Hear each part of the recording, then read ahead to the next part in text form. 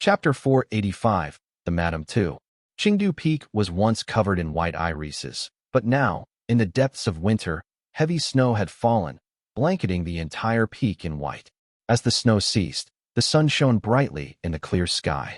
Xiao Guowan was in her quiet chamber cultivating, her elegant phoenix eyes giving her a charming look. She wore a simple black dress. Xiao Guowan had reached the 5th heavenly layer of the Qi cultivation realm. She possessed considerable talent and had advanced steadily over the years. Though she could not keep up with her husband, Li Yuanjiao, she had made remarkable progress. Xiao Guowan did not particularly like the color black, but since Li Yuanjiao favored dark, black-patterned robes, she followed his preference and dressed accordingly. In the Li family, Xiao Guowan had always maintained a low profile. If Li Yuanjiao had been the clan head, her influence and status would undoubtedly be much greater. However, understanding that her husband disliked ostentation, she quietly focused on her cultivation atop the mountain. As she exhaled a breath of pure qi, Li Yuexiang entered from the courtyard. Glancing at her mother, she asked, "Mother, where is father?" For as long as Li Yuexiang could remember, she had very few opportunities to spend time with her father. Although this wasn't ideal, Xiao Guowan understood his reasons and raised Li Yuexiang on her own. They were chatting and laughing together when the cave dwelling's doors suddenly creaked open. Li Yuanjiao strode out, looking relaxed, his cultivation seemingly having advanced. "My dear," Xiao Guowan joyfully approached him. Li Yuanjiao embraced her, equally pleased after their time apart, though his first words were still the same. "How are things at home?" Xiao Guowan replied. "Kong Tingyun has arrived as promised." She opened the fire vein on Wutu and left someone from Profound Peak Gate to guard it. The formation plate has been taken as well. Although Li Yuanjiao had anticipated this, he still felt a pang of regret. After carefully inquiring about the details, he sighed and said, "What a pity. If I had not been injured by that Foundation Establishment Realm cultivator from Mount Yu, capturing a demon from the Eastern Sea would have been no problem. The timing would have been perfect." All of this had been within Li Yuanjiao's expectations. He then asked, "Anything else?" In the 2 years of his seclusion, several significant matters had arisen. Xiao Guowan lowered her voice and said, "Madame Lu failed to break through the Qi cultivation realm years ago and lost much of her lifespan. She is nearly 70 years old now. There is no chance for her to advance any further. Just a few days ago, word arrived, she has passed away." With an air of melancholy, Xiao Guowan continued, "She died on her bed, holding a meal box and 2 jade chopsticks. She had been cultivating in seclusion in the forest, with only 2 elderly servants by her side." "Madame Lu?" Li Yuanjiao paused, momentarily stunned, before recalling that Madame Lu's full name was Lu Wanrong, the widow of Li Xianling. She had lived alone in the mountains for many years. Li Xianling had been killed by the Maha, and Lu Wanrong, devastated by grief, had nearly taken her own life. She had remained stuck at the 4th stage of the embryonic breathing realm for 10 years. With the potential to break through to Qi cultivation realm, those 10 years of stagnation had effectively cut off her cultivation path. Later, her youngest son, Li Yuanyun, died in the market, pushing her to the brink of despair. Although her daughter, Li Qinghong, had shown some promise, Lu Wanrong had lost all hope, retreating to the mountains to await her end. Upon hearing this news, Li Yuanjiao could only sigh sadly. "Qinghong will probably need another year to break through. I fear she will not make it in time. Let Shijuan and Shiqing see her off." Xiao Guowan nodded and, after carefully considering her words, added softly, "Your mother likely does not have many days left either." The mother she referred to was not Madame Dou, but instead Li Yuanjiao's birth mother, Muyalu, a concubine of Li Xianxian. She had married into the family from Mount Yu many years ago and was now approaching 70. "What?" The words struck Li Yuanjiao like a bolt from the blue, his face turning pale as he struggled to contain himself. Without a second thought, he soared into the air, riding the wind swiftly toward the town. Xiao Guowan followed closely behind, offering a few words of comfort, but Li Yuanjiao could not register them. He quickly descended into the courtyard of the large estate. An elderly servant, holding a basin, surprisingly still recognized him and called out, "Young master." Li Yuanjiao waved at her and hurried inside. An old woman was lying on the bed. When Muyalu had married into the Li family, she was in her prime, but now she had grown frail and aged. Although she was immortal, Her high status and careful maintenance had allowed her to live more than 10 years beyond the average lifespan. She had been lying listlessly on the bed, but upon seeing Li Yunjiao enter, her spirit visibly lifted. She struggled to sit up, speaking urgently. "Jiao, I heard you were injured by a mount you cultivator. Are you all right?" Despite Li Yunjiao's ruthless and gloomy nature when dealing with the outside world, he could no longer hold back upon hearing her words. He collapsed to his knees in front of her, choking back tears. "Mother, I'm fine." Mu Yalu smiled as she gazed at him, studying his expression and demeanor. To others, Li Yunjiao was always associated with suspicion and ruthlessness, and even his appearance had earned him a reputation as someone untrustworthy. But in Mu Yalu's eyes, he was exceptional. She grasped his hand, laughing constantly. Xiao Guilwan ushered the servants out and closed the door. It was only then that Li Yunjiao noticed another person sitting on a chair nearby, so emaciated that he looked like a piece of dead log draped in gray clothing, silently leaning against the side. "Father." Li Xianxian opened his eyes and nodded, his gaze lingering on Li Yunjiao. Over the years, he had struggled with hallucinations, and he was squinting as he stared at Li Yunjiao, as if trying to recall something. The atmosphere between the three of them was unbearably heavy. Li Yunjiao, not one for warm words, simply kneeled there in silence, watching as Mu Yalu's breath grew more labored. Mu Yalu smiled at him the whole time, seemingly having no more to say, or perhaps having said it all. Eventually, her lips grew cold, her limbs icy, and her arms turned dark and bruised. Li Xianxian silently smoked a pipe, the thin white smoke wafting through the air as the three sat in silence. They watched on quietly as Mu Yalu's breathing became shallower, her life force gradually slipping away. "Hack!" Li Xianxian coughed and stood, as if preparing to say something, but Li Yunjiao only held his mother's lifeless body and walked out of the room, leaving him alone inside, surrounded by the haze of smoke. The midday sun was at its peak, its harsh light filtering through the windows and illuminating his haggard face. Li Xuanchuan's expression was blank, but his trembling hands betrayed the deep turmoil within him. After coughing twice more, he approached Xiao Guilwan, pulling 3 stacks of talismans from his storage pouch. The patterns were complex and colorful, representing a wide variety of talisman types. He then said loudly, "Guilwan, these are the talismans I drew this year." Xiao Guilwan, still stunned, took the talismans. Li Xianxian, muttering to himself, rode the wind and flew off, heading toward Mount Lijing to fetch more blank talisman paper. For a moment, Xiao Guilwan stood there alone, not sure whether to hold on to the talismans or put them away. Her heart ached with grief and agitation.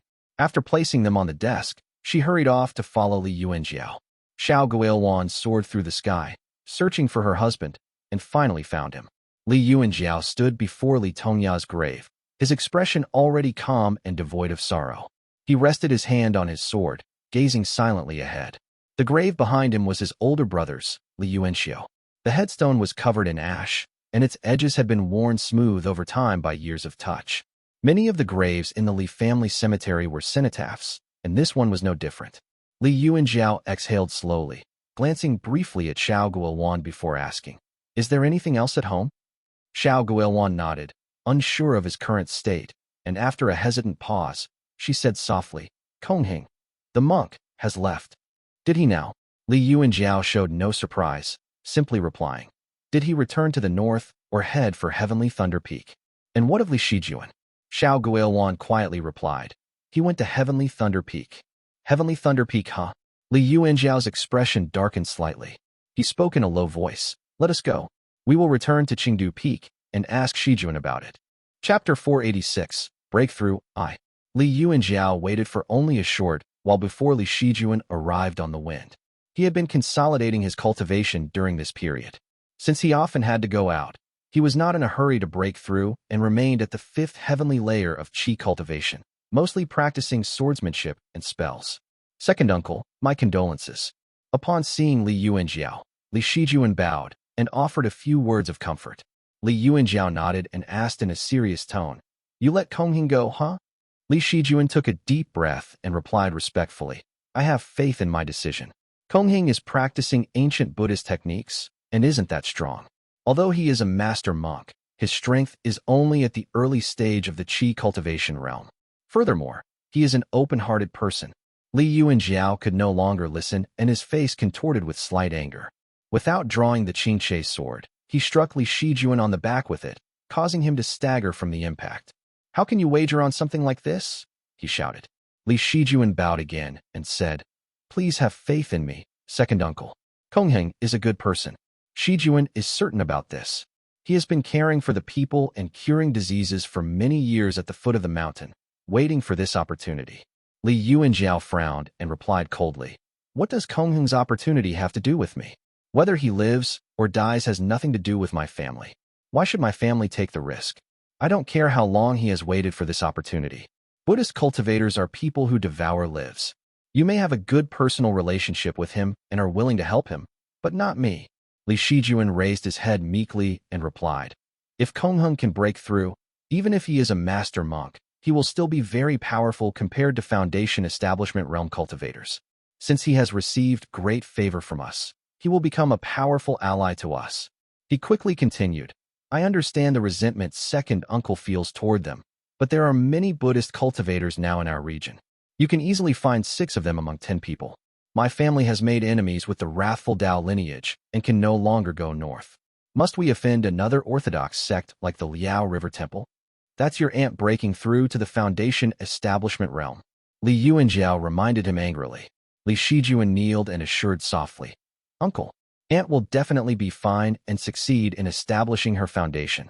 No matter who wants to use, consume, or manipulate fate." He raised his head and continued, "They'll only do it to those who have already reached the Foundation Establishment realm.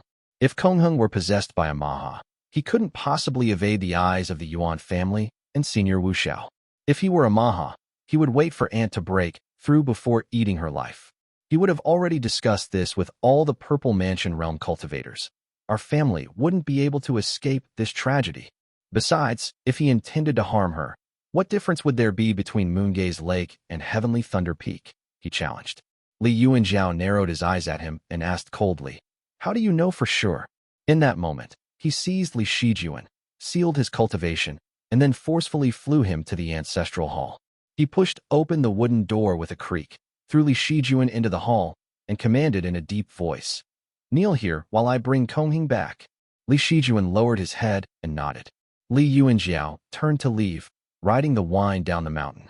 Realizing his intention, Li Shiming chased after Li Yuanjiao hurriedly, wanting to dissuade him, only to be stopped by Xiao Guowan. "Madam, nothing even happened on Heavenly Thunder Peak. There is no need for him to be that angry." Li Shiming tried to reason with her, but Xiao Guowan shook her head helplessly and urged softly, "Just go back. Those two are just putting on a show for Qinghong. You shouldn't get involved." "Ah." Li Shiming was taken aback for a moment and realization dawned upon him. Though less disciplined, he was no fool. He understood the situation and decided to return. After persuading Li Shiming to return, Xiao Guowan landed on her peak and picked up Li Yuexiang with a sigh, who had come to greet her. "My husband still resents Buddhist cultivators." The central hall of Lijiang Town. An old man kneeled at the bottom of the steps. His hair and beard were entirely white, and he was at the 9th heavenly layer of the Qi cultivation realm. He looked very solemn as he bowed respectfully and spoke in a deep voice. "Thank you for all the kindness you have shown my daughter and me over the years, family head. The Ming family is grateful. Now that I am old, I fear I can no longer refine Dharma artifacts for your esteemed family. Hence, I would like to offer my legacy." "Offer your legacy?" Li Yuanping frowned as he looked at the old man before him. "Elder Ming, you must be joking. My family does not covet your legacy," he explained. Meng Taiji lowered his head and replied, "I believe I have only a few years left. I plan to enter seclusion and attempt to break through to the Foundation Establishment realm. This is a desperate move, a gamble before death. I only hope to find a way forward for my daughter. I am willing to exchange my legacy for your protection." Li Yuanping was still perplexed by the man's actions and shook his head slightly. However, Meng Taiji continued, "My legacy comes from the Eastern Sea's Jiaozhu Gate, and it's definitely not an ordinary thing. Please listen to me first, family head." The old man kneeled on the ground and explained respectfully, "The legacy I received is from Jiaozhu Gate, which has been destroyed for 1,000 years. All grudges are long gone, leaving no cause for concern. You can use it with confidence. Furthermore, this method involves 9 refinements and 6 castings, which makes it an extraordinary casting technique. As long as you have the talent in this Dao and practice diligently, you will surely achieve significant achievements and be able to craft Qi Cultivation Realm Dharma artifacts, or maybe even Foundation Establishment Realm artifacts, he added. Oh, Li Yuanping looked at him quietly and asked, what do you want in exchange, old man? Are you hoping to marry your daughter off? Meng Taiji bowed again and humbly replied, I wouldn't dare. My daughter was married to a hero in the Eastern Sea.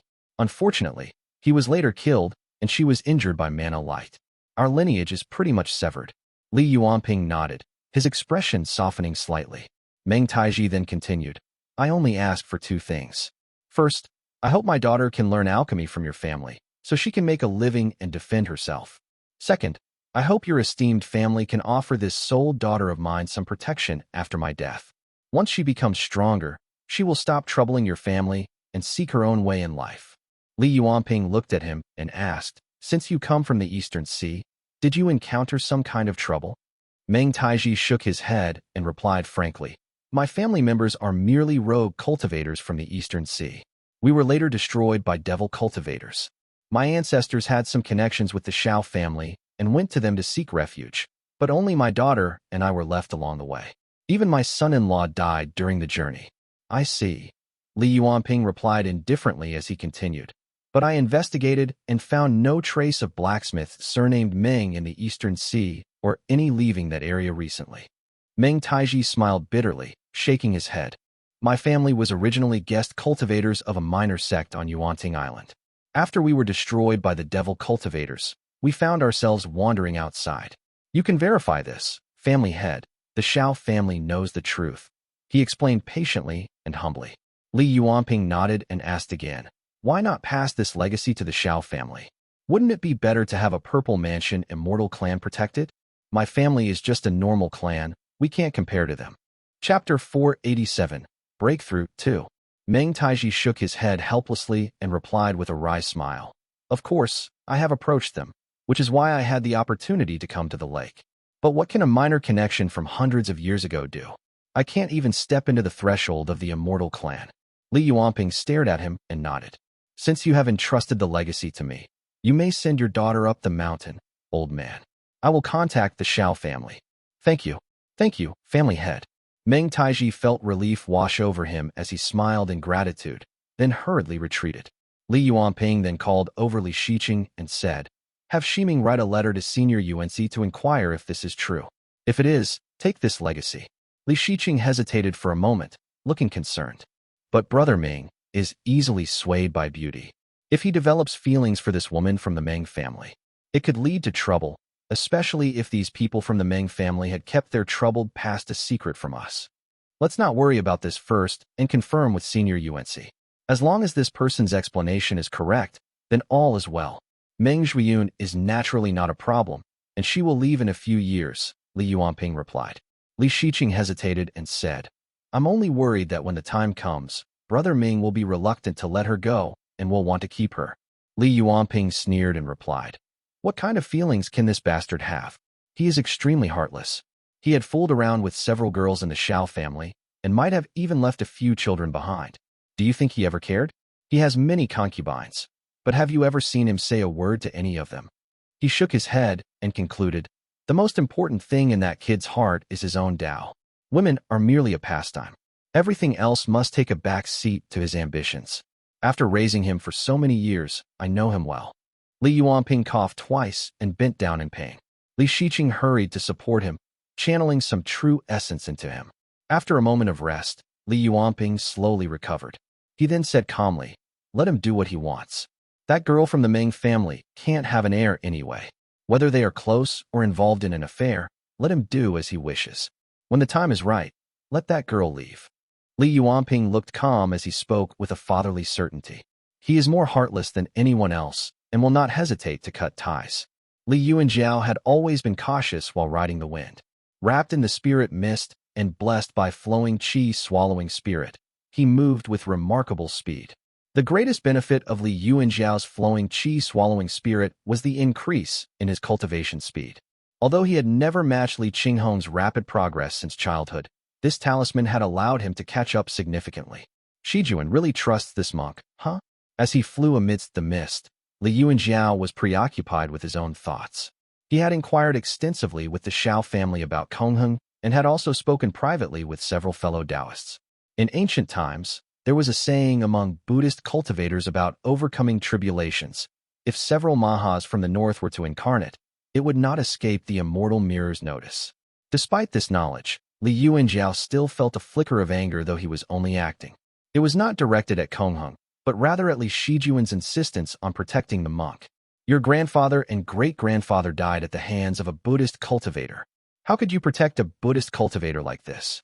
Li Yuanjiao understood what kind of person Qinghong was, but Li Shijuan's actions were still difficult for him to fully accept. With a sigh, he landed on the mushroom forest plain. The mushroom forest plain has fertile soil and was lush with green forests. Beyond the trees, dark peaks loomed on all sides, dotted with caves of various sizes. The ores in these mountains were purple and black and were faintly crackling with energy, and thunder struck down from time to time, creating violent roars. A protective formation surrounded the mountain, and Li Qinghong must be among them. As Li Yuanjiao landed at the foot of the mountain, a man hurried over. The Qi cultivator, appearing slightly nervous, said respectfully, "Senior, this is my Yuan family's territory.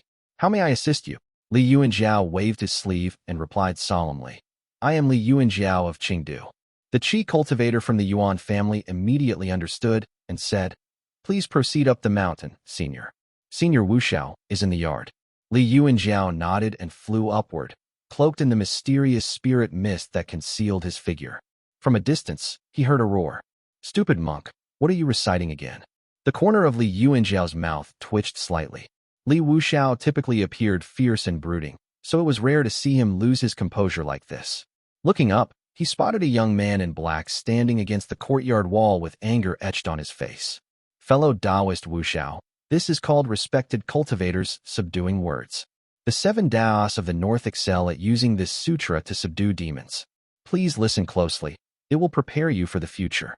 Qinghong stood in the courtyard, bare from the waist up, smiling peacefully as he held a golden light in his hand. Li Yuanjiao was slightly stunned. In less than 3 years, this person had already become a master monk. Li Wuxiao gritted his teeth and appeared to be suffering from a terrible headache. Qinghong then remarked in a peaceful tone, "Remember to calm down and concentrate your mind, fellow Taoist. I will teach you a few ways to resist this." "Fuck you." Li Wuxiao cursed, but he did not lash out physically. Instead, he listened obediently. Qinghong proceeded to recite hundreds of words, and Li Wuxiao memorized every single one of them. "Monk, I've heard that Buddhist cultivators in the north enjoy capturing and taming demonic creatures, making them lose their minds. Is that true?" he asked curiously. "Of course," Qinghong replied as he frowned and continued in a serious tone. "Once controlled by this spell, the affected are not comparable to spiritual beings. They lose themselves and completely transform into what is referred to as a spirit beast." Li Wuxiao shook his head, visibly shaken by this piece of information. He then asked further, "Then don't you also want to capture demon creatures?" "No," Qinghong said firmly, shaking his head. "Spells and techniques are meant to change yourself, not others. Using them to confuse people's minds is an evil Dao, and one cannot become a revered one on that path." Li Wuxiao glanced at him, then nodded with a smile. "You truly are an ancient cultivator. No wonder you say that the river temple is declining day by day. But it's so difficult to practice and break through. If you have a spell but can't use it, you naturally can't compete with others." "That's right," Qinghong agreed, appearing unconcerned about his own Dao lineage. He sat cross-legged and remarked thoughtfully, "I hope Shijuan won't be in trouble because of me." Li Wuxiao, who was still sitting nearby, offered him some advice. "If you ask me, since you've just broken through, you might as well return early and avoid causing trouble here. I've already sent news about your breakthrough back." Qinghong insisted softly, "I'll keep watch here. If anything happens, I can take care of her. I'm a master monk and I can deal with a Foundation Establishment Realm cultivator by myself." After hearing this, Li Yuanjiao flew down and revealed himself, startling both Qinghong and Li Wuxiao. The latter jumped up in surprise and nearly reverted to his true form. "Wuxiao greets master," he exclaimed. Stealing a glance at Li Yuanjiao and noticing that he appeared normal, he breathed a sigh of relief. Qinghong looked at him with a hint of unease and replied softly, "This humble monk greets fellow Taoist." You are too polite, Master Monk, Li Yuanjiao said calmly. Since you have successfully broken through, why not return with me? Sure, Qinghong responded respectfully.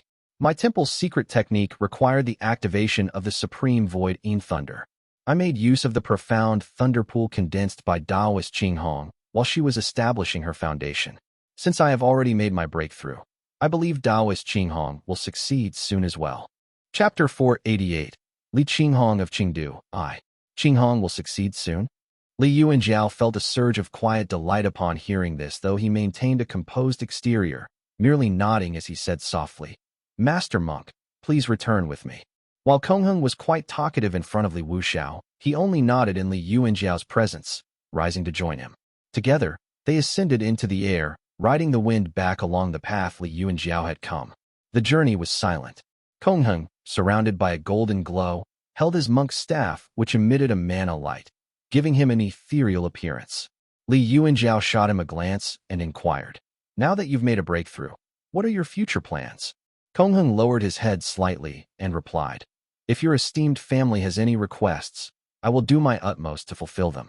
Otherwise, I will continue cultivating peacefully at Moongaze Lake. Upon reaching the peak, Qinghong excused himself and settled down to meditate, while Li Yuanjiao stood contemplatively in the forest instead of resuming his cultivation in seclusion. After the time it took for an incense stick to burn, an urgent call came from outside the formation. It was Qinghong's voice ringing with eagerness. I wish to see Benefactor Yuanjiao. Please open the formation. When the monk descended before Li Yuanjiao, he pleaded, Senior, I can't possibly let Shizhen suffer because of me. It's my fault that I was focused solely on the secrets of my cultivation secrets and refused to disclose much. Now that I have succeeded, I must express my gratitude to your esteemed family for their support. Qinghong spoke at length, defending Li Shizhen. Li Yuanjiao merely glanced at him and remained silent. Having been with the Li family for over a decade, Qinghong's character was well regarded by all. Although Li Yuanjiao was not fond of Buddhist cultivators, he recognized that the strength of such a skilled individual should not be wasted. After hearing all this, perhaps he can really be an asset to our family. This is my family's affair, Master Monk. Do not trouble yourself with it. Once I have finished punishing him, he will be released, Li Yuanjiao stated simply and decisively. Qinghong shook his head and was about to interject when Li Yuanjiao asked, You are a master monk who cultivates authentic technique from Liao River Temple. What makes you different from typical Buddhist cultivators from Zhao State? I'm guessing your current strength is no lesser than a standard foundation establishment realm cultivator, right? Qinghong responded with a shake of his head. Benefactor does not practice Buddhism. It's very complicated. I can't fully explain it, but I can only say that it is comparable to the foundation establishment realm of the Purple Mansion Golden Core Dao. However, compared to the 7 Buddhist Dao of the north, it falls a bit short. Li Yuanjiao, having once encountered the ancient immortal cultivator Wang Sun from the Wang family, had assumed ancient Buddhist cultivators would be much stronger. You're saying that ancient techniques are not as effective as today's techniques? He asked in surprise. Indeed. Qinghong sighed deeply, then explained, Master Monk and Maha of Buddhism Dao correspond to the foundation establishment and Purple Mansion realm. Master Monk practices internal cultivation techniques, seeking clarity and insight. However, today's Buddhist cultivators in Zhao State have taken a shortcut. Master Monk doesn't cultivate, but venerates Maha and Dharma Master, reciting their names daily to borrow divine abilities and share metallic essence for constructing a giant statue, which aids in their cultivation. Hence, their strength is considerable, surpassing that of the foundation establishment realm cultivators. Li Yuanjiao listened intently to this seldom shared insight. Qinghong continued, This path bypasses self-cultivation, resulting in the creation of the Merciful One, pretty much a stronger version of Master Monk. But without any divine abilities, Merciful Ones are thus weaker against the Purple Mansion realm cultivators. Conversely, the Mahas, less constrained by the heavenly Tao and able to reincarnate freely from life to life, turn what was once a perilous existence into a stable one, and are stronger than Purple Mansion realm cultivators. I see, Li Yuanjiao exclaimed, his long-standing confusion about the strength of these Buddhist cultivators finally cleared. His expression soon relaxed as Qinghong sighed deeply. Because those master monks from Zhao State derive their power from Mahas, their methods are particularly mystical. They can beguile and ensnare their targets, performing all manners of deceptions.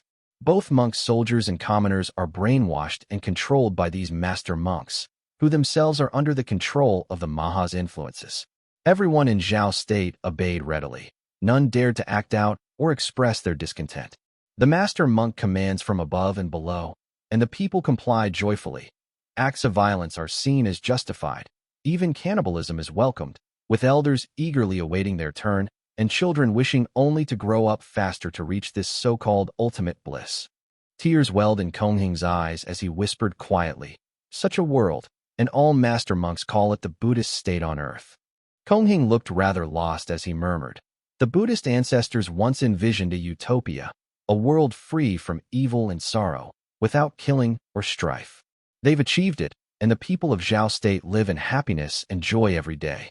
At these words, Li Yuanjiao felt a suffocating sense of foreboding and asked in a deep voice, "Then, what about the emperor of Xiao state?" "Those Jie people." Qinghong lowered his head and continued, "1,000 years ago, the Jie people invaded the state with formidable power, blessed by heavenly fate and bearing the emperor's visage, aspiring to reign for generations. Zhao Zhaowu Emperor Fu Qian I, who had been suppressing Buddhism forcefully, died suddenly overnight. His descendants lasted only 100 years before falling under Maha's sway. After offering up the metallic essence and welcoming Maha to the capital, the current emperor of Xiao state behaves like a mere slave, kneeling and worshipping the Maha."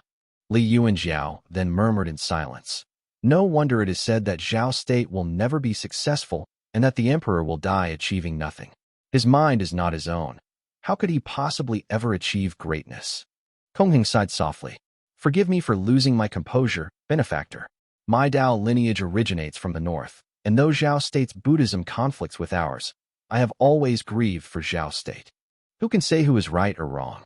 Night after night, people under my Liao River temple's rule flee and smuggle themselves into Xiao state. Some even accused my temple of being an evil sect," he said sadly. Qinghong paused, as though he was at the peak of his emotion. Li Yuanjiao asked a few more probing questions, then waved his hand and dismissed him. Qinghong was a reasonable monk.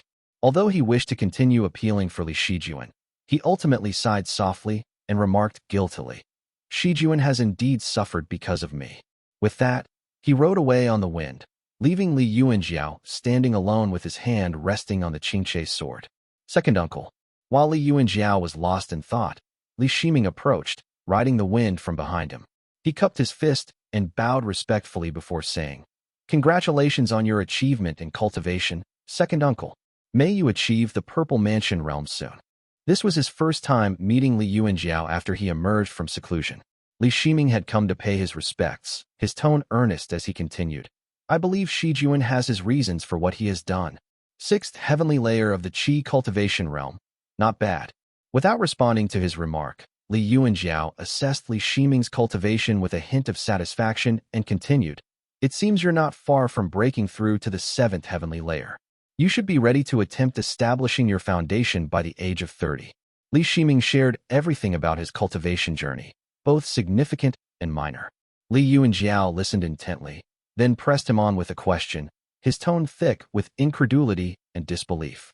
"You're saying that bedroom activities can aid in cultivation?" Li Shiming, visibly embarrassed, nodded. Li Yuanjiao, however, was not one to gloss over such details. He pulled out a jade slip from his storage pouch, studied it intently, and finally said in a deep voice, "It seems there is some truth to this. While I'm not familiar with which metallic essence is used in the Golden Palace Radiant Origin Manual, it is related to the Radiant Yang, so it makes sense." With a nod, he dismissed the topic. "I understand now, you may go." Watching Li Shiming depart, Li Yuanjiao picked up a small letter on the desk. It had arrived early that morning from the Azure Pond sect. Li Xizhi had always been reliable and managed to extract much information within the sect. Blood Sunfruit. Li Yuanjiao had never heard of this spirit medicine before, so he had to dispatch his men to gather more information about it. As for acquiring it, it seemed likely that a deeper expedition into Mount Yu would be necessary. "I shall cultivate in seclusion first and address this matter when Qinghong returns after her breakthrough," he decided. 1. Emperor's name is Fu Qian. Zhao Zhaowu Emperor is his posthumous title. Chapter 489. Li Qinghong of Qingdu 2. Li Shiming returned to the courtyard and opened the lid of the blackened furnace, revealing the medicinal liquid inside. It was crystal clear, slightly gray, and somewhat sticky. Phew, it's still all right. The process was quick, and the elixir in the furnace had not yet solidified enough to ruin this batch. Proof of Li Shiming's high talent and the teachings of Xiao Yuanzi. Since returning home, he had yet to spoil a single batch of elixir. After completely refining the pills, 6 emerged successfully from the furnace. Li Shiming stored them in a jade bottle when he was suddenly interrupted by 2 knocks at the door. Li Shiming frowned slightly as the door creaked open and a person entered, respectfully announcing, "My lord, there's a female cultivator outside who was sent by the family head. She is seeking guidance." "Seeking guidance?" Li Shiming echoed. Despite being a bit startled, he commanded softly, "Bring her over." The attendant retreated, and soon after, a woman entered the courtyard. This woman appeared no older than 20, with a graceful posture and fair skin, and was dressed in a green gown. With an innocent blink of her eyes, she bowed and said, "Ming greets senior." Li Shiming regarded her quietly and replied softly, "Ah, so you're from the Ming family." Meng Zhiyun, sensing Li Shiming's slightly inappropriate gaze, maintained her respectful demeanor and explained, "I was ordered to seek senior's guidance on the Tao of alchemy. The family head has approved this arrangement." "Good," Li Shiming replied, observing her with an intrigued expression before instructing, "Call forth your core flame so I can examine it." His conversation with Li Yuanjiao had just concluded when Meng Zhiyun arrived, arousing his suspicion. Unsure and a bit cautious, Li Shiming thought to himself, could it be that the Ming family is ready to join our family, using this woman's charms as a tactic? She's close to breaking through to the qi cultivation realm. She could be quite beneficial to my cultivation. Meng Zhiyun was a beauty with soft skin and fine features. It was no surprise that Li Shiming had no immunity against her. While he shared the secrets of alchemy, his mind was preoccupied with something else. Meng Zhiyun was no longer a naive girl. Her sharp mind was already at work. This Li Shiming seems different from the rest of the Li family. I've heard he's quite taken with beauty. If I can endear myself to him, perhaps I could secure a better position within the Li family. Both harboring their own motives, they exchanged glances that were filled with unspoken intentions, their voices softening as they spoke. Li Shizhen did not have to kneel in the ancestral hall for long. He was allowed to resume his cultivation after just a few days. Yet, Qinghong, concerned, visited often to check on him. The Li family operated smoothly until the arrival of spring. When the snow had melted, Mana light hurriedly approached from the west amidst clouds and fog. It halted at the boundary of the Li family's territory. Su Gongming, a mid-stage qi cultivator, immediately flew out to greet the visitor, cupping his fist as he began, "Fellow Taoist." The figure within the light materialized, revealing a burly man with an intense glare who was fully dressed in leather armor. He barked, "Is this the Li family of Lijing?" Su Gongming, clearly taken aback by his tone, corrected him. "It's known as Li family of Qingdu." The burly man's eyes reddened with intensity as he demanded, "I don't care whether it's Qingdu or whatever. I want to know if your family has the Wanglin blossom." Realizing the man was a Foundation Establishment realm cultivator, Su Gongming was shocked and stammered hastily, "And my family does possess this item. May I know why you're looking for it, senior?" The burly visitor was delighted by the response. He grabbed Su Gongming by the collar and said forcefully, "Bring it to me quickly, or I'll make you miserable." Captured in his grip, Su Gongming felt intense pain shooting through his limbs. His lungs felt like they were on fire as he barely managed to gasp out, "Please wait a moment, senior. I'll inform the elders." The man reluctantly released him and urged, "Go, go, go." Su Gongming wasted no time, quickly descending to alert the family. The Jade Court guards had already noticed the commotion and gathered around. Li Shiqing arrived, propelled by the wind, demanded in a stern voice, "What's going on here? Why is a Foundation Establishment realm cultivator from another clan here?" After Su Gongming explained the situation, Li Shiqing frowned and said, "What nonsense is this? We're due to submit our tributes next year. The recent harvests of Wanglin blossoms had long been sold to other clans. There's none reserved for him. Although we have kept a few for personal use, they are stored in the old ancestor's cave dwelling, and he has long retreated into seclusion," he added. While the 2 men were still discussing, the burly man above interrupted impatiently, "Enough talking. Does your family have the flower or not? Don't waste my time." His urgency was palpable as he stepped forward, reaching out commandingly. A group of cultivators, sensing a potential threat, rushed to surround Li Shiqing protectively. Chen Mufeng, who was standing nearby, called out, "I'd advise you to think carefully before you act, senior." The burly man halted abruptly. Though anxious, he was rational. With a stern look, he gritted his teeth and demanded, "Then bring out the flower, quickly." Li Shiqing was equally nervous as he commanded, "Go to Qingdu and summon the old ancestor immediately." As soon as he had finished speaking, thunder rolled, echoing across the heavens and earth, drowning out the rest of his voice with its resonant boom. Rumble. Dark clouds amassed from the south, accompanied by thunder that had been suppressed throughout the long winter. As the first thunderclap of spring reverberated, a brilliant purple light surged forward from the south. "Fellow Taoist, you seek favor yet act so imperiously. It seems you hold little regard for my family." From the south, a Foundation Establishment realm female cultivator in jade armor arrived amidst the storm, her heroic presence commanding respect. Her fine eyebrows above her beautiful almond eyes knitted together, conveying her warning. Her long black hair fluttered in the wind, accentuating her delicate ears. Strands of purple electricity flickered through her hair, casting silver-white halos that captivated everyone present, rendering them speechless. Holding her silver-white lance upside down, Li Qinghong descended valiantly before them. "Auntie!" Li Shiqing exclaimed joyously, overwhelmed with emotion. He was visibly excited and failed to contain his laughter. Li Qinghong nodded slightly, her gaze softening as she looked at her family members. She stepped on the rolling thunder and lightning beneath her feet, closing the distance between them. Behind her, Li Wuxiao stood in awe, bowing slightly as he respectfully retreated a step. His clothes seemed scorched and tattered, as if he had been beaten up not long ago. The previously belligerent man was initially offended, yet when his gaze landed on her, he was struck by her stunning presence. His confidence waned slightly as he asked in a softer tone, "And who might you be?" Li Qinghong was dressed neatly, her appearance heroic and unadorned by makeup.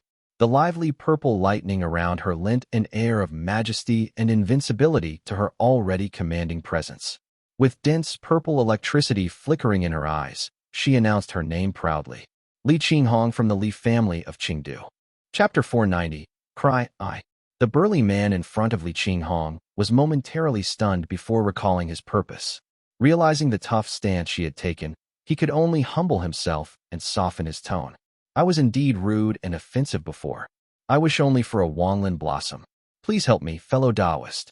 Seeing him relent, Li Qinghong pulled a jade box from her storage pouch and replied kindly, "Saving lives is important. You can take it first." The burly man's face lit up instantly with joy. Without pausing to express his gratitude or discuss any rewards, he nodded vigorously and took the flower, then dashed away like the wind. Once he was gone, Li Qinghong lowered her spear and descended to the ground. Purple lightning flickered all around her, and below, Li Shiqing beamed with joy.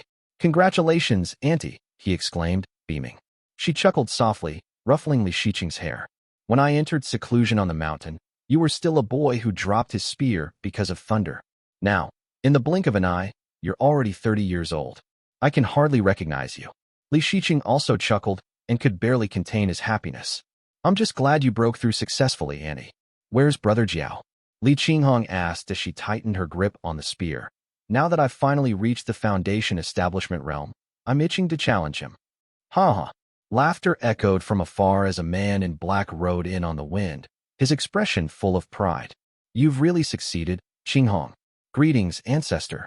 It turned out to be Li Yuanjiao, who had been summoned by the person whom Li Shiqing had sent to summon him. All the cultivators bowed in haste. Li Yuanjiao rarely showed such joy, laughing heartily. "This is great." With a wave of his hand, he dismissed the external cultivators. He then looked Li Qinghong up and down, and upon seeing her gentle smile, praised, "I expected no less of an ancient method like the purple thunder secret origin technique. The thunder and lightning you can harness, along with purple light flowing around you, give you a more powerful aura than me." Li Qinghong laughed and replied, "I've achieved the profound thunderpool immortal foundation. I've transformed my sea of qi into a thunderpool, with purple and silver qi rising and thunder crackling everywhere around me. It's quite impressive." With that, she brushed her hair back with a satisfied smile on her face. "I've studied several spells at home, and the profound thunder pool is unsophisticated yet amazing. It was likely created at the same time as the Purple Mansion Golden Core Dao. However, there are some differences compared to today's immortal foundations. She extended her hand, summoning purple thunder that coalesced into a deep purple rune. It shimmered with a radiant purple light, bobbing lightly above her palm. Qinghong had clearly expended considerable energy to form this thunder rune, as her face turned slightly pale. She then went on to explain, "This is the secret origin profound thunder. It's extremely effective for killing and banishing demons and can be supplemented by the thunder of heaven and earth. Combined with the purple talisman origin light secret technique from the purple thunder secret origin technique, its power is astonishing. This profound thunder is difficult to preserve. The only way to store it is in my Sea of Cheese thunder pool using the purple talisman origin light secret technique. I can then unleash it during battle, catching opponents off guard and posing a significant threat." The profound thunder emanated a menacing aura, making Li Wuxiao gulp nervously as he thought quietly to himself. When the fairy first emerged, the thunder in her hands repelled me. I assumed it was incredibly powerful, but I didn't realize she still had the profound thunder in reserve. In a life-and-death battle, I could easily be caught off guard and easily be killed in just 2 strikes. Li Yuanjiao's eyelids twitched with excitement, and a look of delight sparkled in his eyes. The purple thunder secret origin technique may be challenging to master, but it's worth it. With this secret technique and the methods to supplement it, it significantly enhances combat power. Li Qinghong clasped her palms together, returning the thunder talisman to the thunder pool. The profound thunder pool also can create an altar for spellcasting, allowing communication with heaven and earth to summon heavenly thunder. Her fine eyebrows suddenly knitted slightly as she hesitated.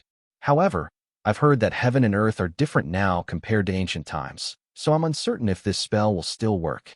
As they spoke, Qinghong appeared out of the blue, riding the wind with a smile on his pale face. He lowered his gaze and addressed Li Yuanjiao before the woman. "Qinghong greets benefactor. Congratulations on establishing your immortal foundation too, benefactor." Li Yuanjiao nodded politely, while Li Qinghong responded with a quick nod. "Master Monk, you've also made significant progress in your cultivation. Congratulations to you as well," she commended. Yes, Qinghong replied, lowering his gaze as he chanted a sutra under his breath diligently, excusing himself as he continued his descent. Li Yuanjiao observed Li Qinghong's furrowed brow and explained everything to her. After listening thoughtfully, she replied, "My technique comes from Thundercloud Temple. It seems to have some origins in Liao River Temple, but I still have a lingering doubt." Tilting his head, Li Yuanjiao prompted her to continue her train of thought. This Thundercloud Temple is clearly associated with ancient Buddhist cultivators.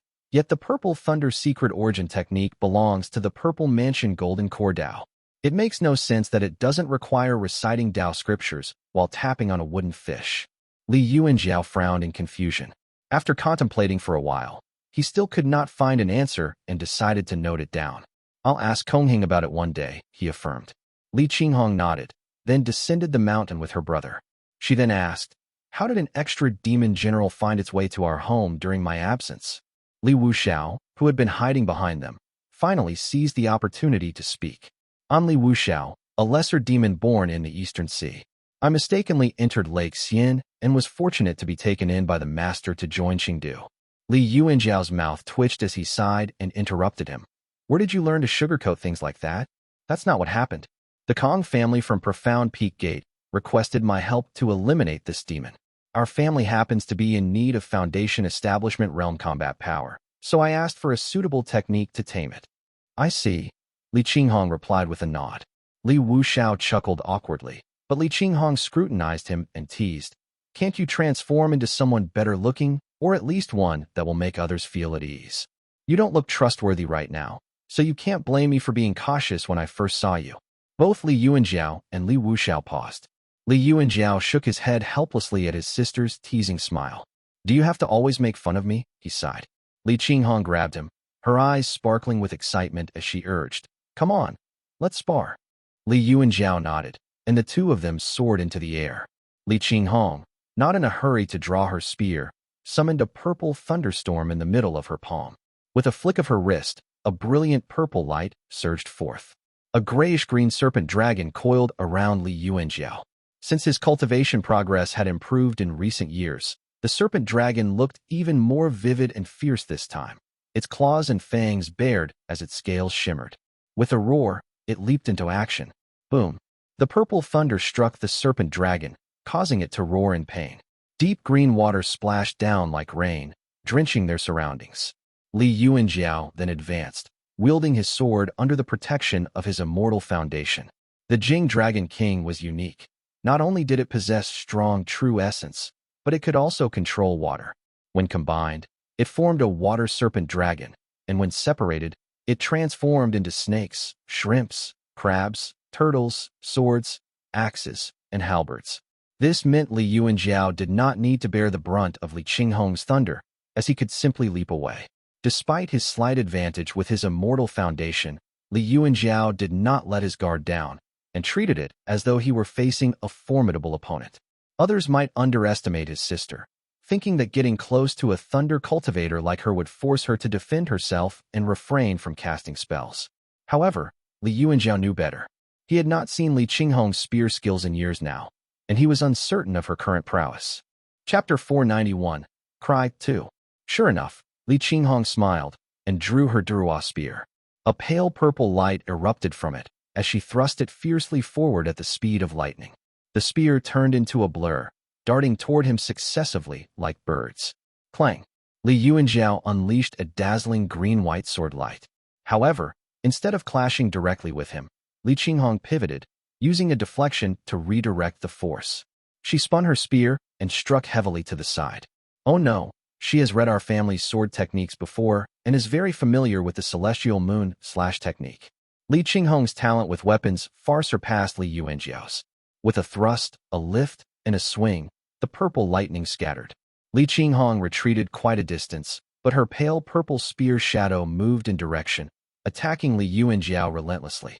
Years of training had refined her skills.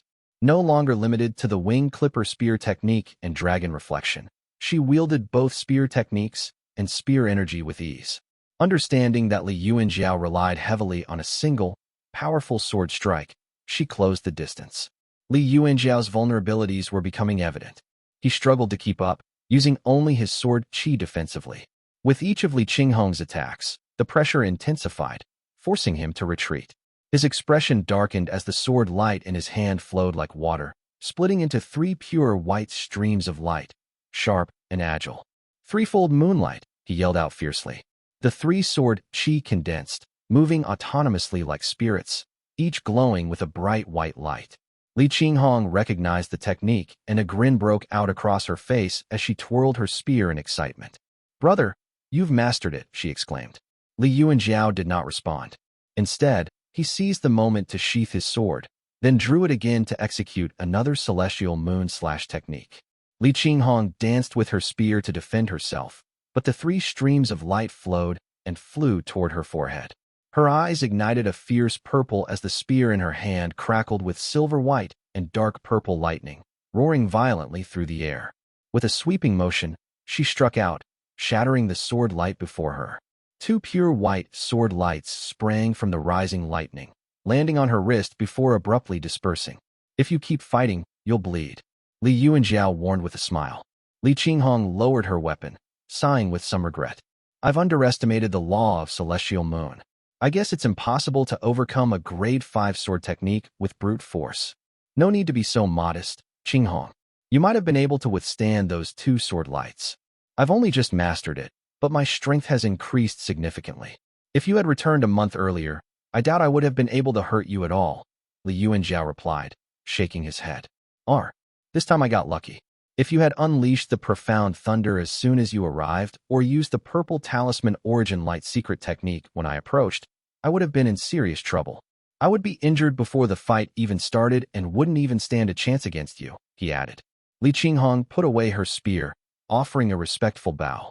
"In the past, I was able to focus on practicing secret techniques and spearmanship because Brother Ping and you managed the household. Now that I've reached the foundation establishment realm, I can share your burden. It's great that you feel this way, but we can still manage for the next few years," Li Yuanjiao replied, looking at her warmly. "Perhaps you can look into the blood sun fruit and Spend more time with Brother Ping, he suggested. Li Qinghong bowed her head silently and responded with a soft hum, understanding her brother's unspoken concern. Suddenly, someone approached, announcing respectfully, "Report to the ancestor, we have news from the desert in the west." From uncle?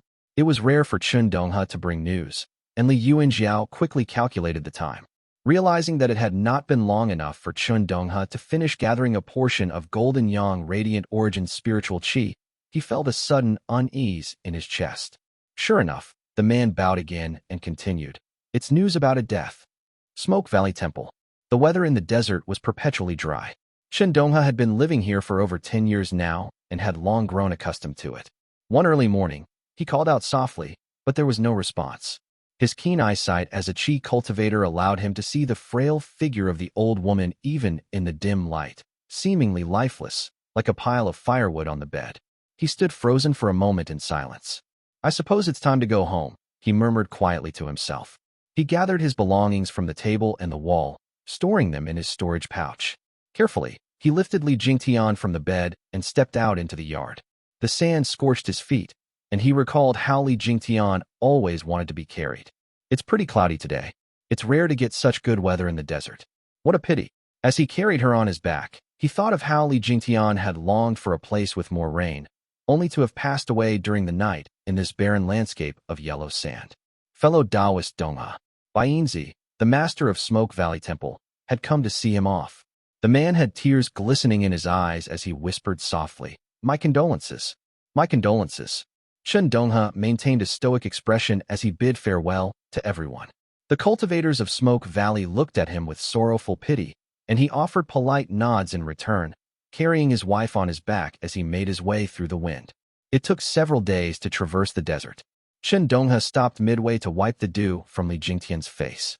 Her skin felt stiff where he touched it, as hard as cowhide, and even frostbitten. She looked terrible.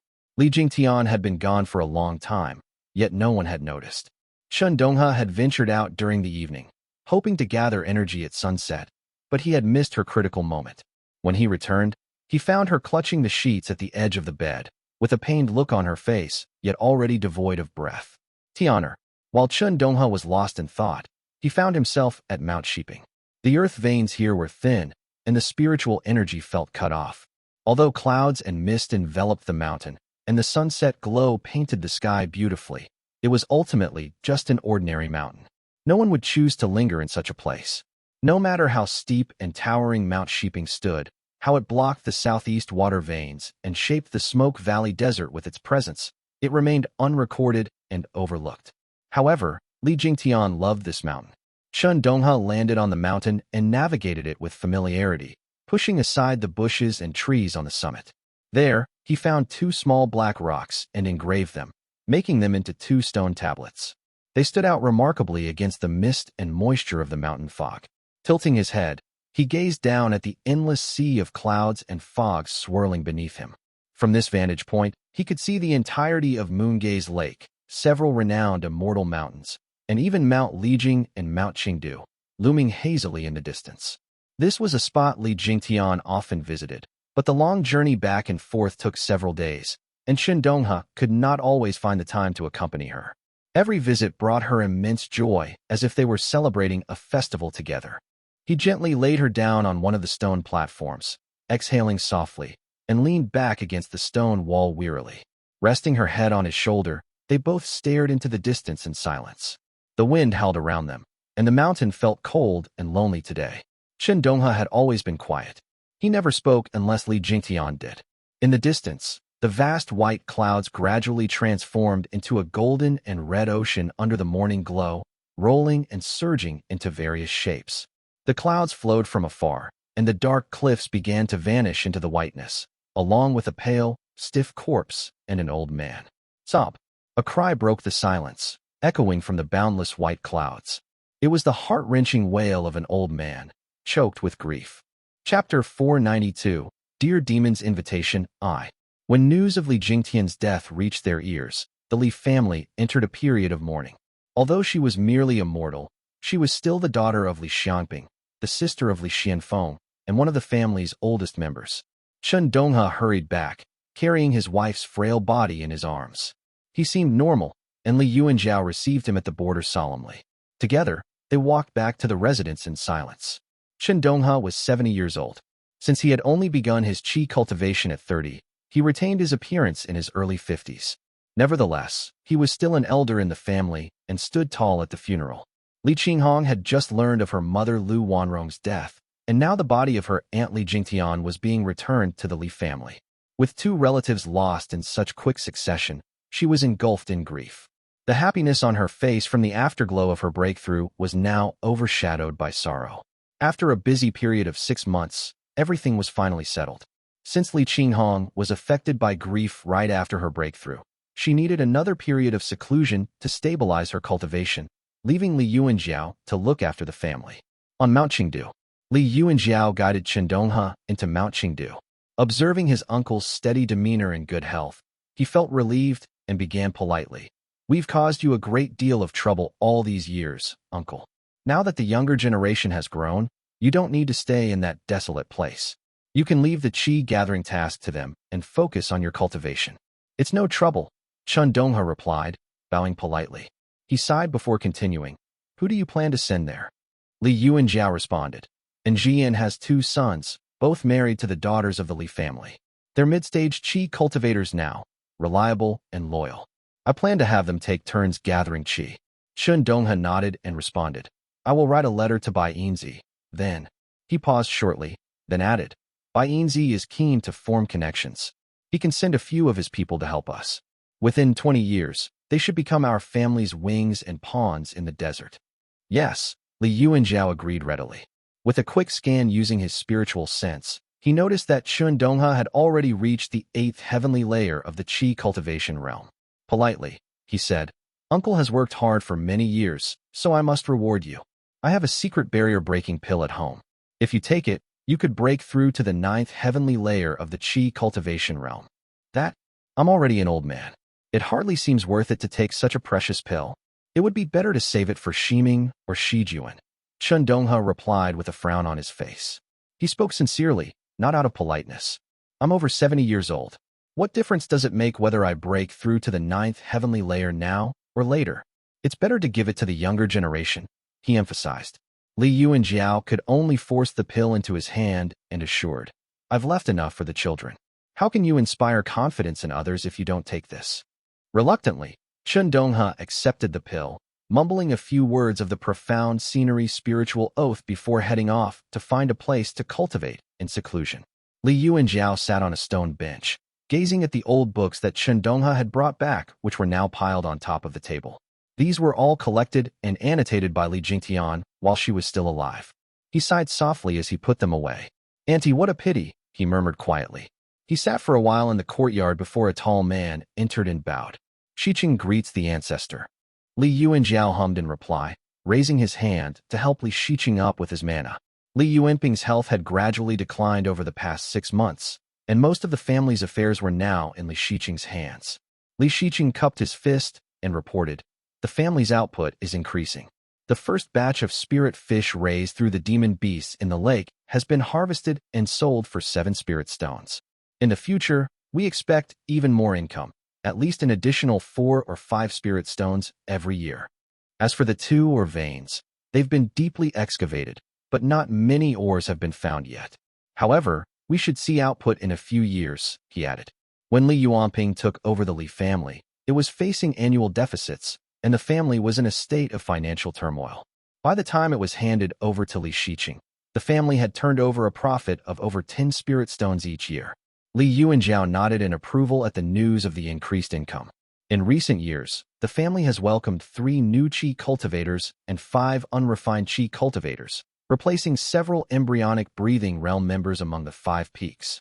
The Li family was now showing signs of becoming a real clan with unrefined qi cultivators springing up like mushrooms after rain, alongside many pure qi cultivators.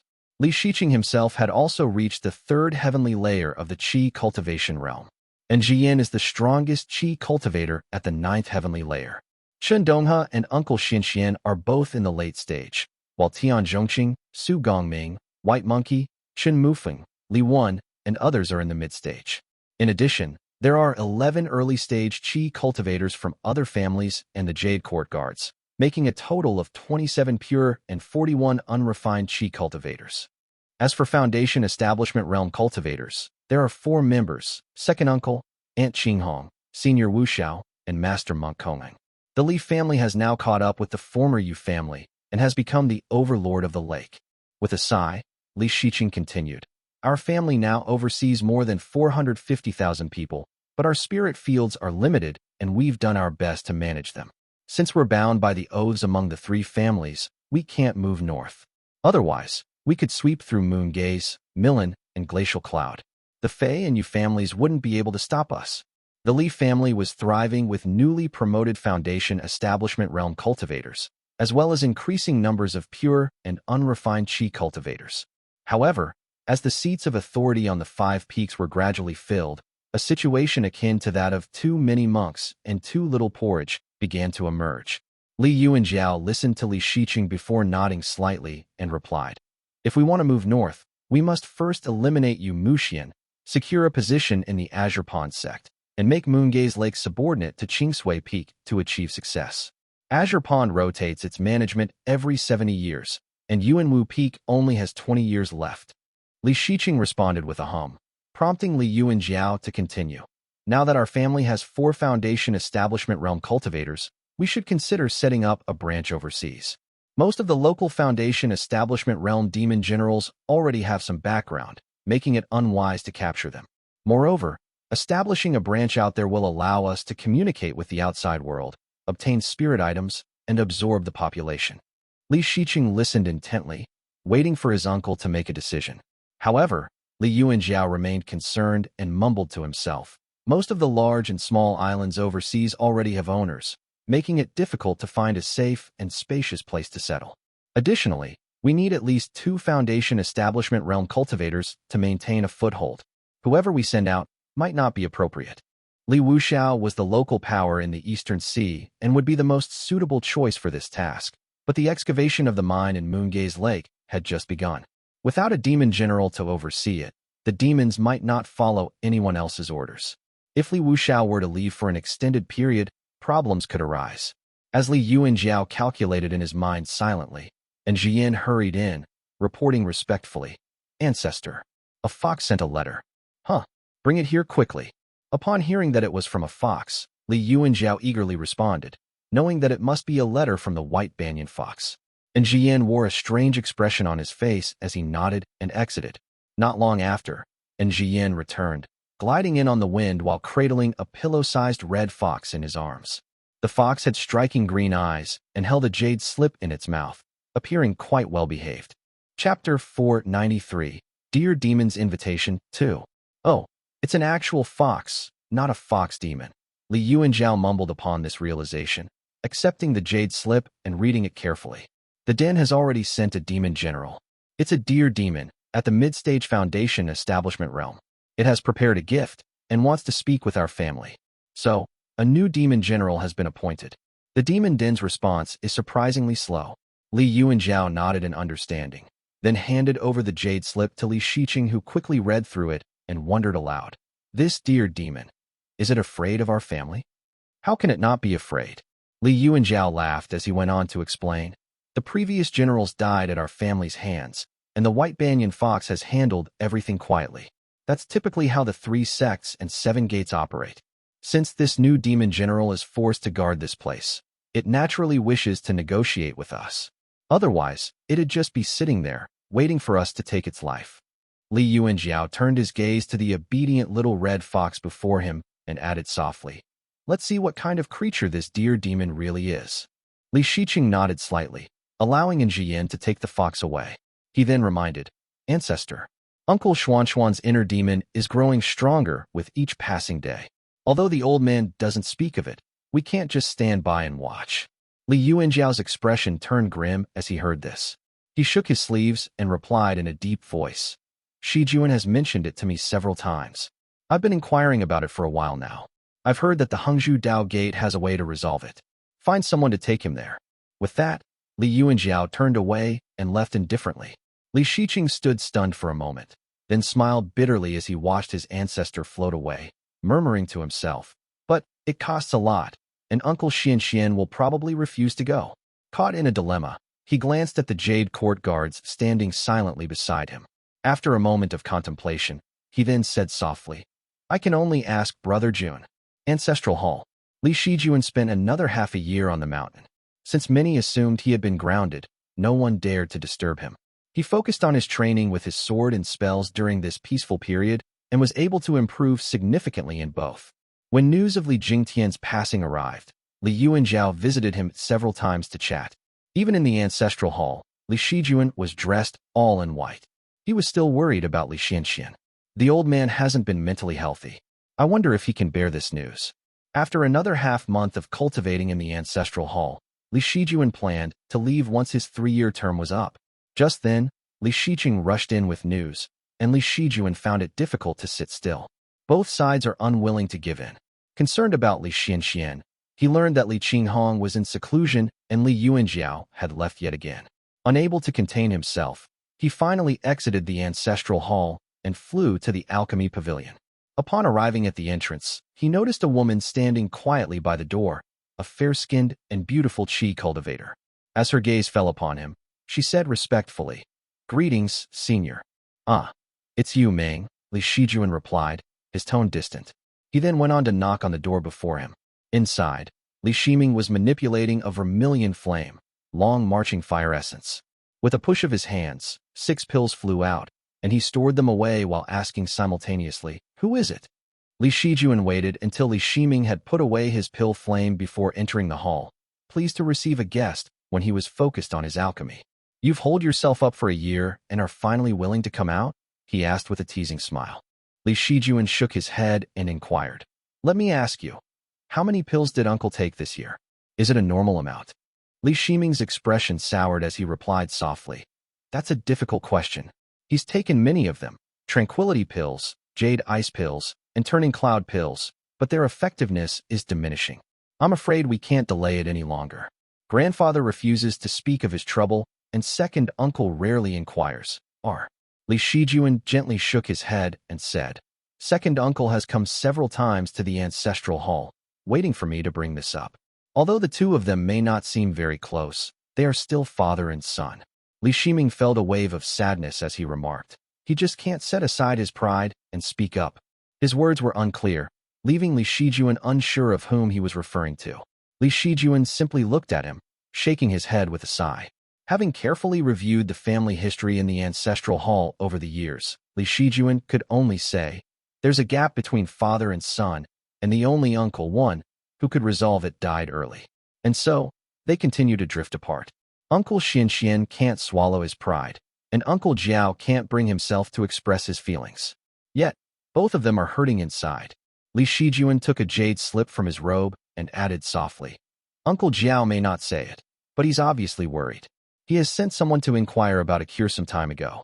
Uncle's condition can no longer be cured by ordinary pills and medicine. There's a calming spell at Hengzhu Dao Gate that should be able to help.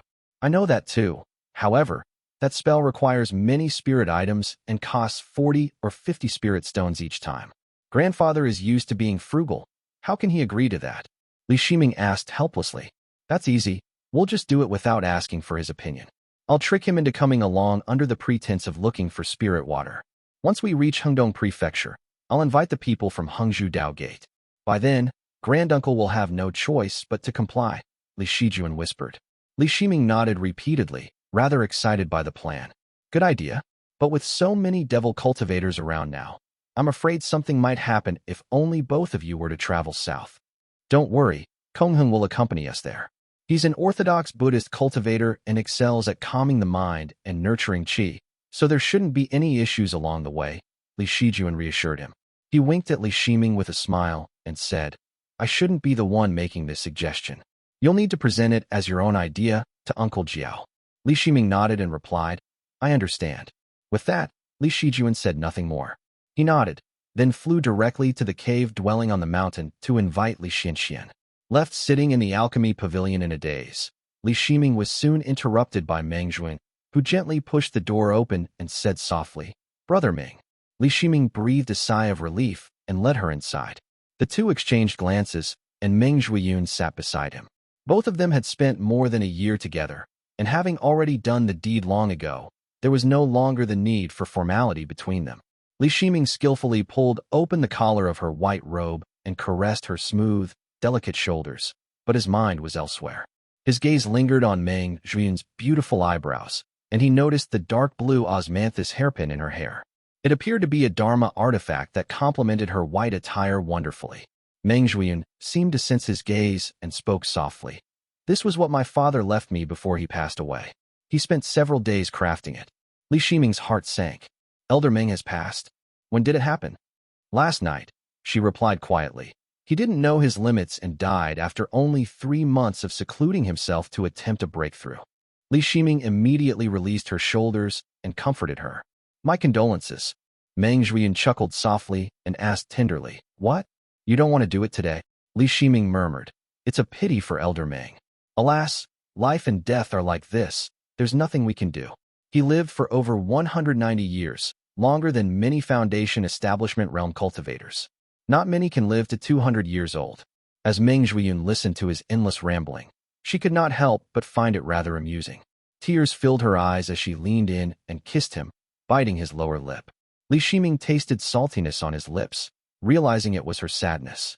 He tried to console her, but she finally stopped pretending, her tears flowing freely as she cried out loud. Are you going to do it or not? He looked at her in confusion, then pulled her into his embrace as she broke down completely. Think about how many can live to 200 years old, he repeated with a long sigh. Ming Zhuiyun cried and laughed through her whirlwind of emotions. After a long moment, she finally let out a soft sigh. 1. Referring to Li Yuanxiao, Li Yuanxiao's big brother who is dead. Chapter 494, Luken I. Li Yuanxiao rode the wind along the northern foothills of Mount Dali, the mountains and rivers passing swiftly beneath him. Spirit mist poured out of the profound patterned bottle, shrouding him as he flew onward with his hands clasped behind his back, his expression calm and composed. Shizhen should be able to manage it. Although the old man is stubborn, he is aging and in poor health. A little tact might coax him out. Li Yuanxiao's face darkened. He had always felt dissatisfied with Li Xuanxuan's neglect of his own health. He really likes dragging things out. Li Yuanxiao suddenly recalled a moment from his youth when his mother, Muyalu, had sat with him alone in the yard. She was still young then, with her flowing silky hair draping over her shoulders. She always told him gently, Your father is a very boring man.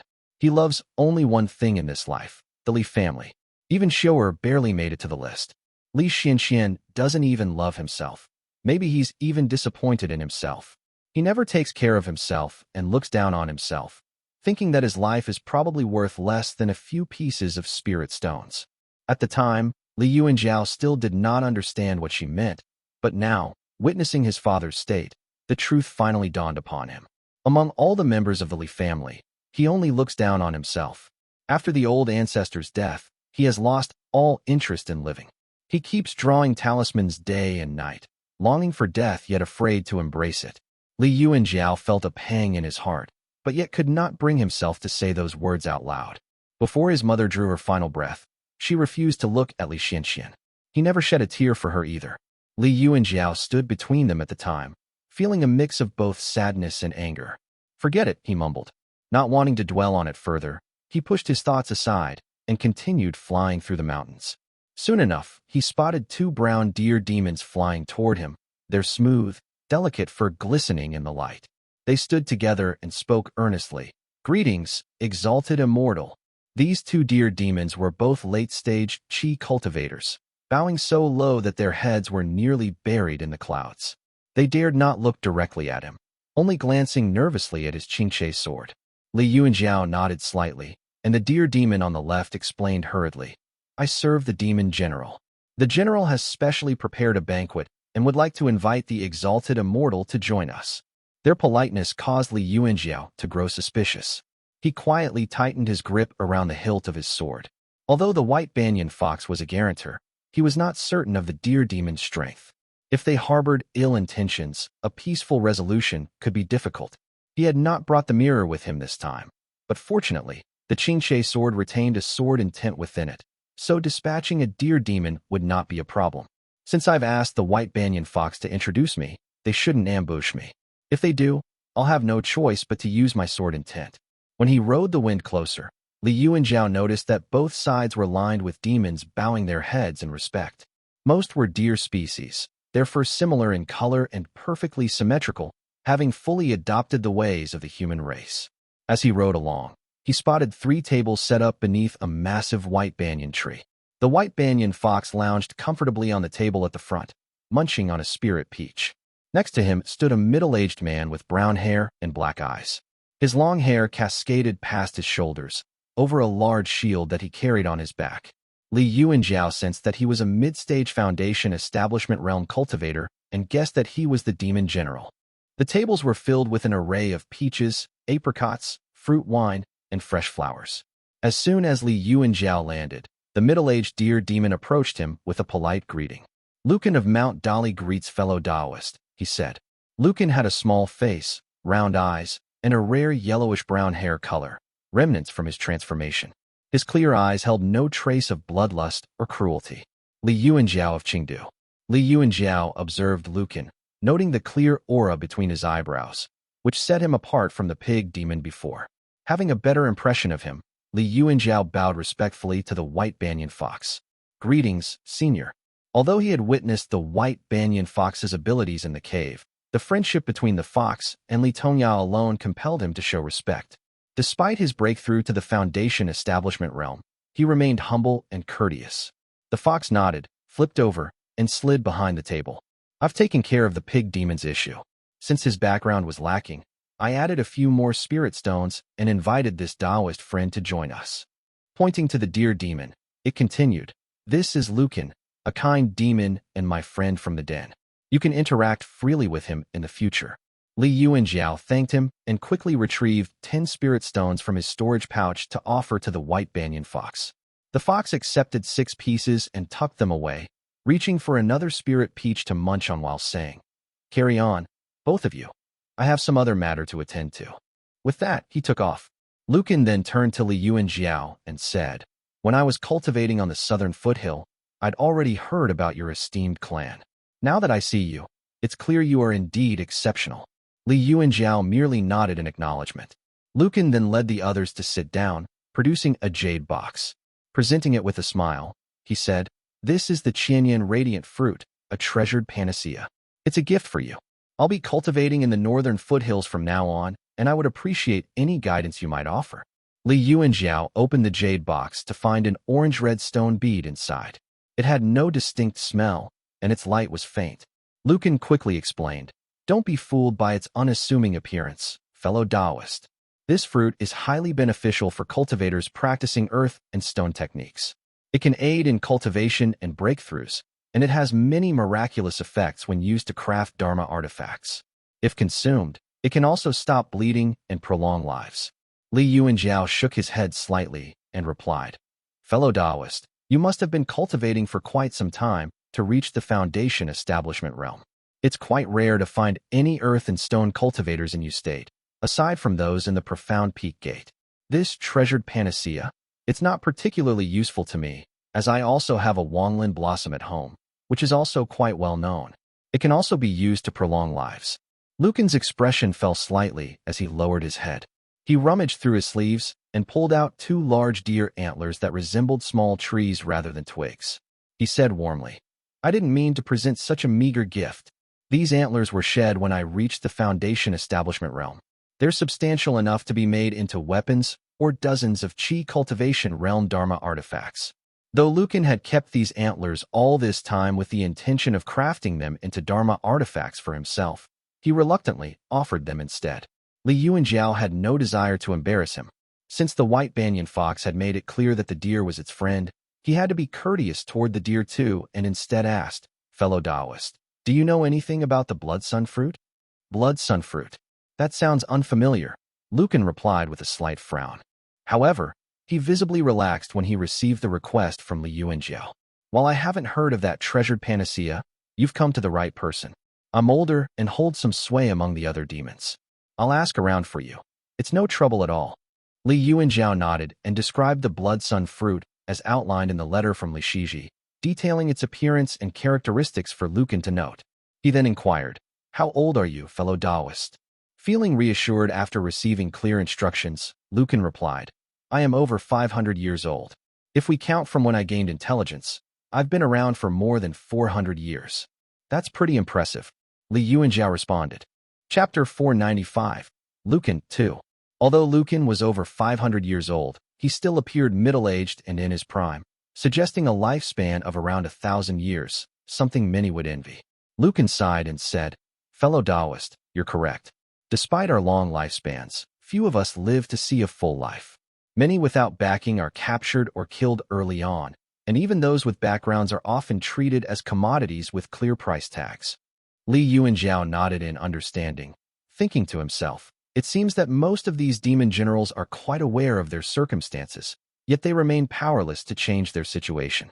Luken smiled and continued politely. When I was still uncivilized, I cultivated alongside other deers in the mushroom forest plain.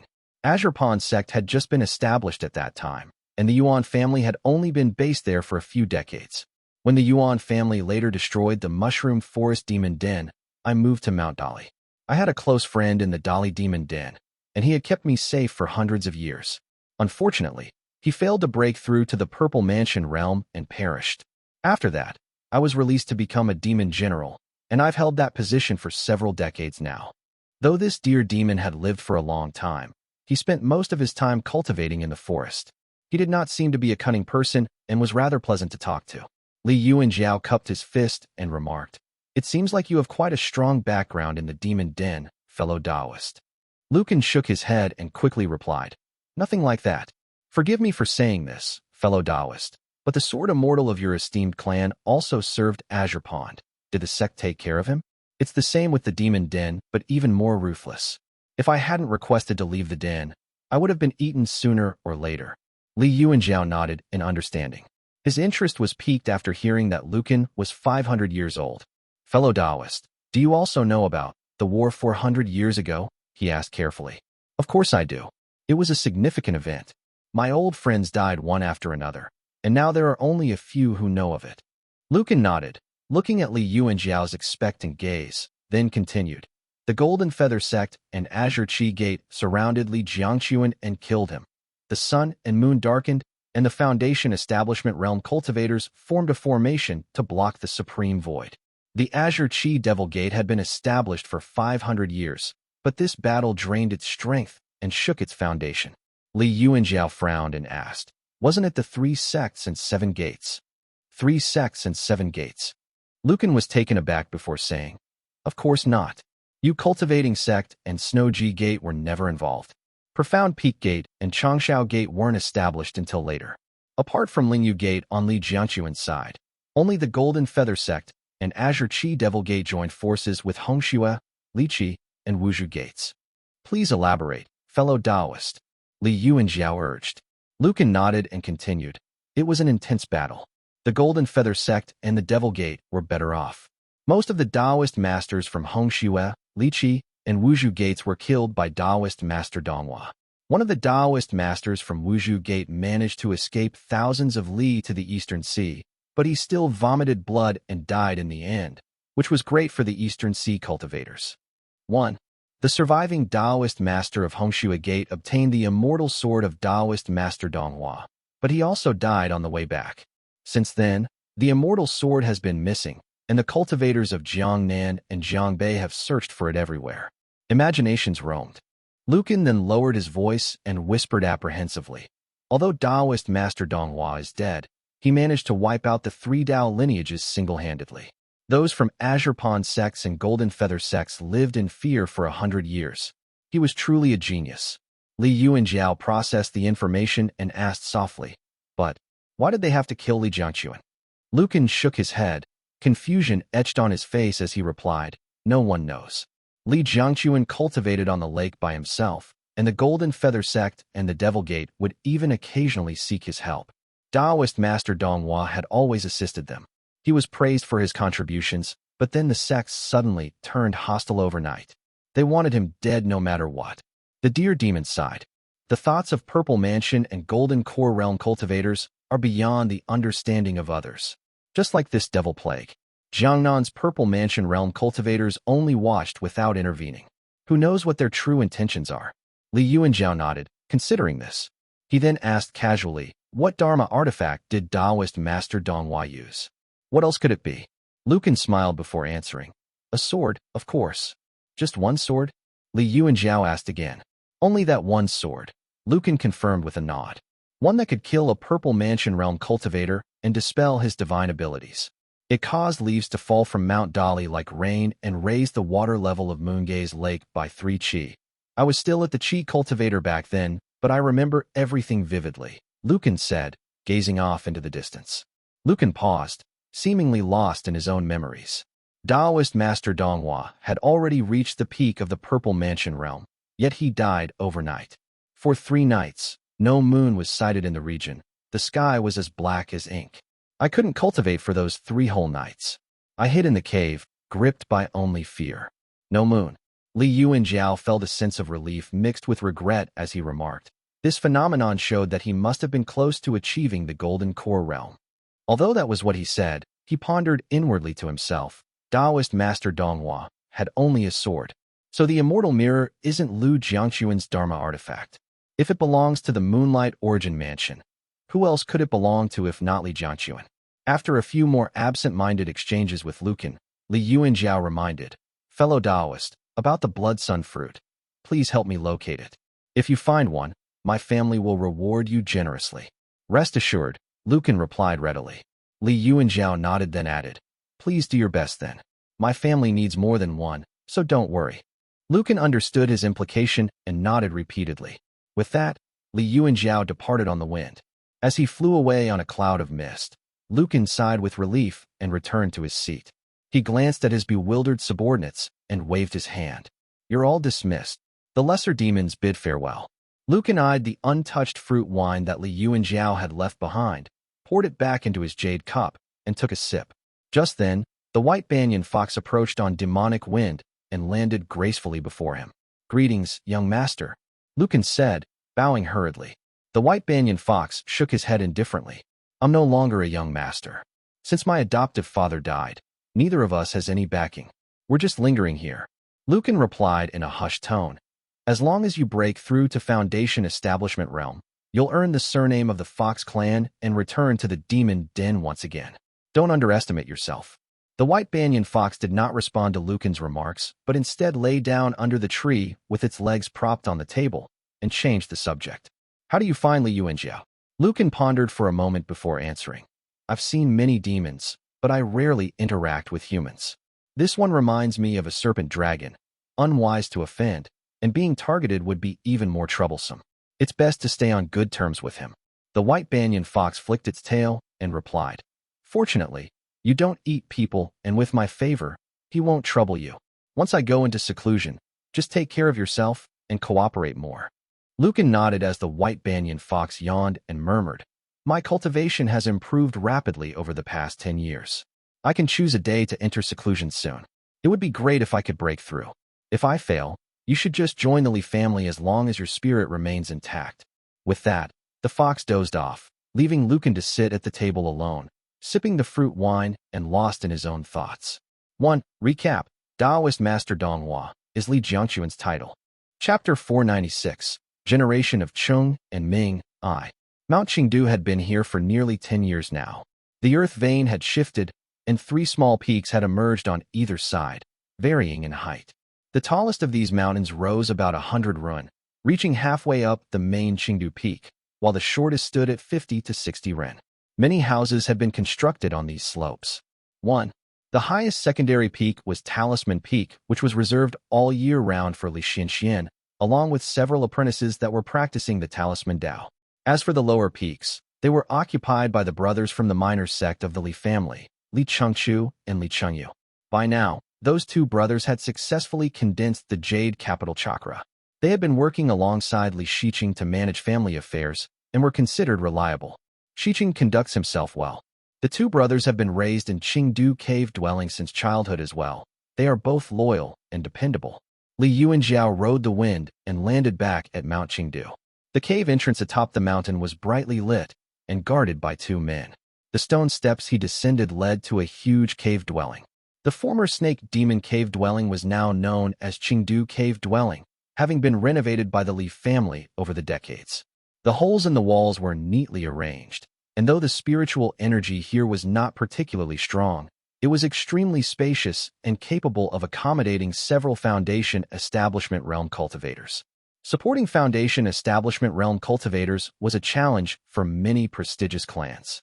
Thanks to Li Tongya's foresight in claiming this site years ago, the Li family faces no shortage of space, even with an increasing number of Foundation Establishment Realm cultivators now.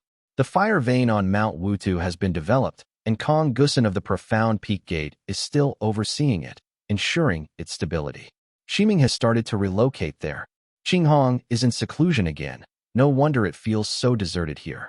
As he was observing the scenery before him, Li Shijuan approached on the wind and bowed respectfully. "Greetings, second uncle." Li Yuanjiao nodded in response and asked, "When do you plan to attempt a breakthrough in seclusion?" Although Li Shijuan had always been dependable when it came to work, he had lingered at the fifth heavenly layer of the Qi cultivation realm for some time now, accumulating his cultivation. Given the majestic aura he now possessed, he seemed ready for a breakthrough. "Probably within these few days," he replied respectfully. Li Shijuan and Li Yuanjiao wandered around the Qingdu cave dwelling for a while when a faint sound suddenly caught their attention. Li Yuanjiao remarked, "Ahead is." "Most of the children of the Cheng and Ming generation are cultivating in this cave dwelling," Li Shijuan replied. It was only at this moment that realization dawned upon Li Yuanjiao. More than 10 years have passed without us noticing, and the children from the generation of Cheng and Ming have grown up. The two of them rode the wind forward and found a group of teenagers gathered in the courtyard, sparring with each other in excitement. These boys and girls were, of course, the children of the Cheng and Ming generation in the family. This was the first time Li Yuanjiao had seen this group of children. He gently observed them, concealing his presence. Since these children had yet to reach the Jade Capital stage, he could easily hide himself without using the power of his profound pattern bottle. Li Shijuan had been in seclusion for several years, dedicating himself to rigorous cultivation with little time to spend with family, so he had only seen the children a few times before. He too performed a hand seal to conceal his presence, then stood among the clouds and watched them. The youngest among them was only 6, while the oldest was about 15 or 16. Their cultivation levels ranged from the first to the third stage of the embryonic breathing realm. "No wonder Brother Cheng said there's no one who particularly stands out. Most of these children can only be considered slightly above average." Li Shiqing, the least talented among the Shi and Yu generation, had already reached the celestial world stage at 15. Although the generation of Cheng and Ming was flourishing, most of its members in the major sect were promoted from the minor sect. Li Shiqing and a few cultivators of the Shi and Yu generation were yet to have children, leaving no one with extraordinary talent. Li Shijuan's gaze lingered on the group in the courtyard. While none was particularly outstanding, the oldest boy was tall and spoke with an air of confidence. With thick eyebrows and sparkling eyes, he held a spear in his hand and stood in the center of the courtyard, managing his younger brothers and sisters, who all seemed to respect him. Li Shijuan observed him closely as he organized the matches among the children, instructed his younger siblings, and helped the injured ones. He found him rather interesting. Li Yuanjiao, focused intently on the scene below him, noticed the boys and girls chatting together and felt a swell of happiness as he floated down. Brother Liao, Li Qingliao, now 16, was the oldest among the children. With thick eyebrows, he appeared unremarkable but commanded attention as he stood with a sword in hand. He had just finished training with the other disciples and invited them to sit together. Once they were seated, Li Qingliao took a central position. One of the younger disciples asked, "Brother Liao, what are you discussing today?" "Immortal Foundation," Li Qingliao replied. "You all come to me for answers, but there are only a few paths to achieve the Foundation Establishment realm in our family. If you want to find out how miraculous it is, you should just cultivate it yourself." "Big brother, you're being unreasonable." The girl beside him smiled, her round eyes sparkling and her eyebrows gracefully arched. "Not many in our family managed to reach the Foundation Establishment realm. You're a direct descendant with exceptional talent, capable of succeeding in anything you cultivate. We may not be as gifted as you, so we listen for fun. How can we realistically hope to achieve it?" she remarked. The other boys and girls nodded in agreement glumly. However, a child in the corner piped up, his voice clear and assertive. "Sister Gong, What you said isn't necessarily true. My father told me that our great-great-grandfather didn't break through to Jade Capital stage until he was over 20, and he still managed to establish Boundless Ocean. Foundation establishment isn't just about talent. For this group of teenagers, achieving foundation establishment was a rare feat, a mark of a great master. The miracle tales of the immortal foundations were passed down through generations, growing more enigmatic with each retelling.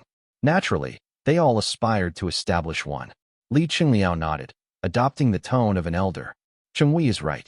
Everyone should cultivate diligently. We're all disciples of the major sect and have entered Qingdu.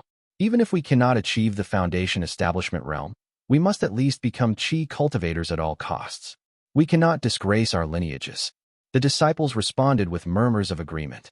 Although a few teenagers exchanged competitive glances, the overall atmosphere among their generation remained harmonious.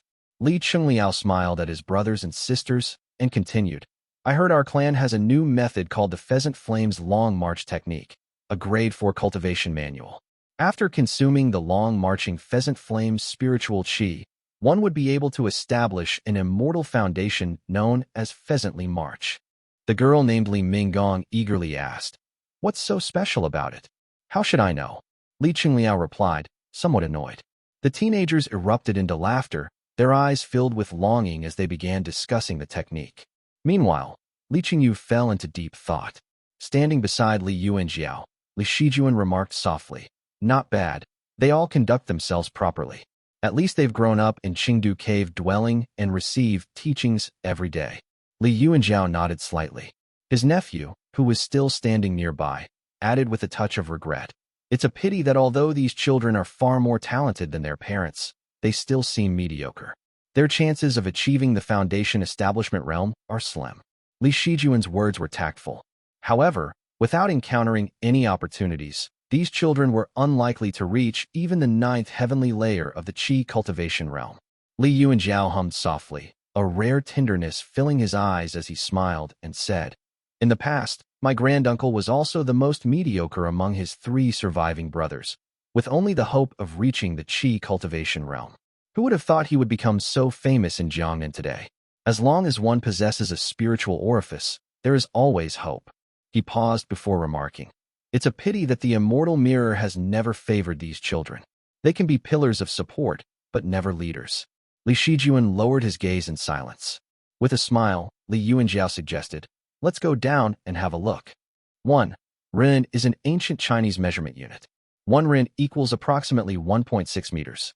Chapter 497, Generation of Cheng and Ming, 2. Li Qingliao was busy picking up wooden weapons scattered on the ground when the lively chatter of his brothers and sisters suddenly fell silent. The quietness was so profound that one could hear a pin drop, with only Li Minggong's nervous voice breaking the stillness. Brother Liao? Brother Liao, she called. Li Qingliao looked up and saw a young man standing before him, dressed in white with a sword at his back, exuding an extraordinary aura.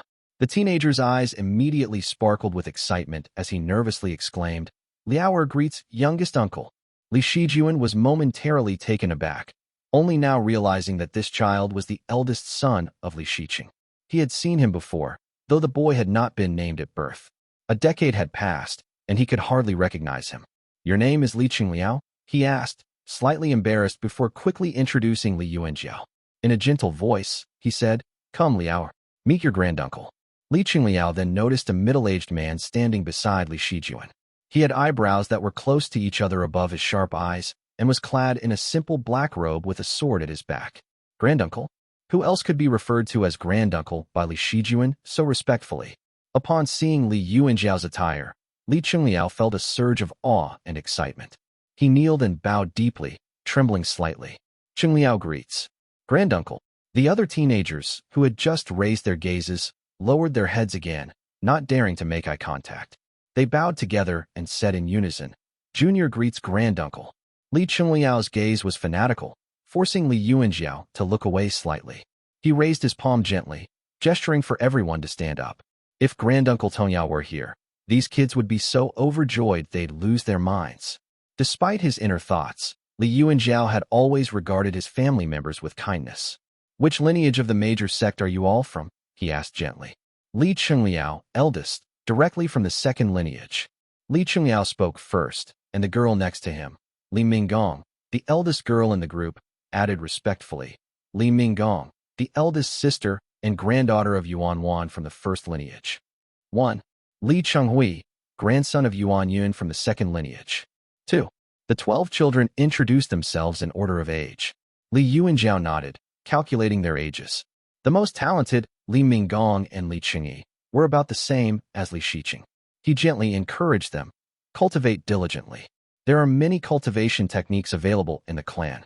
Aside from a few that require spiritual qi that are too difficult to gather, you can read through them and choose the techniques you wish to practice. The teenagers responded eagerly.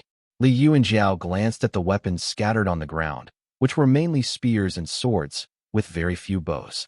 You can practice with any weapon you like. You don't have to limit yourselves to these 3. We wish to have people wielding all sorts of different weapons. The clan can also acquire specific cultivation techniques for you from the market, he added. Have any of you ever killed anyone? Have you ever slain a demon? He asked.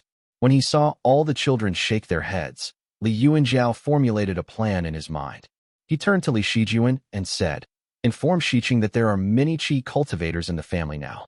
Tell the others not to kill the embryonic breathing realm demons caught in various prefectures and towns. Send them over for the kids to train with.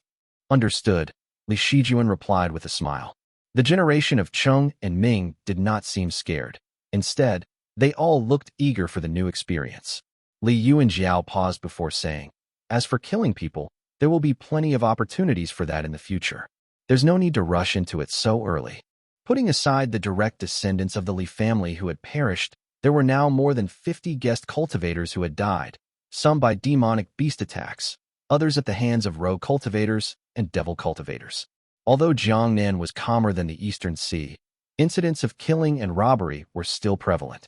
Li Yuanjiao instructed the children on their cultivation. Under Li Shijuan's excited persuasion, he also reluctantly demonstrated the Jing Dragon King to the younger generation. At first, Li Chengliao and the others cheered, but when the grayish-green serpent dragon bared its fangs and claws, fear gripped them instantly. They dropped their weapons and slumped to the ground with pale faces. Rejecting Li Shijuan's suggestion to divide his immortal foundation into snakes, shrimps, crabs, and fish to torment the kids from the Cheng and Ming generation, Li Yuanjiao departed with Li Shijuan. They flew on clouds and mist, disappearing over the cave dwelling. The children took a long time to calm down after the two left, but they were now more envious of the power of a foundation establishment realm cultivator. Li Chengliao's heart raced as he looked at his brothers and sisters beside him, all of them visibly excited. Come on, let's cultivate, he urged. Li Yuanjiao, observing Li Shijuan's amused face, could not help but chuckle softly. You really are Qinghong's nephew. Both of you are the same when fooling around.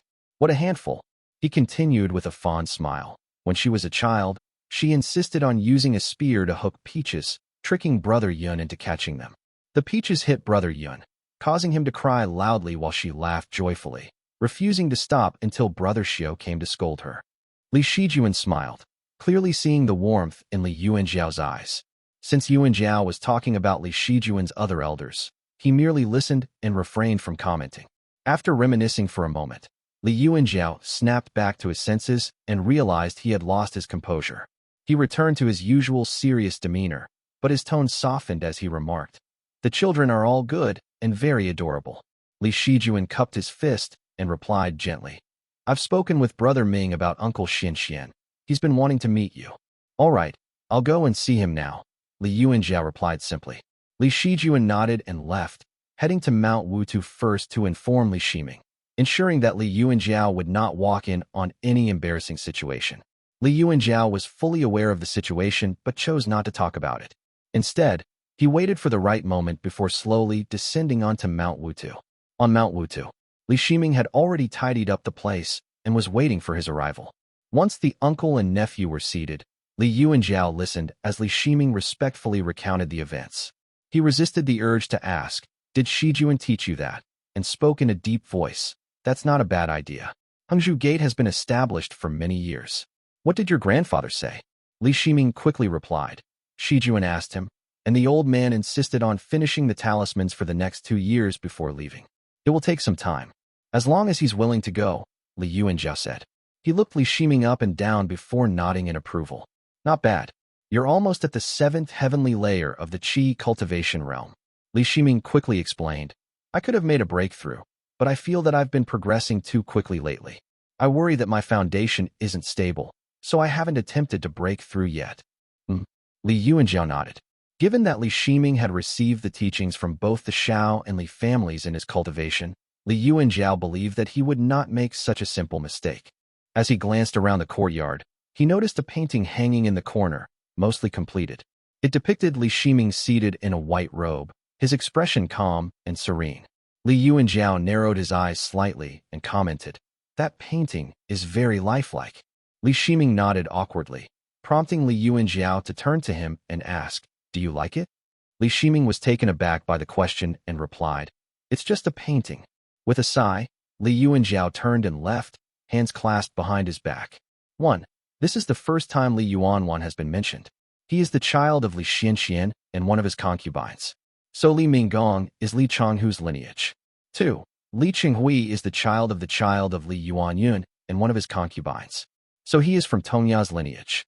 Likewise, Li Chengyu and Li Chengchu are also children of the child of Li Yuanyun with another concubine. These children with grandmothers who are concubines are all from minor sect. Chapter 498. Han Shizhen I. Li Yuanjiao had been cultivating on Mount Qingdu for more than half a year now, and though his cultivation had improved, he was still far from breaking through to the mid-stage of the Foundation Establishment realm. After all, the Foundation Establishment realm was unlike the Qi cultivation realm. It was common for breakthroughs to take decades. Father still hasn't set off. He always worries so much and insists on making sure everything is well before he's willing to leave. Li Yuanjiao murmured to himself with a soft sigh. Li Xian has been preparing for more than half a year, yet still has not departed. Li Shijuan did not rush him and just waited patiently instead. After all, collecting cold water was not urgent, and pushing too hard on the matter might rouse suspicion. With Li Qinghong in seclusion and no one else guarding the family, Li Yuanjiao could not afford to immerse himself too deeply in his cultivation. He would occasionally emerge and practice his spells and swordsmanship. While reading a sword technique manual, he saw Li Wuxiao descending from the sky, riding the wind, and all clad in black.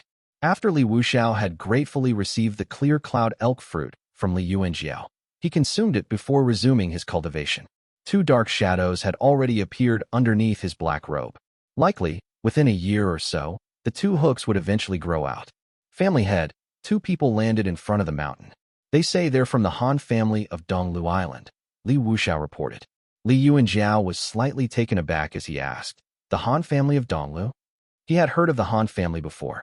The Foundation Establishment realm demon creatures the Li family used in their rituals now were often captured around Donglu Island. Li Yuanjiao had also spent some time on the island before. The Han family of Donglu was an old clan, similar to the Yuan family. They had many Foundation Establishment realm cultivators and established a strong presence in the Eastern Sea. Knowing their reputation, Li Yuanjiao felt it appropriate to receive them personally. He smoothed his clothes and flew out of the cave dwelling. In the courtyard stood 2 figures, both Foundation Establishment realm cultivators. The leader was a young cultivator with an unassuming appearance and simply dressed, while behind him stood a tall, broad-shouldered man. Li Shijuan accompanied the young man, smiling and chatting with him amiably. They seemed to be having a pleasant time. Upon seeing the tough-looking man, Li Yuanjiao quickly understood the situation. He stepped forward, cupping his fist as he introduced himself. "Li Yuanjiao of Qingdu greets you, fellow Taoist." The young man's eyes flicked over Li Yuanjiao's face as he responded, "Ah, my apologies for not noticing. I am Han Shizhen of Donglu, the young master of the Han family. Greetings, fellow Taoist." Li Yuanjiao nodded in acknowledgement and invited them to sit. Han Shizhen smiled warmly and spoke politely. "A few days ago, my clan uncle fell seriously ill, and my clan brother visited your esteemed family to seek medicine, but offended your family in the process. I have come today specifically to apologize.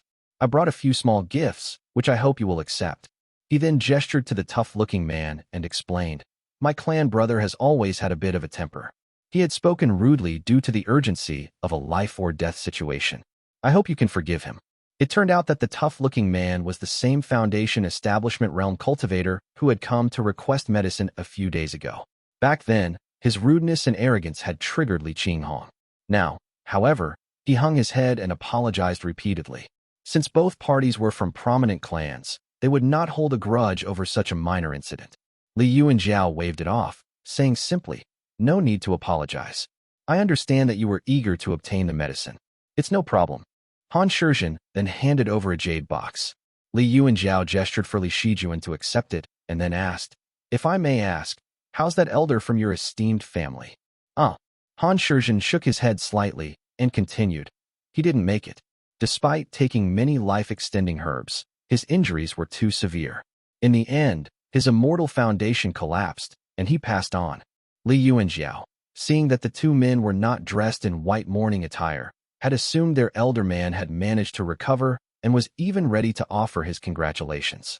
Realizing his mistake, he quickly apologized. "My condolences. It's all right.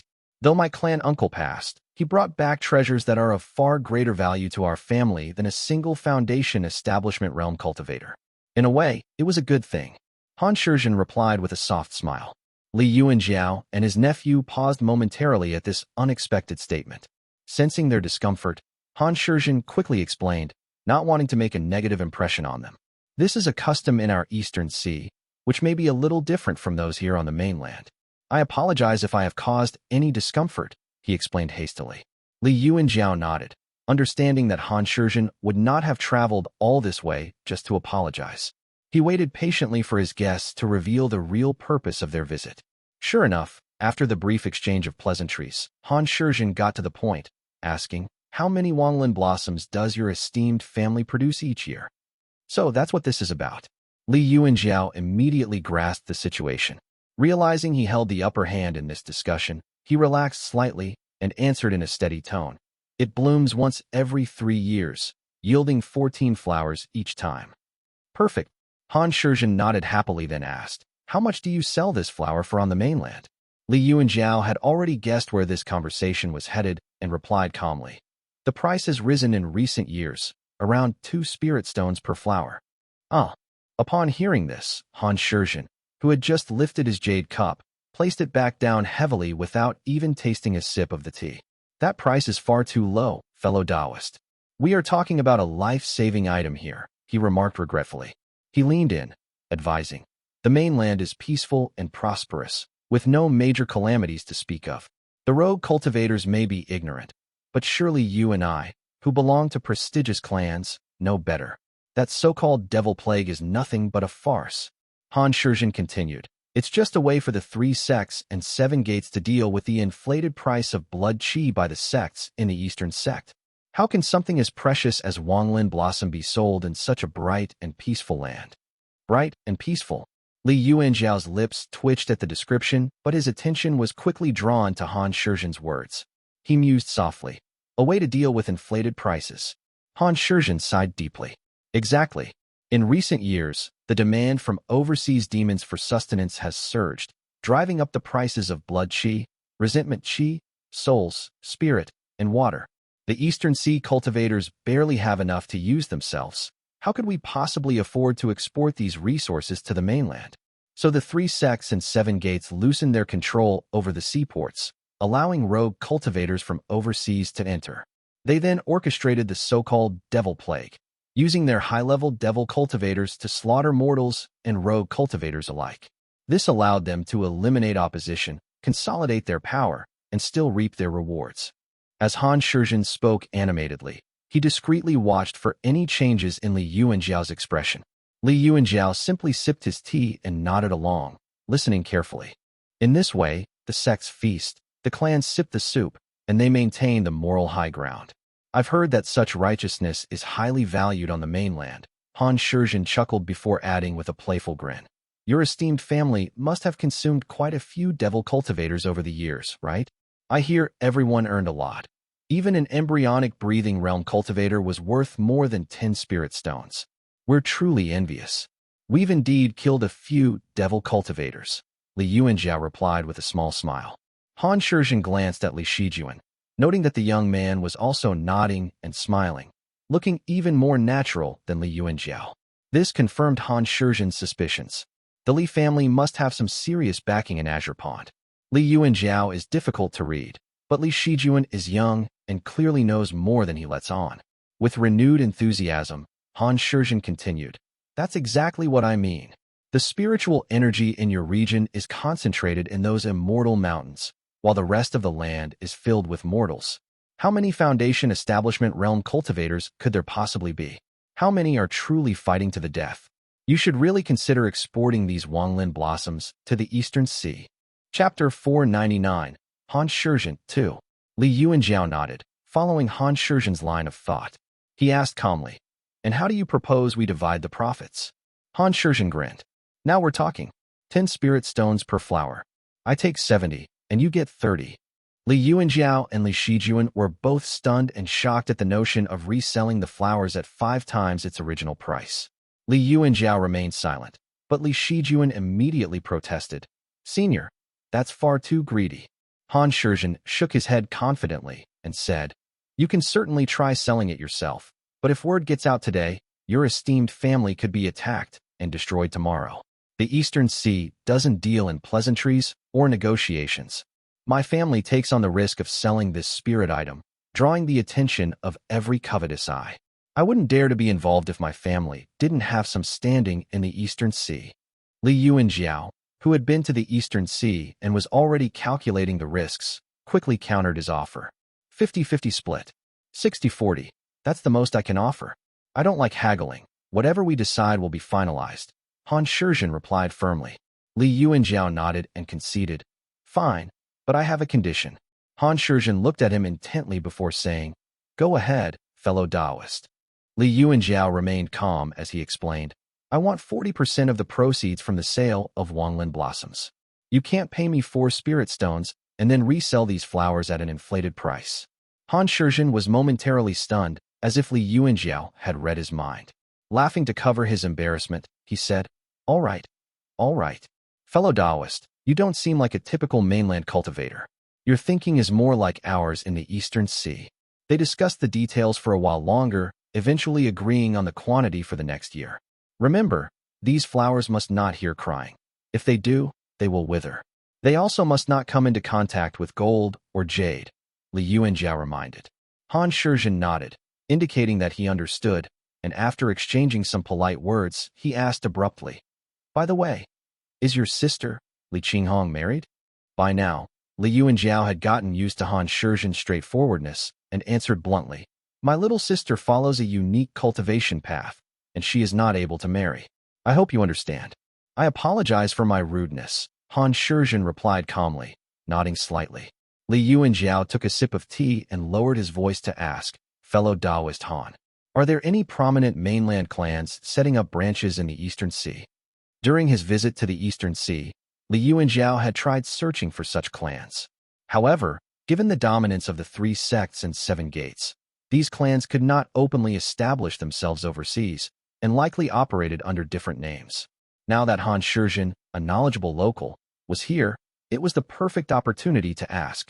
"Of course there are," Han Shizhen responded with a casual shrug. "But not many. Most are Purple Mansion Realm immortal clans. Even if ordinary clans have enough Foundation Establishment Realm cultivators, they rarely manage to secure a foothold overseas. At most, they only have a presence in the market." He continued, "The Eastern Sea is quite different from the mainland. You can't grow spirit patties on the islands, and danger lurks everywhere. The markets are tightly controlled by the 3 sects and 7 gates. Once a clan establishes power overseas, they're no longer affiliated with the sects or gates. The 3 sects and 7 gates aren't foolish. They wouldn't let you come back." Han Shizhen glanced at Li Yuanjiao and shook his head gently. Although there are some leeways and the 3 sects and 7 gates aren't overly strict, the benefits of doing such are minimal. Many clans keep a branch overseas as a precaution, but very few actually invest the effort to manage it carefully.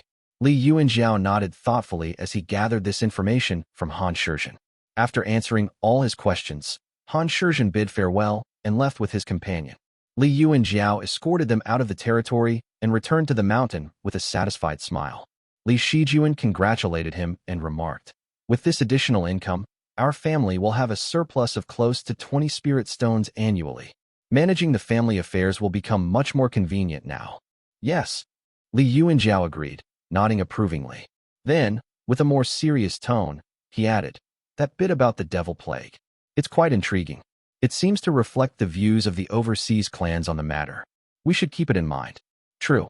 Even though the Purple Mansion realm cultivators in the mainland collude with each other, they're not entirely unified. The devil plague is being driven by Azure Pond, but there are many factions at play, each with its own agenda, Li Shijuan replied with a nod. The two continued their discussion for a while longer. Then Li Shijuan suddenly said, "Granduncle is finally almost done with drawing his talismans." Li Yuanjiao nodded in understanding and instructed, "I'll need you to take care of Granduncle's matters. Once you've completed your breakthrough, you can set off." "Yes, second uncle, don't worry about it." Li Shijuan responded readily before heading off to cultivate in seclusion in Qingdu cave dwelling.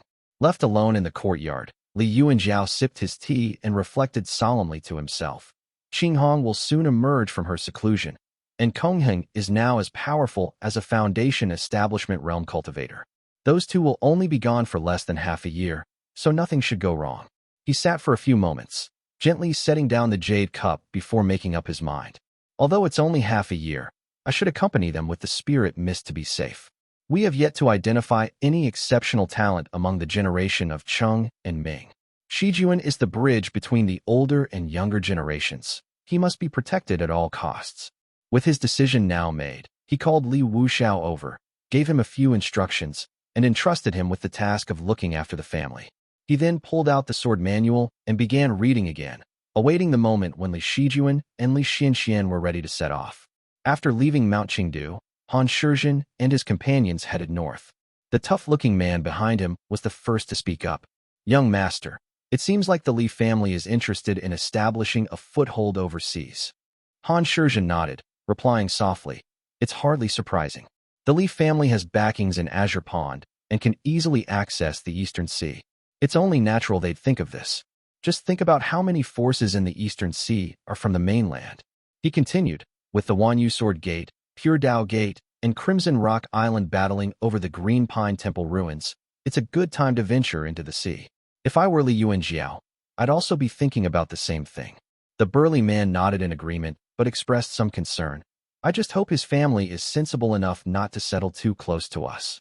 We've built a friendship, but we don't want that to turn sour." Han Shizhen shook his head, answering decisively, "Absolutely not. Li Yuanjiao strikes me as a cautious and discreet man. If his family chooses to establish themselves there, they'll find a remote, sparsely populated island. They'd rather endure hardship and remain hidden than risk exposure."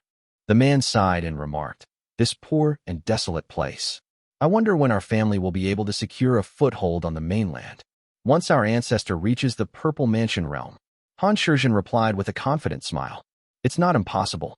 The mainland is peaceful and prosperous, with the three sects maintaining order. Who wouldn't envy that? Look at Tang Yuanwu and Chang Xiaozi. They came from overseas, and now they've joined the Seven Gates. Maybe someday the Donglu Gate will be added, and our Han family will rise." Han Shizhen added, "As for the Li family, they're a local power. It's wise to maintain good relations with them. If our family ever manages to establish itself on shore, we'll need the support of these clans. And if our ancestor fails to break through, we can at least call upon a few Foundation Establishment realm cultivators to help guard the island." "Yes, young master. You are truly farsighted." The man praised him respectfully. Han Shizhen ignored the flattery, his thoughts elsewhere. "The situation with the Green Pine Temple ruins is growing more complicated. I just hope the three sects don't intervene.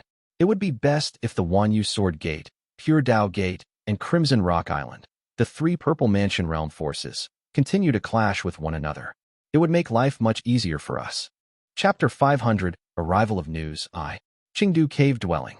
The tightly shut stone door slowly creaked open as Li Qinghong stepped out, her aura steady and strong. The once vivid lightning that had surrounded her was now more subdued, with only faint traces of electricity flickering at the edges of her hair and robes.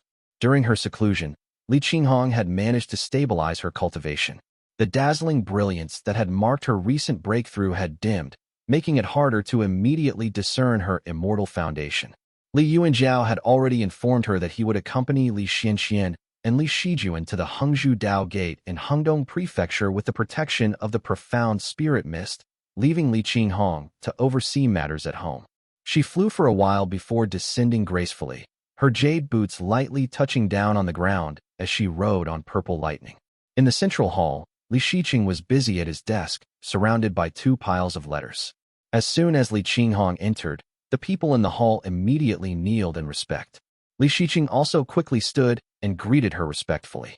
"Auntie, you've emerged from seclusion already. The Thunder Altar is already under construction. We are 60% through the process and should be able to complete it within a year." "Good," Li Qinghong replied kindly. Her immortal foundation, the profound thunder pool, had the potential to channel thunder and draw down lightning, but its effectiveness had yet to be proven. She had therefore ordered the construction of a high platform as a testing ground for her abilities.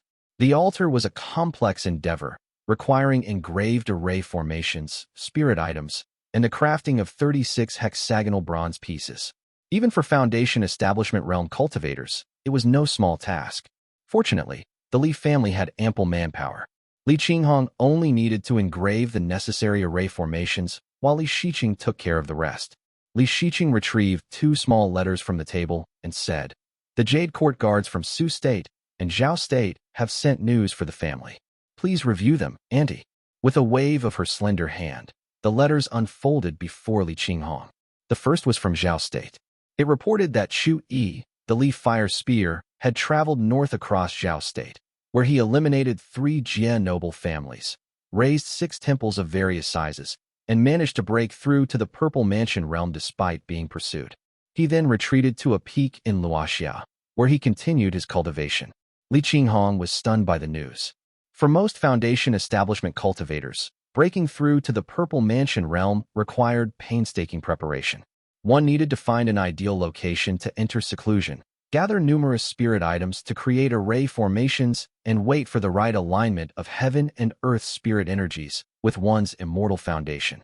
Even after such meticulous planning, success demanded years of seclusion with the protection of powerful formations and potent elixirs. Chu Yi's breakthrough seems almost effortless. He has ascended to the Purple Mansion realm after just a few months of seclusion. The ease with which he accomplished this was astonishing. It is virtually unheard of.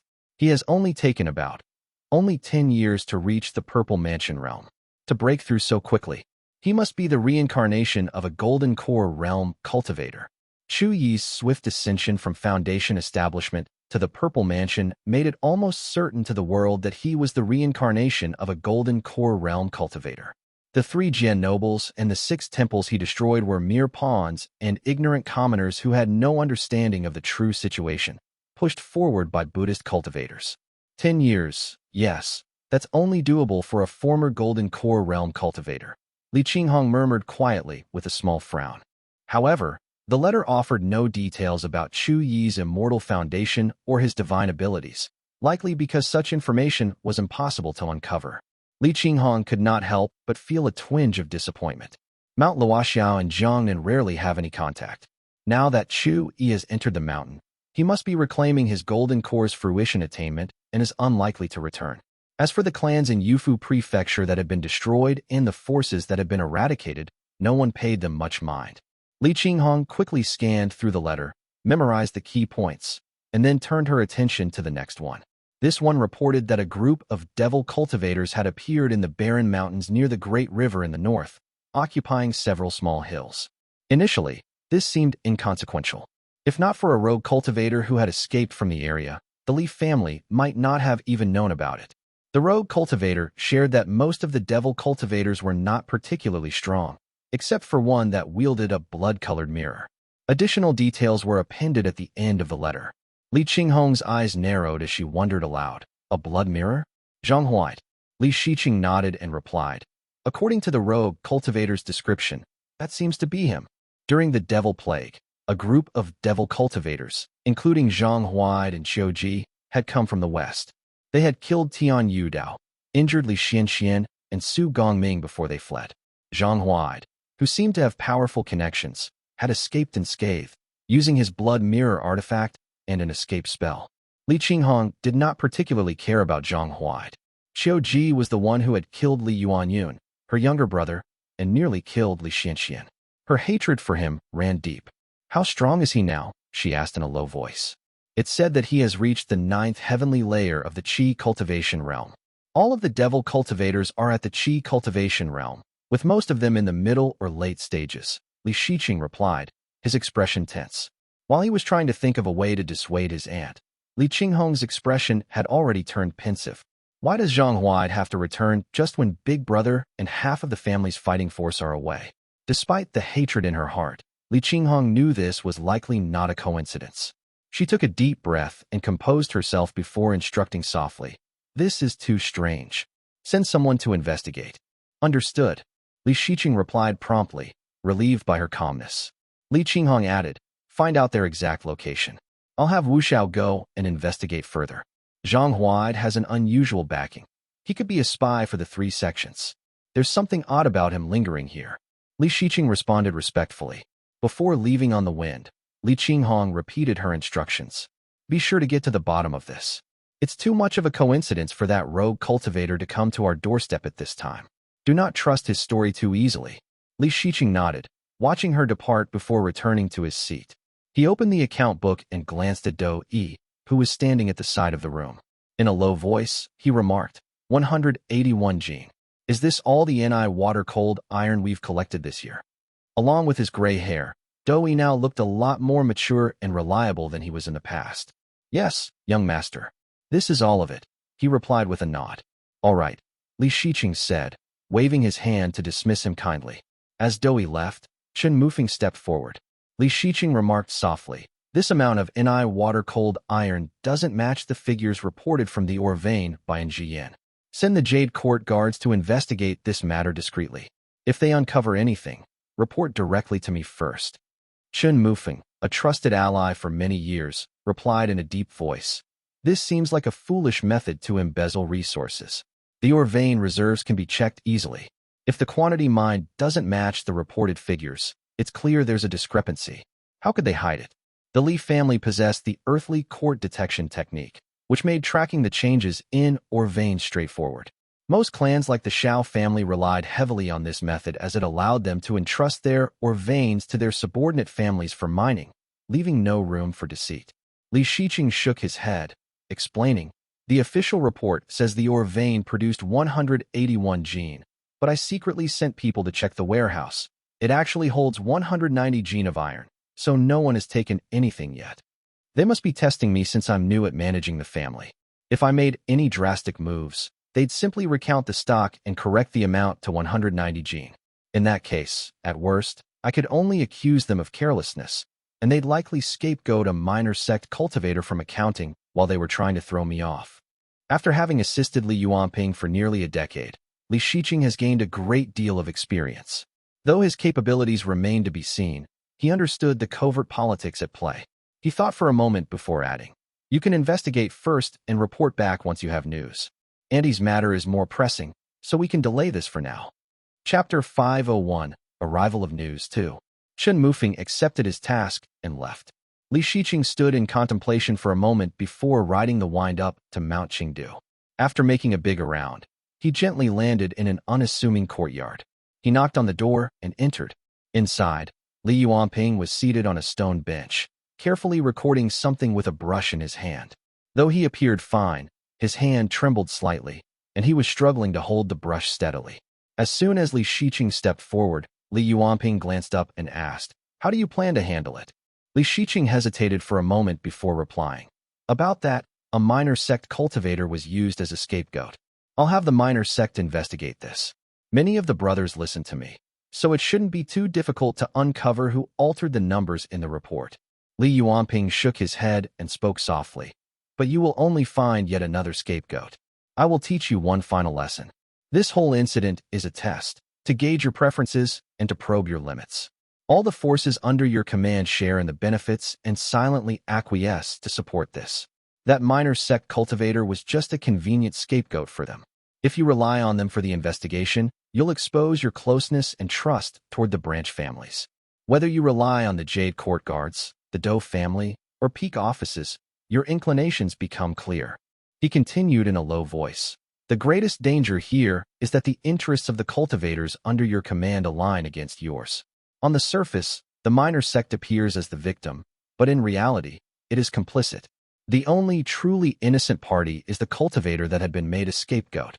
Li Shiqing listened intently, only to see Li Yuanping smile coldly before saying, "All you need to do is send someone to the warehouse and quietly adjust the 190 gene to match the reported 181 gene.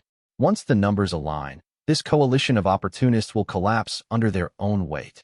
Li Shiqing was stunned, but then realization dawned upon him. He nodded eagerly, a smile spreading across his face as he exclaimed in delight, "That's brilliant." He nodded repeatedly, murmuring to himself, "That will really stir the pot. The minor sect will panic and they'll start suspecting each other, wondering which faction turned the false report into reality. Inevitably, they'll start pointing fingers and tear each other apart.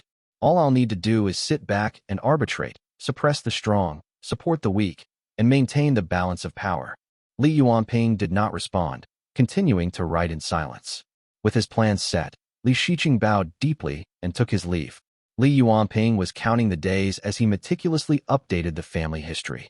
After a short while, he noticed Li Qinghong arrive, her form subtly crackling with electricity as she sat down beside him gracefully. She pursed her vermilion lips and simply sat in silence. The two siblings faced each other quietly, with the early spring breeze gently sweeping through the courtyard. Li Yuanping had never spent much time with this elder sister as they had never grown up together. After a long pause, he finally broke the silence by commenting, "There's indeed something suspicious about Zhang Huai. Please be patient, big sister. You mustn't act impulsively." Li Qinghong merely replied softly, "I know. I've been patient for so many years. I'm just afraid that if I keep holding back, I'll eventually forget about this resentment." Li Yuanping snorted, setting his brush down. "WLI? Isn't that why we record history?" Li Qinghong glanced at the sheets in front of him. "Shiqing may not be the strongest, but he's trying his best. I've seen how much he's changed over the past 10 years. He's a completely different person now," she remarked. Li Yuanping nodded in agreement. "I noticed." Li Qinghong had spent several days practicing with her spear on the mountain. Before she could uncover anything about the devil cultivators in the north, a deer demon arrived from the south and landed at the foot of the mountain politely. He waited for Xizhi and the others to inform the family about his arrival first before entering the mountain. The deer demon was looking for Li Yuanjiao. Since he was away from home, Li Qinghong was the one to receive him. The deer demon kneeled on all fours before her and, in a human voice, said, "Exalted immortal, my master has discovered a clue regarding the blood sun fruit. Please follow me to the mountain to discuss the details with him." "Very well," Li Qinghong replied with a smile and a nod. She summoned Li Wuxiao from the lake, instructing him to take care of the household before following the deer demon into the mountain. Li Yuanjiao had mentioned to Li Qinghong about the Foundation Establishment Realm deer demon named Luken before. Hence, she knew that he had picked a mountain that was not particularly tall and set up a demon den on its northern slope. The foot of the mountain was flat. So many deer had been relocated there. When Li Qinghong and the lesser demon reached the cave, Luken himself came out to greet them. He had brown hair, black eyes, and was slightly taken aback by the sight of her. "You are?" "I am Li Qinghong. My brother, Li Yuanjiao, is currently away from home, so I've come in his place," she replied with a smile. The deer demon blinked and nodded. "I am Luken. It's a pleasure to meet you, fellow Taoist." Without beating around the bush further, Luken cupped his fist and explained, "Your brother asked me to track down a treasured panacea known as blood sun fruit. Now that I've found a lead, I wanted to inform your esteemed family." Li Qinghong nodded. "I've received multiple reports. A fellow Taoist from the southern slope once wrote to me, claiming to have seen a tiger demon from Mount Chuanwu Demon Den possessing this fruit. The description in the letter matches what we know of the blood sun fruit. I believe it to be genuine." Li Qinghong simply nodded in agreement without saying a word. Luken shook his sleeves and continued, "That tiger demon holds some sway within the Chuanwu Demon Den, though it isn't an important figure and is often bullied. Better to act sooner than later. Why don't we ride the wind to Mount Chuanwu and seize the panacea before circumstances change?" he suggested. "Let's seize the spirit fruit first, and if possible, kill the demon. If we manage to slay it, all the better.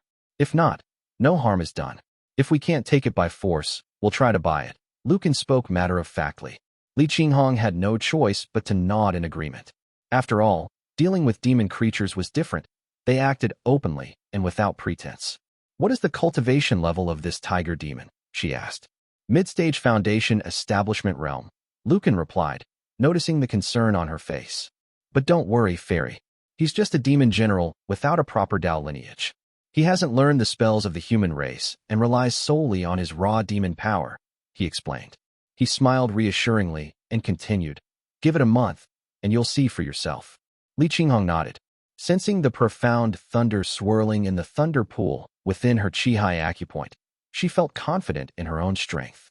Lead the way, please, she responded politely. With that, she followed Luken, and the two soared up into the clouds. As they flew on, Luken seemed to be mulling over her age and sighed. The legacy of your esteemed family is truly remarkable. The cultivation speed of you and your elder brother is astonishing, even compared to other clans. It makes us old-timers, who've been cultivating for hundreds of years, feel ashamed. Li Qinghong offered a few modest words in return. Luken then said, which Dao foundation have you cultivated? Since we'll be fighting together soon, we should get to know each other's abilities first. He activated his mana, and a pair of large antlers appeared on his head. His voice grew deeper and more resonant while the demonic wind he summoned was fresh and filled with renewed vitality. Mine is Lingyun Wood. It allows me to heal, control qi, nurture spirit plants, cultivate earth veins, and even transform into plants, he explained. As soon as he revealed his immortal foundation, his speed on the wind quickened significantly. Li Qinghong nodded lightly, and a crackle of purple lightning appeared beneath her feet. Her speed increased even further, her jade armor flashing with violet sparks as she replied softly. Profound Thunderpool. I can wield thunder and lightning to eliminate demons and suppress evil. Chapter 502. Obtaining the Fruit, I. Although Li Yuanjiao had mentioned this deer demon to her before, this was the first time Li Qinghong had met the deer demon. Not wanting to reveal too much to him, she kept the explanation of her abilities short. Realization dawned upon Luken as he said solemnly, Ah, so Fairy is the Li family's thunder cultivator. Please excuse my rudeness. His attitude became much more respectful as he politely said, Your profound thunderpool is the nemesis of the tiger demon's hurricane ghost Yin. It is as good as caught already. Li Qinghong slowed down to keep pace with the deer demon. Is it really that easy to deal with the Chuanwu demon den? Luken nodded and explained, You state is unlike the southern border and the eastern sea. Mount Chuanwu or Chuanwu demon den is called Mount Zuiliu by the demonic creatures in the southern border. 1. He then added slowly. Chuanwu was originally the residence of a purple mansion realm demon king. This demon was once the mount of a golden core realm cultivator and had some influence over the southern border and Jiangnan. He lived in Chuanwu. Whenever a demon den was destroyed in the southern border, the demon king of Chuanwu would entice the suffering demons to Chuanwu with pills and elixirs. At that time, Donli Immortal Sect was still around. State had 4 sects and 12 gates. If a disciple needed to find a mount, kill a demon, practice spells, or refine a Dharma artifact, they would go to Mount Chuanwu. Later, the demon king disappeared, and the mountain gradually declined after being replaced by Dali Demon Denver. Nevertheless, there are still demons seeking refuge on Mount Chuanwu from time to time. It became the place where the demons that escaped from the southern border stayed. After hearing this explanation, Li Qinghong was not surprised one bit and merely remarked, Ah, so they're demons that have escaped from the southern border. I guess the Azure Pond sect is leaving them be because this is what they want. Yes, Luken smiled, feeling a little emotional as he said. That place is also a treasure trove. The Azure Pond sect deliberately kept it, waiting for these demons to escape and take out the treasures. No matter how they are circulated, they will eventually fall into the hands of the 3 sects, 7 gates, and clans. Besides, if they catch an important demon, they can use it as a bargaining chip to threaten the southern border. At worst, they can make it into a spirit beast. There are just too many benefits, so they have been secretly supporting it, he added. Li Qinghong frowned and whispered, Then doesn't that mean that place is the backyard of the Azure Pond sect? If we kill the tiger demon, I guess we'll have to take care of things within the sect too. Luken was momentarily taken aback, then waved his hand dismissively. No worries, I've already investigated and made sure that this tiger demon is a nobody. Otherwise, I wouldn't dare bring you there, Fairy. He then grumbled to himself inwardly. How could I not investigate first?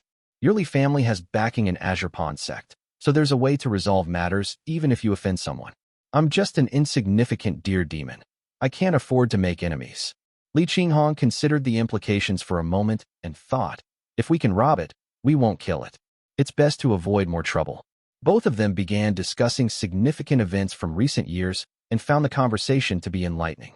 Ahead of them, Mount Xuanwu soon came into view.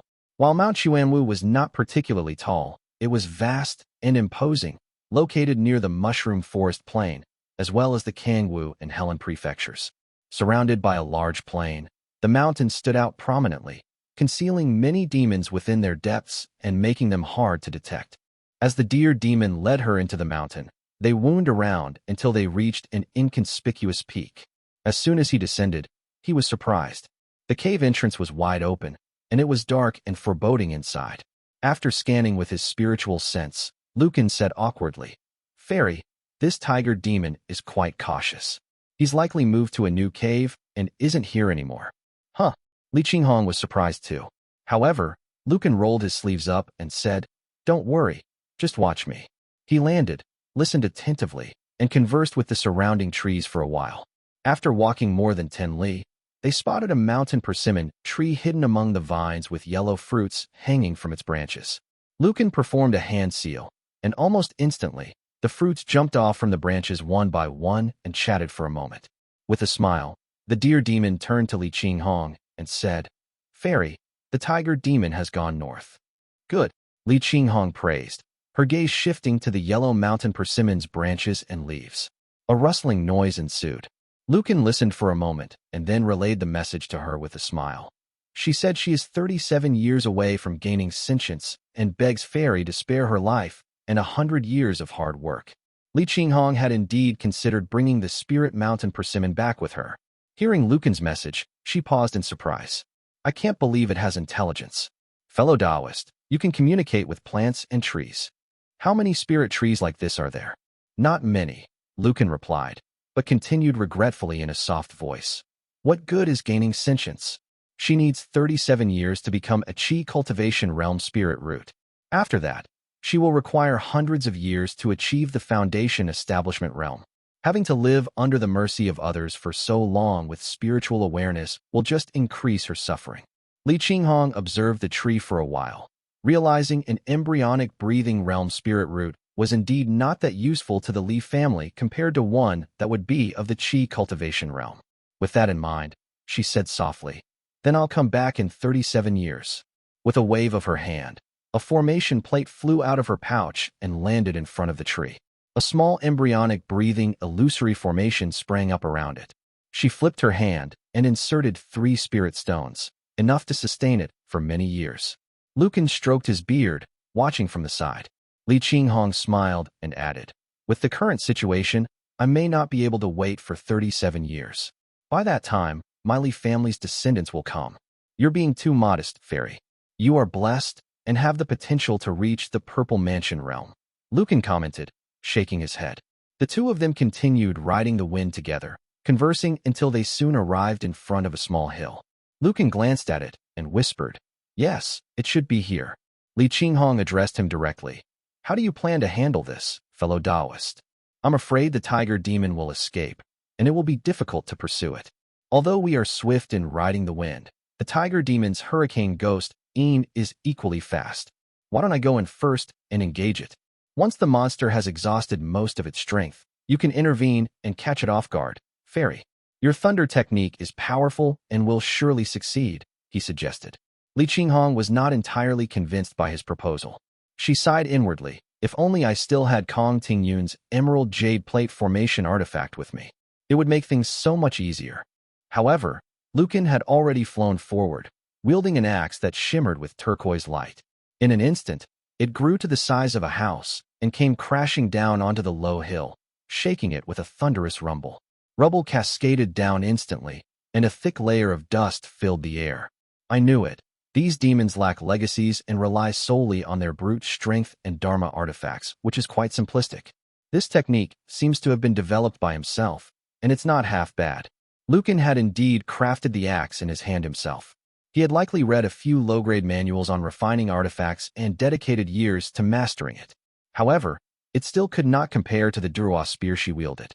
A tiger roar echoed in the air, and a powerful man with a bare upper body rose from the mountain. Black mist swirled around him as he bellowed in a deep voice. Demon General, we are never enemies. Why come to my den and provoke me? Luken, who had been kind and respectful in Li Qinghong's presence, now revealed his arrogant side and sneered. Hand over the treasured panacea you possess and save ourselves from a fight. If you refuse to comply, I'll have to kill you and take it myself. 1. Mount Zuiliu can be interpreted in 2 ways: Mount Flowing Sin or Mount Refuge. Chapter 503. Obtaining the Fruit. 2. Luken, being in the middle stage of the Foundation establishment realm himself, exuded a powerful aura that was rather imposing. The tiger demon looked at him with doubt, frowning as he replied, I do not wish to provoke nor fight you. The tiger demon was unwilling to even fight. As his immortal foundation surged, gusts of wind enveloped him, and with the aid of the black mist, he shot away like an arrow. Luken was taken aback. The tiger demons he had encountered in the demon den were typically reckless and short-tempered. He had not expected one to be so cautious. Stunned for a moment, he jumped up and cursed, Cowardly tiger! He swung the axe in his hand, unleashing a few axe chi the size of horse carriages at the tiger demon, who nimbly evaded the attacks and continued to flee. Gosh, I knew this would happen. Li Qinghong sighed loudly as she shook her head helplessly, seeing the scenario she had feared finally unfold before her very eyes. Despite Luken's advanced age, he had spent years in the demon den, sheltered by others while focusing on his cultivation. He believed the tiger demon would be impulsive enough to fight to the death over a few provocations. How could he possibly be a reckless creature and still manage to survive in this mountain? Luken's decisiveness and confidence were even more surprising to me. She hooked her slender finger, causing her jade-like digits to glow with purple light as she drew a talisman in the air. Thunder suddenly rumbled and black smoke billowed as her thunder talisman was gradually condensed. Purple talisman, origin light, secret technique. Li Qinghong focused intently on her spell, stepping onto a bolt of lightning as she chased after the tiger demon at an incredible speed, the thunder talisman in her hand ready to be unleashed. Swoosh! The tiger demon swayed in the wind, distancing himself and avoiding Luken's attack. Intent on escaping, he had not anticipated that a beautiful female cultivator would fly toward him, wielding a surge of thunderlight. The purple glow surrounding her radiated great power. Fairy! Black chi surged in the tiger demon's hands as he shouted in confusion, not daring to take a direct hit. He attempted to put distance between himself and his pursuers, trying to ward off the attacks by pushing black chi forward. Suddenly, lightning flashed, igniting his hands and leaving his face scorched and bloodied, nearly revealing his true form. Shit! This dear demon specifically brought a thunder cultivator to target me. As a cultivator who practiced the hurricane ghost he was inherently weak against attacks involving light and thunder. His apprehension deepened when he saw the long spear in Li Qinghong's hand. Its white, jade-like appearance indicated it was no ordinary weapon. His courage faltered. Wielding a Foundation Establishment Realm Dharma artifact and top-tier spell, she must belong to one of the 3 sects. As black tiger fur began sprouting on his face and his body began to swell, he cried out miserably, I am willing to hand over the treasure. Luken frowned but continued swinging his axe.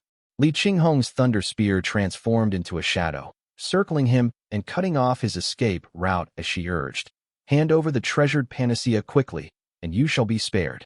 The tiger demon reacted swiftly.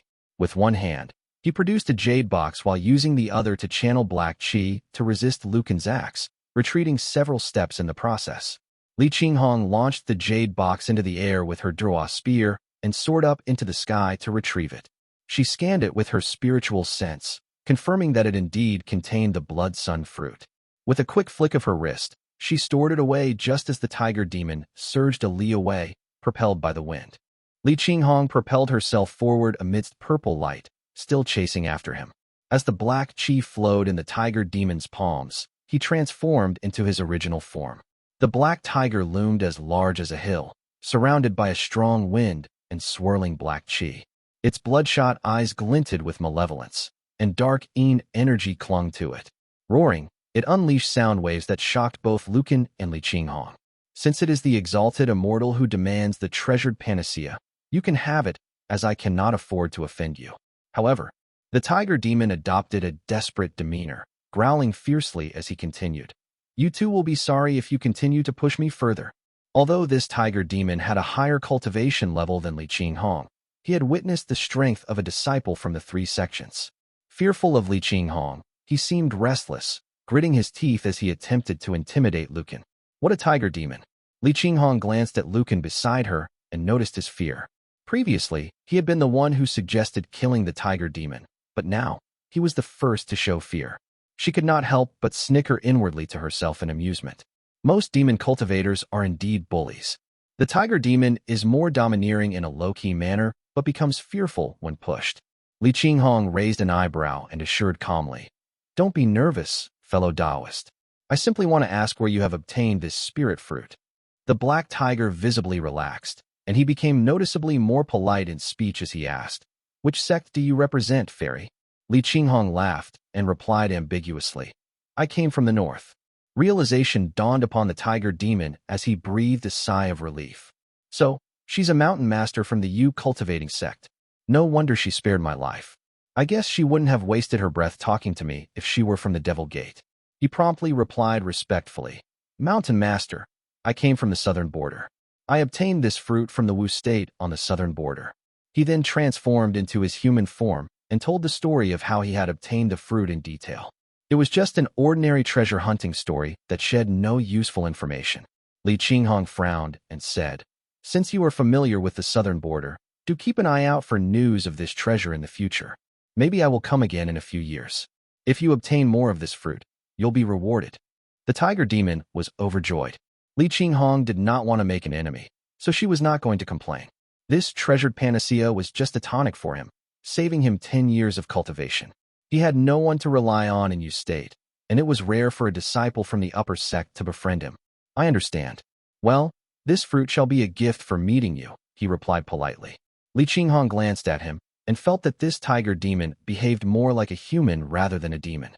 "How thoughtful, fellow Taoist," she commented with an arched brow. The tiger demon lowered his head and did not answer. Li Qinghong was naturally delighted to be able to obtain the treasure by simply just demanding it. She waved her hand happily and said, "Let's go." Luken nodded and followed, and the two rode out on the wind. Li Qinghong got the treasure without much effort and was in a good mood. Luken stroked his beard and found the entire situation to be strange. Is this how prominent clans work? The human race is truly strange in their ways. To think that they even turn enemies into friends. Although he was old, he had been cultivating in the cave for many years, and every seclusion lasted at least a decade. Not only that, but the interactions between demons were usually straightforward, hence they were not sophisticated creatures. Now that he had been out of the cave as a demon general for only more than 10 years, he had even less time to deal with people. Combined with the childish mistakes he had made before, regret welled into his heart. No wonder this tiger demon can cultivate in Mount Xuanwu for so long. It could survive all this time probably because he is tactful. There is indeed a lot I can learn from these two individuals. At this moment, he suddenly became much more enthusiastic. Li Qinghong did not understand the sudden shift in the deer demon's demeanor, but she continued chatting with him. She took the blood sun fruit out from the jade box and carefully checked it several times. Upon verifying that it was of good quality and she did not make a mistake, she finally let out a sigh of relief. The two flew toward Mount Qingdu, and the deer demon finally left, albeit reluctantly. Li Qinghong landed in front of the mountain and counted the days. Only more than a month had passed. Chapter 504, Hengzhu Dao. Li Shijuan and Qinghong rode the wind southward, traversing through Mushroom Forest Plain, with Li Xian flying closely behind them. Suddenly, Li Shijuan recalled something and pulled Qinghong aside. "Master Monk, since you're using Thunderpool as an opportunity to cultivate, why didn't you mention it earlier?" he whispered. "I have heard that Jiangnan was dangerous, so I truly didn't dare to take the risk as my cultivation technique is of a high grade. While your esteemed family suspects I harbor ill intentions, I'm also afraid you might rob me and kill me," Qinghong admitted, rubbing his smooth bald head. He opened his narrow eyes and let out a sigh before continuing. "Allow me to clarify, fellow Taoist. The cultivation method I practice requires the 9 thunders of heaven and earth. However, the fruition attainment of this cultivation technique is still suspended between heaven and earth, and the thunders I require are difficult to locate. Only when a thunder cultivator breaks through can one of the 9 thunders be born during the establishment of the Immortal Foundation. Before the elder of my temple passed away, he spent a considerable time deducing the future and finally learned that one of these thunders would be born in Jiangnan within the next 100 years. He advised me to come here and also predicted a calamity that could help hone my mind. He then lowered his gaze, adding softly, "Fellow Taoist Yuan Jiao always doubts me, but to be honest, my Liao River Temple is even worse off than your esteemed family. After the abbot's passing, I felt like a lost dog, with nowhere to turn." Li Shijuan nodded slightly, feeling a sense of alertness rise within him. "How long has it been since the elder of your esteemed temple passed away?" he asked. "It has been more than 40 years, Qinghong replied. Li Shijuan calculated silently, realizing that this was around the time when Lin Jianzi from the Purple Smoke Gate fled to his home, where his ancestor rescued him and their family acquired the Purple Thunder secret origin technique. More than 40 years. Jiangnan now has several thunder cultivators. If this is part of a Purple Mansion Realm cultivator's scheme, it must have been laid down more than 40 years ago. Although Li Shijuan had never seen Lin Jianzi, he had read about him in the family history and knew that Li Tongyao was the one who dealt with him back then. Lin Jianzi could not have deceived the ancestor. This means Lin Jianzi might be unaware that he has inadvertently become someone else's pawn. Purple Smoke Gate. Could this be the scheme of their Taoist master? He then asked, "Master Monk, do you know of Thundercloud Temple?" Qinghong shook his head slightly, indicating that he did not know. Li Shijuan contemplated this information. "It seems I must find an opportunity to visit the Purple Smoke Gate and speak with Lin Jianzi," he resolved silently. Li Shijuan guessed the worst possible scenario and thought to himself, the abbot of the Liao River Temple likely deduced that Lin Jianzi and the others would bring this item from Thundercloud Temple, so he sent Qinghong out into the mountains. As Li Shijuan mulled over this silently, they had already passed through Changsha Gate's Helen Prefecture. They landed in the mountains at the other end of the prefecture and took a brief respite. Li Shijuan harnessed the power of his eye technique and noted the swirling snow chi as he surveyed the landscape. He then said softly, "This should be the place. We just crossed Mount Xuanwu, and ahead lies the Helen Mountain Range, where the earth veins converge and several types of water veins described in the Chilling Snow series meet." The purpose of this trip was a mix of both truth and deception. On the surface, Li Shijuan was here to gather cold water. Li Xianxian wore a gray coat and followed behind with a stern expression. Qinghong gazed at the beauty of the mountains and rivers before him, exclaiming, "Jiangnan is indeed rich in water veins." Li Shijuan nodded in agreement, then turned to Li Xianxian and said respectfully, "Granduncle, you've also read the Chilling Snow series while on the way here. The Helen Mountain Range is vast. We should split up to search for it. We might find it sooner that way."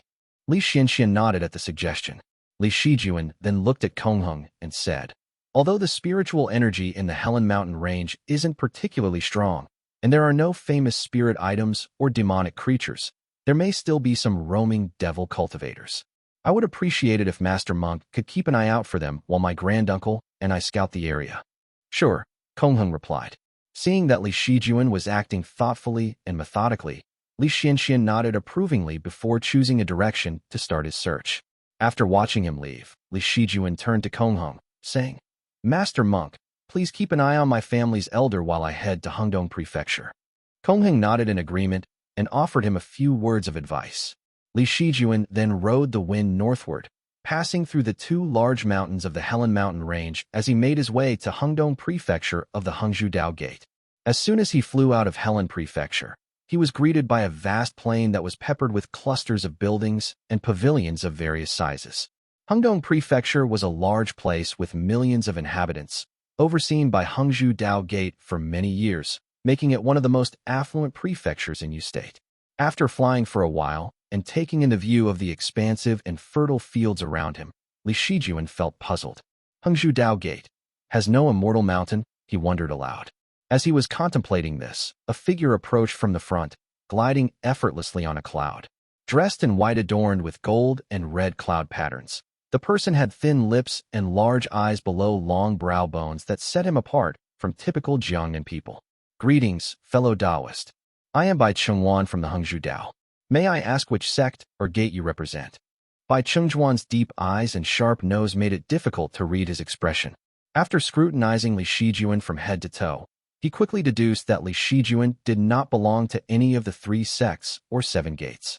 However, he chose to phrase his question diplomatically. Li Shijuan of the Qingdu Li family.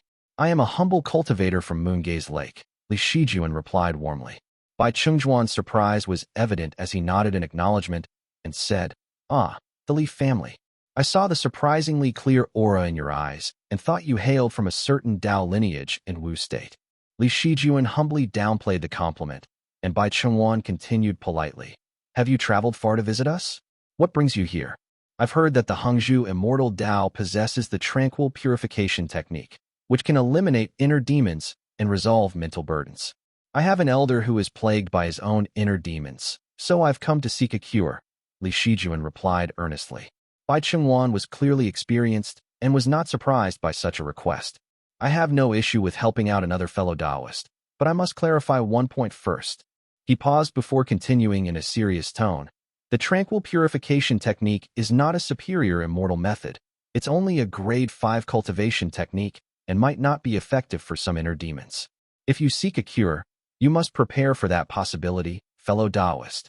Of course, I understand that some limitations exist, Li Shijuan replied matter-of-factly. Bai Chenghuan nodded, then apologized for being blunt as he went on to explain. Over the years, people who were not cured by the spell have blamed the disciples who performed it. Some even blamed the Hengzhu Dao. Our Dao has faced criticism over the years, so we have no choice but to exercise extra caution. Seeing Bai Chengzhuan's demeanor, Li Shijuan felt more positive about him. This Hengzhu Dao is quite different from Azure Pond. It surpasses all the other gates in the northern part of Yu State. That's truly rare. After clearing the air, Bai Chenghuan warmed up a lot more, smiling as he asked, This is your first time visiting Hengzhu Dao, right? That's correct, Li Shijuan replied. Bai Chenghuan explained, The Hengzhu Dao has a long history. Over generations, we have been known simply as Hengzhu Dao. However, some busybodies later began categorizing various institutions into sects and gates, which led people to refer to us as Hengzhu Dao Gate. This term gradually became widespread, making it difficult to change. He looked somewhat frustrated as he continued. The Taoists from the north all refer to us as a Dao sect. In truth, it is not so. My Hengzhu Dao cannot be compared to Azure Pond or Golden Feather. Although we all follow the Purple Mansion Golden Cord Dao, Hengzhu Dao follows the path of ancient cultivation. Chapter 505, Hengzhu Dao 2.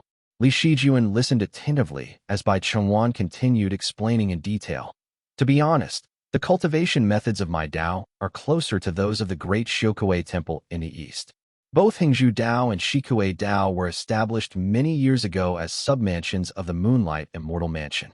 He chuckled lightly and said, Because of this, the great Xiaokui Temple is also facing the same situation and is frequently referred to as the Shikui Dao Gate. The Taoists there are much more ferocious. They'll give anyone who referred to them with the wrong name a good beating. Li Shijuan nodded thoughtfully, noting that Bai Chenghuan seemed to care a lot about speeches. He then looked at the faces of those under the rule of Hengzhu and praised. Your esteemed Dao is indeed quite ancient. Don't mention it, Bai Chenghuan replied sadly before changing the subject by asking. Could you please stay for a few days? I need to return to set up the formation and prepare the necessary pills. Of course, how many spirit stones will that be? Li Shijuan replied, cupping his fist. Bai Chenghuan remained polite, but his price was firm. Only 50 spirit stones will do, he replied. Li Shijuan felt a twinge of pain at the cost, but had no choice but to nod in agreement. He took out 25 spirit stones from his storage pouch as a deposit before taking to the wind again. Once outside the Hengzhu's territory, Li Shijuan grew anxious, unsure of how to bring this up to Li Xianxian. His granduncle had been in a position of power for a long time, and although he now bore the weight of spiritual turmoil, he still looked intimidating whenever he wore a stern expression on his face. Upon landing in Helen Mountain Range again, Li Shijuan took out the jade pendant and tried locating his granduncle and the monk. However, the distance between them was probably too great, so he could not pinpoint his exact location. After circling around, he finally found them. He saw Li Xianxian standing by a small hill, silently casting spells, while Qinghong stood beside him, guarding him. Li Shijuan approached and scanned the terrain with the secret technique in the Chilling Snow series. He felt a rush of joy and exclaimed, So, there is indeed cold water hidden in the water vein underneath here. The two performed a series of hand seals and worked together for a while, causing the ground to tremble slightly as a crack as big as a hole the size of a baby's mouth was created in it. Shimmering blue water surged forth, and Li Shijuan quickly took out a jade bottle to collect it. It's forest cold water, capable of nourishing true essence with cold qi, he remarked. This spirit water of heaven and earth, while not particularly rare, was located at the intersection of the earth veins. Compared to the heavenly pure essence, it hardly measured up to it. Yet for Li Shijuan, it was a treasure. It could be used to refine true essence and practice the slaughter Junkuei light. He stored it away carefully, feeling his mood improving significantly. A rare smile also appeared on Li Xuanxuan's face as he suggested, I'm lucky to have found it so quickly. It's only been a day. We can find some more to keep at home. Li Shijuan apologized first, then got on his knees and said, I've heard that Hengzhu Dao has methods to exorcise demons. Why don't we go and take a look first, then come back to search for more? Li Xianxian glared at him and shouted, No. What's the big deal? I'll just take 2 pills before drawing talismans as I usually do. That has always worked. Li Shijuan gritted his teeth and said firmly, I have already flown to Hengdong Prefecture and paid the fee earlier. Please come with me, granduncle. You. It was only at this moment that realization dawned upon Li Xianxian. He was too stunned to speak for a moment before finally exclaiming, I can't believe you and Ming are teaming up against me. Li Shijuan simply bowed his head and replied, I was too impulsive. If granduncle refuses to go, everything will be wasted. Of course, Li Xianxian understood what Li Shijuan was trying to say. After a long pause, he finally said, Don't do that again. He glanced at Li Shijuan, then launched into a long-winded lecture about his father, Li Yuanyun, then his grandfather, Li Xianling, and finally recounted how frugal Li Tongyao was when he was still alive, who was too cautious to spend even a single spirit stone. Li Shijuan listened silently until he finished speaking before saying, If great-grandfather were alive, he wouldn't want to see you torturing yourself like this. Li Xianxian stopped talking immediately and flew in silence for a while. Finally, he murmured, I didn't notice it back then. If only I could go to Zhenhui Temple in my younger brother's place. He turned his head, his aged face stained with tears. Li Xianxian, I will never say another word. The old man covered his face and continued lamenting. I owe him too much. I owe him too much. If Brother Ling were alive, he would have reached the Foundation establishment realm by now, unlike me. I am useless. As a result, your father died right in front of me, and I fled alone. How can I face you? How can I face him? It would be better for me to die. Li Shijuan was moved and tried to comfort him, saying, But our family is doing a lot better now. Qinghong, who was standing nearby, had always been an empathetic person. Hearing the old man's distress, he thought to himself, I always thought Li Xianxian was a pedantic and stubborn old man. I never realized there was such a story behind him. Clearly, my cultivation is still lacking. The 3 of them rode the wind toward the territory of Hengzhu Dao. Bai Chengwan quickly approached, sweeping his gaze over the 3 men before eyeing Qinghong warily. His tone turned somewhat cold as he asked, Where are you from, Master Monk? Confused by his attitude, Qinghong replied, I used to be a Buddhist cultivator from the north, but I'm now a guest cultivator of the Leaf family. Guest cultivator of the Leaf family. Bai Chengwan's expression darkened, but fortunately, he did not show hostility immediately. He merely continued coldly. Ah yes, Moongay's lake is near the great river. I suppose it isn't surprising that the Li family would take in a few monks. Sensing the tense atmosphere, Li Shijuan quickly clarified. This is Master Monk Qinghong from Liao River Temple. He practiced in Mabe and followed ancient Buddhist cultivation techniques, strictly adhering to the precepts. Please forgive any misunderstandings. Bai Chengwan realized his mistake, and his expression finally softened as he sighed and apologized. I was too impulsive. I'm truly sorry. With a mournful face, he continued. Many years ago, Murong Xia traveled south, wreaking havoc and eating people everywhere. He even killed my eldest sister. My ancestor fought valiantly, alarming the Azure Pond sect to intervene, but in the end, nothing came of it. Bai Chengwan gritted his teeth and added, 2 of the 3 Purple Mansion's realm cultivators from my family were dispatched, yet we were still humiliated. Master Qinghong then mumbled quietly, the Murong family. They seem to practice the compassion dharma form. Compassion, my ass. Bai Chengwan appeared to be offended by that comment and seethed with anger, saying hatefully, That Murong Xia killed my eldest sister. He even allowed her soul to appear and persuade my ancestor. Can you believe such a thing is possible in this world? Li Shijuan felt a pang of grievance at this revelation, secretly astonished by the strength of the Murong family. Hengzhu Dao's Purple Mansion realm cultivator actually endured such humiliation? Bai Chengwan sighed, then apologized again for letting his emotions get the better of him. He took out 5 shimmering golden pills from his chest pocket and then said softly, "Please prepare yourself, fellow Taoist." He then pulled out a jade knife and explained in a dull tone, "These are body pills that correspond to the 5 acupoints of the mind. It is part of the ancient cultivation method. I'll cut open your skin and flesh, insert the pills, and then use a secret technique to seal the wounds."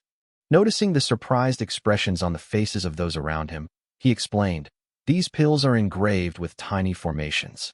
When you enter my Dao's tranquil, profound conversion formation shortly, they will dissolve naturally and help eliminate your inner demons." Chapter 506, Xizhi leaves the sect. Come with me, senior. Bai Chengwan glanced at Li Xianxian, estimating that he was over 100 years old. He called out to the elder and led the 3 of them down. The mountain gate of Hengzhu Dao was underground, with a cliff-like entrance in the prefecture where cultivators came and went. Hengzhu cultivators utilized an ancient form of flying, distinct from the current method of riding on the wind, allowing them greater flexibility in their movements. The mountain gate of Hengzhu was known as the Blessed Land of Hengzhu, a site that was established by ancient cultivators. Bai Chengwan did not take the 3 into the main area, but instead led them to a hole in the wall that opened into a small secret chamber. "It's going to hurt quite a bit since we're cutting into your flesh. Please bear with it, senior," he instructed. With a jade knife in hand, Bai Chengwan prepared to make the necessary incisions. Li Xianxian, having endured much in his life, was naturally able to withstand the pain. He removed his clothing, allowing Bai Chengwan to make cuts on his face, chest, and back.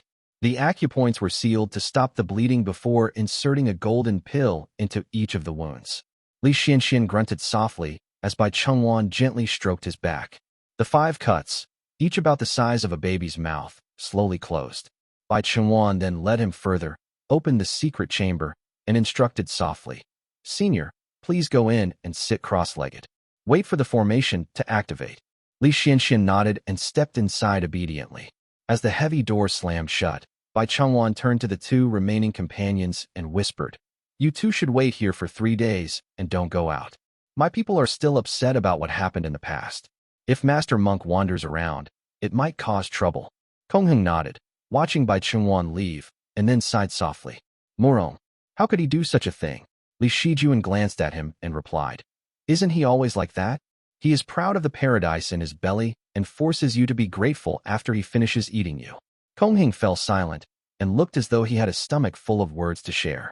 After a long pause, he said, "When I was 8 years old, the abbot was good friends with a Buddhist cultivator from Yin State. He used his divine ability and gave me a tour of his belly. I saw a shimmering pool, merits flowing like water, golden sand spreading across the ground, and colored glaze forming steps.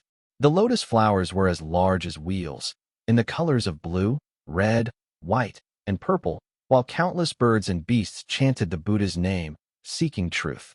The people were joyous, free from suffering, trouble, disaster, or evil. It was quiet and serene." The monk appeared lost in thought as he continued, "The Taoist sects regard this as devil cultivation, but I can't discern right from wrong.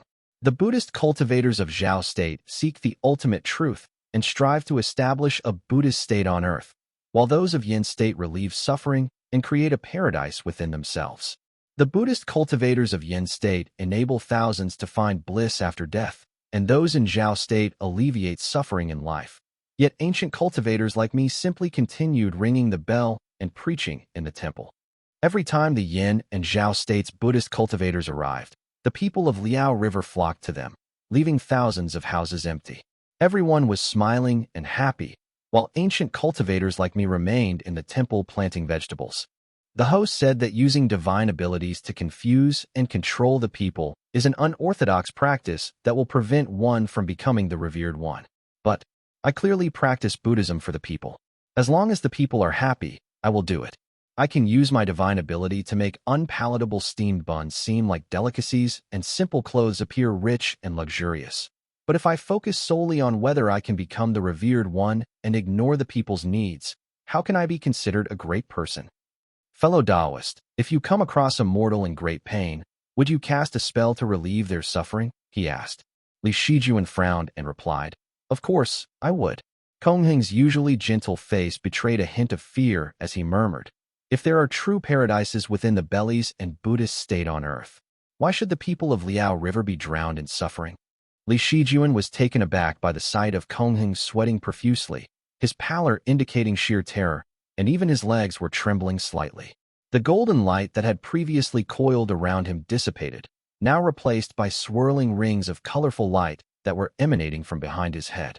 Fearing that Qinghong might suddenly shout, I've been enlightened, and transform into a Yen state Buddhist cultivator with a paradise in his belly, Li Shizhen quickly made a decision.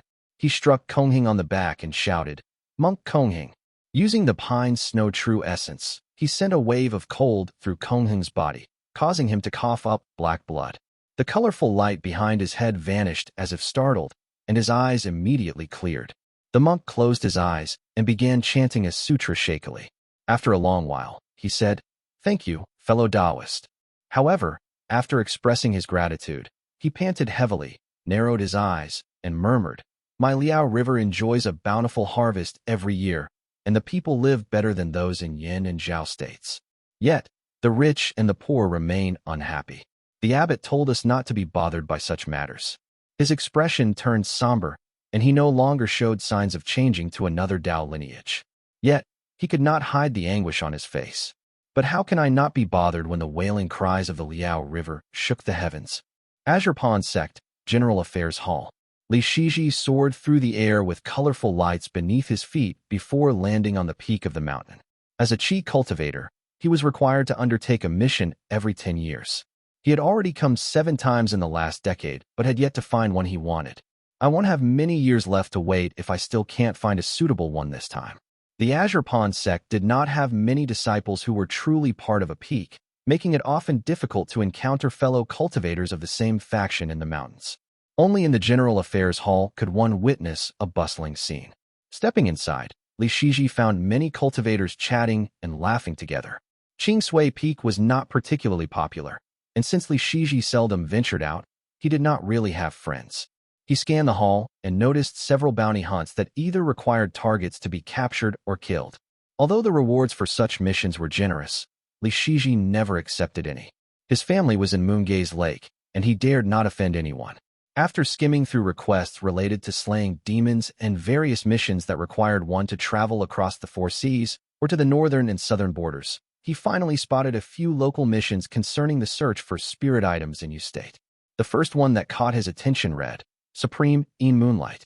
Those who find it will receive 30 great merits and 3 essence gathering pills. Heavenly pure essence. Those who find it will receive. A long list of rewards followed. Li Shizhen sighed as he considered them. Such missions were often impossible to fulfill, so he quickly moved on and found a few entries at the bottom that involved long-term assignments. Market in Libu Prefecture. Guard. Gather Qi. Approximately 5 years. While others viewed such missions as troublesome and a waste of time, Li Shizhen found them appealing. Overjoyed, he quickly removed the jade pendant hanging at the side of the post. So what if it takes some time? This is a perfect opportunity to return home. I can receive a talisman, take a pill, and help out a little. He closely inspected the removed jade pendant, only to discover a name written on the back of it. It turned out it had been hanging for too long without being claimed, so it had been assigned to Lingdo Peak. Chapter 507. Xizhi leaves the sect, 2.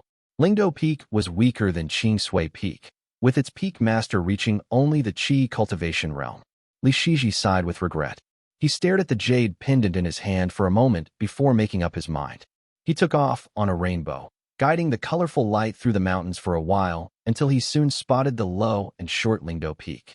Upon arriving at the mountain, he inquired about the peak master, who hurried out to greet him. Fuyu greets fellow Taoist. I am Li Shizhen of Qingshui Peak. Fuyu was short and stout. Li Shizhen had heard some rumors about him. He was a cultivator from the Yu family. However, due to various scandals associated with the family, Fuyu's branch had long been extinguished, leading him to sever ties with the Yu family and live a humble life.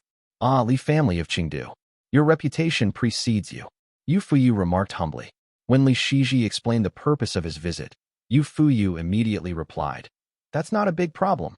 He then took out another jade pendant and handed it to Li Xizhi, who nodded politely and expressed his gratitude. Not wanting to linger any longer, he made his way back to the General Affairs Hall to complete the necessary procedures before returning to Qingshui Peak. As soon as he landed, Yang Xiao approached, cradling a swaddled bundle in her arms. Li Xizhi gently embraced her and said softly, "I've just accepted a mission from General Affairs, and will take Huiyao back with me." Yang Xiao held the child close, saying nothing. Li Xizhi felt guilty but said softly, "Huiyao must not remain in the sect, no matter what. He belongs to my Li family, not to Azurpon's sect." Tears welled in Yang Xiao's eyes as she replied, "I understand, but he's only 1 year old. Having to leave us fills me with reluctance and worry." Despite saying that, Yang Xiao would be even more worried about keeping him in Azurpon's sect. She placed Li Qinghui into Li Xizhi's arms, then removed the jade pendant she wore around her neck and tied it around the child. With that, she finally said, "Please take care of yourself out there, my dear." Li Xizhi nodded, planting a kiss on her smooth forehead as he whispered, "Take care of yourself in the sect too." The couple had already planned this long ago. They exchanged a few intimate words before Li Xizhi gathered his belongings and took flight, leaving Yang Xiao in a poignant silence. Soaring through the layers of clouds, Li Xizhi activated a jade token and passed through the heavenly essence Dao spirit formation. After a brief flight, Ximin County came into view. Ximin was the largest prefecture in Yu State and the foundation of Azurpond. As Li Xizhi departed from Azurpond, he felt his spiritual energy wane 2 or 3 times. Yet, he flew faster on the rainbow, feeling an exhilarating sense of freedom. It's been 20 years. I'm finally out here again. The scenery below rushed past him like a blur, and Li Xizhi, eager to reunite with his family, quickened his pace. Qingdu Peak. Li Qinghong landed on Qingdu Peak, where Li Wuxiao was already waiting. The black-clad man bowed and respectfully reported, "I have gone north to investigate. There is indeed a group of devil cultivators stationed in that temple. They seem to be setting up a formation and have been cultivating there for some time. Among them, there are 2 in the late-stage Qi cultivation realm, 6 in the middle stage, and 3 in the early stage. They all seem to work well with each other." Li Wuxiao paused before adding, "I didn't want to spook them, so I didn't get too close. I only observed strange black clouds forming above that place. It seems like something is going on there." Li Qinghong nodded, contemplating for a moment before saying, "I'll go and take a look from a distance." Li Wuxiao hurriedly followed her as they both rode the wind and took flight, with Li Wuxiao leading the way. Unexpectedly, as they exited their territory, a middle-aged man appeared before them, flying at an astonishing speed straight toward them. Li Qinghong quickly drew her Duo spear, eyeing the middle-aged man warily. "May I ask why you are stopping us, senior?" The middle-aged man, dressed in golden robes that were adorned with white cloud patterns, had an unassuming appearance. A sword hung at his waist, and his Dharma robe was so lavish that Li Qinghong could not gauge his cultivation level at first. The man glanced at Li Wuxiao, causing him to feel a chill down his spine. He felt as though the man could see through his true form. Li Qinghong grew vigilant and instinctively stepped back. However, the man remained silent and reached out to Li Qinghong without drawing his weapon. His hand, pale as jade, suddenly loomed large before them, emanating a vague pulling force that captivated their spiritual senses, making it difficult to look away. Rumble. Since Li Qinghong had been on guard and gathering power in her hands, a bolt of purple lightning split the air. Underneath Li Wuxiao's black robe, 2 shadows silently emerged, their presence barely noticeable. "A thunder cultivator, huh?" the middle-aged man remarked casually. He brought his fingers together and instantly dispersed the purple thunderstrike, revealing his cultivation level. Surprisingly, he was at the peak of Foundation Establishment realm. Even without activating his immortal foundation, Li Qinghong and Li Wuxiao were already filled with dread. The middle-aged man's shimmery golden eyes revealed that he had clearly mastered a perception technique before. Though Li Wuxiao's tail hooks were devious, he spotted them right through the shadows. With a swift motion of his golden sleeve, he struck Li Wuxiao, leaving him pale with shock. Seizing the opening that Li Wuxiao had created, Li Qinghong's eyes filled with a fierce purple light. Her jade armor glowed with crackling purple lightning, and parting her vermilion lips, She spat out a speck of purple light, which rapidly expanded to the size of a fist, radiating a brilliant white glow. Swoosh. Crackle. Complex purple lines manifested in the air, unleashing an overwhelming aura of destruction. The middle-aged man's expression shifted slightly, and he remarked with a hint of appreciation, "Looks like Li Tongya has a successor." Li Qinghong was slightly puzzled, yet refused to be distracted. She directed the profound thunder toward the man, and quickly pulled away from him with Li Wuxiao, propelling purple lightning backward for several li. The middle-aged man in golden robes made no attempt to evade or chase them. Instead, he stared at the thunder talisman before him with keen interest. He finally touched the long sword at his waist, exhaling softly before drawing it from its sheath. Boom! A brilliant white light erupted in the sky. The thunder roared like an avalanche, shaking the lake and causing rocks on the nearby mountain to tumble down. The white thunder turned into dense purple lightning, cascading down like a waterfall in a show of power. Clang! A brilliant sword light cleaved the thunder waterfall, splitting it into two easily.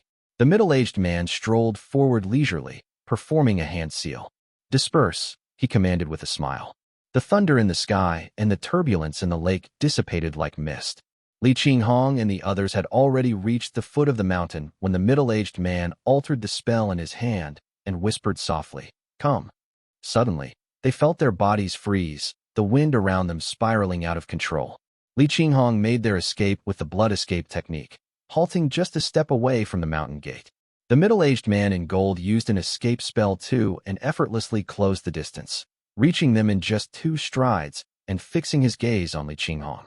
This is no ordinary peak foundation establishment realm cultivator. He is likely close to ascending to the Purple Mansion realm. He must be a direct descendant of one of the 3 sects. The spells he uses are definitely not of grade 3 or 4. He's truly a significant figure. Fei Wangbai, who was defeated in just 20 or 30 moves, flashed through Li Qinghong's mind. She quickly regained her composure and said softly, "Li Qinghong of Qingdu greets Senior. Which sect do you hail from?" He raised his eyebrows with a smile and replied, "Li Tongya truly taught his junior well. What a thunder talisman. Had I just entered Foundation Establishment realm and been caught off guard by that move, I might have sustained some serious injuries." The middle-aged man regarded Li Qinghong with interest and continued, "As for me, I am Zhang Yun, just a swordsman from Jiangnan. Today, I am here to look after you, and is taking the opportunity to visit the Leaf family." 1. Recap. Zhang Yun was a disciple from the Golden Feather sect who met Li Tongya and rogue cultivators Su Yangping and his wife in the Snake Demon Cave back then. Chapter 508. Inquiries. He's from the Golden Feather Immortal sect, huh? Upon hearing that his surname was Zhang and taking in the attire he wore, Li Qinghong immediately understood that Zhang Yun wanted to remain incognito by referring to himself as a swordsman of Jiangnan, so she chose not to expose him. Zhang Yun. The name was familiar, and combined with his tone, it immediately brought someone to mind. When Li Tongya infiltrated the Snake Demon Cave dwelling back then, he had to share the spoils with a swordsman named Zhang Yun. Zhang Yun picked the Snake Demon's inner core and the Blood Dharma Manual, while Li Tongya received the River Mountain Sutra and the Duo spear that she still wielded today.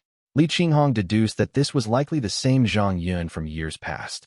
Now, 70 or 80 years later, he was about to reach the Purple Mansion realm. This man is a direct descendant of the 3 sects.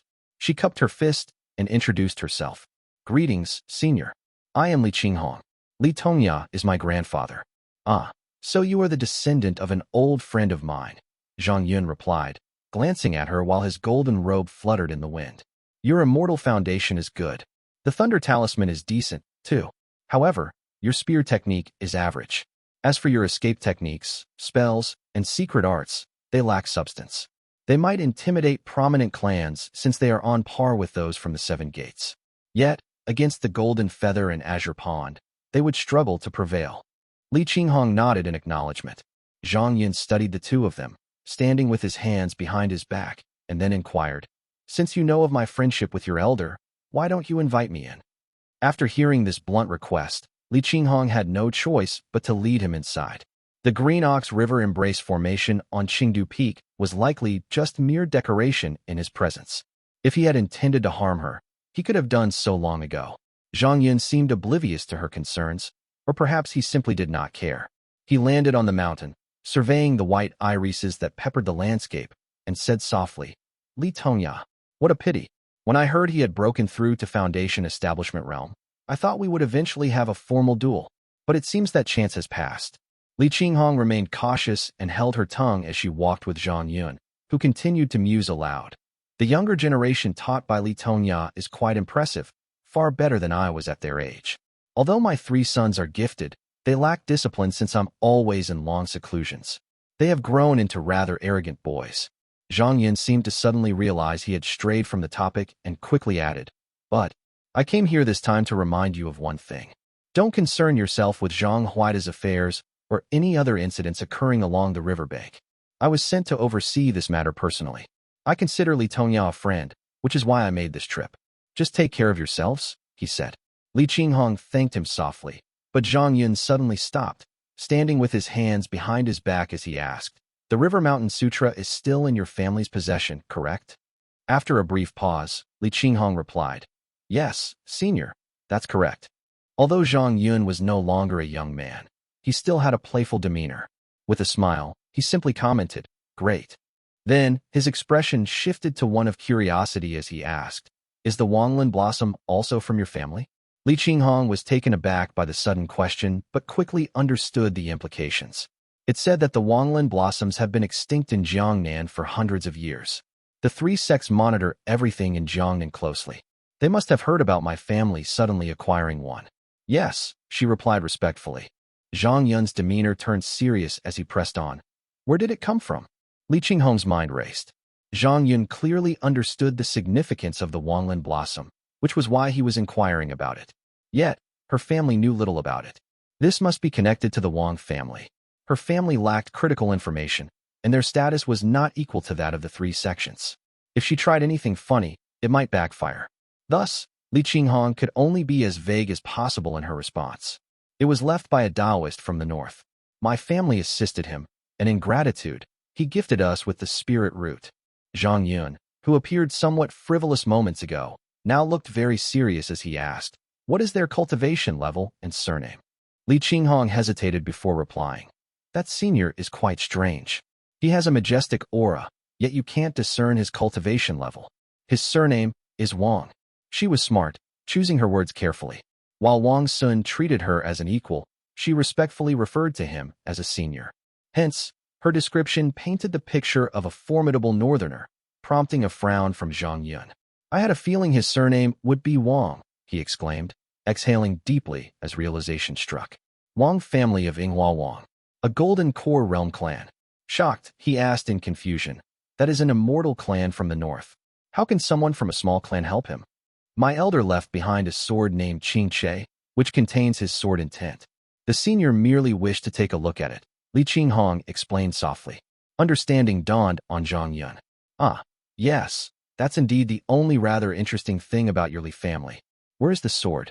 It has been taken by my brother on his trip to the south, she replied. Zhang Yun could only give up. He nodded, acknowledging the situation, then suddenly chuckled softly, saying, This is your family's opportunity, but don't overthink it. Wang family of Yinghua is most afraid of being tainted by worldly karma.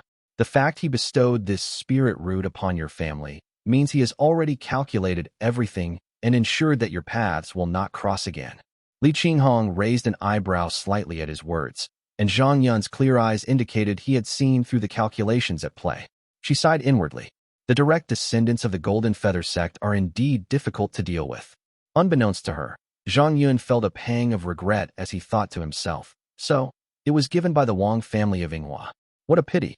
Since the Wanglin blossom is immensely useful, I intended to come to the Li family to take this Foundation Establishment Realm Spirit Root for my own use at the sect. But it seems that I truly can't take it.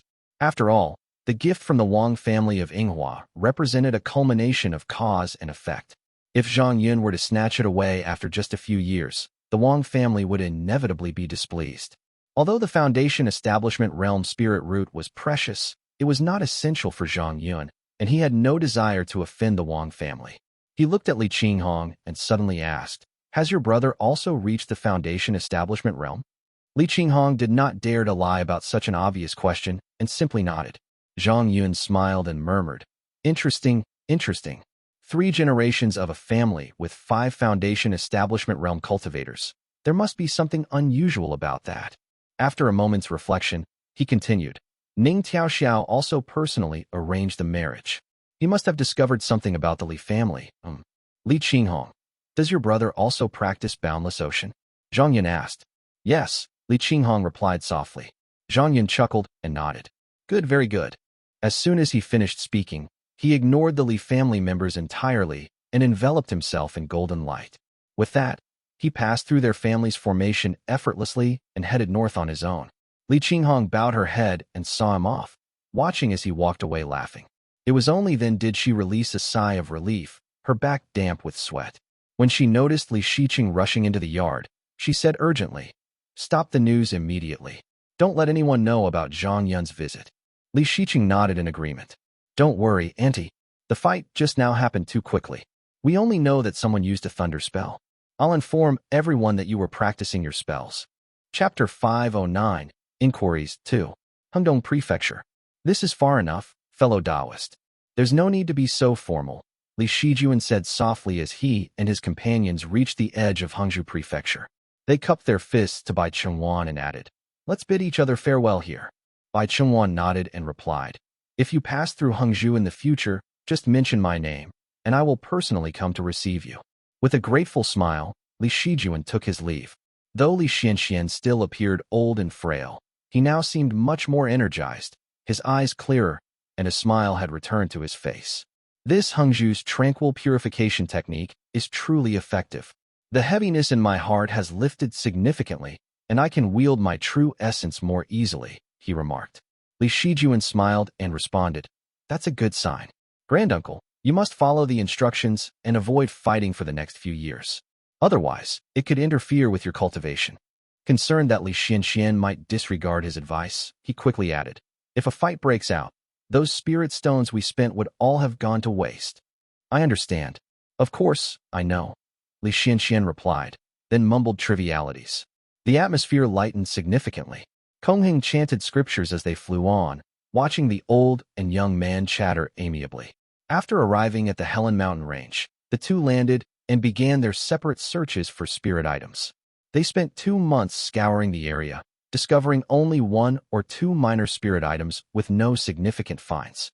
Li Shijuan reunited with Li Xianxian at the appointed time, who looked increasingly relaxed over the past 2 months.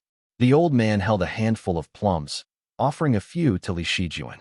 Amused, Li Shijuan accepted them but remarked regretfully, I never expected the spiritual energy of Mount Helen to be so poor. No wonder there haven't been any notable spirit items here in all these years. Li Xianxian took a few plums and handed them to Qinghong, who received them with a smile. There aren't even many demons in this Helen Mountain range. It can't compare to Mount Dali, Li Xianxian remarked. Li Shijuan took out a map and suggested, We still have plenty of time. Why don't we cross the prefecture and head to the mountain ranges of Quanwu and Dongli? Li Xianxian naturally had no objections. The 3 of them quickly finalized their itinerary and set off to the east, preparing to head northeast to Quanwu Mountain Range first. Quanwu Mountain Range is truly vast, Qinghong remarked, gazing at the distant peaks faintly visible through the clouds. When we traveled south, we crossed the western foothill of this mountain. Now, after making a huge round, we've only reached its eastern foothill. Seizing the opportunity, Li Shijuan asked, How does it compare to Mount Luoxia? Qinghong pondered for a moment before replying. It's hard to make a direct comparison. There are also majestic mountains to the north, most of which are renowned for their high elevation and abundant spiritual energy. However, they differ from this mountain, which stretches continuously for tens of thousands of li. However, if we're only comparing spiritual energy, Mount Luoxia is undoubtedly the best. No other place can compare to it, he concluded with decisiveness. Mount Luoxia is without a doubt the location with the most abundant spiritual energy in the world, followed by the grotto heavens or blessed lands of various sections. The rest of the mountains are at the end of the list, Qinghong stated with rare confidence. What Dao lineage is associated with Mount Luoxia? Li Shijuan asked curiously. Qinghong seemed momentarily lost in thought before he responded. The name Luoxia comes from a true monarch who resides there. He forged his Dao through heavenly glow. It said all heavenly glows in this world must yield to his control. When the sun and moon replace each other, the first ray of light emerges from Mount Luoxia. Only when this first ray descends upon the mountain can various other heavenly glows be born. It is said there are 72 types of heavenly glows in the world, and 48 of them are the creations of this true monarch's divine ability. 1. Li Shijuan then inquired. Since Mount Luoxia is the strongest Dao lineage in the north, I assume there must be more than one true monarch, right? Qinghong replied softly. As for how many true monarchs exist in Mount Luoxia, how many are on the mainland, how many are overseas, and how many have departed this land, there have always been differing opinions, and no one knows for certain. Only in the past few hundred years have 3 true monarchs emerged and made their presence known.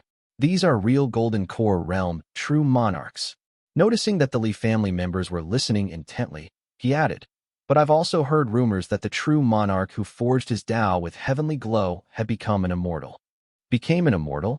Zhang and Daoist cultivators often referred to these immortals as fairies or exalted immortals, while northern Buddhist cultivators often spoke of attaining enlightenment or achieving the Dao.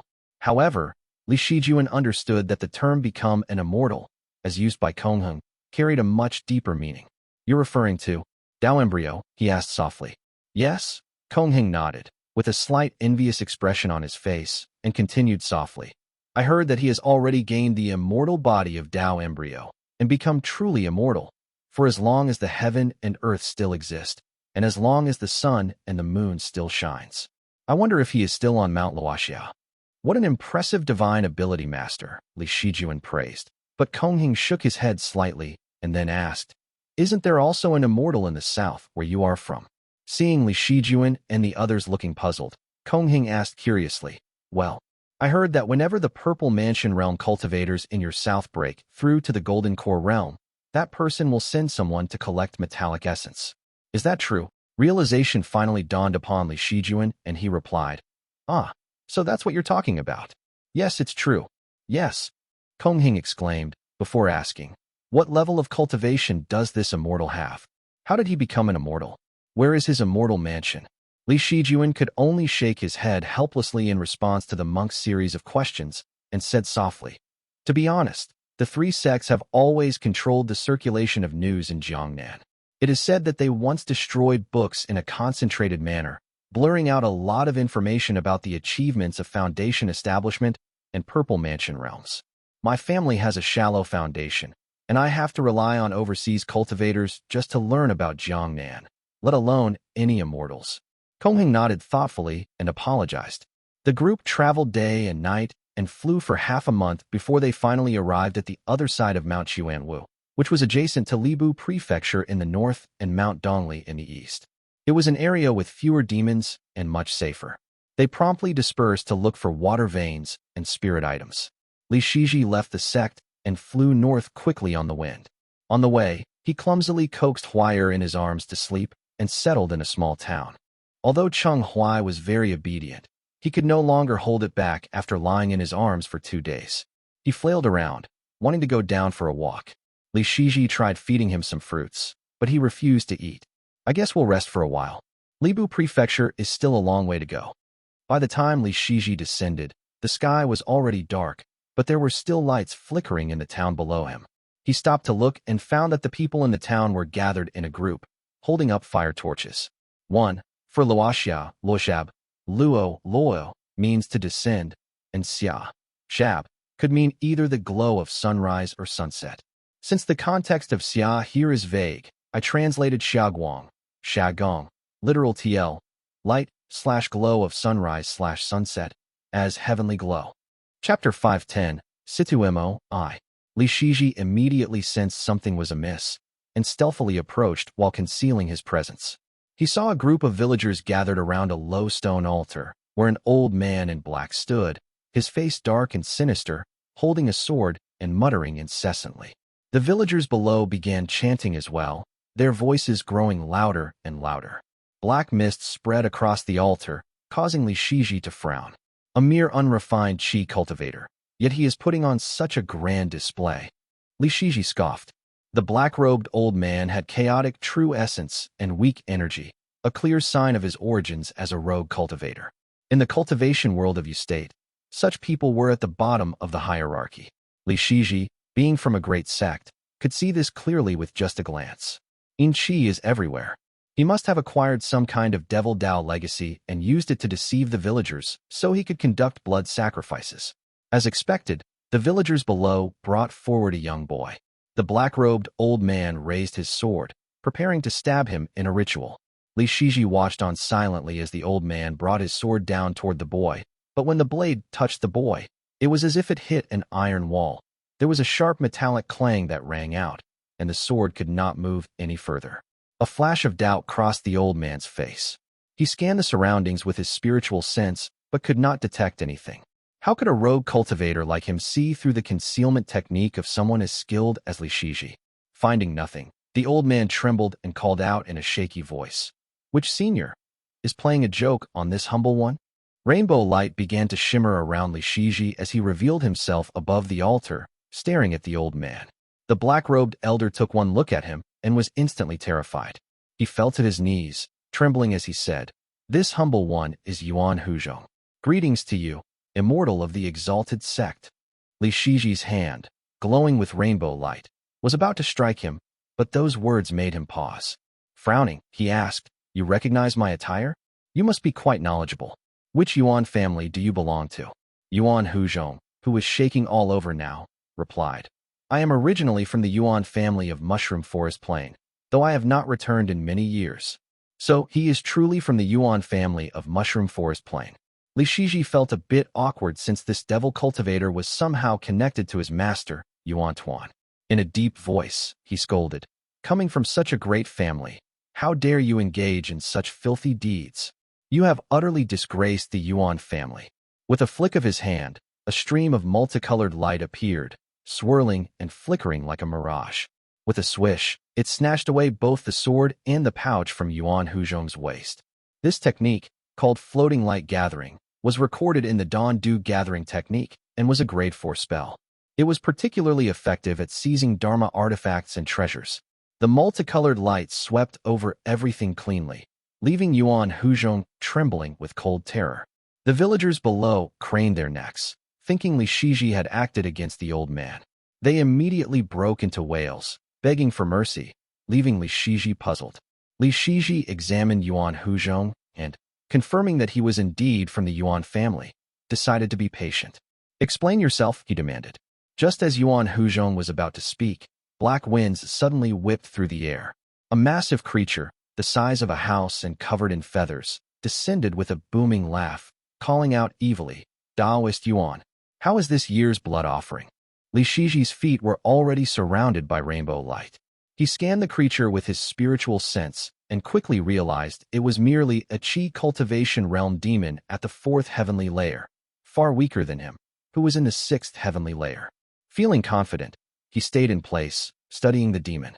Yuan Huzhong, terrified, dared not reply. Instead, he shot the demon a look and muttered under his breath, "This is a lord from the exalted Azure Pond sect, Taoist Wu. Hurry up and pay your respects." A member of the Azure Qi Devil Gate, Taoist Wu was horrified, collapsing to the ground with a thud that shook the earth. His voice was muffled as he choked out, "This lowly demon greets the exalted immortal." Xizhi, someone who disliked unnecessary conflict, felt his head throb as the situation became more complicated. Waving his hand, he said, "I have important matters to attend to. Spare me trouble and explain everything quickly so I can be on my way."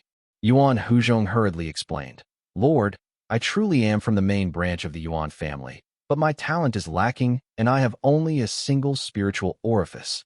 After 30 years of hard cultivation and many spirit resources, I have only reached the 3rd stage of the embryonic breathing realm." In his youth, Yuan Huzhong had been diligent, but his poor talent meant he had to rely on the favors of his elders to obtain cultivation resources. Over time, he exhausted those connections, and the Yuan family no longer wished to pour resources into what they saw as a lost cause. Helpless, Yuan Huzhong left the family and wandered the world. Continuing where he left off, Yuan Huzhong elaborated, "Later, I found a temple run by rogue cultivators. I received a few legacies, but my cultivation still stagnated, and I had no further breakthroughs. Disheartened, I passed through here and found an embryonic breathing realm demon wreaking havoc, so I dealt with it. The villagers begged me for help, and I felt pity for them, so I stayed to protect them. Yuan Huzhong laughed bitterly and added, "This area is near Mount Xuanwu, a place where many demons pass through. They regularly come here to feast on humans. So, I pledged myself to a demon general, and, in exchange for providing a special blood offering each year, the demons no longer harass the village." He proudly pointed to the villagers below him and smiled. "When I first arrived here, this place had just over 1,000 people. Now, 50 years have passed, and there are more than 5,000. Xizhi remained silent, glancing at the boy kneeling on the ground. The boy, his breath weak and uneven, clearly had been consuming medicine from a young age, likely the special blood offering that Yuan Huzhong mentioned.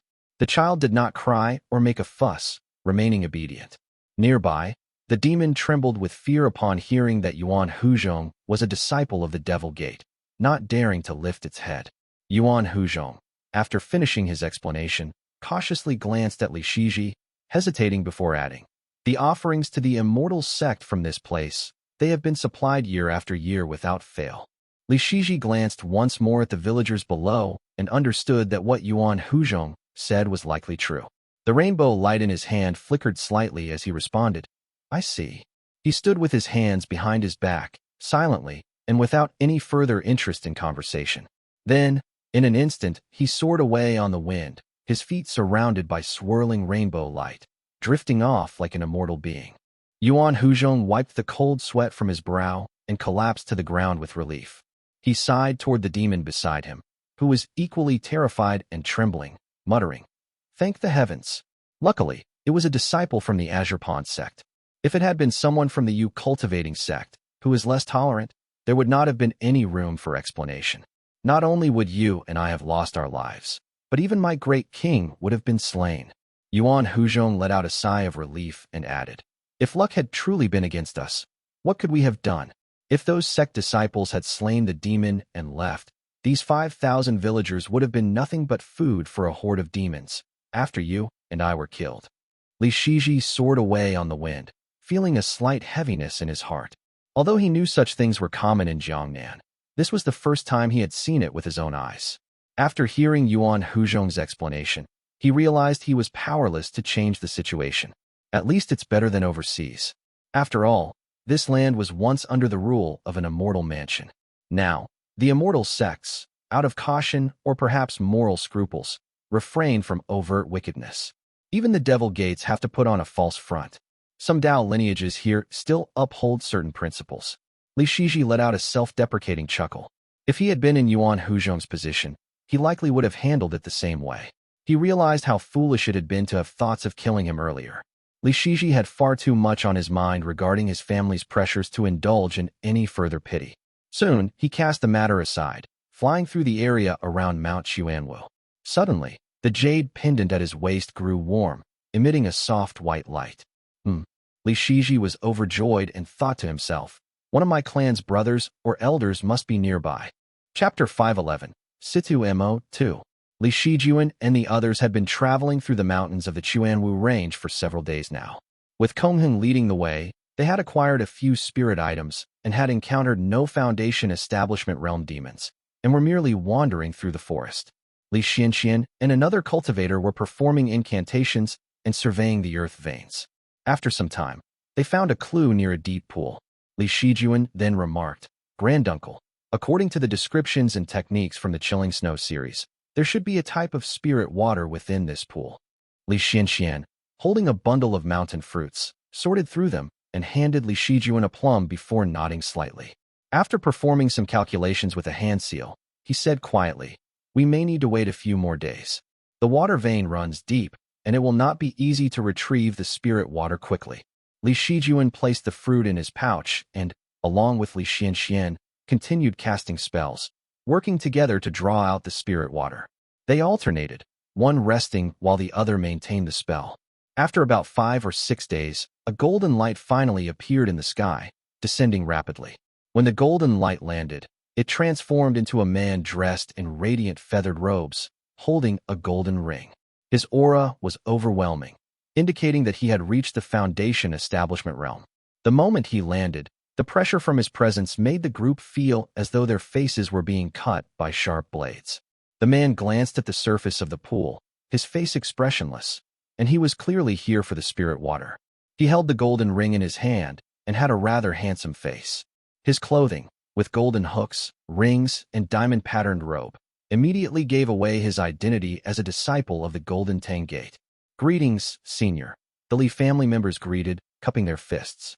The Golden Tang Gate cultivator looked down on them arrogantly, his expression showing a hint of excitement. After glancing at the three of them, he drawled, "Where are you three from?" "This spirit water now belongs to the Golden Tang Gate." Li Xianxian and Li Shijuan exchanged glances, while Qinghong frowned deeply and retorted, "But we were here first." Li Shijuan quickly interrupted him and pulled him back, replying politely, "We are from the Li family of Qingdu Peak. Since Senior desires it, we will leave this pool to you." "No," the man's smile was cold and mocking as he said sharply, "You will retrieve the spirit water for me before you leave." Li Xianxian studied the man's face, finding it vaguely familiar. Then, he suddenly recalled that they had crossed paths years ago when he had sought out Kongyu to help move a mountain, only to encounter this same arrogant Golden Tang Gate disciple. Situ Mo. This man had a notoriously bad temper. He had mocked Kongyu mercilessly at the time, making fun of him for being from a small, insignificant family. Li Xianxian had not known the full story until then. Back then, Situ Mo had been at the peak of Qi cultivation realm, but now, he had just entered the foundation establishment realm. This kind of person is only relying on his family's connections. Li Xianxian cursed inwardly. Situ Mo's face was full of contempt as he stared at Li Xianxian, with an expression betraying his intense dislike. Li Xianxian quickly realized, damn it, he recognizes me. I have been dragged into this because of the Kong family. But what kind of grudge does he have against them for him to hate them this much? Sure enough, when Li Shijuan politely responded, Situ Mo only sneered and said in a low voice, "I remember your family. Years ago, my elders collected qi in your clan's territory. They lured a demon sparrow, causing quite a mess. Your ancestors were mortals back then. They probably even bowed before my elders back then." Li Shijuan had thought at first that this man was merely a spoiled and rich young master, but after hearing that remark, he immediately realized that this was an enemy. The polite smile disappeared from his face, now replaced by a cold expression. Li Xianxian, though filled with anger, was even more perplexed. Where does this young man's deep hatred come from? This must be about more than the profound peak gate. He truly could not understand where Situ Mo's deep hatred stemmed from, and the man's words were venomous and harsh, fueling the fire of Li Xuanxuan's anger. The elder's face had already darkened with displeasure. Situ Mo coldly eyed Li Xianxian and spoke in a low voice. "That day we met in the wilderness. If I had known that you hideous old thing were from the Li family, I would have killed you on the spot, you." He gritted his teeth and continued viciously. "The Yin family and the Lu family made deals with a tiger, and in the end, your Li family wiped them out. It was indeed satisfying to watch. But because of your family's deeds, my mother fell into despair and took her own life. Now, I have waited long enough for this day, to make your family suffer as my mother did, a withering above an Omicron bio." Li Shijuan stood frozen in shock, while Qinghong's eyes widened in disbelief. Li Xuanxuan's mind buzzed as one image after another flashed before him, finally settling on a face that had long worried Li Xiangping and Li Tongya. "Ji Dingqi," Li Xianxian blurted out. You are the son of that Ji family woman." "Haha, exactly." Situ Mo had not even finished his sentence when Li Shijuan, having already understood the situation, grabbed Qinghong's sleeve and, in a flash of red light, launched himself into the sky, fleeing at great speed. Even Situ Mo was briefly stunned before he roared in anger. Just like Li Tongya's spawn, crafty like a snake. Qinghong and Li Xianxian were still in shock, but as they realized what was happening, they prepared to follow. Just then, a golden light rose around the pool, sealing the area and trapping them inside. Situ Mo sneered at Li Shijuan's retreating figure and said, "Did you really think I was talking all this time for nothing?" In the distance, Li Shijuan, who was enveloped in red light, was just about to break through the formation when a golden weapon, lying in ambush, shot forward, piercing him straight through the chest and pinning him to the ground. Blood splattered as the teenager fell to the earth with a heavy thud. The sight sent chills down Li Xuanxuan's spine. His mana-enhanced sight allowed him to see clearly as a blood-stained plum fruit rolled out of the boy's chest pocket, bouncing twice on the ground. The little one ran fast, but he fell to the Dinglin piercer and died a bit sooner. A flash of pleasure crossed Situ Mo's face before he turned his attention to the two remaining men. His voice was icy as he said, "You old fool. You may have some experience, but my mother was Ji Dingyu. The head of the Ji family back then, Ji Dingqi, was my uncle. When Lu Cixi and Xian slaughtered my Ji family, they thought my father had been killed, but they did not know my mother was already carrying me in her womb. I thought you would return the same way, but you kept twisting and turning, ending up in Mount Xuanwu. I searched for so long, and now that I've found you, I won't let you all leave." His expression was cruel and ferocious, but there was a twisted joy in his voice, the kind that only comes from vengeance. Laughing maniacally, he said coldly, "I know how ruthless the Li family is, and Li Tongyao was a Foundation establishment realm sword cultivator, so my mother never dared speak of this, raising me in secret. But now that I have established an immortal foundation, it is time to settle this grudge." Li Xianxian was in utter shock. His mind raced, his eyes reddening with anger as he tried to explain through gritted teeth. The destruction of the Ji family was due to the Un and Lu families seizing the two mountains. It had nothing to do with my family. "Nothing to do with you?" Situ Mo sneered. Since he was not in any hurry and felt certain of his victory, he could not resist arguing back. His voice filled with hatred as he said, "My Ji family had planted someone close to Lu Yuanlu, and that loose-tongued fool was consumed with jealousy over Li Tongya. He revealed everything. Who do you think you are fooling? That idiot. It was that idiot all along." Li Xianxian felt an icy chill sweep over him, making it hard to breathe. His chest burned with rage, and all he could think about was Li Shijuan outside. The wound on his face began to crack, revealing a faint golden pill beneath. Blood began to flow from his 7 orifices, and the 6 old wounds on his body burst open, spraying blood everywhere. His eyes bulged, and he was rendered speechless. Suddenly, a hand rested on his shoulder, emitting a soft, warm golden light that quickly calmed his emotions and slowly healed his wounds. Qinghong, with a slight bow of his head, spoke gently. "Elder, you are still not recovered yet. Please quell your anger. This humble monk is here. There is nothing for you to worry about." Chapter 512, Battle with Situ Mo, I. Boom. The golden formation trembled faintly, shaking the forest and causing leaves to fall like rain. A young man in white lay on the ground, facing the sky. Boom. Li Shijuan listened silently, confirming that Situ Mo had already engaged in battle with Qinghong and had no time to focus on anything else. Only then did he press his hands against the ground and sit up. White light flowed through Li Shijuan's eyes, but there was no sign of pain. He gathered his mana in his hands and, with a steady motion, grasped the radiant, golden Dinglin piercer and slowly pulled it out of his chest. The talisman he received before was the radiant snow pine ridge, which kept him calm at all times. Though the situation had been dire, and the Dinglin piercer had struck quickly, Li Shijuan had not reacted slowly either. His eyes, capable of piercing illusions and seeing through falsehoods, allowed him to calculate the trajectory of the Dinglin piercer quickly. Using the river-crossing torrential step, he skillfully dodged its most dangerous points. Although the weapon had pierced through his body, it had not struck a vital area, leaving him with only a wound. As talisman chi circulated through his body, he pulled the piercer out without flinching and began to wonder. Even so, this Dinglin piercer is a Foundation establishment realm Dharma artifact. It seems really weak. Even if I avoided the vital point, it should have left me seriously wounded. Could it be that Qinghong had intervened? While pondering this, the piercer was fully removed from his body. He wiped away the blood and examined the weapon. The Dinglin piercer was about 7 chi long, covered in ridges and shining with golden light.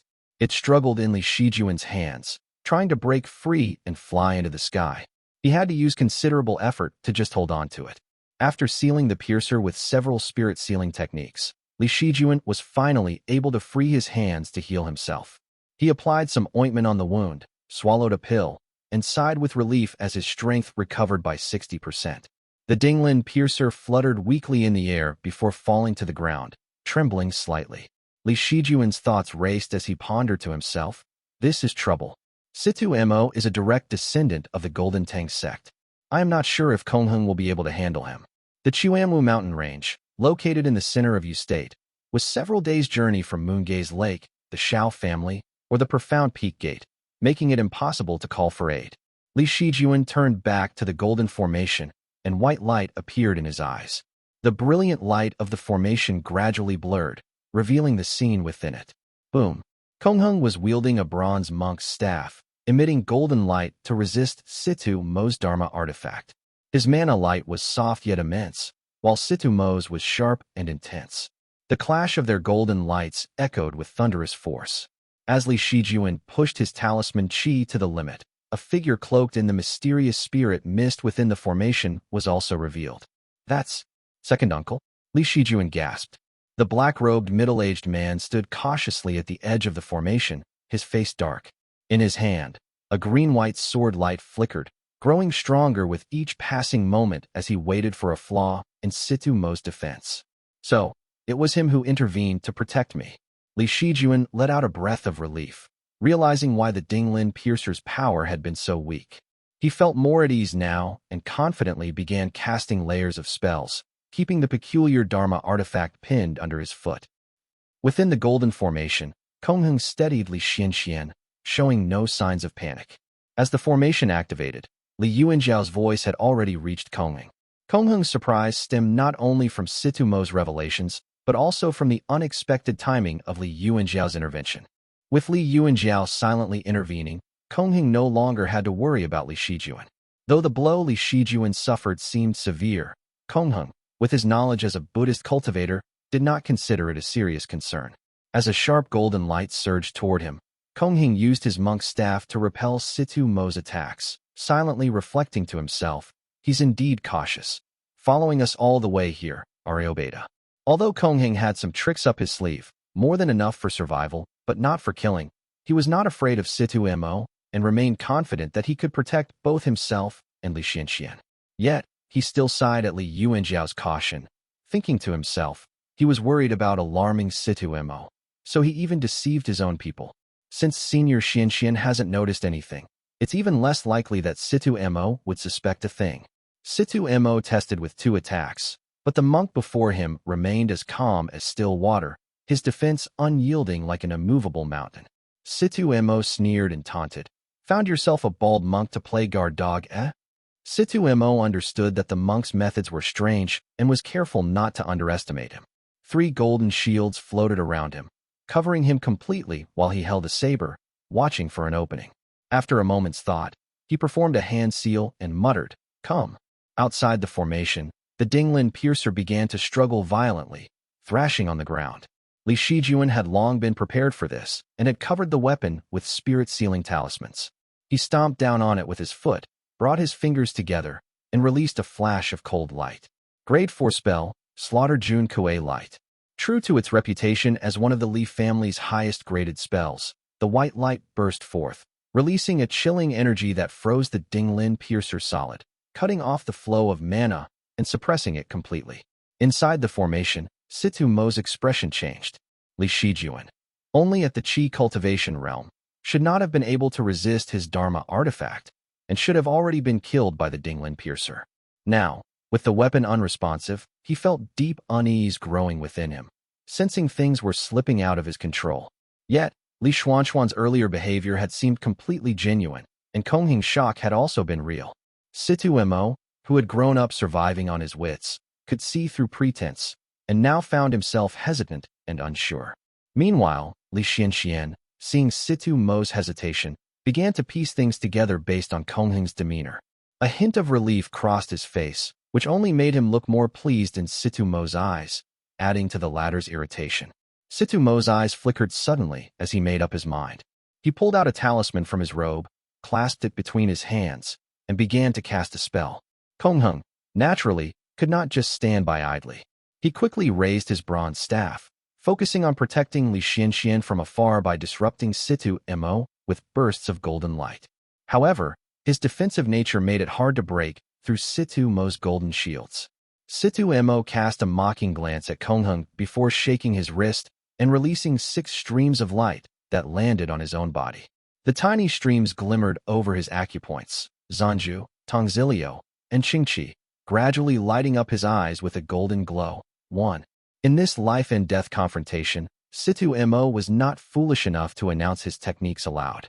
However, Li Yuanjiao, who was still observing from the shadows, had read the Spirit Eye Perception Manual and recognized these critical eye acupoints. He realized Situ Mo had sensed that something was amiss. What a shame. His Dharma artifact is formidable, and he hasn't shown any openings. Knowing he could not stay hidden much longer without being discovered, Li Yuanjiao seized this fleeting opportunity. His sword flew out of its sheath as he raced towards Situ Mo, executing the Celestial Moon / technique. Clang! A sharp green-white light filled the air.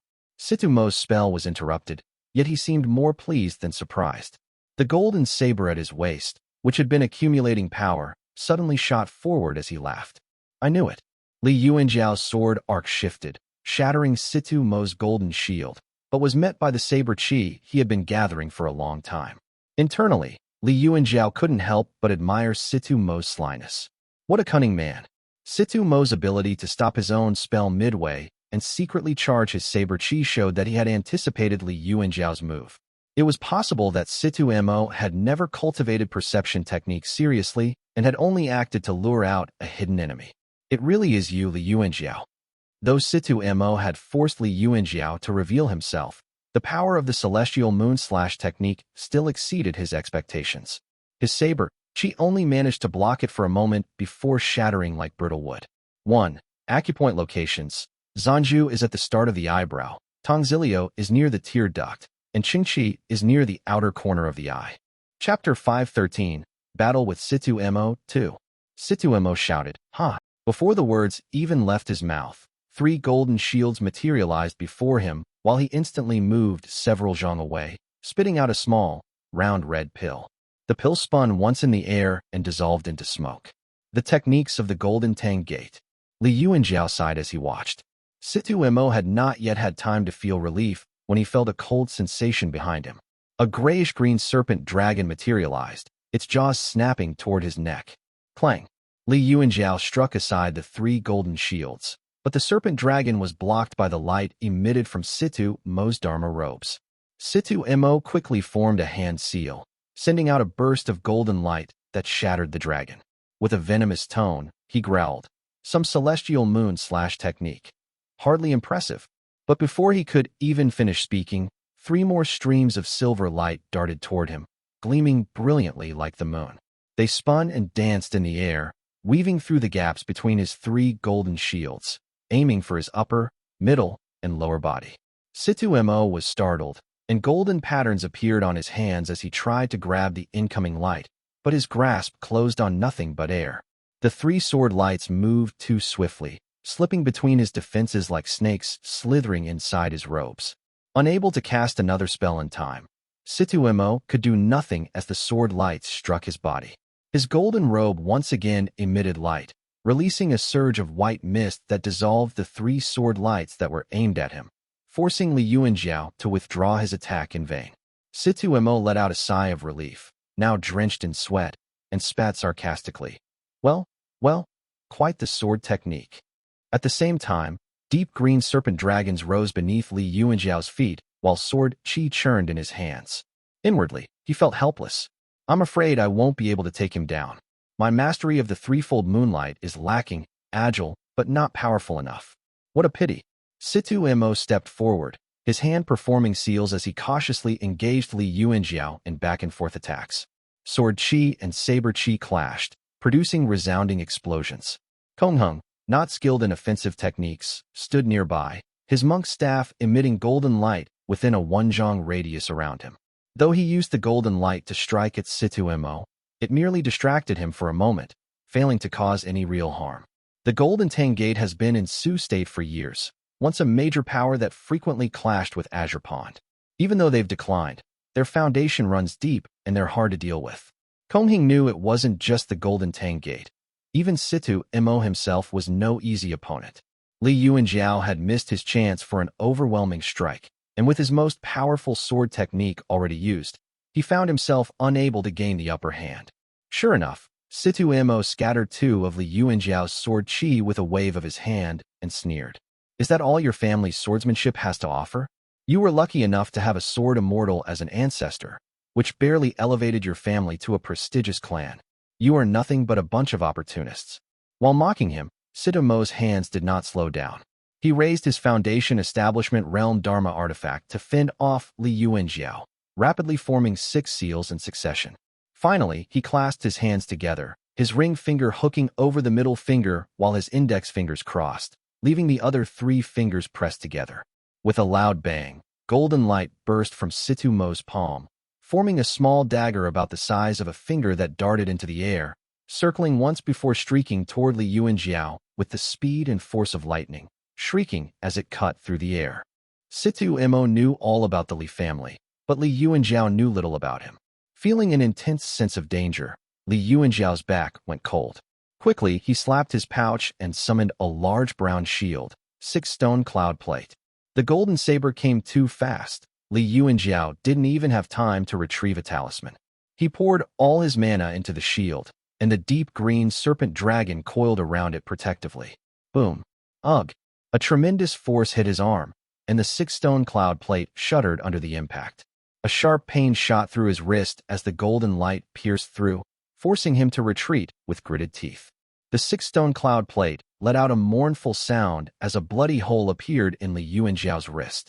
He had no time to assess the injury before the golden saber, having circled behind him, streaked back toward his heart. Situ Mo, after releasing the golden saber, took only a moment to catch his breath before charging forward with his sword. He swung down with a sweep of golden light, while the 6-stone cloud plate, now with a small hole in it, struggled to block the cold, piercing advance of the golden saber. Li Yuanjiao spun around, drawing his Qingche sword to parry Situ Mo's strike, barely managing to deflect the blow. The 6-stone cloud plate shot upward to block the golden saber. Creak.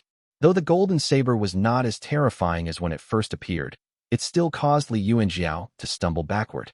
He retreated several steps, shrouding himself in profound patterned spirit mist, trying to put some distance between himself and the deadly golden saber that coiled like a viper, ready to strike again. Li Yuanjiao braced himself, clutching a talisman and preparing to counterattack.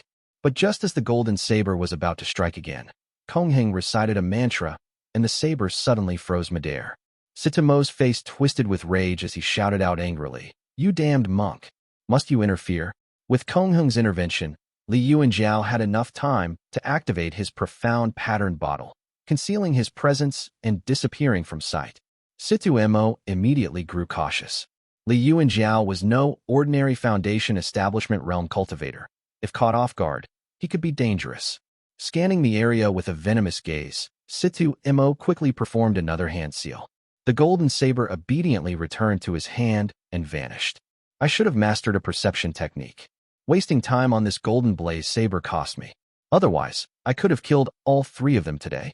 Situ Mo exhaled deeply. Knowing he had missed his chance, he was not willing to risk further conflict and exhaust himself. Then, a sudden sense of impending doom gnawed at his heart. This is not good. He did not waste time on empty threats, simply raising his hand. In the forest, the formation flags rose from the ground, returning to his grasp as the golden formation vanished. Golden light surged beneath his feet, and several golden shields floated around him for protection. Tall and imposing, he spoke with a cold, ominous tone. "We will settle this another time." Before his voice had even fully faded away, Situ Mo had transformed into a streak of golden light and flew away at incredible speed, disappearing over the horizon in mere moments. "Granduncle."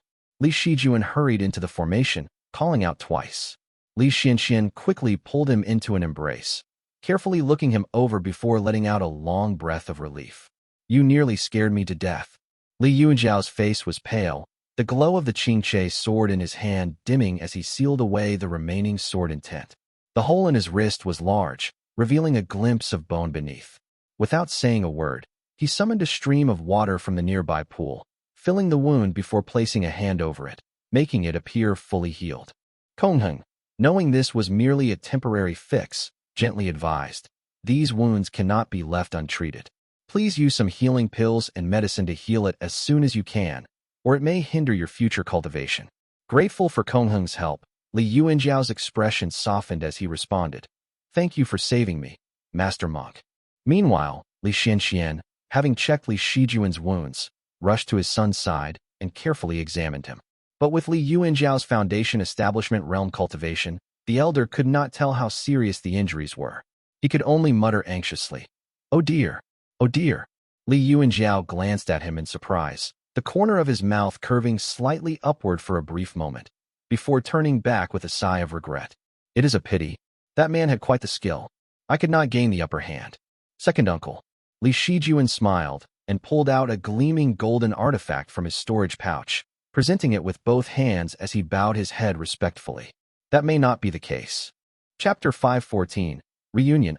Li Yuanjiao took the Dinglin piercer from his hand. The Golden Tang Gate favored techniques for piercers, daggers, and sabers. This Dinglin piercer had a peculiar appearance and was about 6 cun long, resembling a thin stick with sharpened ends, designed for penetrating surfaces with precision. 1. Gazing at Li Shijuan, Li Yuanjiao frowned and spoke in a deep voice. "We were fighting in the formation before. You should have left early instead of staying here. If I failed to defeat Situ Mo, at least you could still get away safely." Qinghong was present, and Li Shijuan did not dare claim he could see through the situation in the formation. So, he simply nodded in response. Li Yuanjiao's expression darkened as he instructed the others to bring forth the spirit water that was just within their reach. He whispered to Qinghong, "I've been following behind all of you this whole time, so I know Situ Mo did not follow us all the way here. He flew straight to the edge of this pool, and seems to know that we are here." Qinghong released his mantra and replied, "Are you suggesting that the man is acting on a Purple Mansion Realm Cultivator's order, benefactor?" Li Yuanjiao's expression shifted as he considered the possibility. He was about 60% certain about it. Earlier, he had used the Qingche sword's intent, aiming to end the man's life for good. However, he quickly vanished. This made him even more convinced of his speculation. It may not be in order. The Purple Mansion Realm Cultivator of the Golden Tang Gate hasn't been seen in a long time, and most of its territory has fallen under the control of the Yu cultivating sect. It's possible some force bears a grudge against my Li family and is secretly aiding him, Li Yuanjiao said, his voice grave. Qinghong fell silent for a moment before murmuring, "Maybe. It's the wrathful Dao lineage." As they spoke, the pool of water before them began to roll as if boiling, slowly parting to reveal a stream of white, crystal-clear spirit water that leaped out. It spun in a circle before filling up the jade bottle in Li Shijuan's hand. Li Shijuan's face was still somewhat pale, but he quickly exclaimed with joy, "Granduncle, it's pure essence spirit water." Li Xianxian hurried forward to take a closer look before nodding in approval. "It is indeed the pure essence spirit water. With this, more people can benefit from the grade 3 spirit eye perception at home. This spirit water would significantly aid those who cultivated the spirit eye perception. After mastering the technique, he would also be able to find an explanation for any peculiar phenomena he encountered." Li Shijuan carefully stored it away as Li Yuanjiao urged, "We shouldn't linger. Let's leave quickly." The group obeyed and rode the wind as they took to the skies. Li Yuanjiao felt a mix of worry and unease when suddenly the jade pendants at their waists illuminated, emitting a gentle light. "Huh." They all paused in surprise. Li Shijuan asked curiously, "Could it be that Auntie was worried and followed us?" "No." Li Yuanjiao shook his head. He had specifically asked Li Qinghong to stay behind and watch over the family. While he pondered this, a mysterious spirit mist enveloped him, momentarily hiding him from view. Just then, a burst of colorful light approached the group, revealing a young man riding a rainbow. He wore a black feathered robe, his black hair fastened with a jade crow. He held a swaddled bundle in his arms. He laughed heartily and greeted, "Xizhi greets elders and brothers. I was just wondering who was here." Li Xianxian nearly jumped with joy, exclaiming, "It's my Zhir." Li Shijuan blinked in surprise. He focused intently on the newcomer for 3 breaths, using the white qi in his eyes to detect any traces of illusion. When he found none, he gasped almost incredulously, "It's really third brother." Seeing Li Xianxian rush forward, Li Shiji's face lit up with shock as he asked, "That's grandfather?" He pulled Li Xianxian closer, his voice filled with disbelief as he continued, "It's only been 20 years since I left. Why have you aged so much, grandfather?" This is Li Xianxian, now just over 80, appeared to be well over 100 years old. Li Shiji stared at him, dumbfounded. Li Xianxian waved his hand dismissively, then looked at his grandson, beaming with pride as he praised. Good, good. Li Shijuan, who was standing behind, stifled a laugh before stepping forward and cupping his fist. Shijuan greets, third brother. Why you? Li Shiji's heart swelled with emotion, his eyes glistening with tears as he smiled, and said, My good younger brother, it's been 20 years since we last met, and you look like an immortal now. The two young men exchanged glances, each filled with a multitude of unspoken thoughts, unsure of how to begin. Li Xianxian quickly pulled Li Shiji over, gesturing to the child in his arms as he asked, This is? Li Shiji chuckled. Li Qinghuai. Oh my. Li Xuanxuan's face lit up with joy instantly. But before he could say another word, the mysterious spirit mist beside them dissipated. Li Yuanjiao, clad in a black robe, could no longer contain himself. His face flushed as he scolded. Why didn't you write to your family about such an important matter, boy? Li Shiji was taken aback, allowing Li Xianxian to take Li Qinghuai from his arms. Despite being scolded by his father, he felt a mix of happiness and sorrow as he exclaimed, Father! Li Yuanjiao raised an eyebrow and scrutinized him for a long moment. The brilliance of the rainbow light and the shimmer of the feather robe danced across his face. Finally, he uttered 2 words in a hoarse voice. Not bad. Having left home at the tender age of 10 to journey into the Azure Pond sect, Li Shiji had not seen his father in 20 years.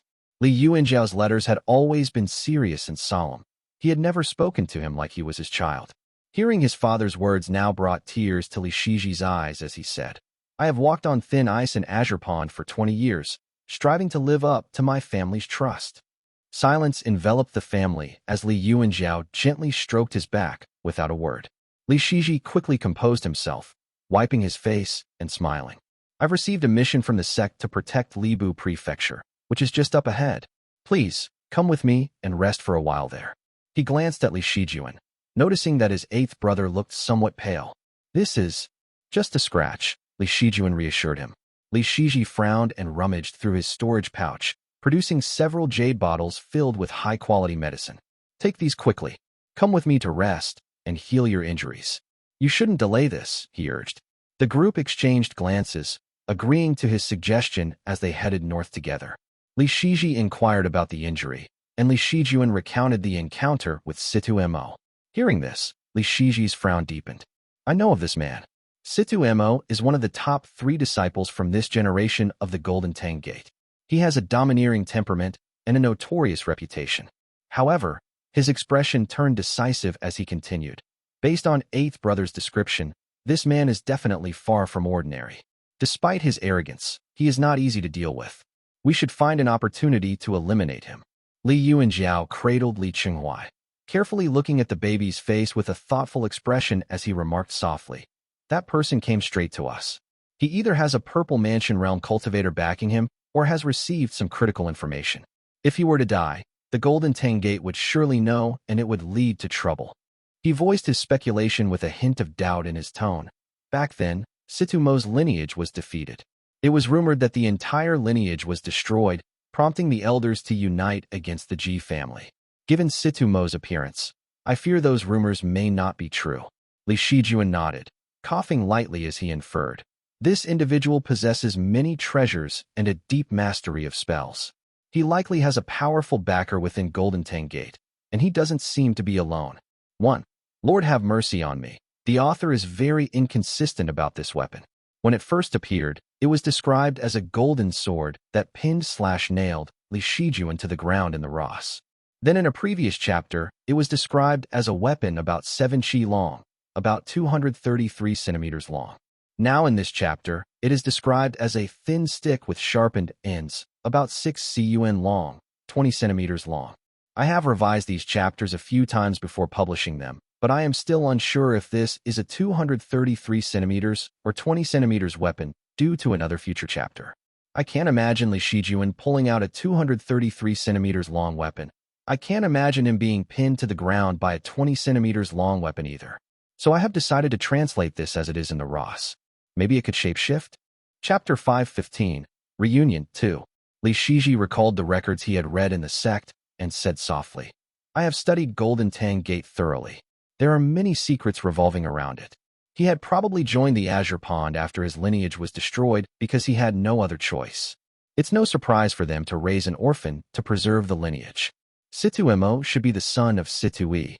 As the survivor of his lineage, it's understandable that he would be valued. Li Xianxian interjected quietly. If that's the case, he will be even more difficult to deal with.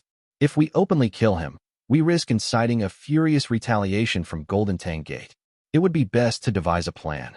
Li Xuanquan's implication was clear, and Li Yuanjiao had his own opinions. Though the family preferred to keep a low profile, they were never hesitant. The appearance of a Foundation establishment realm cultivator did not instill fear or impatience. Rather, they contemplated the ways they could deal with him discreetly. Troubled, Li Xianxian murmured, "But we can't confront him directly. Even if Master Monk and your siblings join forces, they can only stand a chance to take him down. Besides, we don't know how many trump cards he has up his sleeve. As a direct descendant of Golden Tang, he's bound to have many life-saving artifacts." Everyone fell silent, lost in their thoughts as they arrived at Libu Prefecture, where rolling hills and various villages peppered the landscape. Li Xizhi illuminated a jade talisman, infusing it with mana as he instructed his family. Wait a moment. After a brief pause, they spotted two figures riding the wind toward them. Both appeared to be at the peak of the Qi cultivation realm, more mature and possessed an air of grace, as if they had been raised in luxury. They stopped before the group as one of them asked respectfully, "May I ask which of you is the envoy of the Immortal Sect?" Li Xizhi tossed the jade token over to them and replied softly, "Qingdu Li Xizhi of Qingsui Peak. My master is Yuan Tuan, from the Yuan family of Mushroom Forest." After hearing these words, the two men immediately grasped Li Xizhi's background. They bowed their heads respectfully and said, "Greetings, my lord. Please follow us. The helpers in the market are ready for your inspection." Li Xizhi waved his hand dismissively and replied, "No hurry. Let them wait for now. These are my family members. They were attacked by bandits on the road and suffered some minor injuries. Please take care of them first. Arrange for the best spirit medicine and put the expenses on my account." The two men quickly replied, "You must be joking, my lord. We can't possibly put the expenses on your account. We'll handle that right away." Li Xizhi smiled as he said, "I insist." The two exchanged glances, their expressions shifting to one of obedience as they stammered, "Why yes, understood." Li Xizhi had no intention of leaving anything behind here that could be used against him in the future.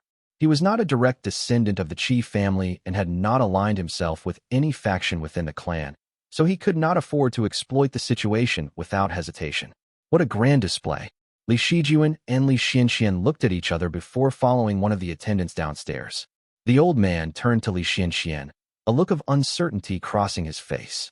"Have we met before, senior?" Li Xianxian smiled and replied, "I once ran a small store at Cloud Crown Peak." Oh, I was in charge of that place back then," the old man exclaimed, recognition dawning on him. As the old man recalled the past, he paused awkwardly. Li Xianxian utilized a secret technique to communicate quietly. "I remember those too. Back then, my family wasn't a clan yet, and I was selling talismans. They came to my store before, and were full of arrogance. But now," Li Xianxian could not help but snicker inwardly.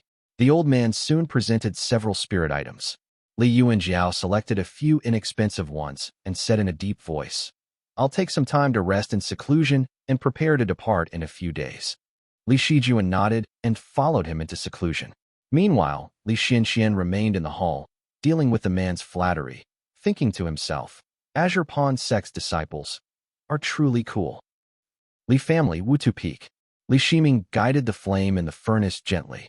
It leaped into his palm and turned into long marching fire essence, and he opened his mouth, swallowing the flame into his belly. "It's been a while since I reached the 7th heavenly layer of the Qi cultivation realm." He had stabilized his cultivation over the past few days and found the opportunity to break through to the 7th heavenly layer of the Qi cultivation realm, entering the late stage and now becoming a powerful asset of the Li family. He was another step closer to the Foundation establishment realm. Meng Zhuiyun, who was standing nearby, was half undressed, revealing her snow-white skin. She lounged lazily on the ground, supporting herself with her elbows. In her left hand, she held a slender brush, while the other hand pressed down on a portrait. She appeared quite relaxed, adding strokes to her artwork from time to time. Her feet were high up in the air, half of her body basking in the sun, her delicate skin glowing and her waist slender. Li Shiming loosened the collar of his robe, rolling up his sleeves to reveal his own snow-white skin before pulling her into an embrace. Meng Zhiyun groaned as he turned her to face him, her brush momentarily forgotten. You've made another breakthrough. With your talent, it's no wonder the Li family keeps a close eye on you, she remarked softly. Li Shiming was usually quiet during intimate moments, but Meng Zhiyun was always chattering. Her red lips and pearly whites glinted in the sunlight like blood-red jade as she spoke, captivating Li Shiming's attention. Don't seek revenge. He's dead already. Just stay in here and live a peaceful life, he murmured. Meng Zhiyun exhaled softly, her cheeks flushing slightly. Her eyes sparkled with mischief as she teased him. What? Be your cauldron for life? What nonsense are you spouting? Li Shiming brushed a wet strand of hair from her forehead, revealing her smooth forehead. He rarely offered advice, but now said with tenderness, it's not a bad life for you. Your ex-husband was only with you for half a year due to a matchmaker's arrangement. Is he stronger than me? A trace of sadness crossed Meng Zhiyun's face as she replied softly. You are a genius. He can't possibly compare to you. That's right. Since you don't have any strong feelings for him, what's the point of clinging to revenge? Li Shiming was about to offer more advice when his thoughts shifted abruptly. This woman has a rare talent for alchemy. If she joins my family, her cultivation will accelerate year after year. On top of that, I won't have to waste my time refining those embryonic breathing and qi cultivation realm pills. It's a win-win situation. You're right, I didn't spend that much time with him. I only married him because it was arranged by the matchmaker, she replied, gasping for breath. Her tone changed as she continued softly. But he treated me like a person. Her soulful eyes locked onto his as she gently explained. He was an intelligent man, but had no powerful background. He wasn't exceptional, and the foundation establishment realm was beyond his reach. Naturally, he couldn't compare to you, but he treated me like a human being, unlike you. You never show me any sincerity. Li Shiming froze for a moment, staring into her eyes, which had suddenly regained their clarity amidst the haze of pleasure and intoxication. You treat me like a dog, like a tool, like an object. When I screamed in pain, you merely coaxed me. Once your needs are met, you cast me aside. I can only regain some dignity once you're happy, she added with a hint of bitterness. Li Shiming did not respond to her, but instead, he strangled her. Both of them groaned at the same time, one of pain and one of pleasure. Li Shiming took a few moments to compose himself before casting a purifying spell to clean himself up. The pills needed today are tranquility, qi nourishment, and mind calming. Don't forget to refine them, he instructed softly. After saying that, he turned away without looking at her expression. Meng Zhiyun, too weary to clean up herself, laid on her back for a moment before turning over to retrieve her half-wet painting. She picked up her brush and added a few more strokes. The black ink melted away, leaving a finger-sized blotch on the paper. As Meng Zhiyun sat up naked, beads of sweat glistened on her snow-white skin, rolling down the delicate curves of her legs. She hung the painting up and scrutinized it closely. It depicted Li Shiming sitting comfortably in a large chair with her standing beside him, both smiling sweetly. Heh! She let out a lingering cold laugh that sounded almost like a groan. The pale blue orchid in her hair shimmered in the sunlight. Chapter 516, The Secret of Spells and Techniques. Li Xizhi casually navigated through the bustling market, taking a moment to visit the courtyard where his grandfather, Li Xian, was diligently sketching with a talisman brush dipped in spirit ink. Having drawn talismans for over 70 years, the old man could draw them perfectly even with his eyes closed. Without stopping his hand, he raised his gray eyebrows and glanced at Li Xizhi. A smile broke across his face as he said, "You're here." Li Xizhi responded respectfully, observing as his grandfather skillfully completed a talisman. The finished product was a returning Origin Shield snow-white talisman of the late-stage qi cultivation realm. Noticing the curious look on his grandson's face, Li Xian remarked, "It's just a common talisman and can't compare to those available in your sect." Li Xizhi took another closer look at it and replied softly, "It's true that it falls short. Grandfather's talisman art is remarkably refined, but without a superior legacy, it's wasted on these simpler designs. The threshold for talisman art is low, and many rogue cultivators like me squander their potential here in you state." Li Xian chuckled, waving his hand dismissively. He then retrieved the Dinglin piercer from his storage pouch and handed the golden Dharma artifact to him. This Dinglin piercer is inscribed with Situ Mo's name and the seal of Golden Tang Gate. We dare not use this, so we hope to find a blacksmith in the market to melt and modify it. At least then, it would be usable. He stroked his beard and sighed before continuing. I took a trip when I had the chance, but the few blacksmiths who could handle it were afraid of offending the Golden Tang Gate, so they turned me away. The only one willing to take it on quoted an outrageous price. I can't believe it.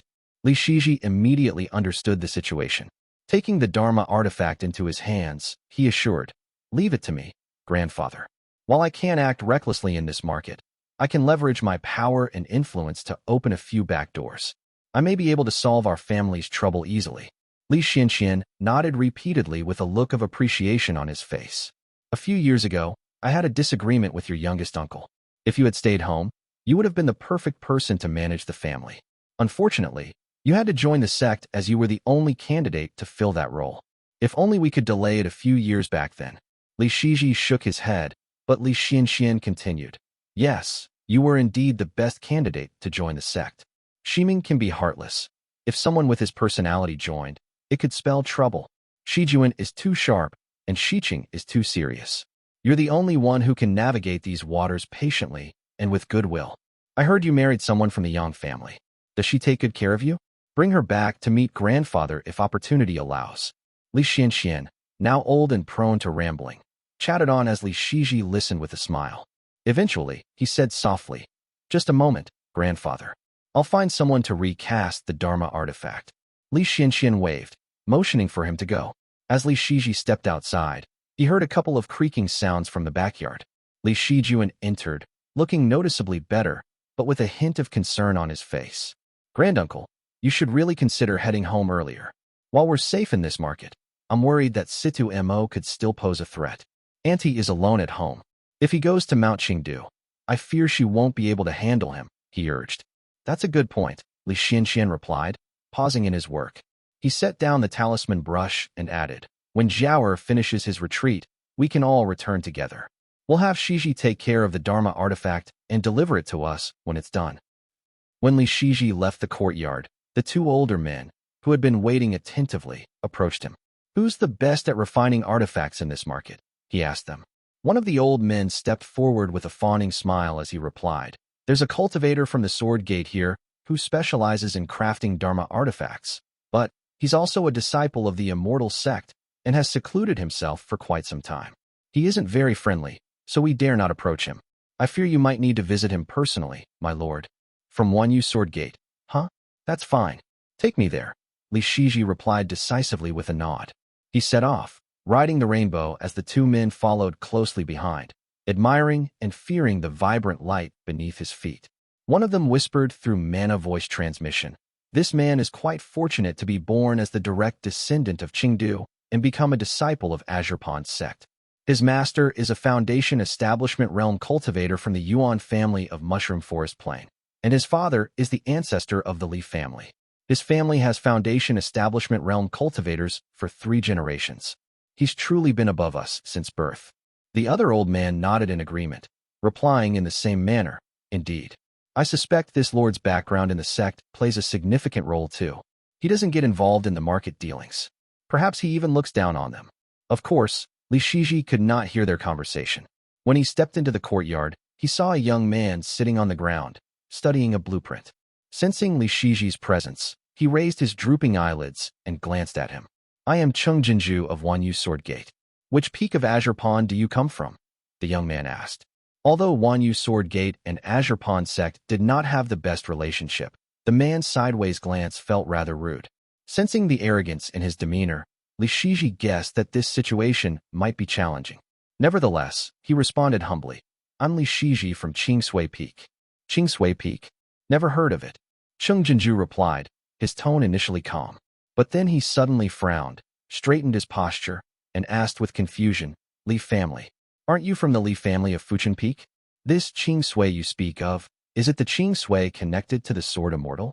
"I'm from the Li family of Qingdu at Moongaze Lake," Xizhi explained. As soon as the words left his mouth, Cheng Jinju jumped up from the ground, his expression shifting drastically. His smile became enthusiastic, and he said with a hint of embarrassment, "My apologies, fellow Taoist. I saw how young you looked and thought you were a direct descendant of the Devil Gate." It turns out you're the descendant of the Sword Immortal clan. I am truly sorry. Although Cheng Jinju could openly refer to the Azure Pond sect as the Devil Gate, Xizhi did not dare to acknowledge it. He felt a wave of relief wash over him, but could only bow his head silently and pretend he had not heard the young man's remark. The influence of my predecessors is hardly worth mentioning, he replied modestly. Cheng Jinju's attitude changed completely. He pulled Xizhi closer and exclaimed cheerfully, "What do you mean by hardly worth mentioning?" When Celestial Moon's sword intent first emerged, it was recorded even in the Wanyu sword book of my sect. The sword's name is Qingche, and the sword intent is Celestial Moon, ethereal and unpredictable. With just a glance, anyone could tell that it embodies the true Dao. We don't like to refer to it by the name of the Immortal Peak in the Devil Gate. So, whenever we talk about the Sword Immortal, we refer to him by his sword's name, he added.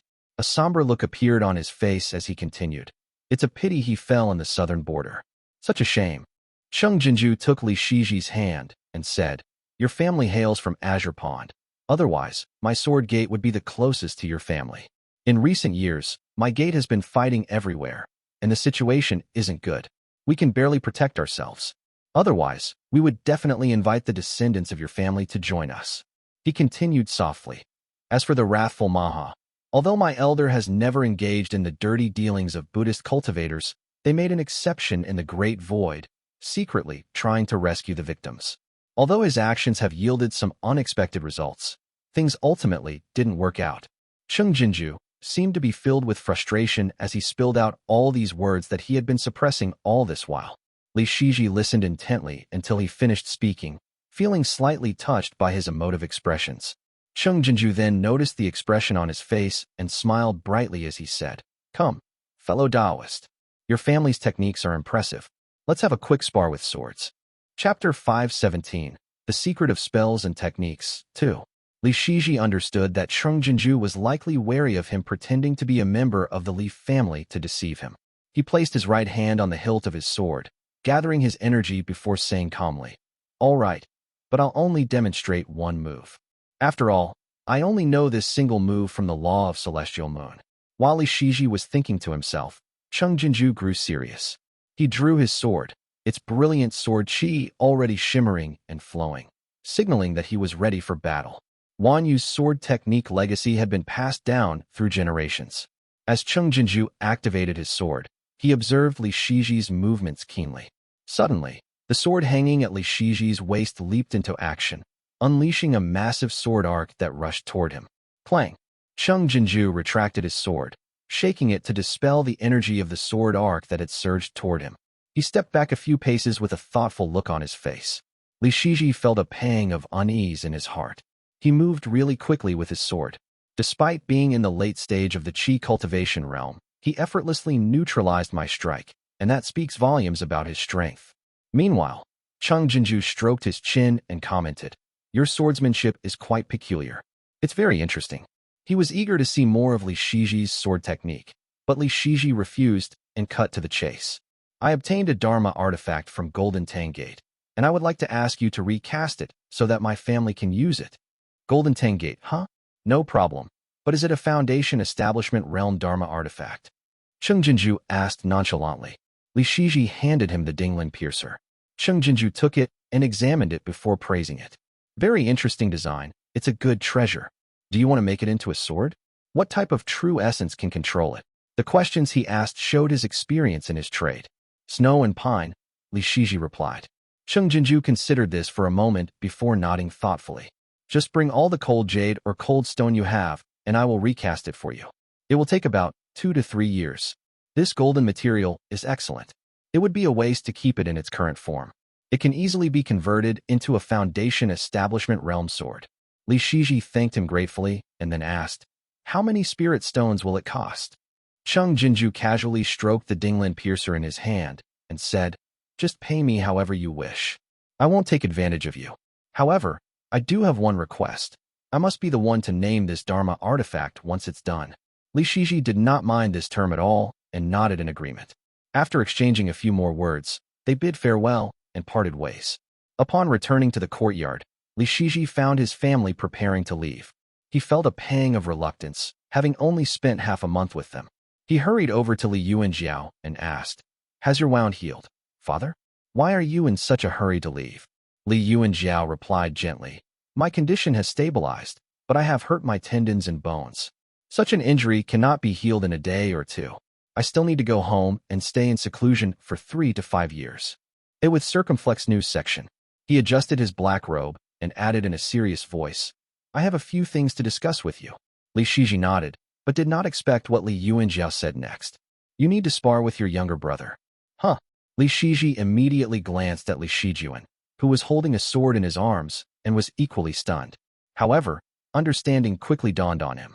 As expected, Li Yuanjiao explained, "Let us see how my family's descendant compares to the disciple of the Azure Pond sect." Feeling slightly awkward, Li Xizhi landed and noticed that Li Shijuan, dressed simply in white, had long been stuck in the 6th heavenly layer of the Qi cultivation realm. In contrast, he had just recently broken through and was wearing a brocade robe. After a brief moment of thought, he removed his feathered robe and nodded at his younger brother. "Please excuse me, brother." Li Shijuan soared into the air and executed the river-crossing torrential step, closing the distance between them while pressing his hand on the hilt of his sword. His expression was serious as flew toward Li Xizhi, white qi swirling in his eyes. Li Xizhi, standing in midair with his sheath in hand, felt the colorful light beneath his feet growing dense and calm. He turned sideways and instantly pulled several feet away, shocking Li Shijuan. "This footwork technique is too advanced. I can't seem to close the distance." Resolving to act quickly, he drew his sword and unleashed a powerful white sword arc. Li Xizhi, not intending to overwhelm his brother, also drew his sword, responding with a celestial moon sword arc. Li Shijuan's sword was ordinary, but Li Xizhi's shone with mana light, dazzling and eye-catching, clearly indicating that it was far from ordinary. When their sword arcs collided, a loud explosion reverberated through the air. Boom! The two sword arcs clashed in midair, sending smoke and dust swirling around them. Li Xizhi dispersed a wisp of sword qi with a wave of his sleeve, revealing a hint of surprise on his face as he nodded approvingly. "Good," he praised. Though Li Xizhi was older and had trained for longer, while also possessing superior sword talent, his extensive study of spells in the sect meant he had dedicated less time to swordsmanship than Li Shijuan. Despite having the advantage of a Dharma artifact, he found himself at a slight disadvantage. Li Shijuan seized the upper hand with that one move, eager to close in and unleash sword qi. However, Li Xizhi shook his head with a smile, performed a hand seal, and a vibrant light burst forth. Floating light gathering. Colorful lights floated about, shimmering and flickering like lightning. In an instant, Li Shijuan felt his grip empty and realized that his sword had flown into Li Xizhi's hand. "What kind of spell was that?" Li Shijuan exclaimed in shock. Li Yuanjiao, who had been quietly observing the fight, was taken aback. When he saw Li Xizhi snatch the sword from Li Shijuan with a swift motion, his expression shifted to one of alarm. "I knew it. There's a method to counter weapon arts." Rogue and clan cultivators typically could not practice these spells or techniques, relying instead on weapon skills like swords, spears, and sabers to fight against the immortal sections. These skills were easy to learn, but had high potential. Hence, Li Yuanjiao had long suspected that the Azure Pond sect possessed spells specifically designed to counter them. His heart raced. If that's the case, how can we possibly win? It takes just a spell for them to disarm us. Although Li Shijuan was caught off guard, he was quick to react. He swiftly brought his fingers together and unleashed Slaughter Jun Kuei Light. White light surged forward, aimed directly at Li Xizhi. "Good spell," Li Xizhi complimented.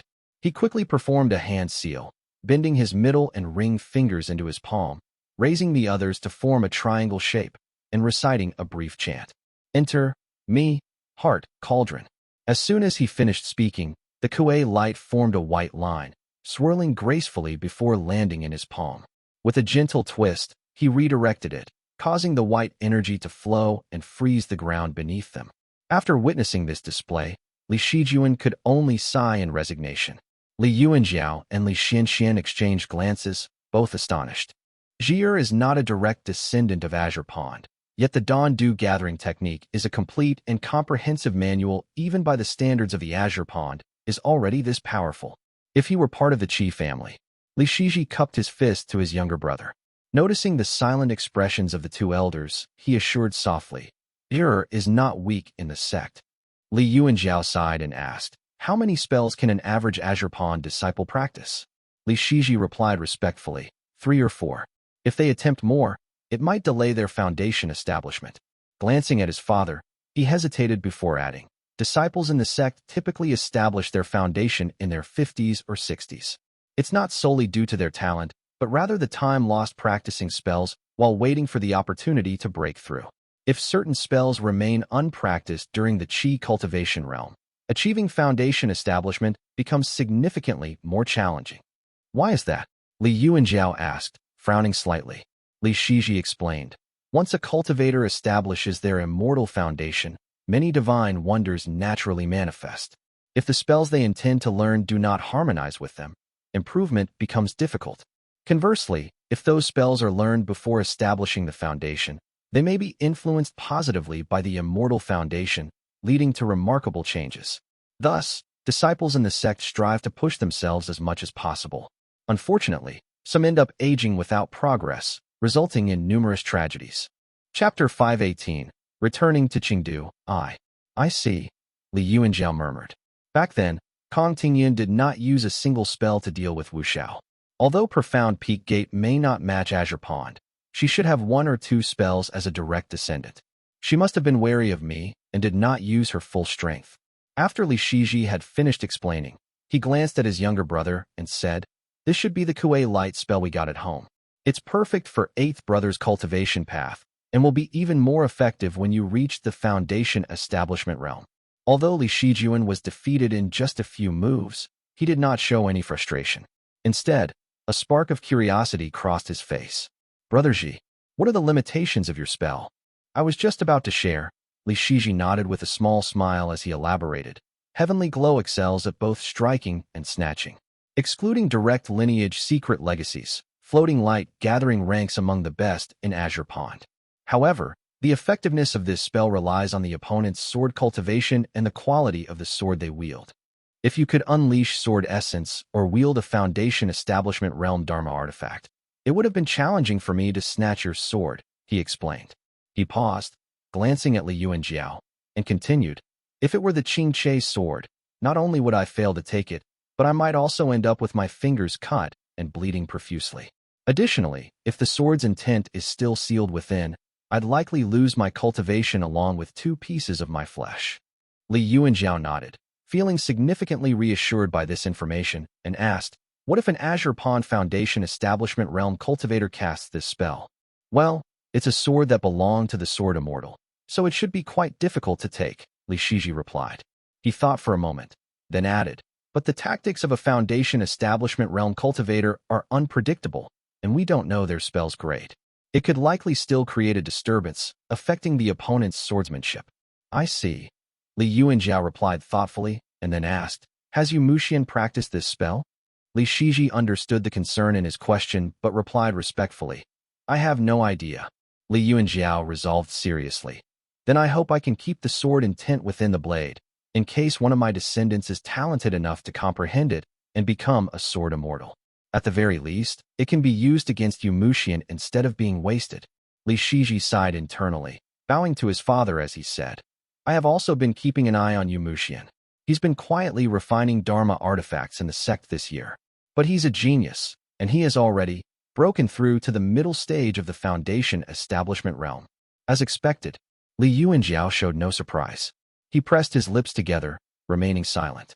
His son continued, "Fei Qingyi, the female disciple of the Fei family who trained at Yuanwu Peak, has broken through to the 4th heavenly layer of the Qi cultivation realm and mastered the Ni water pure rite technique. She is well liked by Yu Muxian and loyal to him. If this continues, it could spell trouble for us." "Humph." Li Xianxian frowned, his anger palpable. "The Fei family hasn't sent anyone to visit in years. They've likely forgotten how my second uncle saved their family with his sword and liberated Glacial Cloud Peak." Li Yuanjiao remained unfazed and replied softly, "This is how the world operates. The Fei family is defending Fei Qingyi, and there's nothing we can say about it. We can only focus on our own matters." Li Shizhi cupped his fist slightly, refraining from responding. He then hurried to change the subject, sharing details about the creation of the Dharma artifact with Cheng Jinju. After a moment of thought, Li Yuanjiao took out a piece of blue and white ore from his storage pouch and asked, "Is this an water-cold iron suitable for crafting that Dharma artifact?" "Oh yes. Now I remember," Li Xizhi replied, realization dawning on him. "Yes, of course. This will reduce some costs. When it's finished, I'll have someone send it home." Li Xizhi implied that he would cover the expense of making the Dharma artifact. Li Yuanjiao studied him for a moment before saying, "I'll leave it to you then. When I return home, I'll have someone send the cold iron here." Li Xizhi nodded and said, "I'll try to gather some news about Situ Mo in the market and report back to the family. Please take care of Huiyao." He glanced at Li Qinghua in his grandfather's arms, showing a hint of reluctance in his eyes. Rolling up the hem of his feathered robe, he searched his pockets but could not find anything to leave for the child. Nigerian Irio, yes. In the end, he could only blurt out a single sentence. "I'll choose 1 or 2 Dharma artifacts and send them home for him later." "Of course," Li Xianxian replied, still cradling his grandson tightly. Li Yuanjiao added, "Your mother also gave you a younger sister in your absence. She has already condensed her profound scenery chakra. Her name is Li Yuexiang, and she shows promising talent. I'll send her to visit you soon." "What?" Li Xizhi was taken aback, unable to hide his surprise. He smiled wryly and thought to himself, "So much for complaining that I didn't write to you when my wife gave birth to Huiyao. You didn't even bother to tell me I have a younger sister. And she's probably already 7 or 8 years old now." Despite grumbling internally, he was delighted by the news. Of course, he dared not talk back to Li Yuanjiao and merely responded politely. Li Xianxian beamed with pride, mumbling something about, like father, like son. After bidding their farewell, they fetched Qinghong from the side yard and set off into the night. Li Xizhi escorted his family out of the prefecture, and when he turned around, the 2 old men approached him with fawning smiles. Resuming his courteous yet distant demeanor, he asked, "Does the Golden Tang Gate run any business in the market?" Li Yuanjiao and his group did not linger, hastily departing on the wind. As they headed west, he worried that Situ Mo might be lurking in the shadows while they were flying out in the open. He glanced at Qinghong and asked, "Master Monk, Situ Mo is likely colluding with Buddhist cultivators in Xiao State to plot against us. You're a Buddhist cultivator of true Dao lineage. Do you know of any way to protect us? I don't expect us to remain undetected, but I would like an early warning if those in Xiao State manage to deduce our whereabouts." "Benefactor," Qinghong replied, looking a bit ashamed. "The methods of Xiao's Buddhist cultivators and their power of deduction with the support of Maha's power surpass my own. I can only rely on my Dao lineage to protect myself from their schemes and deductions. There's little else I can do," he sighed dejectedly. "No need to blame yourself, Master Monk," Li Yuanjiao reassured him. It had been a casual question, yet Qinghong's kindness stirred feelings of shame over his own perceived incompetence. Li Yuanjiao nodded thoughtfully. At least they can't deduce Qinghong. There's still some room for maneuver. The group rode the wind until they reached the vicinity of Moongaze Lake, finally allowing themselves to breathe a sigh of relief. Mount Qingdu was peaceful. Its grand formation was intact, and the territories under their rule seemed tranquil, basking in the sunset. Li Yuanjiao exhaled, and a young man in black flew over from the distance. It was Li Wuxiao, who had sensed their approach through their spiritual connection. He cupped his fist in greeting, landing respectfully before them. "Wuxiao greets master." Li Yuanjiao nodded slightly as Qinghong excused himself and returned to the island where he stayed. Li Shijuan and Li Xianxian descended on the mountain together. Li Qinghong flew out to meet them, clad in her jade armor and carrying a spear behind her. As soon as the siblings met, they fell silent, though both were eager to share their updates. They eventually took turns recounting what had transpired during each other's absence. "Zhang Huai," Li Yuanjiao asked skeptically. Chapter 519, Returning to Qingdu, 2. Since Zhang Huai was from the Zhang family and seemed to have significant background resources, the Li family had long suspected him to be a disciple of the immortal sect who had veered toward the devil Dao. Now, with Zhang Yun personally protecting him, those suspicions were confirmed. Yes, it seems that the Golden Feather sect was not only involved in the Devil Plague. Their Purple Mansion Realm cultivator also closely monitored the incident, and even sent their own direct disciples to manipulate the Devil Plague in their territory, Li Qinghong remarked. That's to be expected. After so many years in the Golden Feather Realm, the treasures accumulated by the clans are certainly tempting. Moreover, The prominent clans have already monopolized the golden feather's cultivation and secret techniques, and they've long been eager to eliminate any competition. Li Xian replied with a small sigh. Aside from Golden Feather and Azure Pond, several of the other 7 gates, such as Changshao and Purple Smoke, have pushed disciples who have little hope of making further progress to pursue the Devil Dao. While they may not dominate the situation, they can certainly still benefit from the scraps, he added. Li Qinghong then continued. Since Zhang Yun's departure, those devil cultivators have grown increasingly bold, capturing cultivators throughout the Barren Mountains. It's not just our family.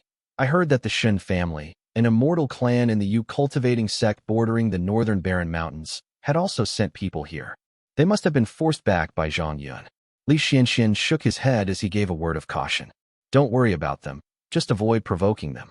Li Qinghong nodded in agreement before taking out a jade box, smiling as she presented it. Look at this. Li Yuanjiao took the box and scanned its contents with his spiritual sense. It was a red fruit wrapped in dark gray leaves, beating like a heart. His expression shifted to one of delight as he remarked, "This is Blood Sun fruit. Luken is truly efficient. Xizhi happens to be in Libu Prefecture right now. Let him take this to the Foundation Establishment Realm Alchemist." Li Yuanjiao stored away the treasure carefully. With that, the matter was finally settled. Li Shijuan still seemed concerned about the wound on his wrist and reminded Li Yuanjiao to rest. Upon hearing that, Li Qinghong also urged him to return to his cave dwelling for proper rest. Li Yuanjiao acknowledged their advice but headed to Li Yuanping's courtyard instead. He intended to take medicine and delay his seclusion for another year or 2 so that he could keep Li Yuanping company. However, when Li Yuanping heard that he was injured, he closed his door and refused to meet Li Yuanjiao. Unable to overcome the insistence of his siblings, Li Yuanjiao reluctantly retreated into seclusion to heal his wounds. As Li Shijuan flew toward the mountain's peak, he spotted a girl of about 8 or 9 standing on a rock. Dressed in white, she squinted against the sun, a smile illuminating her face as she called out, "Brother." "Xianger," Li Shijuan replied with a warm grin. Li Yuexiang resembled her mother, Xiao Guilwan, with her fine eyebrows and phoenix eyes. Even at a tender age, she exuded grace. Though still a child, she carried herself with the maturity expected of a teen. She twiddled her thumbs nervously and said, "Father only came to see me once, then went into seclusion again." As the only girl in the Shi and Yu generation, Li Yuexiang was cherished by her elder brothers. However, her mother, Xiao Guowan, had raised her with discipline, instilling a sense of humility in her. The frequent and prolonged absences of her father only heightened her unease. Li Shijuan sighed, fully understanding the situation. Many privileged children were born into clans where their parents were already Foundation Establishment Realm cultivators. To these parents, what seemed like a brief period of seclusion often resulted in them emerging to find their children had already become teenagers. After yet another period of seclusion to polish their cultivation, they would realize their kids had grown into adults in the blink of an eye. In truth, Brother Xizhi and Uncle Jiao also don't see each other often. Both of you are raised by your mother. Your father has a lot of responsibilities to the family. You must be understanding, Li Shijuan assured as he gently consoled the girl who looked like she was about to cry. Noi. At this point, Li Yuexiang had already begun her training as an embryonic breathing realm cultivator. Taking her hand, Li Shijuan distracted her, smiling as he said, "I brought you a little nephew. How do you think your mother will feel about him?" Li Yuexiang pouted, saying glumly, "He's just another one who can't see his father." Li Shijuan could only respond with an awkward smile as he led her up the mountain. At Lake Xian's estuary, clad in a golden robe, Situ Mo rode the wind on golden light with a grim expression. He flew along the riverbank, hands clasped behind his back while remaining silent. The demonic creatures lurking in the river below saw the brilliance above and fell still, too intimidated to even move. Situ Mo's expression darkened even more as thoughts raced through his mind. What a missed opportunity. The Li family will be on high alert now, making it even harder to deal with them. Catching them off guard like this is a rarity. Who knows when the next chance will arise? While he was lost in his thoughts, a yellow light erupted from Lake Xian, revealing a muscular monk with a clean-shaven head and a flushed body. His fierce gaze bore down on Situ Mo as he exclaimed, "Situ Mo, what have you done? This is a disaster. It's absurd." Situ Mo's expression darkened, and he retorted through clenched teeth, "Better than you? old man. You're too scared to even show your face. That pathetic wrathful Dao lineage you cultivate should be called the cowardly Dao lineage instead. Watch your mouth. The wrathful Dao lineage isn't some cowardly Dao lineage. I've been deducing for 3 years. The Li family has too many ways and secret tricks up their sleeves. Although they don't dare to kill you, they could strike me down with some talisman or sword. Situ Mo sneered, but he did not deny it. He had indeed hidden a lot of trump cards up his sleeve too. He simply laughed and mocked. You can only blame your Wrath Dao lineage for being torn apart. How many even remember Maha's death and are actually seeking revenge? If they cared, a little master monk wouldn't even be here in the first place. What do you know? Nothing is more important than preserving the Dao lineage. When someone ascends to the position of Maha again, it will be easy to capture the Li family. Situ Mo paused, realizing that the monk had made a valid point. He cast a wary glance at him and then shouted, "If that's the case, why are you messing around in the south?" The big monk chuckled with a fierce glint in his eyes. Since the Li family killed the Maha, perhaps the key to ascending to that position again lies within them. "What's wrong with giving it a try?" he asked. The expression on his face suddenly darkened again, returning to its wrathful form as he reprimanded. "Do not question me. Besides, I explicitly told you to kill only Li Shijuan, bring his body back, and leave that monk alone. Why did you set up an ambush and ruin the entire plan?" A sinister expression crossed Situ Mo's features as he replied, "What use is Li Shijuan? If we're going to kill, we should take out Li Yuanjiao and Li Qinghong instead. You're making a mistake. What do you know? Clans fear nothing more than a lack of successors. Killing Li Shijuan, even if he's injured, would cause more anguish than seriously wounding Li Yuanjiao. If we crippled Li Shijuan, the Li family will resent us for 50 or 60 years and could even risk their downfall." The monk yelled out furiously. Situ Mo fell silent but was sneering inwardly. "You think I don't know that? Monks like you are good at deducing. If I were to simply kill him, the cause and effect would be settled instantly. Would you still stay around and help me if you deduced that this wouldn't help your breakthrough to Maha? You'd just wash your hands of this and walk away. Where else would I find a capable ally who isn't afraid of the Li family? If I'm going to kill someone, I need to aim high." The monk continued berating him but failed to vent all his frustration. In the end, he only asked, "How long will it take you to return this time?" "Probably 10 years, Situ Mo replied, giving him a troubled look. "The profound Peak Gate has sent a Foundation Establishment Realm cultivator to oversee things overseas. She is rather formidable. I think her name is Kong Tingyun. I have no choice but to deal with this situation."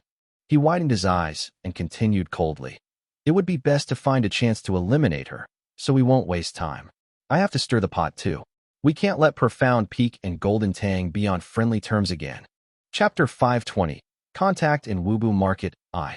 Qingdu Peak. Li Yuanjiao was cultivating in seclusion, healing his wounds. However, the Blood Sun fruit needed to be delivered to Li Xizhi in Wubu Market of Libu Prefecture. With uncertainties surrounding Situ Mo's movements, the Li family decided to send Qinghong to fulfill the task. Li Shijuan briefly mentioned the matter, to which Qinghong nodded and solemnly put the treasure into his chest pocket. He was a man who took promises seriously, committed to fulfilling them even if they were at the cost of his life. Li Shijuan's eyelids twitched as he asked, "Master Monk, they can't trace you, right?" Seeing Qinghong nod in affirmation, Li Shijuan finally realized that his Dao lineage truly emphasized on keeping promises. He saw Qinghong off with an amused smile at the border. Yet, as he watched him leave, he sighed. Those who cultivated the ancient method are simple and honest, but those Buddhist cultivators who practice the new way are cunning. The two could not be more different. With this thought, Li Shijuan smiled wryly, adding, "Then again, my family is also known for our cunningness." Initially planning to fly back to Mount Qingdu, Li Shijuan changed his mind. "It's been a long time since I saw Ximing. I wonder if he's been fooling around and neglecting his cultivation. I better go remind him." He made a sharp turn in midair and landed on Mount Wutu. The scenery was lush on Wutu, and outside the forest courtyard and alchemy pavilion, a woman awaited, dressed in white and wearing a veiled hat that was adorned with pearls and jade. Upon seeing Li Shijuan land, the woman quickly removed her hat and said softly, "And greet Senior." Li Shijuan paused briefly, recognizing her as Zheyan's daughter, Li Shiming's new wife, and his sister-in-law. He lowered his gaze and replied, "Sister-in-law, there's no need for such formality," and nodded and said softly, Since brother-in-law is here, I'll take my leave. Li Shijuan nodded, and then stepped into the cave dwelling in the backyard. Inside, Li Shiming sat, swallowing a flame from the furnace. Upon seeing Li Shijuan, he exclaimed with delight, "Come, come, come." Li Shijuan's spiritual sense swept through the area, and he immediately understood the situation. His voice was filled with astonishment as he asked, "You've broken through to the 8th heavenly layer?" Li Shiming laughed, waving his hands dismissively as he replied, "I've been accumulating my strength for a while, and just happened to break through on a whim." Though Li Shiming spoke casually and with pride, Li Shijuan understood him and the effort behind his achievement. He was clearly waiting to be praised, so Li Shijuan complimented him a few times, eliciting a laugh from him before adding, "Take another talisman pill, and you'll be able to break through to the 9th heavenly layer of the Qi cultivation realm, and the foundation establishment will be just within your reach." "Of course," Li Shiming replied with confidence. With a serious tone, he continued, "Once Uncle Xiao emerges from seclusion, we can choose an island to settle down overseas. Leave the family to me. I can handle it." "I know you're too lazy to go overseas," Li Shijuan grumbled inwardly. "I saw in waiting outside. While she has a good temper, you shouldn't take her for granted. The Yin family members are talented, and Xian has worked hard and made significant contributions over the years. You can't let her down," he reminded Li Shiming. Yes, of course. I do treat her very well. I'm always nice. I couldn't meet her just now because I was refining pills," he explained. Li Shijuan nodded, hesitating for a moment before finally asking, "What about Mengzhuyan? How do you plan to deal with her?" Li Shiming paused, suddenly looking a bit awkward as he replied softly, "I've tried to persuade her many times. She refuses to give up on revenge and stay with me. I guess I'll just send her away when the time's come. There's no need for further discussion on this matter." Seeing Li Shijuan frown, Li Shiming quickly added, "I haven't treated her unfairly. I've given her all the resources she needed and imparted all the alchemy knowledge she should know. When the time comes, everything will balance out, and we can part ways without owing each other." Li Shijuan shook his head in disbelief. You're truly heartless. I don't think that's what she's after." "That," Li Shiming began, feeling a mix of shock and irritation from having his affair exposed by his brother. "That's nonsense. Who do you think she is? Our relationship is purely physical," he said with a sigh.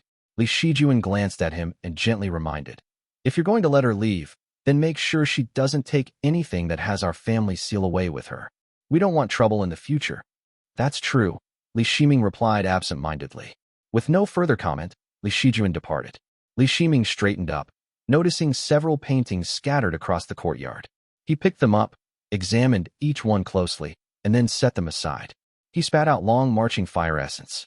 Mengzhuyan caused only a brief flutter of emotions in his heart, which he quickly dismissed and quickly forgot. Libu Prefecture, Wubu Market. In just 3 months, Li Xizhi had established control over the entire market and organized its rules and regulations.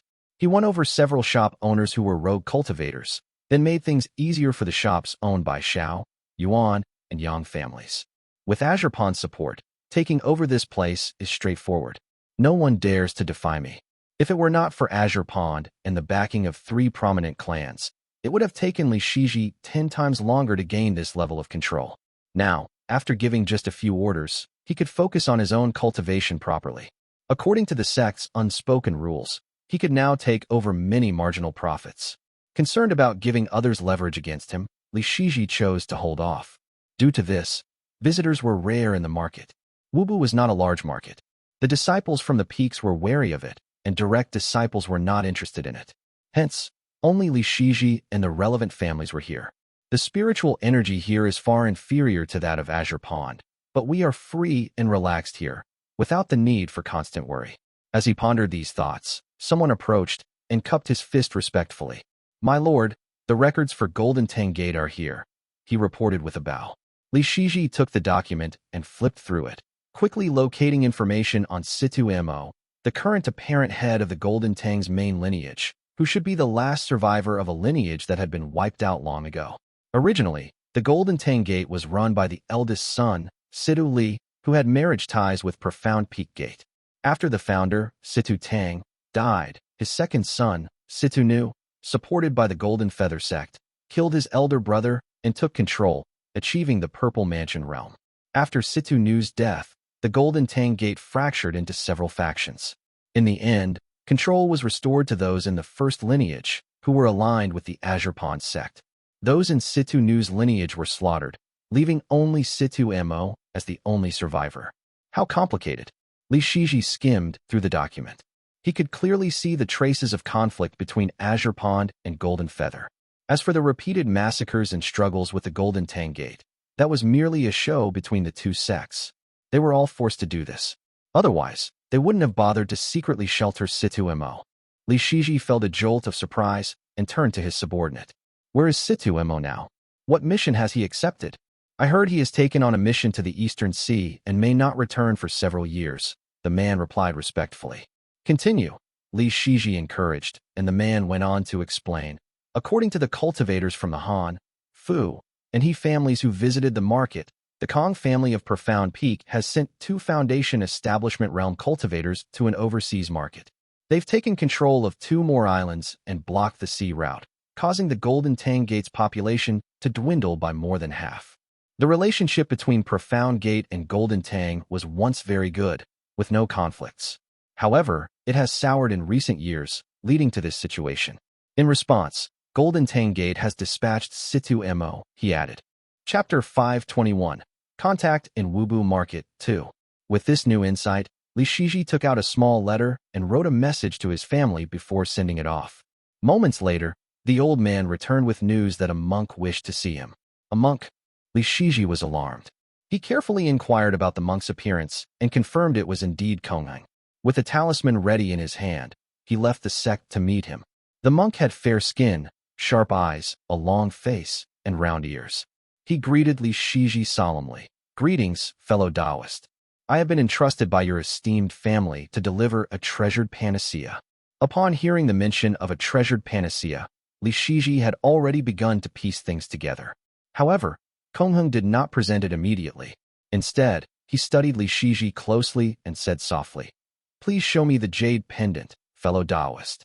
Quite a stubborn one. Xizhi smiled. Though they had just met, both were cautious.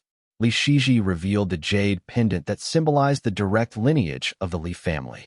After verifying his identity, Qinghong apologized and handed him a jade box. Xizhi scanned the box with his spiritual sense, confirming that it did indeed contain the Blood Sun fruit. "Master Monk, please stay for a moment. The sword is about to be completed, and I would appreciate it if you could take it back with you," he said softly. Qinghong nodded and departed, allowing Xizhi to breathe a sigh of relief. The matter with Li Enqing has finally been resolved. Now, I'll head to Xianyuan Market to establish a connection with him first. With Situ Mo away in the Eastern Sea, Xizhi felt much more at ease. He handed over the other responsibilities to the 2 elder men and set off for Xianyuan Market. Xianyuan Market was located near Mount Dongli, not far from Libu Prefecture. As Xizhi approached, mist rose around him, obscuring his appearance. Upon landing outside the market, an embryonic breathing realm cultivator greeted him, asking, "Senior, you are?"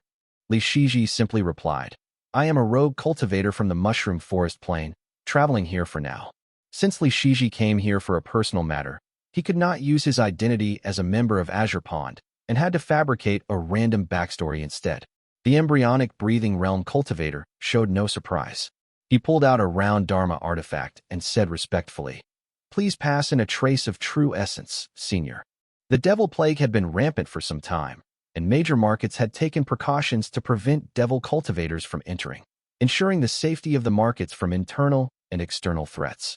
Xizhi nodded slowly, infused the artifact with his true essence, and watched as it immediately emitted a brilliant white light. The cultivator's eyes widened in surprise. A cultivator practicing authentic techniques. Xizhi acknowledged him with a nod, dismissing the flattery as he accepted the jade token offered by the man. He stepped inside the bustling market and searched for a while before quickly locating the Enshui Alchemy Pavilion. As soon as he entered, a servant approached. Xizhi waved his hand and said, "Please invite your shop manager to see me."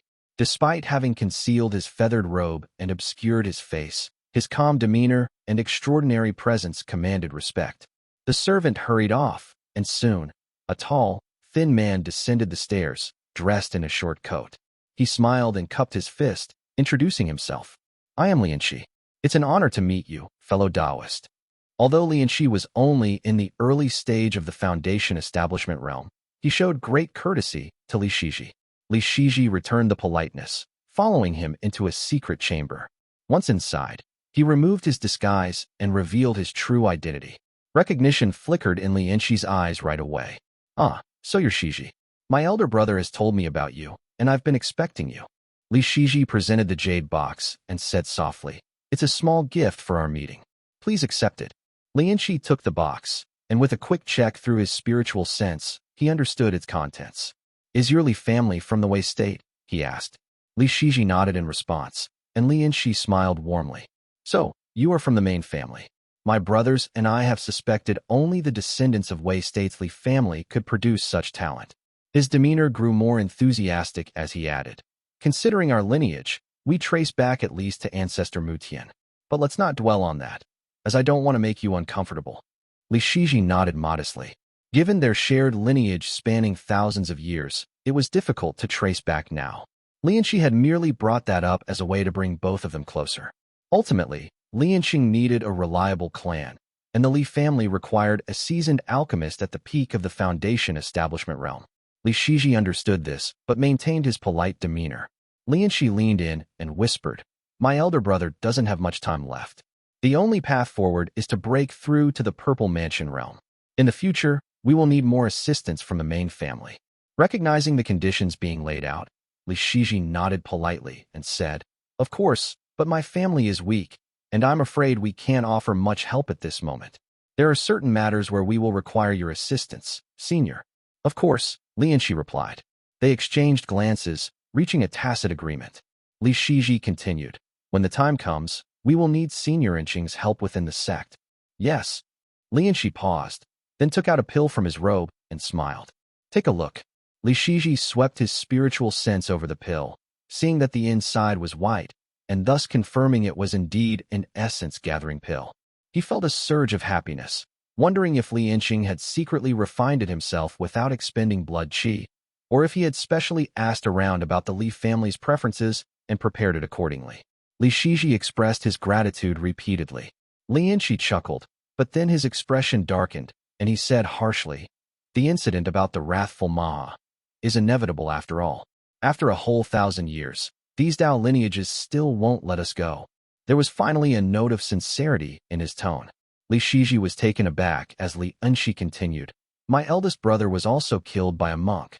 This hatred is a shared animosity within the Li family of Wei. As long as my Li family remains, we will never forget the blood debt of our destroyed homeland and the lives taken. When my brother heard about Maha, he speculated that it was connected to the Li lineage of Wei and was eager to meet you." Li Shizhi then realized there was another reason for how smoothly things had gone. He nodded solemnly, recalling the unresolved hatred between the Qingdu Li family and Maha. At that moment, he was struck by a thought and said, "Speaking of this, our whereabouts have recently been exposed, and we've been ambushed by our enemies.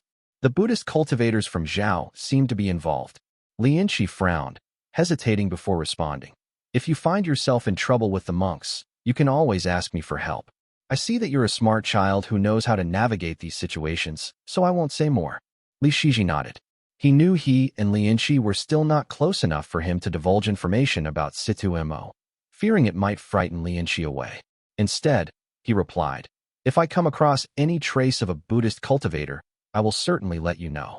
After talking for a while, they established the rules for future meetings before Li Shizhi turned and left.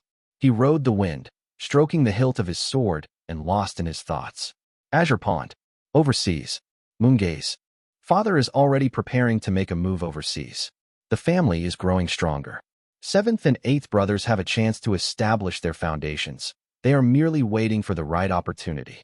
For the first time in 20 years of hiding and being submissive at Azure Pond, his expression shifted, revealing his ambition. He no longer concealed his desires.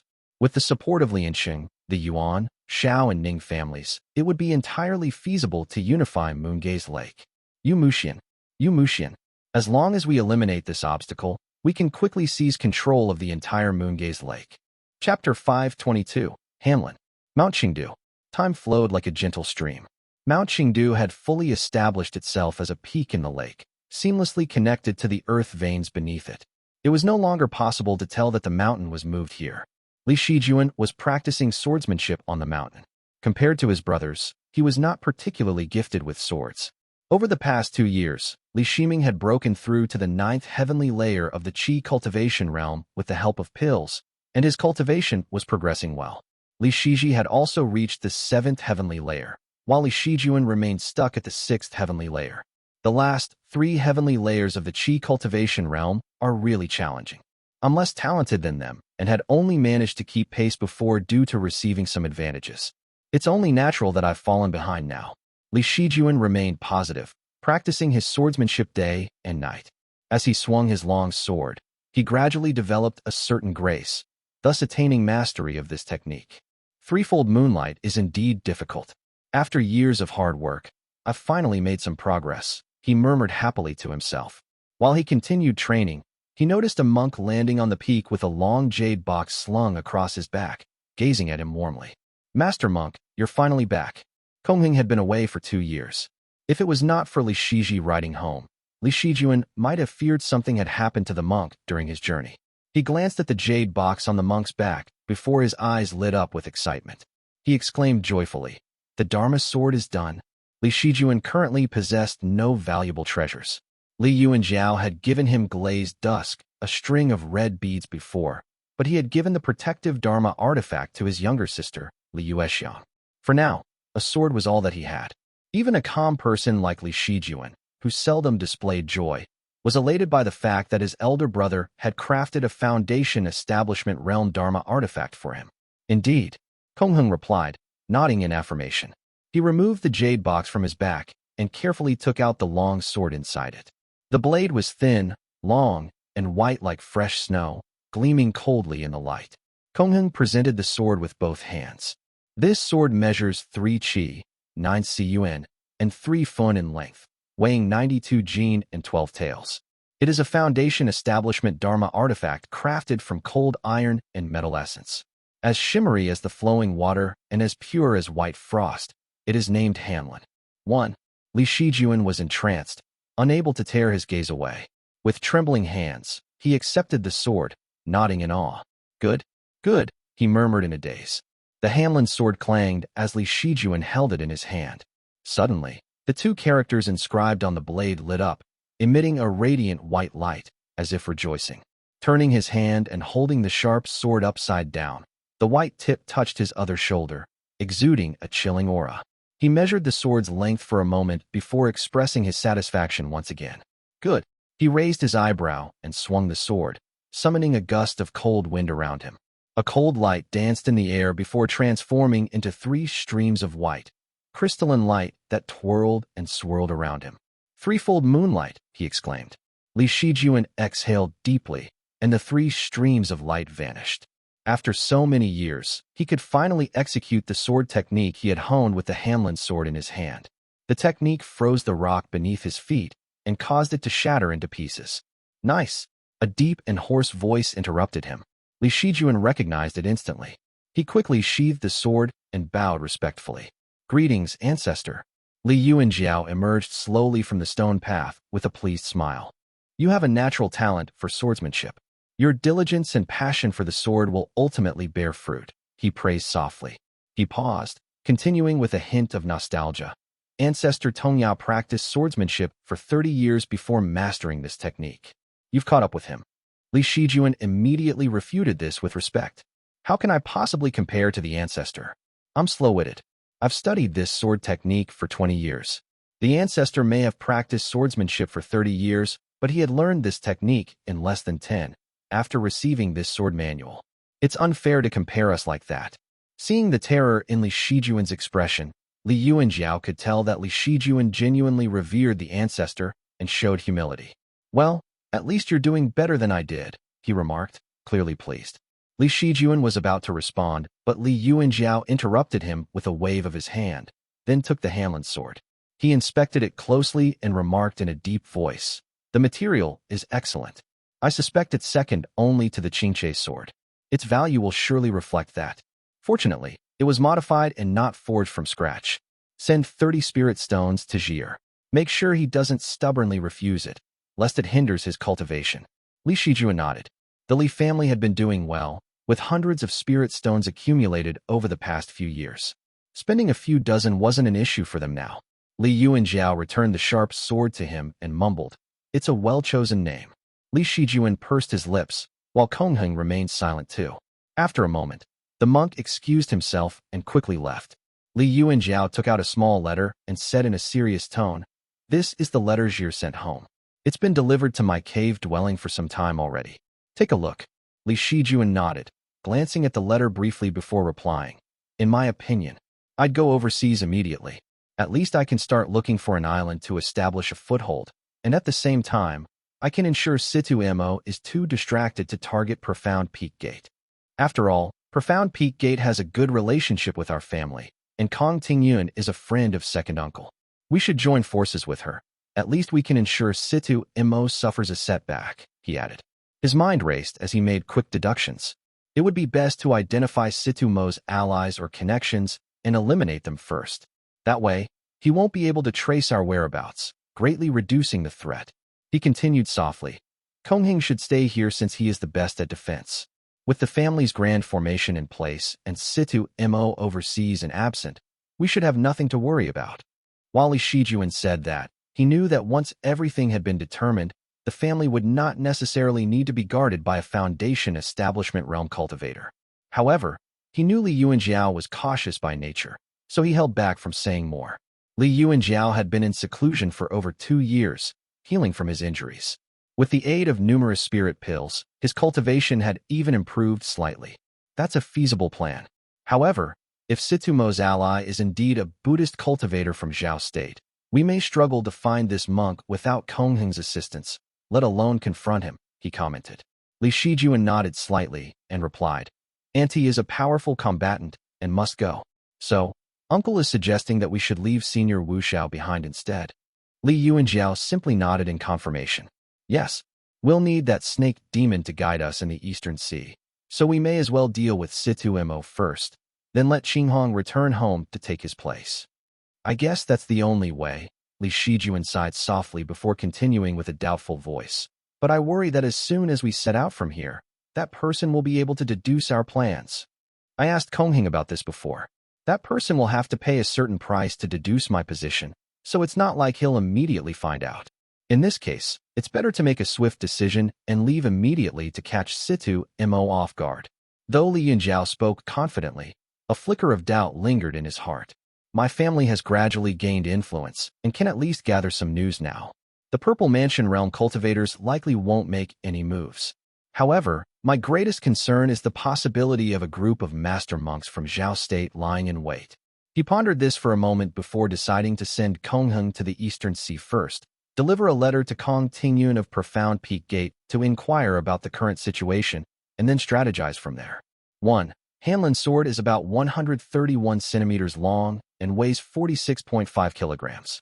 Mortals like me can't imagine swinging something this heavy around. Chapter 5:23. Setting out for the Eastern Sea. Li Yuanjiao sat in the mountains, reading the Law of Celestial Moon for a while before taking a moment to reply to Li Shiji's letter, informing him of the situation back home.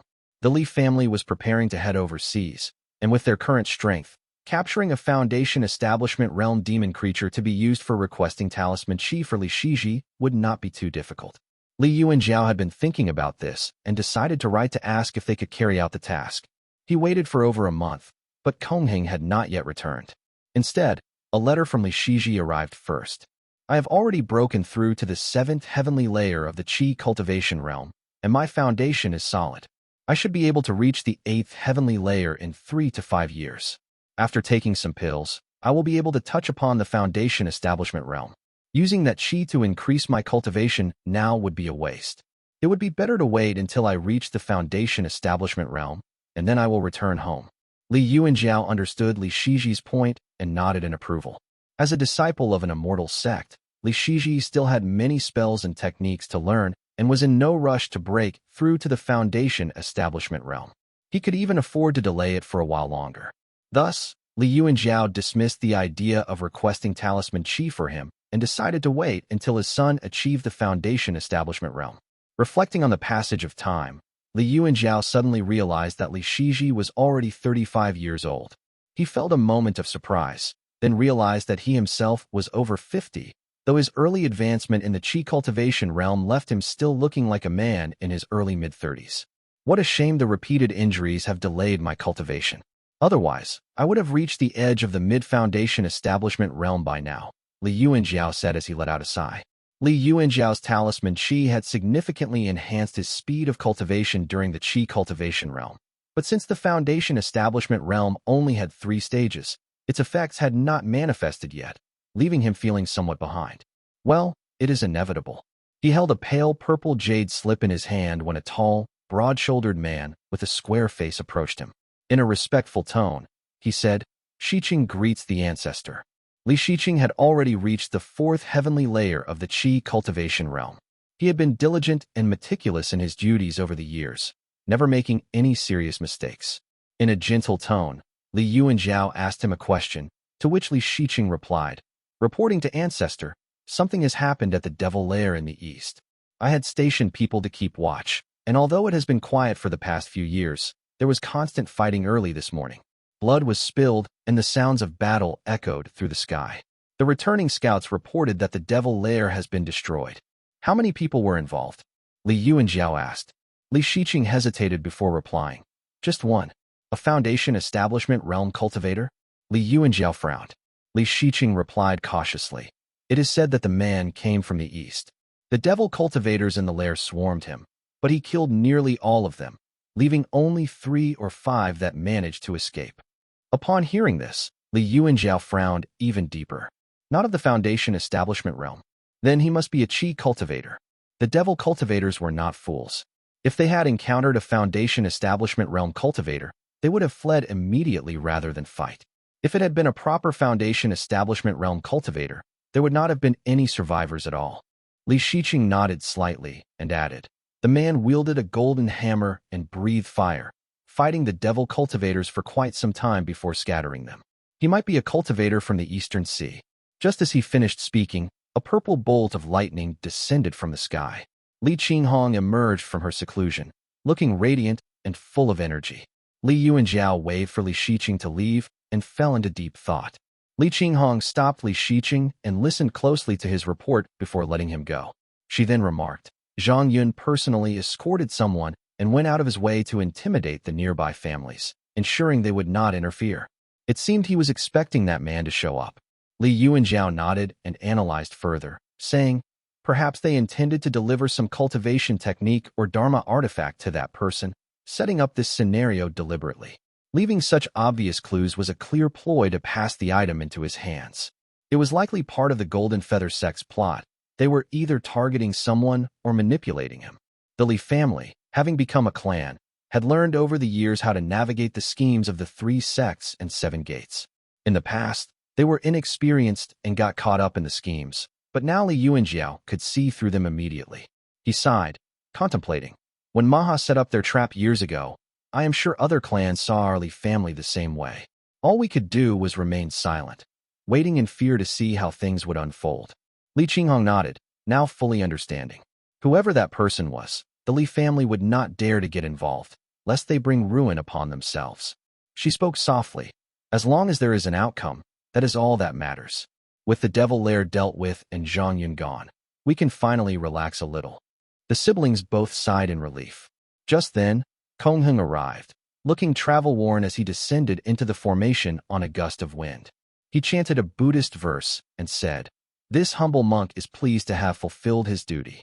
Li Qinghong accepted the letter being handed to her, glancing briefly at the monk who delivered it. He lowered his gaze, a slight sheen of sweat on his forehead. After a few polite words, he hurriedly withdrew from the mountain. Li Qinghong raised an eyebrow, but said nothing. Beside her, Li Yuanjiao merely glanced at the letter before reading through it quickly. It was from Kong Tingyun. Her handwriting was elegant, and her tone casual. She began the letter by launching into a tirade against Situ Mo, calling him treacherous and deceitful, devoid of honor and loyalty. She then warmly invited the Li family to visit her, mentioning that it would be a good way to vex Situ Mo. Her tone felt as if she were smiling while saying it, without any sense of distance. At the end of the letter, she added, "Toward the end of June, A group of disciples from the sect will head overseas. If it is convenient, Brother Yuanjiao, why not join them and offer some protection to our disciples? It will save me another trip. Not a bad idea, Li Yuanjiao thought, nodding quietly to himself. If they could travel alongside members of Profound Peak Gate, it would be safer, especially against any potential scheming from the Buddhist cultivators.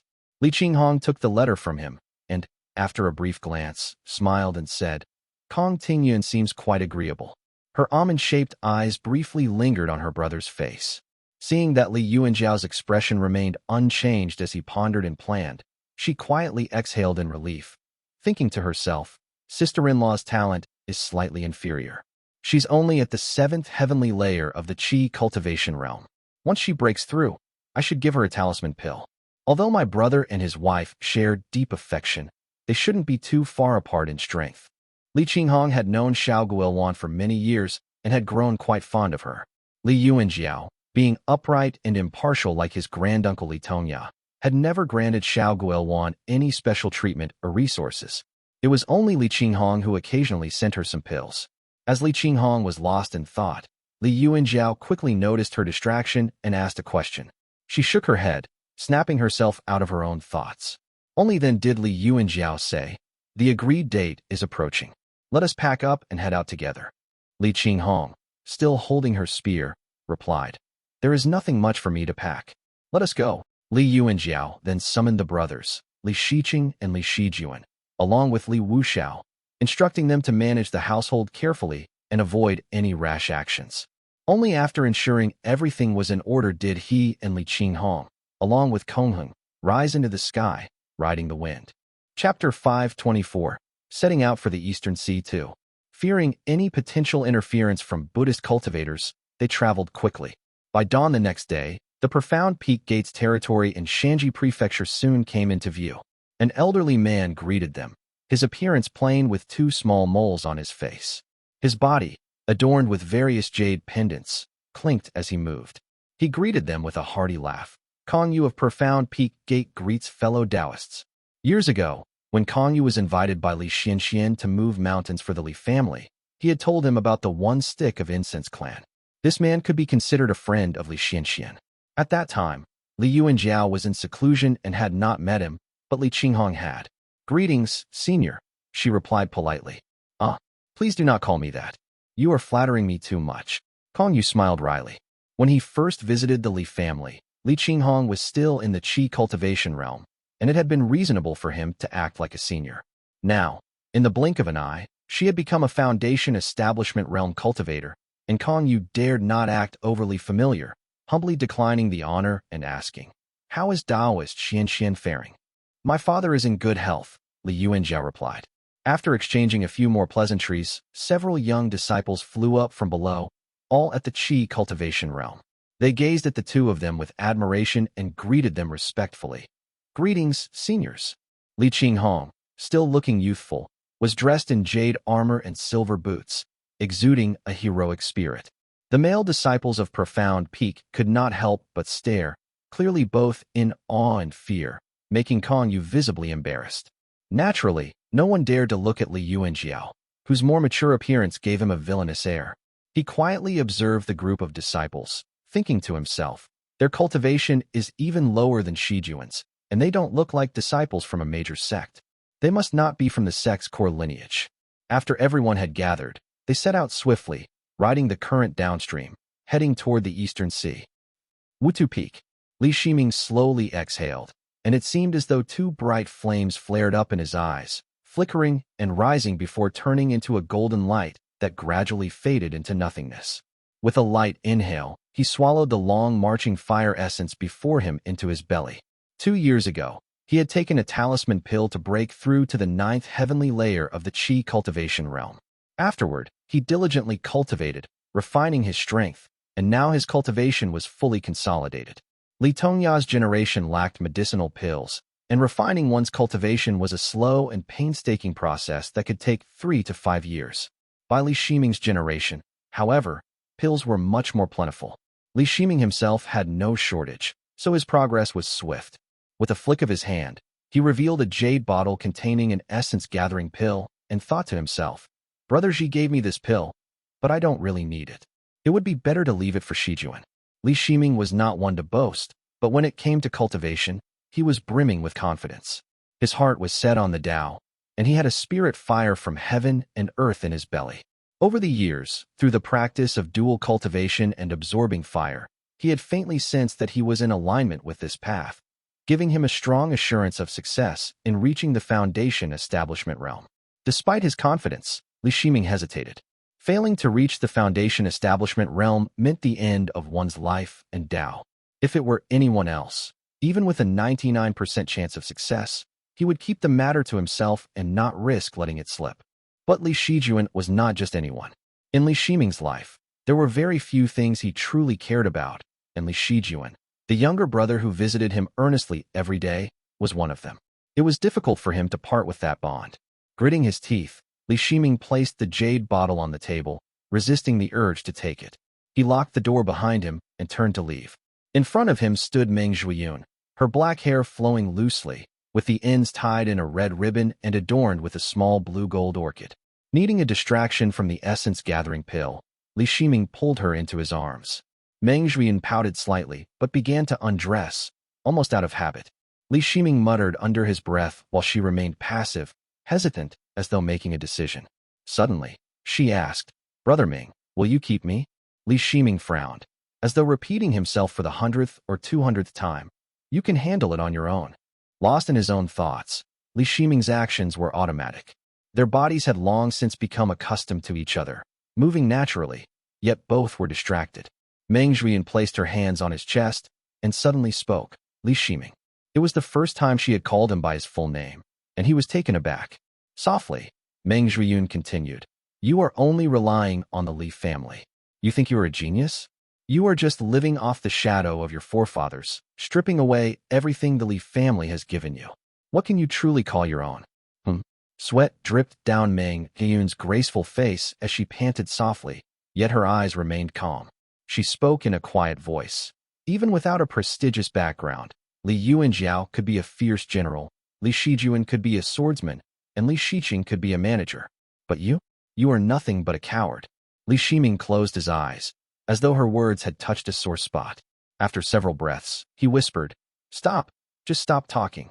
Ming Zhuiyun pushed his hands away, exhaling deeply before saying softly, "I will be leaving." Without hesitation, she stood up and emptied the contents of her storage pouch. Pills, secret technique manuals, paintings, and Li Shiming's clothes. All of it came tumbling down onto him. Nearly overwhelmed by disbelief and caught completely off guard, Li Shiming watched as Ming Zhuiyun draped a robe over herself. She cast a purification spell on herself, then walked out of the courtyard, her black hair flowing behind her, her expression resolute. She had barely taken a few steps forward when she saw a white-robed young man standing in the forest, blocking her path. With sharp eyebrows and bright eyes, he held a sword in his arms. Though Ming Zhuiyun looked disheveled, her pale skin exposed, the young man respectfully averted his gaze, his expression polite. Ming Zhuiyun shook her head gently, the blue-gold orchid in her hair glinting under the moonlight. Her soft eyes were clear and filled with defiance as she asked, "What do you want, senior?" Li Shizhen extended his hand politely and said, "I hope you would allow me to inspect your storage pouch." Ming Zhuiyun bowed and handed over her storage pouch. Li Shizhen examined it carefully and found nothing related to his family. He apologized and returned the pouch, but still did not move aside. Left with no other option, Ming Zhuiyun cast a spell and swore a profound scenery spiritual oath, vowing not to disclose any of the Li family secrets. Still, Li Shizhen did not relent. His gaze lowered in guilt as he added softly, "I have heard that you are skilled with a painter's brush." Though his tone remained courteous, the Hanlin's sword on his back glowed ominously. Ming Zhuiyun was not foolish and immediately understood, adding a few more assurances to her vow. Only then did Li Shizhen apologize. "You have made many pills for our family over the years. It is Brother Ming's fault for treating you unfairly. This is to compensate you for all the pills you have refined." He untied a storage pouch from his waist and respectfully handed it to her. Ming Zhuiyun's face changed, a mix of shame and frustration rising within her. But seeing the genuine sincerity in Li Shizhen's eyes, she knew he did not intend to humiliate her. Silently, she accepted it and whispered, "Thank you." With that, she soared into the sky, vanishing into the distant horizon. Li Shijuan sighed and stepped into the courtyard, which remained in disarray. Li Shiming quietly fixed his attire. Li Shijuan let out a bitter laugh and said, "You made a mess, yet I have to be the one to clean it up." Li Shiming said nothing. Hanging high in the courtyard was a painting. In it, Li Shiming wore a smile, yet his expression was cold and emotionless. His eyes were indifferent, as though lost in deep thoughts. Irritated by the sight of it, Li Shiming waved his hand, summoning the painting. He folded it and tucked it into his robe before waving his brother out. Turning back, he gathered the scattered paintings in the courtyard. Suddenly losing interest, he pulled out his alchemy furnace and returned to refining pills. Chapter 525, Mutuo, I. The eastern sea spanned thousands of li, with jagged rocks jutting out across its vast expanse. Waves surged endlessly from the boundless east, one after another, crashing upon each other. The islands scattered across the horizon were linked, their landscapes vastly different from those inland. The brilliant morning sun began to rise from the edge of the sky, casting rays of light in all directions. It was Li Qinghong's first time venturing overseas, and she was deeply captivated by the sight. Unable to hold herself back, she asked, "Is this the end of the world, where immortals reside?" Yu stroked his beard with a smile and replied, "If you travel eastward all the way to the edge of the eastern sea, you will reach the endless void abyss. There, the seawater reverses and falls into the abyss, descending slower and slower until it becomes vapor, rising back up and returning to the sea." Taking a moment to recount the past, Yu continued, "There is no air, no spiritual qi, nor the great void. That place is called outer heavens. In ancient times, cultivators and members of the demon race embarked on journeys to the outer heavens from the four seas, and none have ever returned." Li Yuanjiao nodded. He had heard about this from Li Xizhi before and now asked, "If that is the case, why would anyone go there?" Yu sighed with a touch of sentiment. When a cultivator attains the golden core realm, they gain fruition attainment and can replace heaven's will with their own. Beyond that is the Dao embryo, but what lies beyond the Dao embryo? There is no path left to take. It is said that in the past, it was impossible to leave. The four seas were bound by a heavenly barrier. But during the immortal devil war at Pingming Ford, the heavens lowered by 3 zhang, and the earth rose by 9 qi. Since then, the four seas became unbound, and the practice of cultivation became unrestricted. It is said that those with Dao embryos sense that the true path lies in the outer heavens, so they journey there. Li Yuanjiao silently nodded, while Qinghong, who had been listening intently, spoke up. "So that is how the immortal sects view it. Our Buddhist sect holds a different perspective." He had an awkward look on his face and apologized first for what he was about to say. According to our scriptures, the battle at Pingming Ford is referred to as the karmic filth of past lives, marking the division between the previous and future incarnations of the Buddha. In the past, immortals and their laws ruled the world, with the Xia people reigning supreme. In the future life, the rise of Buddhism followed, as the Hu and Jie people replaced the Xia. 1. Qinghong had spoken cautiously, yet the faces of the group still darkened.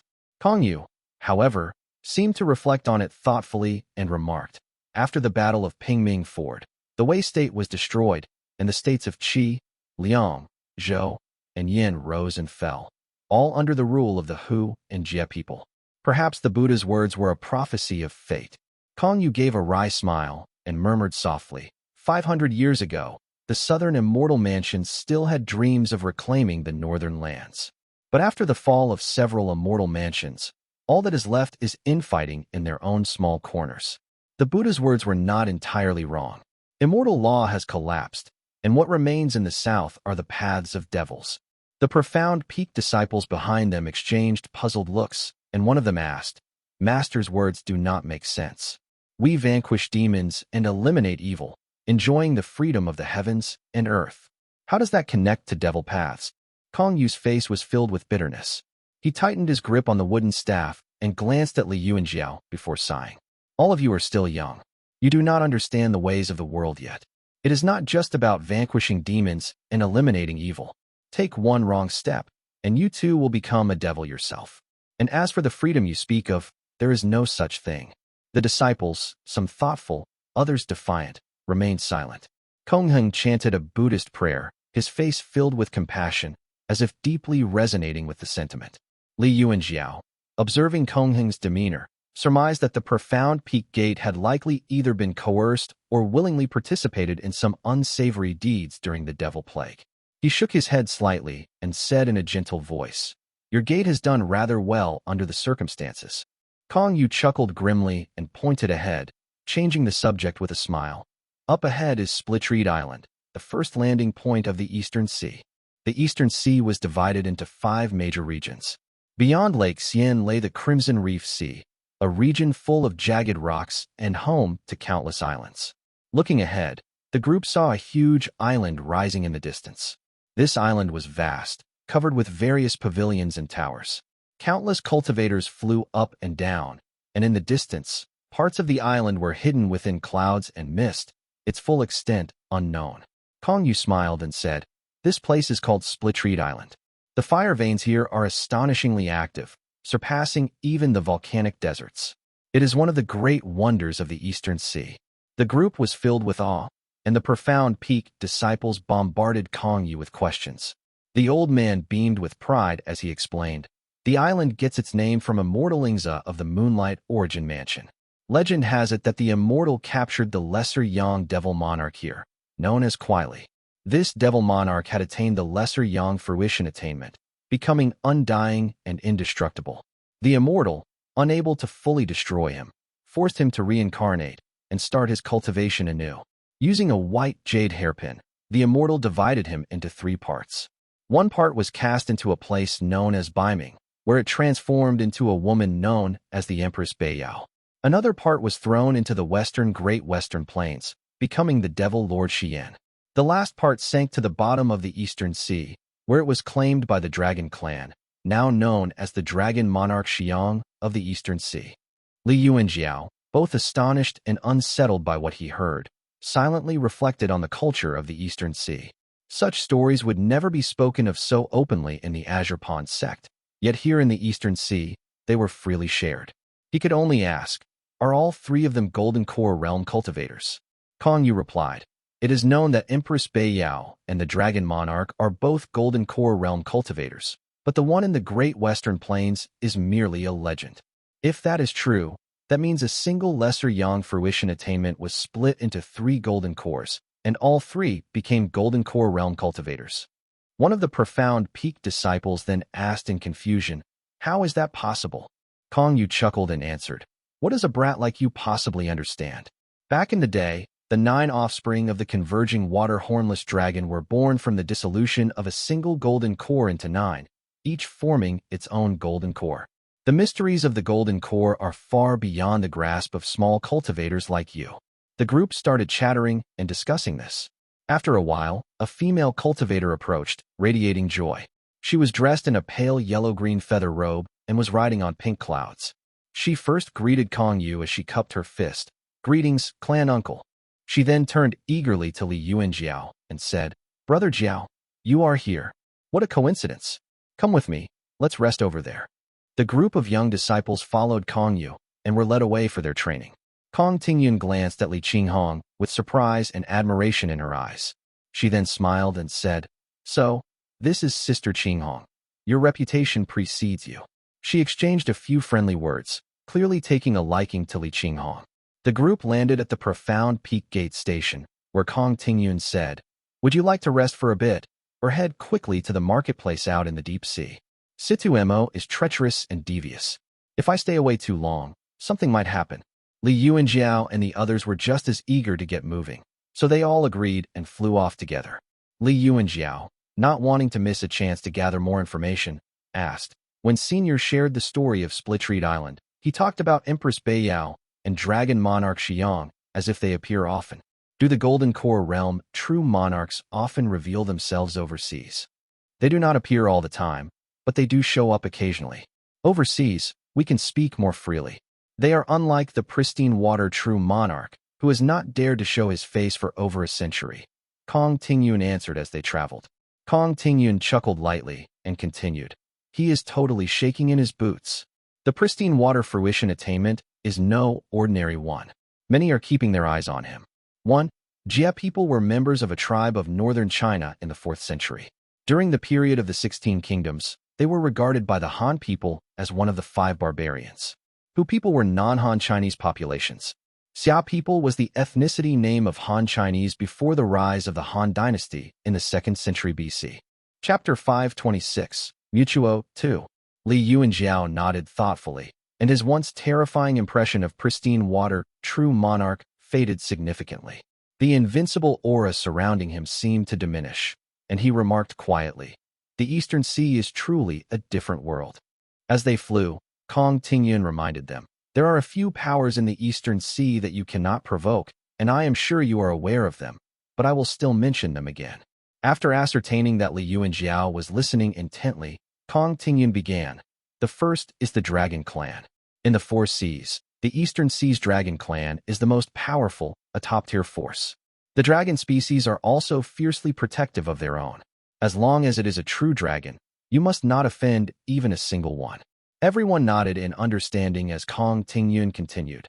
Next are the various demonic entities, sometimes called immortals, sometimes ghost officials, or even strange, unnatural beings formed from combinations of metallic essences, fate, and ill omens. She shook her head and added, "There is not much you can do when you encounter one.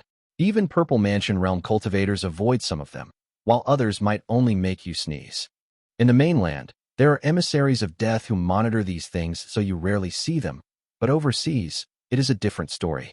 The Eastern Sea is vast and boundless, hiding countless unknowns." She paused before continuing. "As for the other factions, there has never been a day without bloodshed. In the end, it is all for their interests." Kong Tingyun waited for a moment before leading them to the water. After calculating the time, she said softly, "The Eastern Sea is too vast. Just flying would take us forever. It is better to rely on the water veins, which not only save us mana, but are also much faster." Li Qinghong glanced around and noticed several others nearby, warily watching each other as they waited. Kong Tingyun whispered, "In just a few breaths, the water veins of the sea will surge.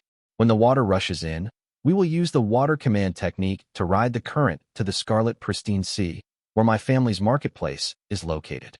Just as she finished speaking, the surrounding waters began to tremble and rush eastward. Large and small bubbles rose, and the ground beneath them shook violently as lightning flashed across the darkened sky. Li Yuanjiao, having traveled the Eastern Sea for over a year, was well versed in its ways. He calmly said, "My immortal foundation is boundless ocean. Let me handle the water control." With that, a serpent dragon formed under his feet, coiling in the sea and transforming into a bluish-gray light ring that enveloped everyone, swiftly carrying them eastward with the surging current. Scarlet Pristine Sea, Golden Sack Island. There were several islands in the Scarlet Pristine Sea, and Golden Sack Island was a medium-sized one. The Golden Tang Gate had established a firm presence here, reinforcing it with great effort. Situ Mo, dressed in gold, sat sternly at the head of the hall, his face dark. Below him, a man kneeled on the ground, trembling as he reported, "My lord, the crab has come to demand another 1,000 people. He says he will return in 3 days." Situ Mo's expression grew darker, and he replied in a low voice, "I see." Although the Golden Tang Gate was an immortal gate, it still had to abide by the rules of the Eastern Sea. What was due had to be paid. The crab was merely at the Qi cultivation realm, but it had a serpent dragon backing it. As much as Situ Mo resented it, he had no choice but to swallow his anger. His foul mood was not just because of this. The records on the table also vexed him.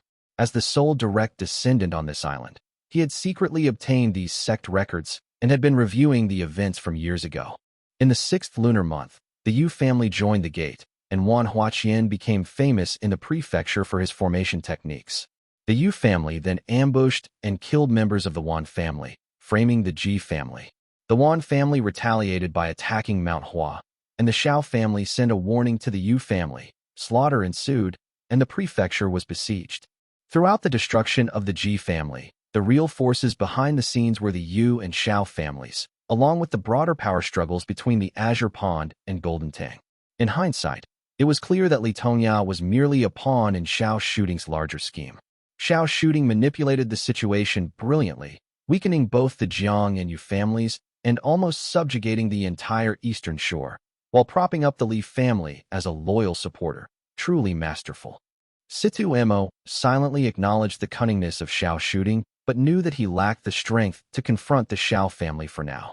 He filed away his grudges, awaiting a day when he could settle the score. But Xiao shooting is a formidable opponent.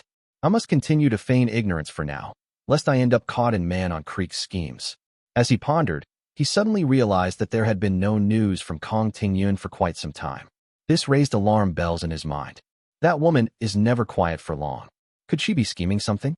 He quickly ordered, "Go fetch Master Monk Mutuo." Watching his subordinate leave, Situ Mo felt a chill of unease run down his spine. Not long ago, he had considered getting rid of her to reclaim control, but after probing her twice and suffering minor setbacks, he had to admit he had underestimated her. Damn it. It is easy to fool the idiots in the sect, but once outside, none of them are simple. Situ Mo silently fumed. Li Yu and Xiao had been difficult enough, and even that monk seemed like no pushover. Kong Tingyun was sly, and even Li Shijuan was quick-witted. Inside the Golden Tang Gate, he could fool his seniors and juniors, but outside, he had suffered one setback after another. The more he thought about it, the angrier he became, cursing aloud. No wonder the Golden Tang Gate is declining. It is full of idiots. As he was in the middle of cursing, a burly, bald man barged into the hall, his face red with irritation. He growled, "What now?" Seeing him, Situ Mo's temper flared even more. He shouted, "You filthy monk. All you do is chase after skirts. Are you even keeping an eye on Kong Tingyun?" Mutuo shot him a sideways glance and muttered a mantra under his breath while retorting, "What do you know? In the great Zhao, as long as you are a monk, even princesses get on their knees and let you do what you want with them. But here in the south, at least they still know how to cry and run." Situ Mo's face darkened further, but he restrained his disgust. Then, suddenly, Mutuo's expression changed. He hesitated before asking tentatively, "She is not on the island." Situ Mo had anticipated this, and his face remained unchanged. Mutuo hastily resumed divining, his face paling as he poured more energy into his divination. After a while, he finally muttered, "She is not in the Scarlet Pristine Sea." Situ Mo's face showed a slight shift, his mind racing. Several names flashed through his thoughts, and then a moment of realization struck him. He hesitated, then said, "I heard Splitreed Island was attacked by some kind of demon creatures recently, with many casualties, right?" Mutuo blinked, realization dawning on him. "You were saying, Kong Tingyun went to pick up disciples from the sect?" Situ Mo nodded hesitantly. Mutuo quickly exclaimed, "This is a perfect opportunity. We may not be able to break through the island's great formation, but we could ambush her on the sea route. Let us both go. When we get close enough, I will do the divination again." Situ Mo immediately flew into action, rising into the air with Mutuo by his side. As they neared the coast, doubt crept into his mind. That woman knows I have a Buddhist cultivator here. Why would she make such a mistake? Sect disciples. Does Profound Peak Gate not have other Foundation Establishment Realm cultivators to send? This is too convenient. Suddenly, a thought struck him, and he almost shouted, "Quick, check where Li Yu and Xiao is." Mutuo blinked in confusion. Did we not agree we would not go after the Li family for another 10 years? Just do it. Situ Mo snapped. Mutuo's face twisted with frustration. I am not even in the U state. How am I supposed to do that now? We are already close to the sea route. Why not just focus on Kong Tingyun? Situ Mo gritted his teeth, but relented, fixing his gaze on the approaching water surge. He growled, "Fine, but first check if Li Yu and Xiao is in the Eastern Sea. Start with him." Chapter 527, Suppression and Injury, I. That damn bastard. Mutuo spat, his frustration boiling over. Despite his anger, he could not overpower his opponent. He activated his golden light and performed a series of hand seals. The red glow on his face dimmed momentarily. After a while, he finally got a result and said impatiently, "I can't deduce his whereabouts. How can he be in the Eastern Sea?" His crimson face contorted in anger as drops of blood trickled from his nostrils. Wiping it away with his hand, he gritted his teeth. "Your paranoia has cost me. You better make it up to me when we get back." However, Situ Mo had fallen into deep thought, ignoring him. A whirlwind of doubts filled his mind. How could this be possible? Could Kong Tingyun really have let her guard down? There are only 1 or 2 Foundation Establishment Realm cultivators left in the Profound Peak Gate. Logically, she should be able to escape safely. She must have more than one Foundation Establishment realm cultivator aiding her. Mutuo called out to him 3 times before Situ Mo finally snapped back to reality. He murmured, "Mutuo, this may be a trap. You and I should retreat 100 li for now and wait for an opportunity. It'll be safer to stay close to Golden Sack Island. If anything goes wrong, we can get away in time." Why you? That's not far from Yuezhou Island. Kong Tingyun can escape easily. What are you thinking? Mutuo scolded in disbelief. Seeing the determination on Situ Mo's face, Mutuo had no choice but to express his frustration. All of you from the southern immortal Dao are damn cowards. So paranoid all the time.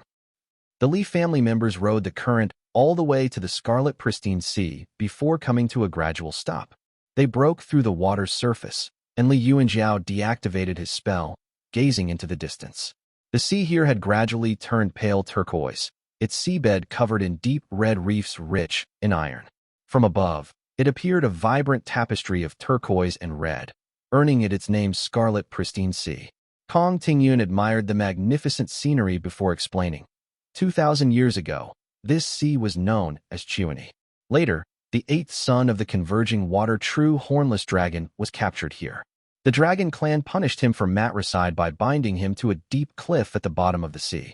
They built 9 cold iron pillars, nailed him to the cliff, dismembered him, and let the demons devour his remains. As a result, the sea turned turquoise overnight, and the demons within it gradually transformed, becoming what they are today. She smiled softly and continued.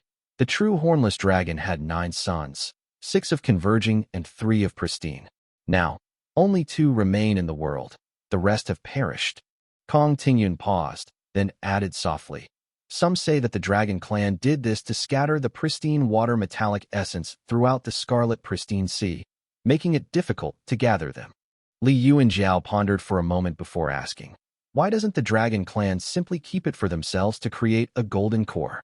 Kong Tingyun stepped on a cloud and quietly replied. The true hornless dragon swallowed the pristine water-feathered serpent and died.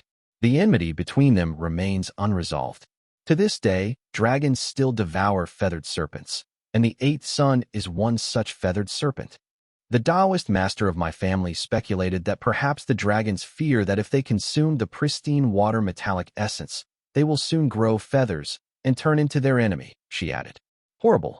Qinghong murmured a Buddhist chant before continuing in a low voice. Feathered serpents and dragon species share the same origins. The only difference is that one is of pristine water and the other of converging water.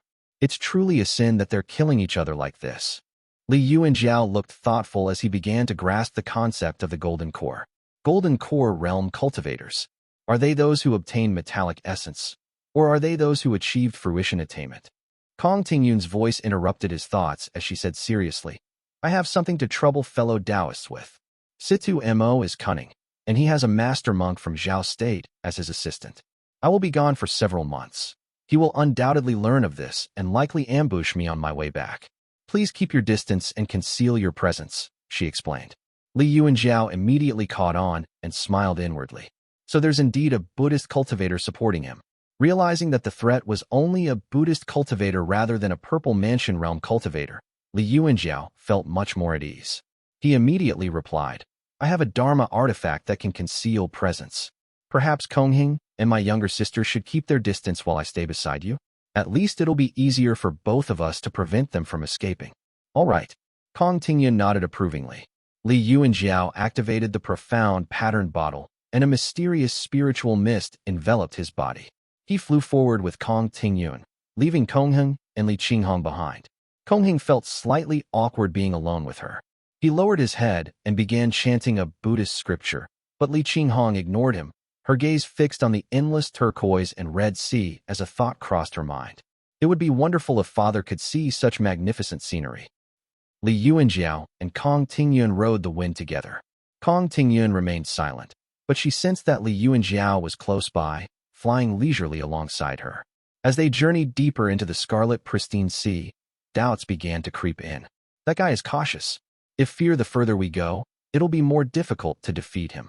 While she was lost in thought, several golden lights emerged from the reefs beneath them, and a golden streak suddenly shot up from the sea. Situ Mo broke through the water, squinting slightly as he fixed his gaze on Kong Tingyun. The sea was vast, its water veins flowing seamlessly, with no solid ground to plant formation flags or harness spiritual energy. Few formations could be established in such an environment, and even if Situ Mo possessed a treasure formation, he had yet to set it up. Kong Tingyun feigned surprise before sarcastically saying, "We are very close to the two islands right now. Do you think the guest cultivators on my island are all blind?" The sea was vast, and both of them were direct descendants of immortal gates. Naturally, they were unwilling to grant each other the opportunity to use escape spells. The fierce battle would likely only end with one of them dead, eliminating the need for a large formation. Nevertheless, Kong Tingyun was fearless, given their proximity to the two islands. Situ Mo stared at her for a moment, as if trying to discern something, before saying, "Fellow Daoist, you are quite brave. I don't need to kill you. I only need to severely injure you." While Situ Mo distracted her with his words, he discreetly performed a series of hand seals. As he completed the 6 seals, he hooked his index fingers while keeping the other 3 fingers together, summoning a golden saber that came out from his palm. "It's that spell." Li Yuanjiao recalled his past encounter with it, and silently put his hand on the hilt of his sword. Suddenly, the sea below them erupted once more, and a burly monk with a clean-shaven head and a red complexion soared out, brandishing a staff with both hands and preparing to strike at Kong Tingyun. Kong Tingyun remained calm, slapping her storage pouch. A golden mountain emerged, flying toward the monk to suppress him. The monk sneered fearlessly as he attempted to catch it with his hands. However, when Mutuo's hands made contact with the golden mountain, his tongue unexpectedly went numb, and only 4 of his facial features remained. His lips had vanished, leaving a smooth space below his philtrum. Horror washed over him as Kong Tingyun sneered coldly. "This golden mountain has been waiting for you, monk." With that, she produced another jade pearl that shone brightly, directing its light at the golden saber. Situ Mo's spell suddenly faltered as his golden saber hummed and vibrated uncontrollably like a dragonfly that had its tail pinched. Kong Tingyun remarked casually, "I would love to see how you plan to seriously injure me." Chapter 528, Suppression and Injury 2. This was the first time Situ Mo confronted her head-on, and he felt an impending headache. "I've heard that the profound peak gate is filled with iron turtles. It seems like it's true. They excel at defense. Kong Tingyun holds an extraordinary status, and her Dharma artifacts are more powerful than others. This will be a tough battle." Sure enough, Kong Tingyun swung her sleeves, unleashing a pair of black hooks that flew toward him like crescent moons, circling and dancing as they hissed with turquoise smoke. Situ Mo glanced at the hooks and recognized them as ordinary Dharma artifacts. He summoned 3 golden shields and easily blocked the attack. Meanwhile, the golden saber spell on the other side broke through the protective barrier of the jade pearl, its speed increasing as it darted forward. Kong Tingyun appeared to be in danger, yet she showed no fear, which secretly shocked Situ Mo. At that moment, 2 streams of light appeared in the distance, one purple and one brown. Situ Mo's expression shifted, and golden light flared beneath his feet. However, a chill suddenly crept down his spine. With a sweep of his spiritual sense, he detected a green-white sword light approaching. Li Yuanjiao. They've really joined forces. He broke out in a cold sweat, unable to determine how Li Yuanjiao had managed to evade the Buddhist cultivator's detection. With the golden shield resisting Kong Tingyun's Dharma artifact, he had no choice but to quickly perform a hand seal and cast a spell, darting out of the impending attack's way, albeit narrowly. Clang! Qingche's sword light sliced through the air, grazing his feathered robe instead of his neck and producing a piercing sound of mana being consumed. Situ Mo's face paled as he coughed up a smooth, round red pill. The pill spun in the air before dissolving into smoke. Not this trick again. It must be some sort of displacement technique, specifically designed to counter sword and mana light. Just as Situ Mo evaded the attack, he shouted hastily, "Retreat quickly!" Li Yuanjiao's sword did not wait for him. It split into 3 sword lights as it turned back, attacking him from above, the middle, and below. Situ Mo, having suffered a setback earlier, was well prepared. Demonstrating the confidence of an immortal Sect disciple, he threw out 3 talismans with a flick of his hand, each bouncing off into 3 white circles to intercept the sword lights one by one. Clearly, Situ Mo had come prepared.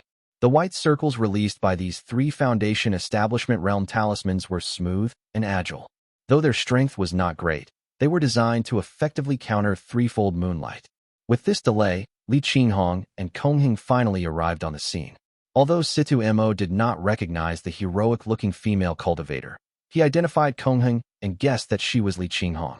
The purple light in her eyes and the purple lightning dancing across her jade armor caught his attention. Situ Mo barely had time to retreat before Qinghong parted her vermilion lips slightly and released a speck of purple light that almost instantly swelled to the size of a fist, glowing with a brilliant white light. A sense of numbness washed over Situ Mo as he realized the power of the impending attack. He quickly deactivated his 3 golden shields, ignoring the double hooks that Kong Tingyun had launched. He also swiftly withdrew the golden saber and disengaged with her. Kong Tingyun hurriedly urged the Jade Pearl to give chase. The monk below watched on in shock and terror, bewildered by how Li Yuanjiao managed to evade his calculation. Unable to voice his confusion, he could only muster his strength to try and push the golden mountain off of him. Kong Tingyun had to lower her head and look at the situation below her as she retrieved a golden talisman from her sleeve. With a simple flick of her fingers, she sent it flying toward the golden mountain. Mutuo was unfortunate. Despite having an arsenal of spells and techniques, he had been suppressed by the golden mountain from the start. Crafted from an unknown material, the mountain had slowed him down, also causing his lips and teeth to disappear. Just as he finally managed to push it up a little, Kong Tingyun's talisman landed on the mountain.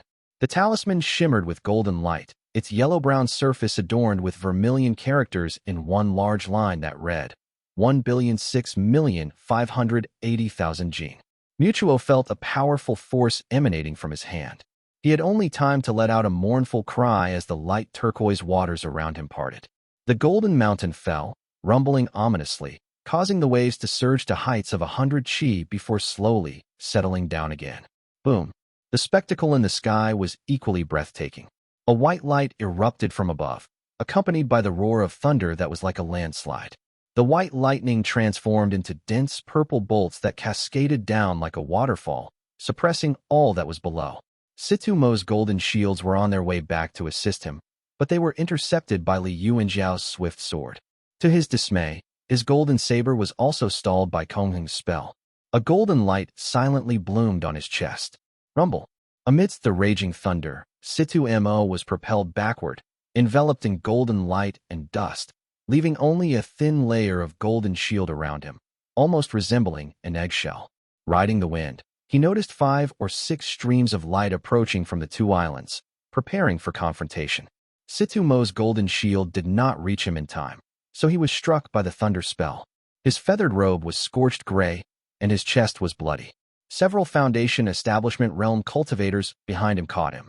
Gasping, he commanded, "Let's go." Situ Mo silently thanked himself for being cautious, though he feared that more people would soon emerge from the market and annihilate his group. He did not dare linger and hurriedly retreated, enveloped in golden light. His companions quickly followed suit without hesitation, fearful of being pursued. The guest cultivators of Profound Peak Gate approached to greet Kong Tingyun. Good. He wasted his life-saving trump card and is quite seriously injured. This trip wasn't in vain, she remarked with a smile. She glanced at Qinghong, who appeared slightly pale, and praised. "I didn't expect you to possess such a powerful thunder spell. Truly impressive." Although the profound thunder had been condensed in advance in the thunder pool, it was still a draining spell for Qinghong to cast. She smiled modestly and replied softly, "It's nothing compared to fellow Taoist's Golden Mountain." Situ Mo was a direct disciple highly valued by the Golden Tang Gate, making it unlikely to kill him so easily in one fell swoop. With the right combination of timing and circumstances, this encounter was enough to prevent him from making any progress for many years to come. Li Yuanjiao nodded approvingly, but was more concerned about the monk and asked, "What about the monk?" Kong Tingyun replied with a shrug, "He is no better off than Situ Mo." The group dove deeper, navigating through the pale turquoise waters until they discovered the golden mountain resting on the seabed. Kong Tingyun stowed away the Dharma artifact and examined the bloody remnants with care. After casting a few spells, she glanced at Qinghong with some uncertainty. Qinghong understood her concern. He stepped forward, closed his eyes to sense the surroundings, and said in a deep voice, he went back to the north. Kong Tingyun sighed regretfully. It's a pity he was in the sea, not on land. He touched the earth vein too late and managed to escape. He had indeed escaped, but his body is ruined. He may have a backup at a temple in the north, perhaps another monk's body to take over, but his cultivation has pretty much been devastated. He won't be able to compare to Situ Mo any longer. It will take him at least decades to recover. Buddhist cultivators were notoriously difficult to kill, and Kong Tingyun never truly believed she could eliminate him. She extended her slender hand, summoning the Golden Mountain. With a hint of resentment, she said, "The ancestor entrusted me with this Dharma artifact and talisman specifically to deal with these cultivators from Xiao State. He's just the first. Sooner or later, they will be driven back to their original forms, one by one." Li Yuanzhao breathed a sigh of relief, feeling his spirits lifting as he said, "Good, good. With this monk gone, we no longer need to worry about the enemy lurking in the shadows while we're out in the open. The threat from Situ Mo is significantly reduced." Qinghong, who had contributed little throughout the encounter, looked guilty. He rubbed his bald head nervously, silently glancing at the others. Chapter 529, Zongquan Island, I. Although Situ Mo had only sustained injuries, the fortunate news was that the monk could no longer stir up trouble. Li Yuanzhao declined Kong Tingyun's invitation. The group did not linger on Yuezhou Island. They headed straight north across the Scarlet Pristine Sea. Kong Tingyun escorted them all the way out of her territory before returning on the clouds. In high spirits, she hummed a few tunes. When she saw her subordinates approaching respectfully, she quickly recomposed herself. It seemed like Mutuo had failed to deduce Brother Zhao's strength. The Li family is certainly impressive. Did Xiao shooting secretly involve himself in this? Or was it another Purple Mansion realm cultivator behind this? Li Yuanzhao's fate remains a mystery. I wonder if he's like Lu Changdai and Tu Longjian. In any case, Kong Tingyun had made a good move. Not only had she suppressed the enemy, but she had also solidified her relationship with the Li family, killing two birds with one stone. Riding the wind back to Yuezhou Island, she was looking forward to a good night's sleep. Meanwhile, the Li family flew toward their destination. Li Qinghong appeared relaxed, but Li Yuanzhao's expression darkened as they left the Kong family's territory. His brows knitted together in suspicion. Noticing her brother's unease, Li Qinghong whispered, "What's wrong, brother?" Li Yuanzhao tightened his grip on his sword and replied in a deep voice, "Something's off about Kong Tingyun's strength. When I ambushed the hooked serpent with her in Lake Xian, she was far less powerful than she is today. If she had such strength then, a mere demon like the hooked serpent, even at the mid-stage of Foundation Establishment realm, wouldn't have stood a chance against her Golden Mountain. Why would she require my assistance and share the spoils?" Li Qinghong considered this for a moment before nodding in agreement. "I'm thinking that it might be the effect of that talisman. She uses it without any hesitation, so it's clearly not a rare item for her. Her identity may be more significant than we realize." Li Yuanzhao ran his fingers along his sword, murmuring, "Indeed. I believe Taoist Master Changshi is trying to show goodwill. Kong Tingyun may be his junior, but she was quite generous in lending the formation against the hooked serpent, only coming to take it back after 2 years. I thought it was just a coincidence at the time, but now there's finally an explanation. It's not necessarily a bad thing after all," Li Qinghong commented. Whether Taoist Master Changshi was showing goodwill toward Xiao shooting or toward himself, there was no malice present, and the Li family could only accept it silently. It's confirmed that as long as one possesses the immortal mirror, they can not only break their fate, but also thwart divine abilities and investigations. I wonder how high its inherent rank is. Li Yuanzhao reflected, then glanced at his younger sister, who was also deep in thought, evidently considering the same matters. Qinghong hung his head in silence the entire time. After flying over the sea for a while, Li Yuanzhao took out the sea chart to study it carefully.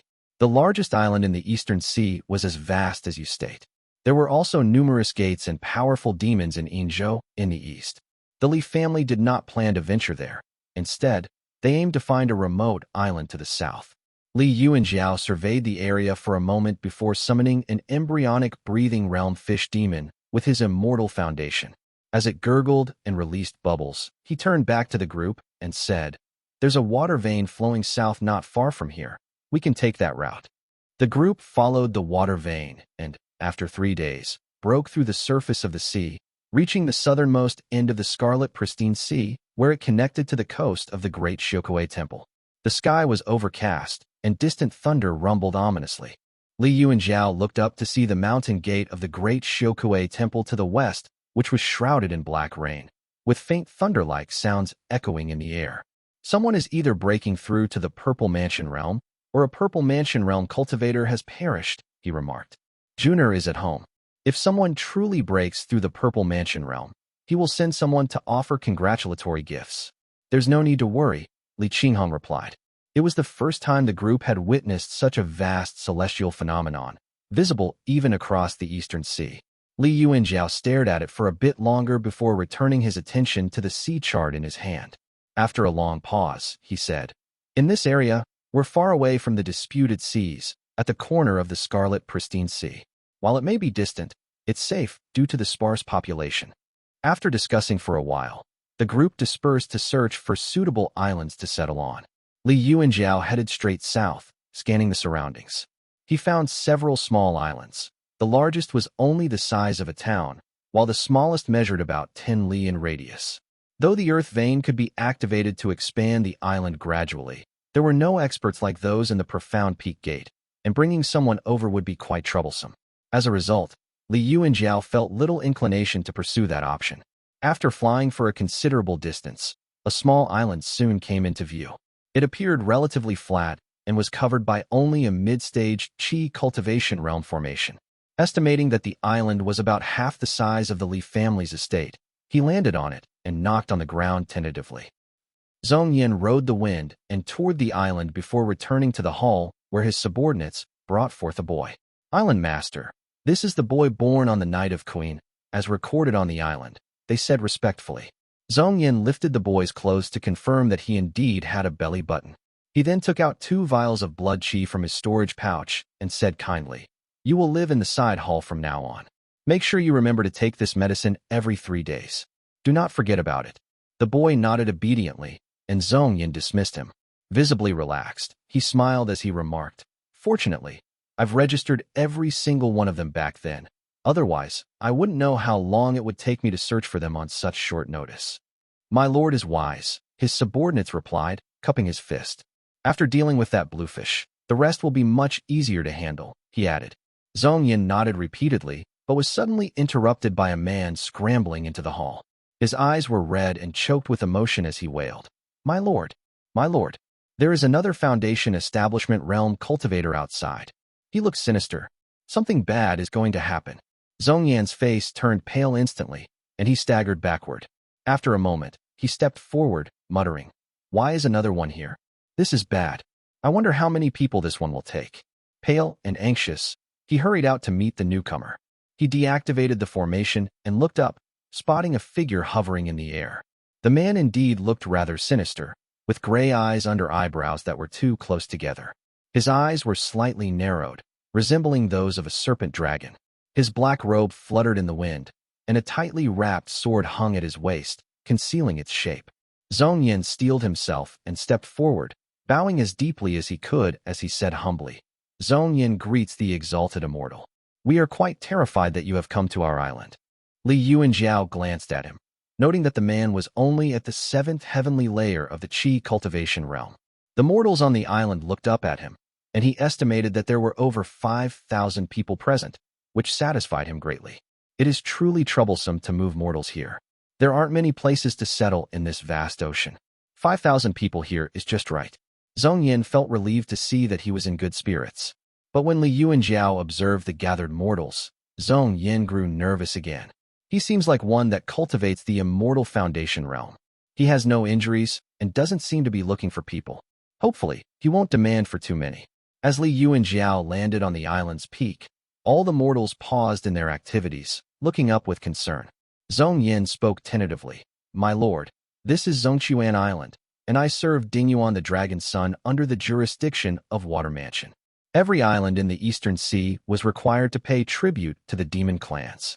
Having heard of these rules, Li Yuanjiao asked casually, "How much tribute does this Dragon Son demand at a time?" Zongyan replied, puzzled, 300 mortals or 3 medicine humans. Li Yuanjiao frowned and asked, "He wants only humans?" Chapter 530, Zongquan Island 2. Zongyan was taken aback and suddenly realized, could this person be from the mainland? It seems he has only ventured overseas a few times and is unaware of the situation here. With this thought, Zongyan's eyes grew eager, and he quickly explained, Senior, you may not know this, but there are no minerals and spirit plants on my island. Everything below the sea surface belongs to the demon clan, and we aren't allowed to touch it. The only thing we can offer is our population. He continued, not just my small island. Even those guarded by Foundation Establishment Realm and the Purple Mansion Realm cultivators must pay both tributes in the form of humans and treasures to the Dragon Clan. The difference is merely in the quantity. Liu and Xiao, arriving in this remote place, had not considered exploiting any or veins or treasures. He simply nodded, feeling embarrassed and silent. Zongyan interpreted his silence as a sign he had said something wrong, and a sense of dread washed over him. The mainland seems to differentiate between immortals and devils. Aren't there ancient cultivators too? What are they called again? You cultivating, or was it subjects of Wanyu? His doubt, combined with the aura irradiating from Liu and Xiao, caused Zongyan to lose his composure. He kneeled down in fear, his voice trembling as he pleaded, Exalted Immortal, spare me. We are forced into this, and we never intended to do so. Liu and Xiao merely glanced at him. This man was not a disciple of the Immortal Sect or Gate, and the murky chi surrounding him was impossible to hide. Nonetheless, he held no expectations for overseas cultivators and responded in a deep, measured voice. You have no choice but to pay tribute to the Dragon Clan. However, I can see your true essence is vigorous and powerful, indicating you have consumed blood and resentment chi. What more can you say?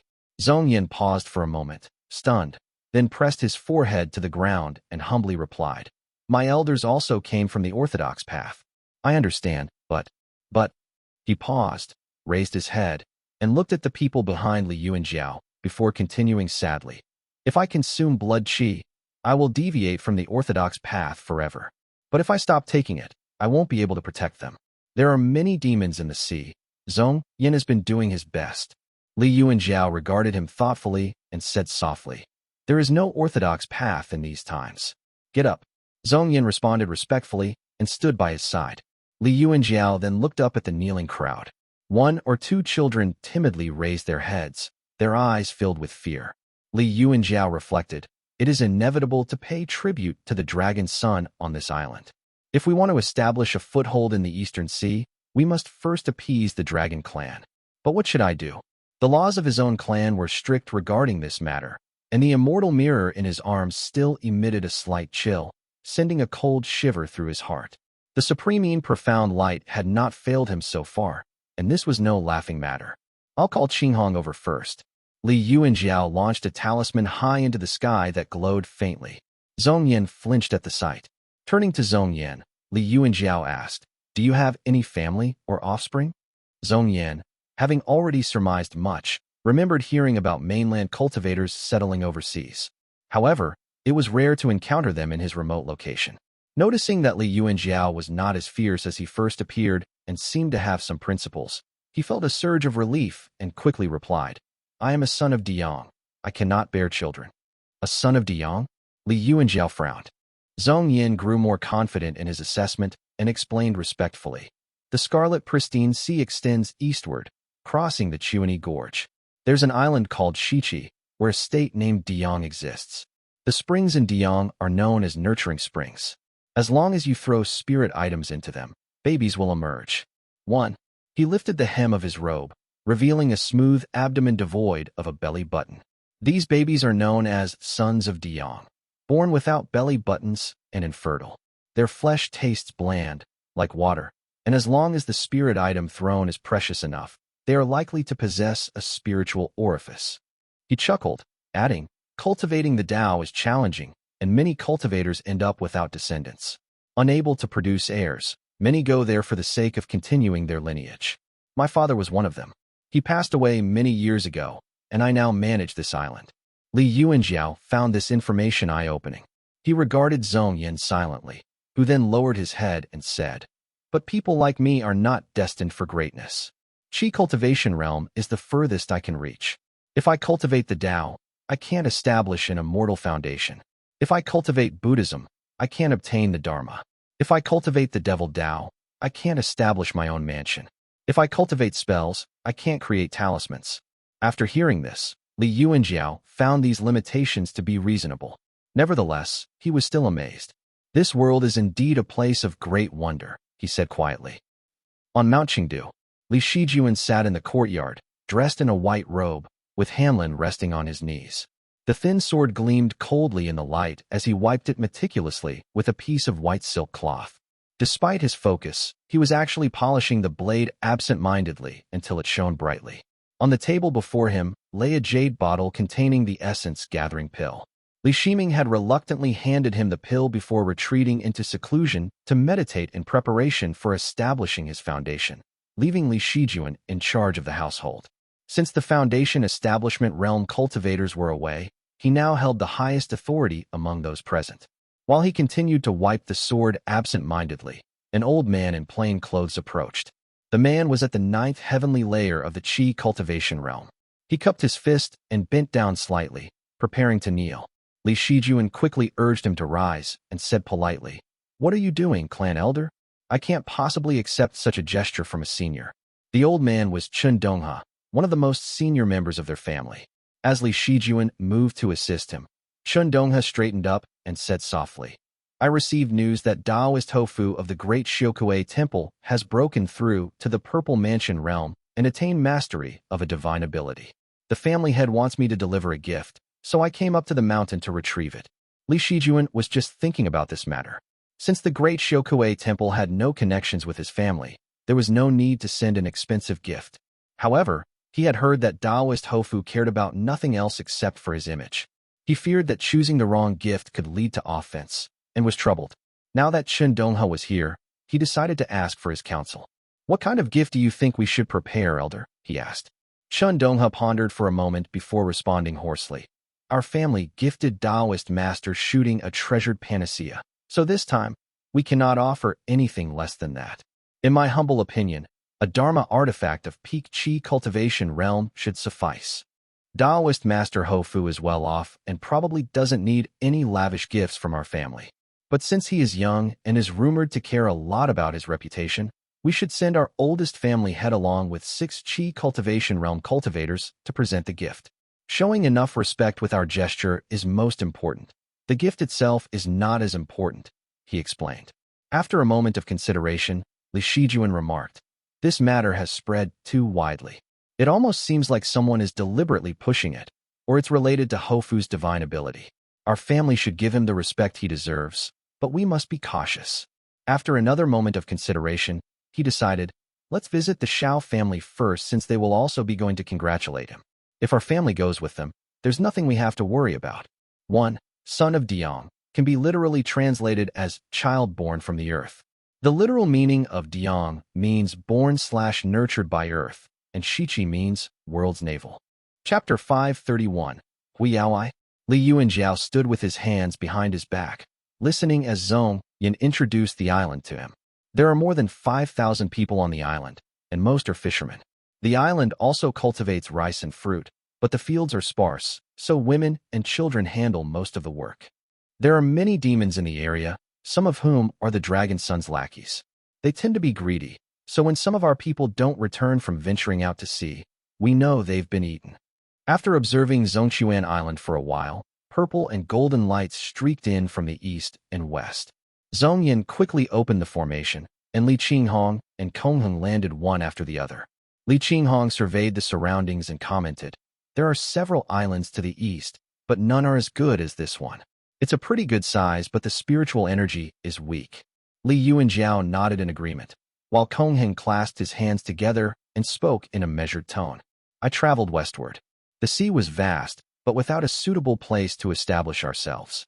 After hearing their conversation, realization struck Zongyan, and he felt a surge of excitement. "So, these cultivators of orthodox Tao from the mainland are looking for a place to settle. Wonderful. They appear to be disciples of the immortal sect. Zongquan Island's time has finally come." Li Yuanjiao and Li Qinghong exchanged glances and came to a decision. Noticing her brother's stern expression, which made him appear fierce, Li Qinghong turned to Zongyan, who seemed delighted. "Fellow Taoist, as you can see, we intend to establish a base at sea. Zongquan Island is quite suitable for us. We would like to investigate further and discuss this matter in detail with you. Since Li Yuanjiao intended to take on the role of a villain, Li Qinghong stepped in to chair the negotiation.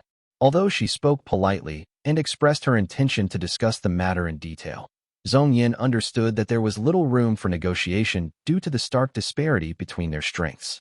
It all came down to whether this group would ultimately decide to take over this island. Zhong Yin timidly agreed before Li Qinghong requested, "Well then, fellow Taoist, please accompany Qinghong and the other guest cultivators to survey the earth vein and assess the spiritual energy." Qinghong excused himself and went off with the rest, leaving Li Yuanjiao standing alongside his younger sister. He voiced his concerns, and Li Qinghong contemplated for a moment before replying. "From what I've observed along the way, the Eastern Sea Dragon clan treats the islands as fields and the people as livestock, much like raising pigs and cattle in a pen. Even the Golden Tang Gate and the Profound Peak Gate have to pay their tributes. It will be nearly impossible for us to avoid that." "That's true," Li Yuanjiao agreed, lowering his gaze before saying, "I wonder if I could meet the Dragon's Son or find a way to negotiate the matter, perhaps use other resources to pay. Regardless, I need to try." Li Qinghong shook her head and said softly, "It'll likely be very difficult for you to meet the Dragon's Son. Although he is only at the Foundation Establishment realm, he is a noble dragon. I can't even imagine how many demon generals he commands. Even if we manage to meet him, we can't predict what kind of payment he might demand. It would be better to start with the lesser demons and bribe them with a generous sum, which may ultimately cost less." The two of them rode the wind through the dark night, sinking into the sea without even realizing it. Under the night sky, the scarlet pristine sea sparkled with countless tiny green lights. The mana lights deep in the sea flickered like stars, creating a breathtaking sight in the darkness. The golden magnificence of the demon palaces could be seen from the distance. Li Yuanjiao nodded slightly and remarked, "Only after leaving the Eastern Sea did I realize how small the mainland is and how powerful the demons are. The strength of the Eastern Sea demon clan alone can rival that of Jiangnan. It's even rarer to see such a unified command. They are deeply rooted and work together." Sighing, Li Yuanjiao turned back to glance at Zongquan Island, while Li Qinghong said softly, "This island has no fire veins or earth veins. It offers little benefit other than a few sources of incense. The important thing is to establish a foothold overseas. Our family is gradually stabilizing as a prominent clan. We should consider reaching the Purple Mansion realm. Without the right cultivation techniques and opportunities, it's all just empty talk," Li Yuanjiao replied, shaking his head before continuing. "In my opinion, our family can only improve significantly by obtaining what Yu Muxian possesses. Given Yu Muxian's status, it was impossible for him to die on the mainland. If the Li family wished to plot against him, their only option was to ambush him in the Eastern Sea with the help of the mirror, in a way that they could avoid Taoist Master Yuan Wu's retaliation. This was also a troublesome matter." Li Yuanjiao added, "Once the island matters are settled, you should return home first. I will stay here to guard, cultivate in seclusion, and try my luck to break through to the middle stage of the Foundation Establishment realm. Meanwhile, send people to the major markets to gather all available information about the Purple Mansion realm cultivators and their immortal foundations. These are classified information on the mainland, but there might still be opportunities to uncover them overseas," he said. "All right," Li Qinghong replied. Thunder Immortal Foundation was not highly coveted in Jiangnan, making it more suitable for her to remain on Qingdu. The siblings discussed for a while longer before landing back on the island. Qinghong approached them and reported politely, "There are 3 relatively strong earth veins on the island, but the others are weak with shallow spiritual energy. It's impossible to establish a Foundation Establishment realm formation. At most, it can only support one that is at the peak of the Qi cultivation realm." After hearing this, Li Yuanjiao turned to Zhong Yin and asked, "When will the Dragon Sun's subordinates arrive?" "In the next few days," Zhong Yin replied quickly. At that moment, a cheer suddenly erupted on the island. A man arrived on the wind and whispered something into Zhong Yan's ear.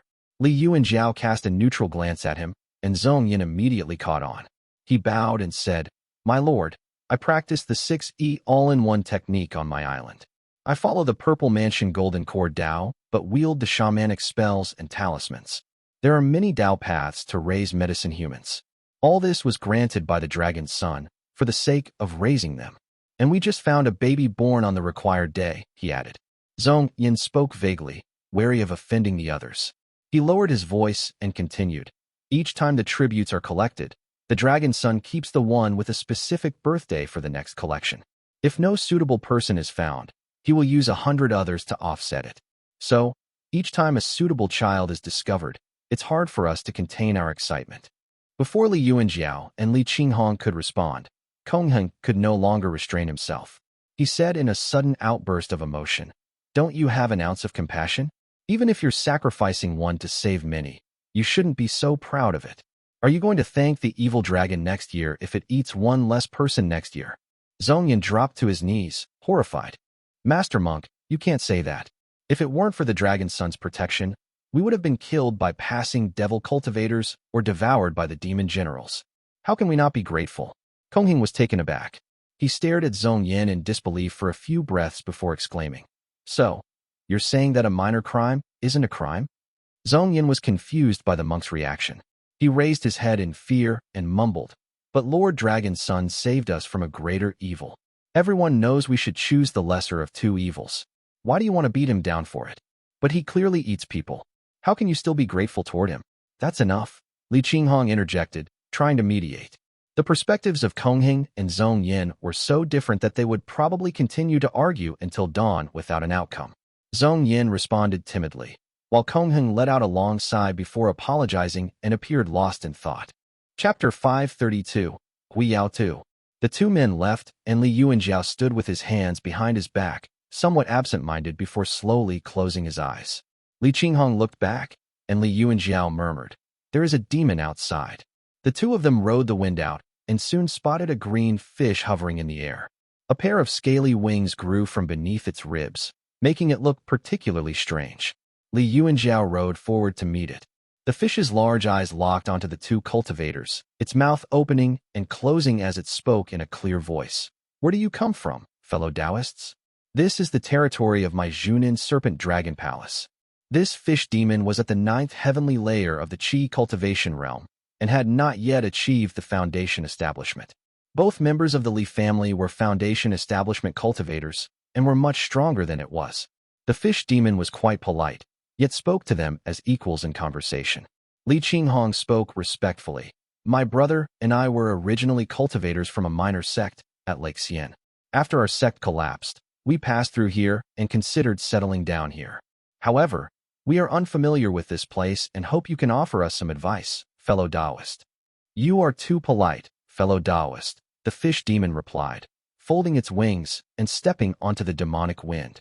Its fish lip curled up slightly, as its scales flipped in the wind and dripped with mucus. With a cryptic expression, it continued, "I am from the Hui clan in the algae, patrolling the sea for the Serpent Dragon Palace. My name is Huiyao. If the two Taoists are willing to serve my Serpent Dragon Palace, I will naturally share everything I know." The fish then retracted its tail and transformed into a half-man, half-fish figure, looking rather sinister and ugly. It wielded a fork and stared at the two of them.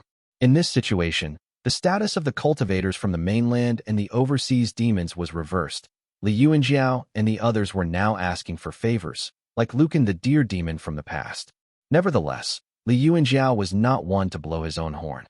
Despite the fish demon's grotesque visage, he smiled and said in a deep voice, "This way please, fellow Taoist." As soon as they descended together, Zongquan approached and bowed. "Greetings, Grandpa Sea Patrol. I have prepared the tributes." Huiyao chuckled and happily replied, "Hee hee, good for you. After enduring for so many years, you're finally in charge of this place." "Why yes," Zongquan nodded, flattered, and signaled for his men to fetch the tributes. They entered the hall, and the servants quickly served them tea. Zongquan kneeled beside Huiyao and presented a jade bottle filled with red blood. Huiyao waved his hands, scolding, "You blind fool. We have a distinguished guest today. It is inappropriate to drink this." Realization struck Zongquan as he retracted the bottle respectfully. Li Yuanjiao's expression remained unchanged, while Li Qinghong's smile grew more pronounced. Huiyao continued, "My subordinate has embarrassed himself. Please forgive him, both of you." Huiyao was not foolish. The faces of these two were filled with pure qi, suggesting they were mainland cultivators or disciples of some ancient sect. However, Its own strength was currently inferior, and it was not foolish enough to offend these cultivators. If the two of them truly killed him and escaped, the dragon son might not necessarily chase them down. After exchanging a few words with Huiyao, Li Yuanjiao cut to the chase. What is the expected tribute for Zongquan Island? Huiyao regarded him calmly and replied, This place is barren. The dragon's son has never bothered us. It has been given to my clan, so the tributes are for me. The siblings exchanged glances, realizing that Huiyao had the upper hand in the negotiation now. Li Yuanjiao felt a headache coming on, but the fish demon continued. Are you cultivating pit water, fellow Taoist? Can you show me your ability? Li Yuanjiao nodded slightly, summoning a grayish-blue serpent dragon that rose gracefully in the courtyard before them. Huiyao glanced at it, nodded, and said, I see. It's the Jing Dragon King. No wonder I felt a sense of familiarity the moment I saw you, fellow Taoist. The dragon's son also practices this method, the Jing Dragon King. Huiyao pondered for a moment before speaking seriously. Since you would like to establish your base here, this arrangement is beneficial for both of us. I won't make it hard for your esteemed clan. It stretched out its fish-like hand and casually continued. 1 medicine human each year, 10 embryonic breathing realm spirit items, and 2 chi cultivation realm spirit items. Ores are acceptable too. As for the passing demons that seek bribes, that's for you two to handle. The demon did not have much use for spirit stones, so most of its demands centered around spirit items and humans. This requirement was significantly greater than Zhong Yan's original demand of 300 people over 5 years. Huiyao said that it would not make things difficult for them, but his demands were far from reasonable. Before either of them could respond, Huiyao stated directly, By the rules of my Serpent Dragon Palace, no matter where you come from, you must obey the Dragon Clan's orders when you enter our territory. Huiyao's statement was no different than a reminder for Li Yuanjiao and Li Qinghong to drop their arrogance. The words were harsh, and Zhong Yan began to sweat nervously, fearing the siblings might lose their composure from this provocation. He dropped to his knees, grasping Huiyao's fish-like leg, and cried, Grandpa Sea Patrol, it's my fault for not gathering news properly. Please consider the many years of hard work I've put in and spare me. Huiyao pursed its lips and kicked him away. However, Li Yuanjiao remained calm and replied politely, I understand your demands, fellow Taoist. It's just that offering medicine humans goes against my family's rules. Can that be substituted with something else? Substituted? Huiyao repeated, then laughed sarcastically. Others use medicine humans as substitutions for spirit items, but you do the opposite. How foolish. Are you even aware of the cost? What can you offer year after year? Li Yuanjiao retrieved a jade box from his storage pouch and offered, How about this? Huiyao looked down to see a small flower resting inside the jade box. He sniffed it and exclaimed, A Foundation Establishment Realm spirit item? Yes, 1 flower in exchange for 5 years' worth of medicine humans, Li Yuanjiao replied, putting it away before Huiyao could inspect it further. Huiyao wiped his drool but protested, 5 years? That's too much. Think about it again, fellow Taoist. This is a spirit flower from the mainland. It makes a good present for a demon general. I acquired it through some favors with the Han family, Li Yuanjiao countered. Huiyao's face lit up with greed upon hearing that. Li Yuanjiao deliberately paused before asking, Will this work? Yes. Yes. Huiyao replied eagerly, but Li Yuanjiao deliberately continued. Alas, it's a pity that this cannot be shown to others. On second thought, perhaps I should go with medicine humans. Fellow Taoist, what do you mean by that?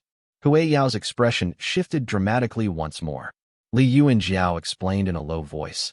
This flower was acquired through certain means. The Han family has always kept its existence under wraps.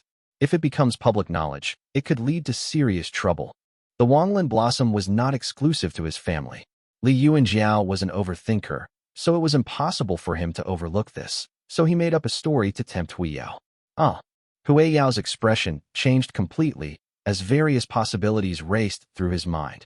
Li Yuanjiao smiled, adding, I came to the Eastern Sea merely to find a place to settle. If things don't work out, the worst I can do is leave and return home. The Serpent Dragon Palace cannot extend its reach to the mainland. Fellow Taoist, you better consider this carefully.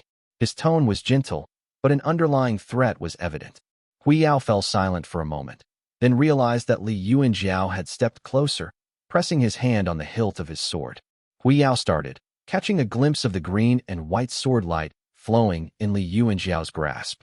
For a moment, his legs turned to jelly, and panic set in.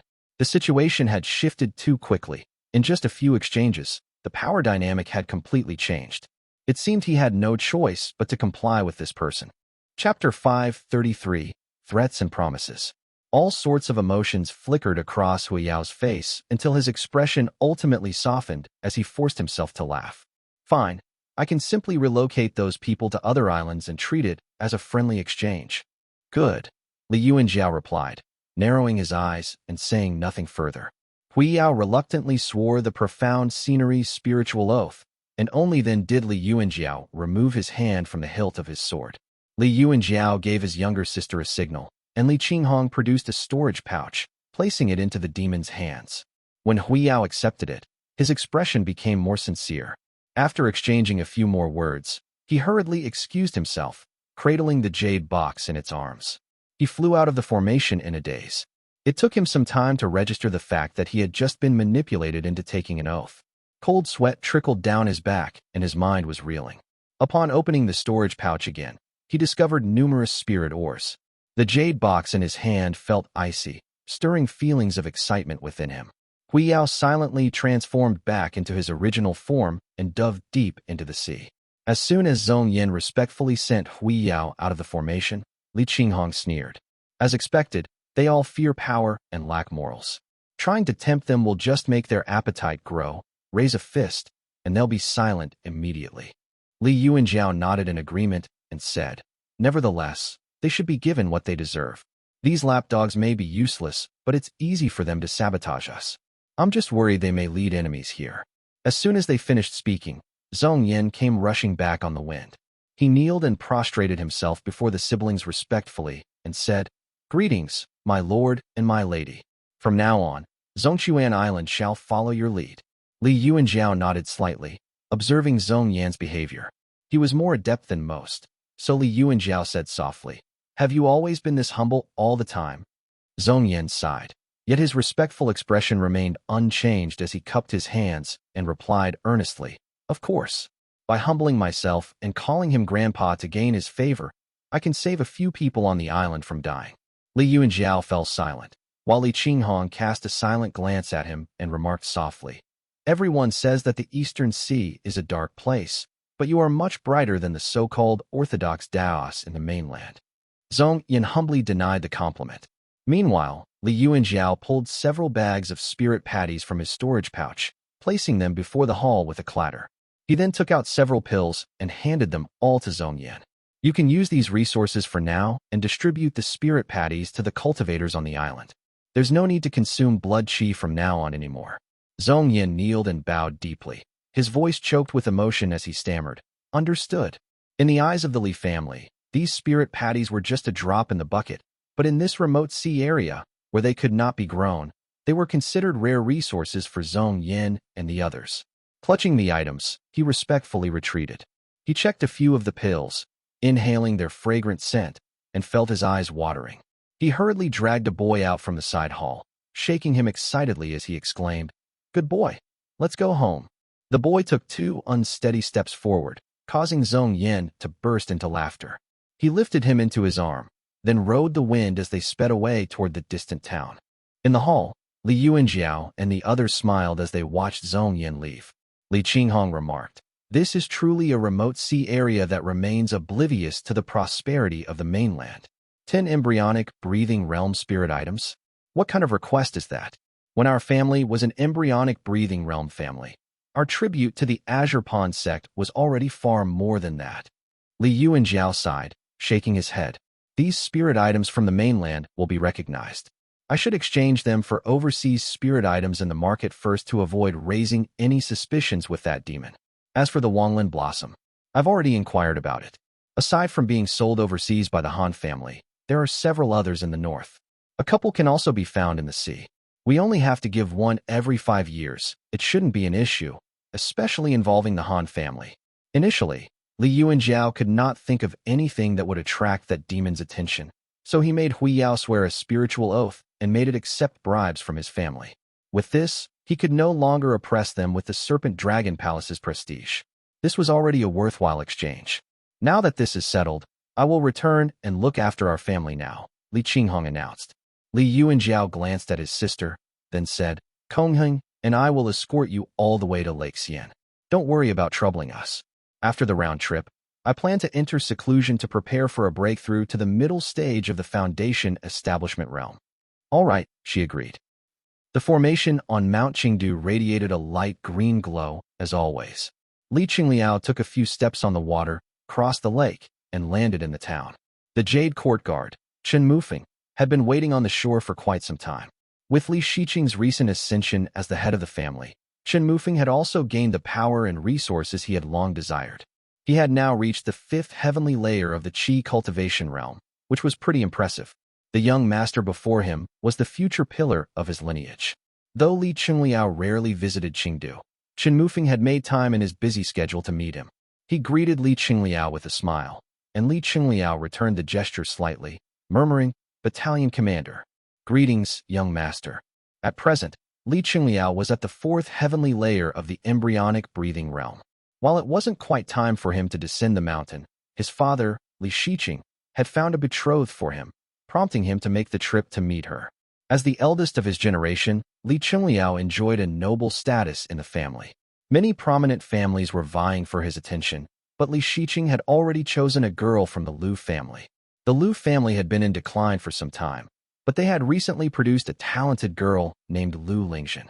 She broke through to the 3rd stage of the embryonic breathing realm at just 15, making her a genius in the town. Despite her talent, the Lu family lacked the resources for proper training, making it a considerable achievement for her to stand shoulder to shoulder with the prominent families on her own. With such talent and her humble background, Li Shiqing was thrilled and consulted with the Lu family to arrange an engagement for Li Qingliao. The decision had been finalized, and Li Qingliao had seen the girl's portrait. She was indeed beautiful and talented, so he had no objections. However, he felt it necessary to meet her in person to determine whether she was astute or simply a pretty face. Following Chen Mufeng into the main hall, they turned a few corners and entered the side hall. 2 cups of tea had been placed on the table, but no one was present. Li Qingliao frowned slightly and seemed to be taken aback, while Chen Mufeng was embarrassed. He quickly apologized. I'll go and check. Perhaps something has happened. No worries. Please do as you please, Battalion Commander, Li Qingliao assured him. As Chen Mufeng turned to leave, another Jade Court guard rushed in, kneeling on one knee as he announced grimly, reporting to my lord. Although he spoke softly, Li Qingliao, yet to develop his spiritual sense, could only catch a few vague words. It's useless. The Su family refused to come after all. The news has been blocked. Li Qingliao's frown deepened as he swirled the teacup on the table, glancing at Chen Mufeng's back. He noticed the middle-aged man clenching his fists tightly, gritting his teeth as he forced himself to suppress his voice. Gather all the court guards for me, he ordered. Chapter 534, Su Xiao. The Jade Court Guard hurried and left, and Chen Mufeng's expression was grim. Li Qingliao took a sip of tea and asked, Battalion Commander, what happened? Chen Mufeng turned around and replied respectfully. It's just a few trivial matters, young master. Let me. Li Qingliao happily poured him a cup of tea and responded. There are no such things as trivial matters. They are all family affairs. Chen Mufeng's expression shifted slightly, and he hurriedly explained. It's about Lady Lu. She has a childhood sweetheart, the son of a family in town. His surname is Su, and he has some family assets. His ancestor is the head of a town. The Lu family wanted to use Lady Lu to elevate their status, but after hearing that family head is interested in her, they immediately changed their mind, and this caused some gossip. Oh, an amused smile appeared on Li Qingliao's face, and he joked, looks like I've become a scoundrel who stole someone's wife. Chen Mufeng looked embarrassed and said, we have sent 2 people to invite Lady Lu here, but that man managed to beat them up and turn them away. Although those 2 are cultivators, they were no match for him. At this, Li Qingliao's smile vanished instantly. He fixed his gaze on the middle-aged man and said, in my Li family's territory, I am the head of the 2nd lineage. I sent people to bring her here, and he dared to beat them up and chase them away? Who does he take the Li family for? We've never forced Lady Lu to agree to the marriage. She could have handled this in a more civilized manner instead of making things awkward. Chen Mufeng hung his head in silence and replied, I have sent the Jade Court guards over. Wait. Li Qingliao frowned and continued. I finally made it down the mountain. Let's not create a scene. My clan uncles dislike that, and I don't want to risk drawing their attention. That won't end well. Chen Mufeng nodded in agreement. Get 2 jade court guards over here. I'll go there and see for myself, Li Qingliao instructed. He straightened his brocade robe and walked toward the door, accompanied by Chen Mufeng. This young master from the Su family is also rather peculiar. He was mute and had been stuck at the second stage of the embryonic breathing realm for many years. He only broke through last month, and now that he can speak, everyone showers him with praises. Lu family's courtyard. Although the Lu family had been in decline for many years, it once enjoyed a glorious past. The courtyard was dark and old, but it occupied a large area. An exquisite stone table sat in the center, where a woman with a cold aura around her leaned against it. Her beautiful face was filled with radiance, but her slightly furrowed brow revealed a trace of sadness. At the other end of the table stood a strong, handsome young man who radiated vitality. Xiao, you are acting too impulsively. The Li family is powerful and well-established. The geniuses in their family are cultivating in the sect, and they are connected to immortal clans through marriage. How could you offend them like this? Even if they came to my house, I could have just found an excuse to deal with them. By beating those 2 up and chasing them away, you're essentially making this into a big issue. Su Xiao crossed his arms and shook his head as he sneered coldly. You don't understand. How many times will your excuses work? As long as their eldest son is interested in you, he'll continue sending people to bother you. The Lu family won't miss the chance to climb the social ladder either. The only way to make him back down is to create a scene. The Li family values their reputation and enforces strict rules within their clan. My only concern is that we won't be able to create a big enough problem, he added. Lu Lingzhen shook her head and remarked softly. You've been holed up in the courtyard for years and was mute before. You don't understand the extent of the Li family's influence. Su Xiao laughed proudly and assured, don't worry. I've broken through to Qi cultivation realm. The great Dao is just right in front of me. What? Surprise and joy filled Lu Lingzhen's face as she continued. It's only been a few years. You've made another breakthrough? She paused, then added with a hint of regret. It's a pity it came 2 years too late. You're already 25, and the Su family has bestowed the spiritual qi of heaven and earth on your big brother. It doesn't matter. I don't even want that. It's just a portion of cave spring, clear qi. I've used better, Su Xiao replied, raising his eyebrows with disdain. It's just that I've been breaking through too quickly, so I can't reveal it to others yet. Though there's a secret technique to conceal it, it's hard to guarantee that the Li family won't have any perception technique to see through it. I'll have to wait a few more years. He then changed the subject and continued coldly. I'm just waiting for that pack of dogs to come and openly confront me. Even if he is Li Qingliao, the eldest son of this generation, the people in the clan affairs courtyard are watching him closely. He'll be in trouble if they report him directly to Qingdu. After hearing him, Lu Lingzhen calmed down significantly and murmured, what if the clan affairs courtyard covers up for him? Ha. I checked the records a few days ago. The clan affairs courtyard has always targeted the powerful. If they made any mistake, they would be the first to be blamed, Su Xiao replied confidently. He chuckled coldly and continued, as long as you and I stay calm, the Jade Court guards can't do anything to us. And with the immortal sect watching over all of us, I'm sure we'll be fine. Lu Lingzhen nodded, somewhat naively, listening to the words of her beloved. Just then, Su Xiao detected something with his spiritual sense and whispered, someone is coming. Sure enough, an elder from the Lu family called out from outside obsequiously. A series of knocks came from the courtyard door, followed by a creaking sound. Madame Lu's voice rang out, "Je? Open the door quickly." Lu Lingzhen's face paled, and she grabbed Su Xiao and urged him to leave. However, Su Xiao refused to move and merely said, it's too late. I doubt he can see through my cultivation. Just let him in. Madame Lu had no intention of waiting for Lu Lingzhen to answer the door. With a creak, it was pushed open. However, it was a young man clad in a pale-colored Dharma robe who entered first with a spear slung across his back. He glanced at the 2 of them and waved casually. The middle-aged man behind him, who was at the 5th heavenly layer of the Qi cultivation realm, pushed the group of elders and clan uncles from the Lu family out with ease. The door quickly slammed shut behind them. The young man with a heroic face then said, Li Qingliao from the Li family greets fellow Taoists. Lu Lingzhen felt as if she had fallen into an ice cave, and Su Xiao was momentarily stunned.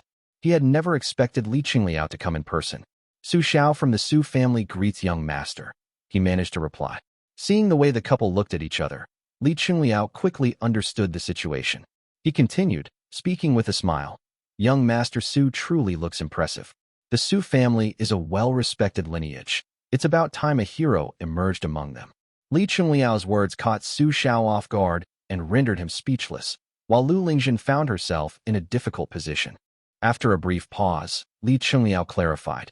It was the Lu family who gave your name earlier, my lady. What a foolish mistake they have made. My subordinate also took their bribes and came to invite you over. Thankfully, young Master Su intervened. Otherwise, it would have caused a misunderstanding. This is certainly my office's oversight. As an apology, I've reserved a quota on the peak for the Su family and you, my lady. I've also sent someone to your family to issue a formal apology. I hope you can forgive the incompetence of my subordinates, he added generously. Chapter 535, Su Xiao 2. Not only was Su Xiao stunned, but Lu Lingjin was also taken aback for a moment.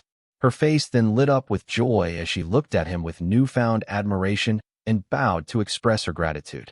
Su Xiao also lowered his head and did the same.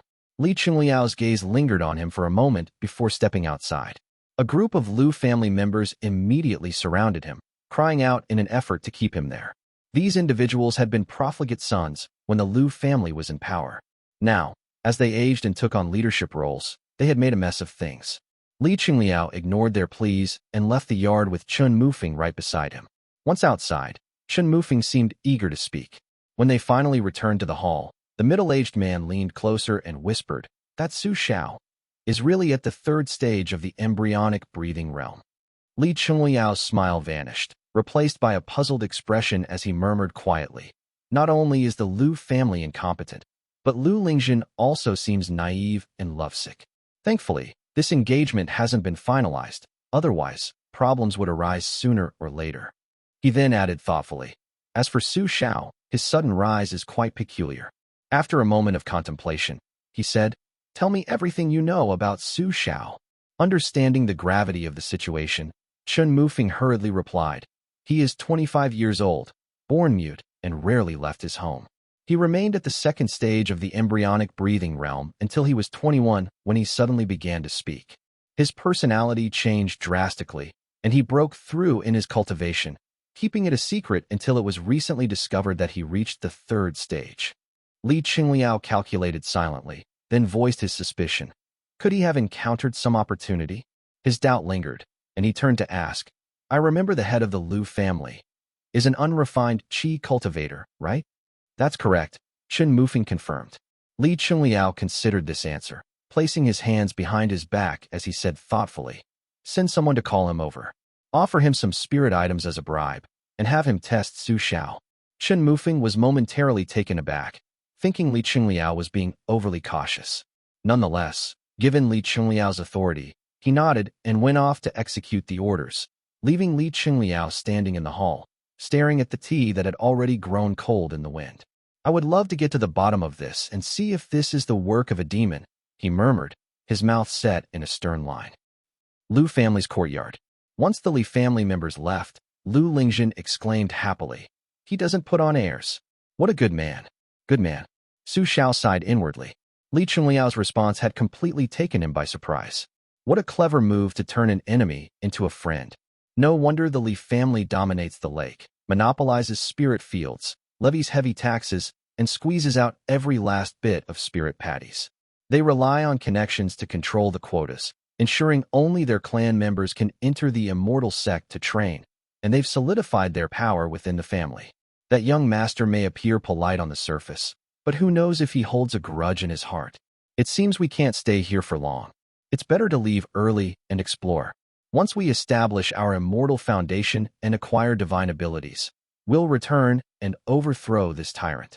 Zhener, once you break through to the qi cultivation realm, we'll go out and explore, he said. This had always been their goal, but now, Lu Lingjin hesitated slightly. But he has given me a place to practice on the mountain.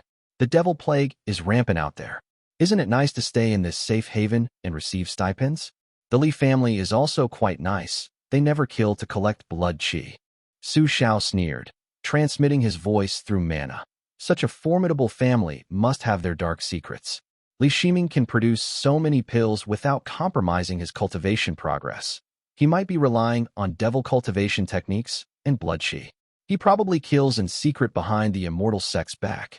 If the Immortal Sect eventually finds out about it, he'll certainly face dire consequences. Lu Lingjun considered what he said carefully and felt that it made sense. She looked at him with admiration as Su Xiao continued. We'll travel the world or join the Immortal Sect. Once we become Purple Mansion Realm cultivators, we'll return and take over this family. Isn't that a good plan? By then, clan stipends will mean little to us, and the entire southern shore will be ours. His strong confidence captivated Lu Lingjun. Compared to Li Chengyao's politeness and reluctance to cause trouble, Su Xiao was far more charming. She smiled and nodded vigorously. Su Xiao paused, feeling that the situation was becoming more challenging than expected as Li Chengliao had caught him off guard. He produced a pill and suggested, "You should go into seclusion and attempt a breakthrough now.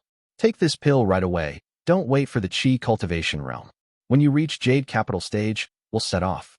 Lu Lingjun's eyes lit up with excitement instantly, but she could not help but ask, "Where did you get this? You didn't steal it from home, did you?" "Don't worry," Su Xiao assured softly. After escorting Lu Lingjun to the backyard, Su Xiao prepared to leave. He had not mentioned his breakthrough to the Qi cultivation realm to anyone, so he could not ride the wind as his means of travel. As he stepped out of the room, he encountered a fierce-looking old man blocking his path. "Lu family head," he greeted, keeping his tone even for Lu Lingjun's sake, even though he had no respect for the man. Yet, he had not anticipated the old man's harsh words. "Stop seducing my daughter, you motherless bastard." Anger welled up in Su Xiao as he retorted sharply. "I'm only showing you respect because of your daughter, old man. You better know your place." Old Lu, clearly enraged, lunged at him with an open palm, muttering curses under his breath. Su Xiao swiftly grabbed the old man's arm with one hand, his grip like an iron clamp, preventing him from pulling away. The old man made no attempt to pull his hand away either as he instinctively reached for the sword at his waist with his other hand. With a sneer, Su Xiao reacted faster than lightning, seizing the sword before the old man could even draw it. As he pulled and twisted, a dark flame erupted from his lips. Old man Lu felt a sharp pain in his chest and quickly pulled out 2 talismans, but they were incinerated in the flames before he could even have time to use them.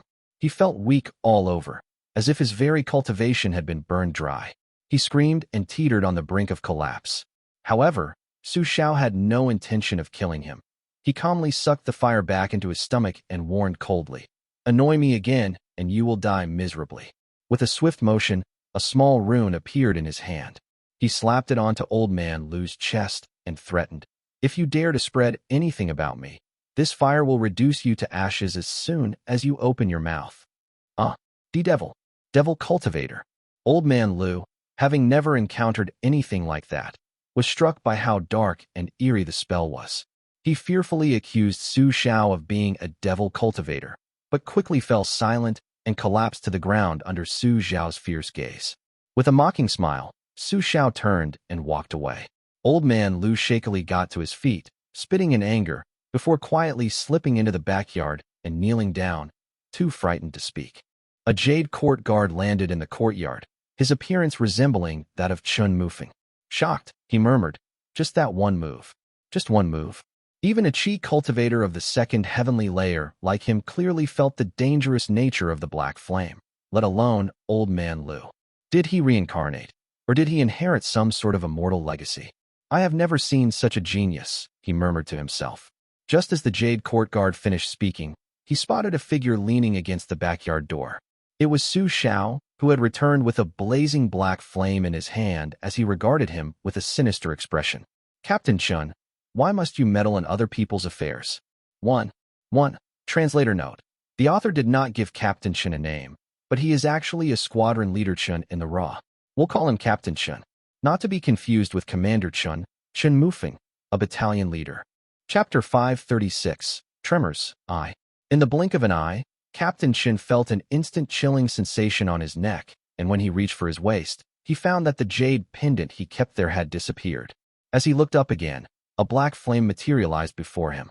He barely had time to raise his hands in defense before he was sent rolling on the ground. Su Xiao glanced at him with disdain as he sneered coldly. All you cultivate are worthless techniques. Captain Chen was shocked to be so easily overpowered by a cultivator at the third stage of the embryonic breathing realm. Alarm bells rang in his mind. He suspected possession by a devil. As panic set in, he reached for his communication talisman to call for help. Seize. Su Xiao raised a crimson command token, its surface adorned with ancient runes. With a sharp command, the token emitted a gentle red glow, shooting out like lightning right away. Captain Chen let out 2 hoarse gasps before collapsing to his knees, his arms hanging limp by his sides. In a single move, his mind had been subdued, leaving him helpless. Fearing that delaying would attract other Jade Court guards, Su Xiao acted swiftly. He formed a black seal in his hand, calmly stepping forward and pressing his palm into Captain Chen's chest.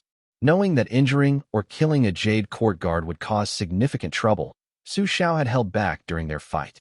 Now, instead of striking a fatal blow, he planted a spell within Captain Chen's body.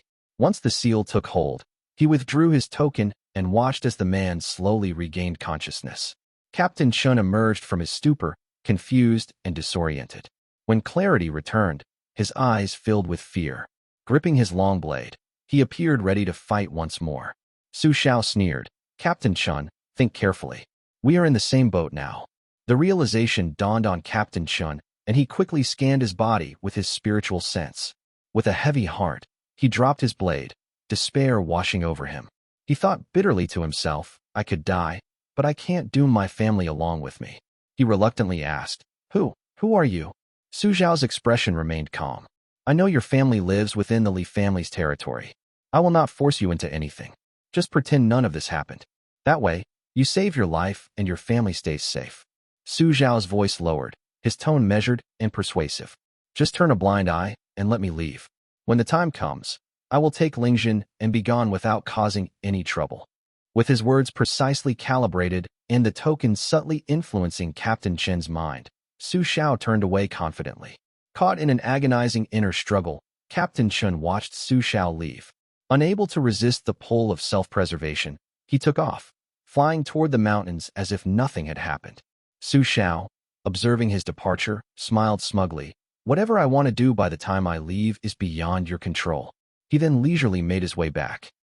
In the grand hall, Li Qingliao sat at the head of the room, holding a jade slip. A white-furred monkey stood nearby. The tall creature carried a staff on its back and wore a stern expression. This white monkey, now at the 8th heavenly layer of the Qi cultivation realm, seldom spoke and rarely interacted with others. Its unwavering loyalty to the Li family made it the perfect guardian for Li Qingliao. Kneeling below him was Chun Mufeng, bowing his head in submission as he made his report. "You are telling me Su Xiao took 2 strikes from Old Man Lu and left wounded?" Li Qingliao said aloud as he listened carefully, pondering for a moment before his expression softened with a trace of guilt. "Seems I have been too harsh, envious of his talents. I may have wronged him." Chun Mufeng remained silent, not daring to speak. Li Qingliao, known for his mild temperament, continued calmly. "Since that is the case, let us put this dispute with the Lu family to rest. However, I fear Old Man Lu may pressure his daughter. Bring him here. I will explain the situation to him." "Right away," Chun Mufeng responded as he respectfully withdrew. Li Qingliao sat in contemplation, considering how to smooth things over so he could return to his cultivation quickly. Su Xiao may have potential, but he is not one to submit to others. It is best to foster goodwill, give him some spirit stones, and let him leave. My humble house cannot shelter a grand figure like him. As these thoughts ran through his mind, an elderly figure shuffled into the hall, trembling as he kneeled before Li Qingliao. It was none other than Old Man Lu, who, despite his usual arrogance within the estate, now prostrated himself in silence. Lu Yi of the Lu family pays respects to family head. He bowed deeply, his forehead damp with sweat, his voice trembling with respect. "Family head Lu, since your daughter Lingzhen and Su Xiao have mutual affection, you should do them the favor of allowing their union. Let them pick a date, and I shall play the role of matchmaker on their wedding day." Li Qingliao said as he stayed seated at the head of the hall and read from the jade slip in his hand, sipping tea calmly. In his younger days, Old Man Lu had been a notorious wastrel, yet he had witnessed and heard of the Li family's rise to power, leaving him deeply shaken. Due to Lu Rochuan's connection, he had even met Li Tongyao once. At the time, he was still young and kneeled trembling before Li Tongya, too terrified to even raise his head. He could only hear Li Tongya addressing him by his full name and asking a few questions about the Lu family's affairs, which had left his legs weak. Now in his old age, Louis had at least come to understand the gravity of situations and the value of life. However, with his fate in the hands of another, he could not find the words to speak. Li Qingliao, noticing the silence, raised his eyebrows and glanced at him inquisitively. That single sound shattered Lu Yi's courage. Torn between covering for Su Xiao to save him and trembling with indecision, sweat streamed down his face. Before Li Qingliao could say a word, Louis had already pressed his forehead to the ground repeatedly, sobbing uncontrollably. Li Qingliao's smile slowly faded as he scrutinized the old man. Taking a step down from his seat, the crisp sound of his jade-tipped boots echoed on the steps below his robe. He stood silently, watching as Lu Yi's sweat soaked the ground, realizing that something must be terribly wrong. In a low, heavy voice, he asked, "Lu Yi, what is going on?" The mention of his name hit Lu Yi like a thunderclap, causing his legs to shake uncontrollably. Finally, the weight of the situation crushed him, and he wailed loudly. "Ancestor Su." He had only managed to utter the first syllable when the white monkey behind Li Qingliao opened its eyes, stepped forward, and reached for the old man. But it was already too late.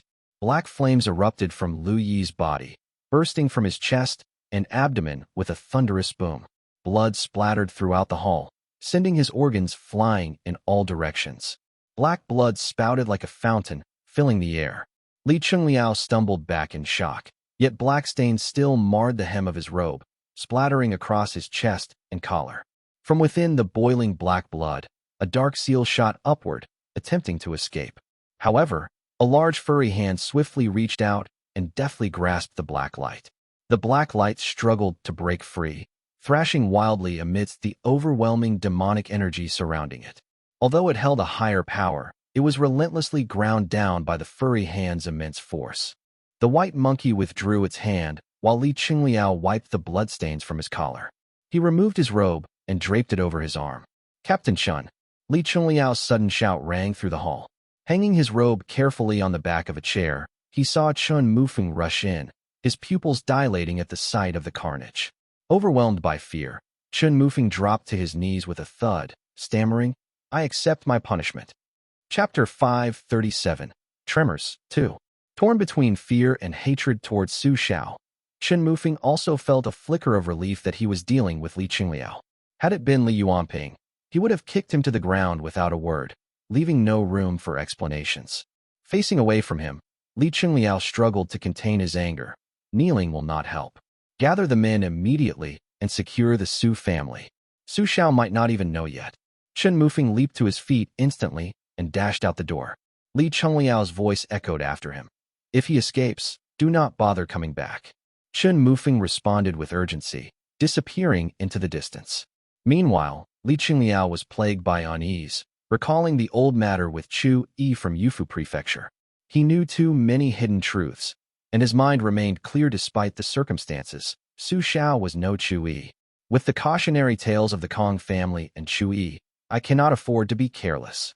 Calling yet another attendant forward, he ordered, "Keep a close watch on the Lu family, especially Lu Lingzhen." At that moment, Li Qingliao abandoned any thoughts of saving face or fostering harmony. His mind was now consumed with fear and hatred. Wasting no time, he summoned the white monkey, and together they took to the skies, heading toward Mount Qingdu. Upon arriving at the mountain, the hall stood empty except for a young woman seated in the courtyard, combing her hair.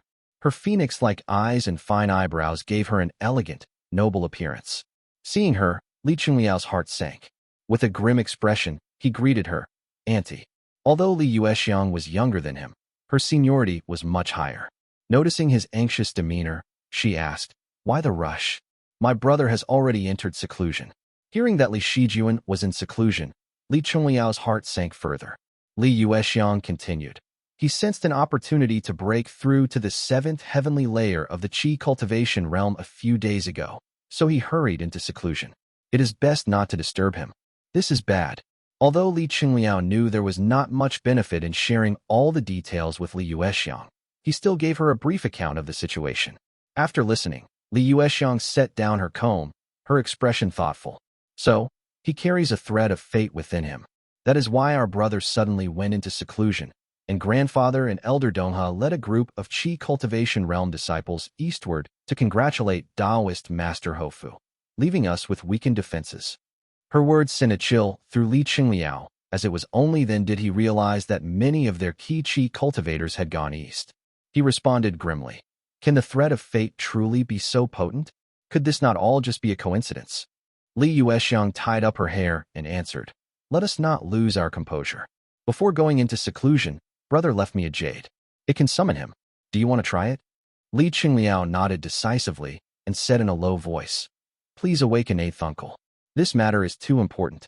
It is better to err on the side of caution, even if it means striking preemptively. I will take full responsibility." Li Yuexiang took a jade pendant from her sleeve and murmured, "Do not speak of taking responsibility like that." With a light squeeze, she crushed the jade talisman into powder. At the Qingdu cave dwelling, Li Shijuan, looking slightly pale, stepped out of the cave dwelling, where several people were already waiting for him. He scanned them briefly, took a letter, and one of the jade court guards stepped forward, bowing respectfully. "My lord, the clan affairs courtyard has sent word. There seems to be trouble with young Master Qingliao." Trouble with Qingliao? Li Shijuan frowned.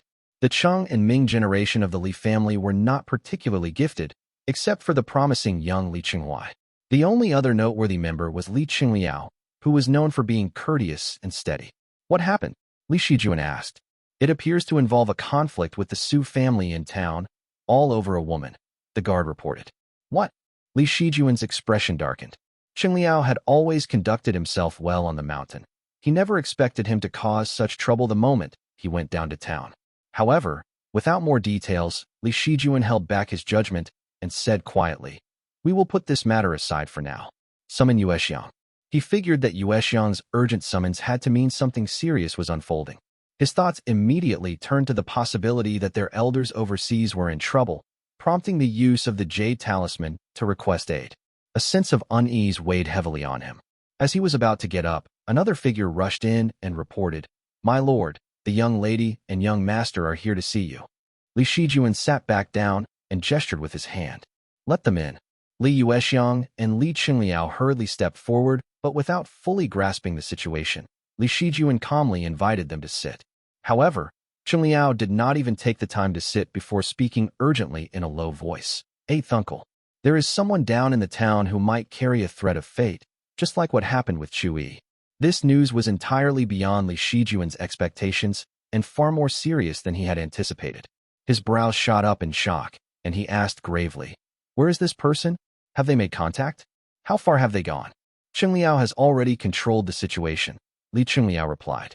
"Though not as terrifying as Chu Yi, there is still something unsettling about him. He may carry a thread of fate and cannot be taken lightly." Li Shijuan rubbed the jade pendant hanging from his waist, pondering briefly. Just then, the lake beside Qingdu began to churn violently, and a gust of sinister wind swept through the courtyard. A young man dressed in black descended hurriedly, his piercing snake-like eyes scanning the surroundings before bowing his head. "Master, do you have orders for me?" This was Li Wuxiao, whose twin-hooked tail had already reformed, solidifying his combat prowess. Li Yuanjiao had assigned him to guard and train within the family grounds. Li Shijuan spoke softly. "Something has gone wrong within the clan. I must rely on you, Senior Wuxiao." Two streaks of black light swirled within the shadow beneath Wuxiao's feet. He nodded and stepped back behind Li Shijuan. "Let us go," Li Shijuan commanded. Li Qingliao nodded in response, but Li Shijuan hesitated momentarily and extended a hand to block his sister, Li Yuexiang. "You two must not go," he said solemnly. "People like this are often unpredictable and dangerous. I fear they might use underhanded means." Li Yuexiang paused briefly, then retrieved a talisman from her sleeve and placed it into her brother's hands gently. "Brother, this was left to me by father. Take it for your protection. You must be cautious. Who knows how strong this person is?" Li Shijuan gave a silent nod, then summoned the wind and flew swiftly toward the town. From a distance, he could already see several figures patrolling the air above, maintaining a loose but watchful presence. The Li estate appeared as usual on the surface, yet a subtle tension filled the air, as if it were braced for something. A jade court guard whispered the gathered intelligence in Li Shijuan's ear, guiding him toward the Su family estate from afar. My lord, the target is at the third stage of the embryonic breathing realm. Should we send someone to provoke the devil cultivator from the Su family and lure him out for you to observe? The guard asked quietly. There is no need for such trouble, Li Shijuan responded, forming a concealment spell. He remained high in the clouds, refraining from probing with his spiritual senses. Instead, his eyes glimmered with a pale light, cold as frost and hazy as mist as he focused his gaze downward. The Su family's protective formation was rudimentary, designed merely to block external interference. With the enhancement of both his perception technique and talisman chi, the barrier quickly faded from his sight. In an instant, Li Shijuan spotted a handsome youth standing within the courtyard. Third heavenly layer of the Qi cultivation realm, he exclaimed in surprise. Chapter 538, Green Pine Temple. The robust young man sat upright in the courtyard, his fingers forming hand seals. Black flames churned from his palms, spreading in ripples around him. Dark runes flickered like streams of light around him, weaving and twisting through the air by his side. Li Shijuan cast a brief glance his way, wary of being noticed. He averted his gaze and monitored the young man from the corner of his eye. Huiyao wasn't affected by him, meaning this person isn't on the same level as Chu Yi. There likely isn't a purple mansion realm cultivator behind the scenes controlling him either. It's possible he carries a thread of fate, stumbled upon some hidden legacy, or received guidance from a skilled master. Li Shijuan refrained from acting hastily and first summoned Qin Mufeng. The Jade Court guards patrolling the area are too concentrated. It might raise suspicion. Spread them out along the borders. His lover is still on the mountain.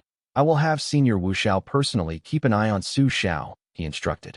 Qin Mufeng's heart was full of bitterness, thinking only of making amends and avoiding demotion. At the time, he had only sent a trusted confidant, Captain Xian, his kinsman, to handle matters. Now, Qin Mufeng had quietly reassigned Captain Xian to mount you to distance him from the events in town, intending to deal with him once the situation was resolved. After voicing his acknowledgement, Qin Mufeng hurried off to carry out the orders. Li Qingliao had initially granted Lu Lingzhen access to cultivate on the mountain, intending to drive a wedge and win her over.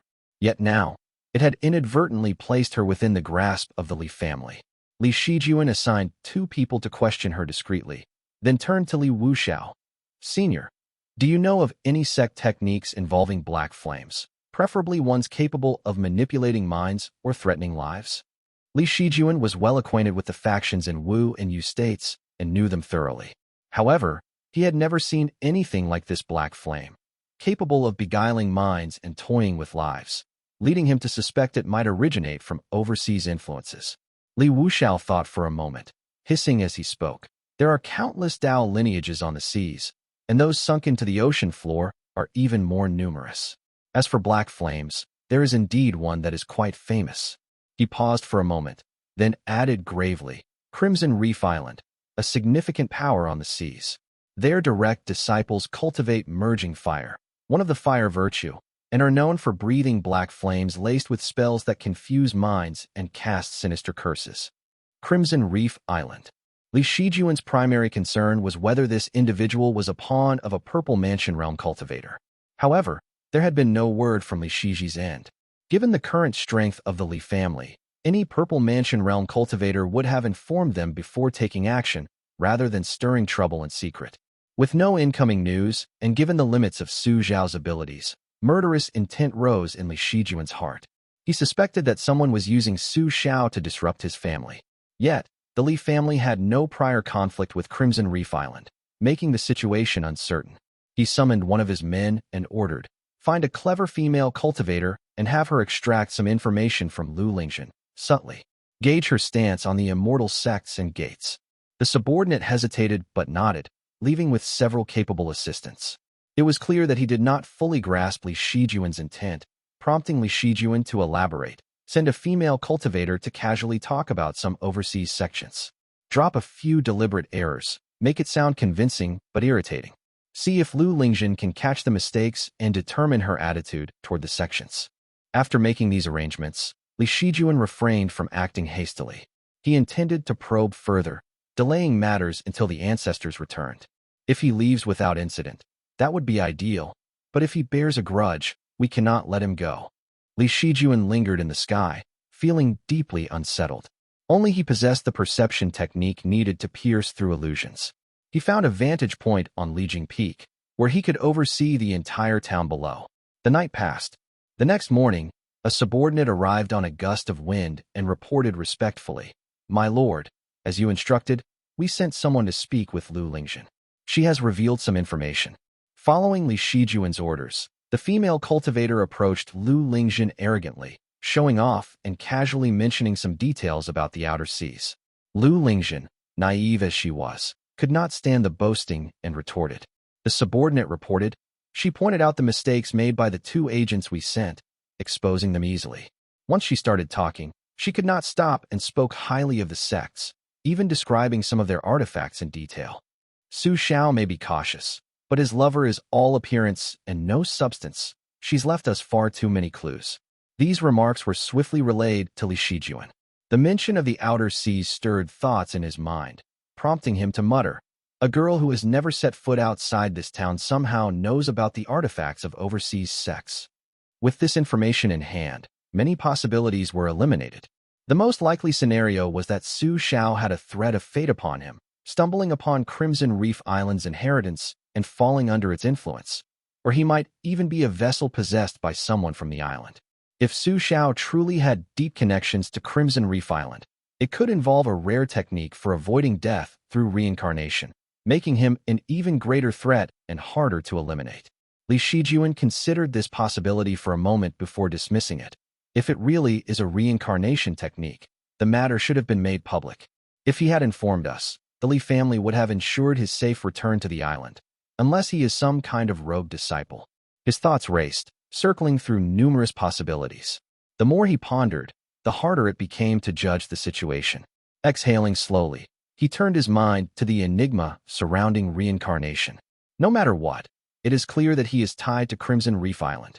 Setting aside his concerns, Li Shijuan flipped through the records handed to him by his subordinates, reviewing Su Xiao's recent activities in detail. He had to admit that Su Xiao's temperament and behavior suggested a growing resentment toward the Li family, perhaps even greed. Li Shijuan found it intolerable for someone with a threat of fate to harbor ill will toward his family while remaining outside their control. Such a person posed a greater danger than a Foundation establishment realm cultivator lurking nearby. If the situation escalated to that point, offending Crimson Reef Island might be unavoidable. Su Xiao would have to be eliminated. Just because someone has a threat of fate does not mean they cannot be killed. As Li Shijuan ran his hand along the hilt of his sword, murderous intent simmered within him. Suppressing it, he muttered to himself, "To deal with someone like this, you either hold back entirely or strike with full force, ensuring they have no chance to escape." He stood up, calculating how long it would take for the senior family members to return. But with them far away on unpredictable journeys across the seas, Su Xiao grew stronger with each passing day. Waiting any longer might not be an option. As these thoughts swirled in his mind, another subordinate rushed in and reported, "My lord, that devil cultivator just took a large barrel of medicinal herbs. We do not know what kind of spell he intends to perform." The Li family treated Su Xiao with great caution. While the core members understood the reason, most of the lower-ranking members were left puzzled. Following Li Shijuan's orders, word had spread that Su Xiao was a devil cultivator who had seized another's body. Coupled with the grisly and bizarre death of Old Man Lu, fear and hatred towards Su Xiao simmered among the family members. Chapter 539, Green Pine Temple 2. Li Shijuan rose swiftly upon hearing the latest report and rode the wind outside, where Wu Xiao approached him with a hissing voice and reported, "He just left the courtyard." Fixing his gaze on Su Xiao, Li Shijuan saw him sitting cross-legged, immersed in a bath of crimson medicinal liquid, seemingly preparing for a breakthrough. Li Shijuan's heart sank, thinking to himself worriedly, "No, I cannot wait any longer. If I let this continue, he might break through to the Foundation establishment realm in just a few years. By the time the elders return from the vast Eastern Sea, he could already be too powerful. Who knows what methods he'll have mastered by then? And if he slips away unnoticed, it'll be too late. It's better to strike now than regret later." Without hesitation, Li Shijuan waved his hand. "Everyone, gather here." He narrowed his eyes, activating both his perception technique and talisman qi to observe the spiritual qi flowing through the medicinal bath. He waited patiently for Su Xiao to enter the critical stage of his breakthrough. When he reaches the tipping point, "We will strike together," Li Shijuan murmured, his hand already resting on the hilt of the sword at his waist. Behind him, the hem of Li Wuxiao's robe shifted with an ominous, rolling motion, while the white monkey, Chen Mufeng, and the others stood at the ready, fully prepared for battle. Li Shijuan sighed inwardly, "What a mess. Ever since our family achieved the Foundation Establishment realm and rose to dominate the lake, it has been years since we've had to assemble with such vigilance. And now, all this, just for a mere qi cultivator." Su Xiao slowly calmed his mind, his breath becoming unsteady as the medicinal liquid in the basin whirled faster and began to dissipate. With the cautionary tales of Chu Yi and the Kong family still fresh in his mind, Li Shijuan dared not be careless. He feared his guest cultivators might also lower their guard, so he repeatedly reminded them, "This person is most likely a reincarnated devil. Who knows how many secret treasures or forbidden techniques he carries? Do not underestimate him. A single lapse could cost us our lives." Sure enough, at these words, the expressions of those present grew serious. Even Li Wuxiao, who had stood stiffly with a stern face, showed a flicker of surprise and increased his vigilance in his gaze toward the figure below. Su Zhao's aura surged. Li Shijuan held his breath, waiting for the critical moment to strike. At the Eastern Sea, Li Yuanjiao escorted Li Qinghong back to Lake Xian, ensuring she entered the river path leading to the Yu cultivating sect before heading eastward again. Being a cautious person, he did not retrace his steps, but instead took a different route with Qinghong to return to Zongquan Island, adding a slight detour while staying safe. They flew silently for a while, passing a long, pine-covered island. From afar, the skies above were filled with clashing spells and flashes of light, creating an impressive commotion. Based on his calculations, Li Yuanjiao determined that this location aligned with the notorious Green Pine Temple ruins.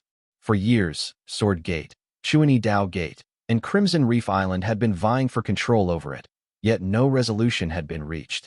As Li Yuanjiao looked toward the ruins, a thought suddenly occurred to him. He turned to Qinghong and asked, "Master Monk, do the records of the Liao River's teachings mention anything about the ancient gate known as Green Pine Temple?" Qinghong pressed his palms together and replied softly, "Indeed, this immortal temple was founded before Moonlight Origin Mansion. It produced two true monarchs. The first remains obscure but was known to cultivate in the fire virtue system, while the second realized the swamp gold attainment but was slain by the lesser Yang Devil Monarch." Li Yuanjiao recalled the lesser Yang Devil Monarch, whose name was linked to Splitreed Island. He nodded and then asked, "So, the legacies of swamp gold and fire virtue lie within Green Pine Temple?" "Correct," Qinghong affirmed. Li Yuanjiao, however, remained skeptical. If two true monarchs emerged from there, how did it fall into the hands of these mere Purple Mansion realm immortal gates? Would any Golden Core realm cultivator not be interested in it? Surely, there are true monarchs attuned to swamp gold within the mainland. Qinghong nodded and explained, "After the fall of Green Pine Temple, it was plundered by many factions, leaving it a desolate ruin. There are no longer any truly valuable treasures, which is why it is now called the Green Pine Temple Ruins." Qinghong continued, "However, even if the artifacts are gone, the records of its techniques remain in the hidden realm within it. Moreover, there are ancient spirit herbs cultivated for centuries there, which are of significant value to any sect." As Li Yuanjiao listened, his gaze returned to the mountain. Following his glance, Qinghong continued in a calm tone, "The Sword Gate covets the swamp gold Dao, Crimson Reef Island desires the merging fire arts, and Chuani Gate claims to be the descendants of Green Pine Temple. Naturally, all of them want a piece. The great formation protecting Green Pine Temple remains sealed and has yet to be broken. They are all waiting for the arrival of a predestined person." "A predestined person," Li Yuanjiao repeated thoughtfully, his brows furrowing. Unwilling to get entangled in the conflict, Li Yuanjiao and Qinghong flew around the mountain. As they passed it, Li Yuanjiao murmured to himself, and Qinghong added, "This is also called fate, a subtle force, inexplicable yet undeniable. Without that destined person, not even Golden Core realm cultivators can breach it, no matter how fiercely the three sects struggle." Qinghong paused briefly before elaborating further. Some formations open only when the destined person passes through it. Some treasures lie buried for millennia, waiting for one specific person to claim them. And some individuals, no matter the danger they encounter, possess foreknowledge and cannot be easily killed, all due to the force of fate. Fate is this powerful. Does that not make one invincible? Li Yuanjiao pondered aloud, taking note of Konghing's words. Konghing responded with a serene expression. Fate is not a tangible force, much like the metallic essence, which also has limits. Triumph and defeat alike can be attributed to fate. As one scripture puts it, whatever lies beyond one's strength to achieve, that is fate. The words of a Buddhist cultivator were always cryptic. Li Yuanjiao pondered for a moment before quietly saying, in my view, fate and metallic essence are very much alike. Both are forces beyond control, something that defies strategy and clouds judgment.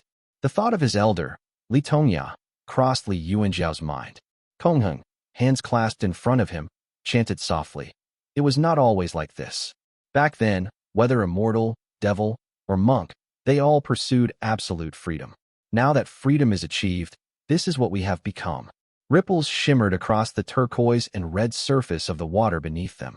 Li Yuanjiao did not respond, instead flew alongside Kongheng quietly. Before long, they arrived at Zongquan Island. The people on the island, seeing the two return, cheered loudly, their joyful voices filling the air. Once they landed, Zongyan stepped forward respectfully to greet them. Kongheng murmured a few quiet words before retreating. Li Yuanjiao leaned closer to Zongyan and instructed in a low voice. Send out a few trusted men to gather information across the various marketplaces. Choose only the most loyal ones and ensure everything is done discreetly. Zongyan bowed deeply and reassured him. Rest assured, my lord. Everyone on this island has survived the jaws of monsters. Their loyalty is beyond question. Li Yuanjiao's tone grew serious. There is an immortal foundation known as the Molten Metal Cave, capable of sensing artifacts and forging weapons. Investigate which of the 3 gold it belongs to and whether it has any Dao partners. Report back to me once you know this. Zongyan nodded and withdrew. Now having a direction, Li Yuanjiao mulled over his next steps. The Molten Metal Cave. Azure Pond Sect has no known Dao partners. Yu Muxian is a proud individual who would never allow his path to be severed. If I can gather information about related techniques and tie them to the Green Pine Temple ruins, I can surely lure Yu Muxian out. With the initial steps in place, Li Yuanjiao retreated to a secluded chamber. Activating the room's protective formations, he still felt uneasy. He retrieved a formation plate and meticulously rearranged the setup himself. Only then did he sit down, satisfied, ready to begin his meditation. Time to break through to the mid-stage of Foundation Establishment Realm. Chapter 540, Guo Hongyao. Lijing Town, Su family. Su Xiao stood topless, exposing his muscular shoulders and arms to the morning air. He had taken a walk early this morning and noticed several things that left him uneasy.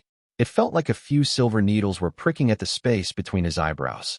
Hiding in the house, he clutched a jade pearl in his sleeve and sat cross-legged, pretending to be calm. However, his breath wavered, and his thoughts flickered with uncertainty. This morning, Captain Chun has not patrolled the streets as usual. Either something has happened, or he has been transferred. If the Li family intends to make a significant move, they won't be able to hide it from him, so they'll move him away first. Though Su Xiao had both Old Man Lu and Captain Chun in his grasp, he still lacked confidence. Deep down, he felt a constant unease surging within him. Lu Lingzhen's weak character was a concern. He had to put up a facade in front of her. Though he looked down on them, he was acutely aware of the Li family's deep roots. Keeping these two under his control increased the risk of exposure, amplifying his anxiety. After going out to buy medicinal herbs, he passed by the tavern to check if old Lu was drinking as usual, only to find the shop vandalized and closed. He returned to the courtyard with doubt gnawing at him. A bad feeling welled up in his heart. If the Li family were truly plotting against me, they wouldn't send just anyone to do it. But why would they go to such lengths? Who would act so obviously then so discreetly? He felt strange about this whole thing and was constantly on the edge. The urge to flee surged within him, but he hesitated. Lu Lingzhen was still on the mountain, and he could not bear to leave her behind. Su Xiao fantasized about returning home gloriously after a decade, overthrowing the Li family's tyrannical rule and elevating his own family to a prestigious clan. However, that was still far off, and for now, He could not afford to fall out with the Li family. As the jade pearl spun in his palm, many fantasies flashed before his eyes. Pain shot through his chest and shoulder blades. His heart raced as if an impending disaster awaited him. His left hand instinctively pressed against his storage pouch. Hiss! Suddenly, he felt a chill over half his face. Reacting quickly, he summoned the wind, retreating just in time. A flash of red armor materialized around him as the wall behind him crumbled, revealing a sinister black light. Boom!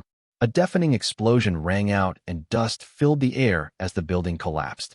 A massive black snake tail swept through the rubble, narrowly missing Xiao and leaving him pale and shaken.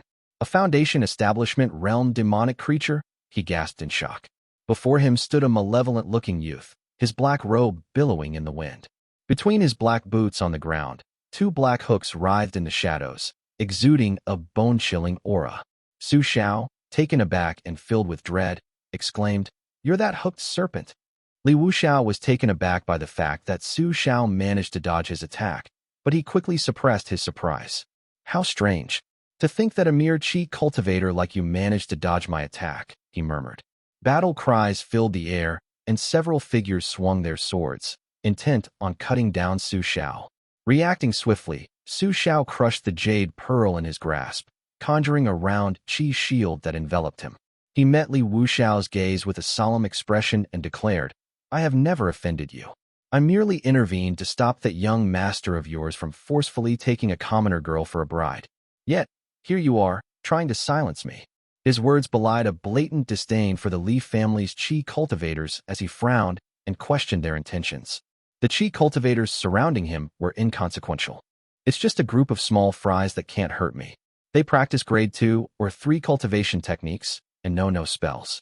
Since Su Zhao's qi shield was of the Foundation Establishment realm, the attacks from the qi cultivators were ineffective against it. The mana lights merely bounced off and dissipated into the air. Li Shijuan observed the entire scene quietly, hidden among the clouds in the distance. Thank goodness Li Wuxiao is here. Otherwise, even if all the qi cultivation elders of our family were present, they couldn't hope to touch him. It's fortunate that Li Wuxiao stayed behind instead of Qinghong, and he's repaired his tail hooks. If there were any missteps, he wouldn't stand a chance against him today. Li Wuxiao, a demonic creature from the Eastern Sea, did not understand what Xiao meant by forcefully taking a commoner girl for a bride and dismissed his words as mere nonsense.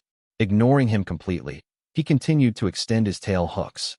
Chen Mufeng, determined to stop Xiao from saying more, shouted, "Devil! You killed Louis. You've used devil techniques to control hundreds of households. You've advanced from the second stage of the embryonic breathing realm to the third heavenly layer of the qi cultivation realm in just 2 years. What else could it be if not devil cultivation techniques? Who knows how many lives you've consumed in secret?" While he was speaking, Li Wuxiao's tail hooks collided with Su Zhao's shield. The difference in strength between Foundation Establishment and qi cultivation realms was staggering. Su Xiao had no time to dodge and was struck by the tail hooks. Although the shield absorbed most of the impact, he still spat out a mouthful of blood and crashed into a section of the gate wall. Li Wuxiao's survival in the Eastern Sea relied on the tail hooks on his tail and a few powerful techniques that utilized them. Unfortunately, he had once been ensnared by Kong Tingyun's Dharma artifact and was defeated. Now, with his tail hooks repaired, his formidable performance excited Li Shijuan. Xiao, he doesn't seem to be that strong. Just a single strike from Li Wuxiao was enough to make Xiao spit blood and stagger backward. Li Shijuan breathed a sigh of relief. While keeping a watchful eye on the unfolding situation, he carefully observed the changing expressions of those around him. Yes, even if he were the reincarnation of a golden core realm cultivator, only a peak qi cultivator could withstand an incense stick of time against a Foundation Establishment realm ancestor from the Kong family. I must have been too cautious. Li Shijuan stood in the clouds, blaming himself. He looked at the Foundation Establishment realm shield protecting Xiao, then fished out a talisman and sent it flying downward without hesitation. The talisman flew through the air, transforming into an exquisite little hammer adorned with golden patterns. Its ends curved upward like sheep horns as it crashed down towards Xiao with a resounding bang. Li Wuxiao remained focused. 2 shadows darted across the ground, moving swiftly like venomous snakes. As the 2 spells of the Foundation Establishment realm collided, they struck with precision from both the front and back. The little hammer talisman Li Shijuan used was purchased from the Yuan family. It was of exceptional quality, intended as a life-saving talisman that he had planned to only use in desperate situations. The little hammer flew through the air and collided loudly with Su Zhao's shield. To Li Shijuan's dismay, the light of the shield merely dimmed as it withstood the attack. What a powerful talisman! With fierce determination, Li Wuxiao coordinated his attack according to the powerful strike of the Foundation Establishment Realm Talisman. Initially planning to whittle away the strength of his opponent, he changed his battle strategy and struck hard from both directions. Devil Cultivator. You fools. This is the profound flame merging fire secret technique from the Immortal Sect. Su Xiao shouted, momentarily taken aback by the accusation. He wanted to retort more, but was quickly silenced by the decisiveness of Li Shijuan, who had unleashed a high-quality Foundation Establishment Realm Talisman right off the bat. In his hand, a black and red token materialized. Upon activating it, a burst of red light was quickly unleashed. This was an attempt to block Li Wuxiao's tail hooks, hoping it would buy enough time for his shield to recover. However, the red light only managed to block the black tail hooks momentarily. Su Zhao's mana was drained rapidly, at the speed of a whale sucking up water. Facing a Foundation Establishment Realm cultivator like Li Wuxiao, a mere Qi cultivator like Su Xiao stood no chance. Despite his mana being considerably more than most cultivators, he faltered within moments. Li Wuxiao was taken aback, thinking to himself, so, it is indeed the merging fire secret technique from Crimson Reef Island. How did it spread all the way here? If I kill this man, will it cause trouble for my master?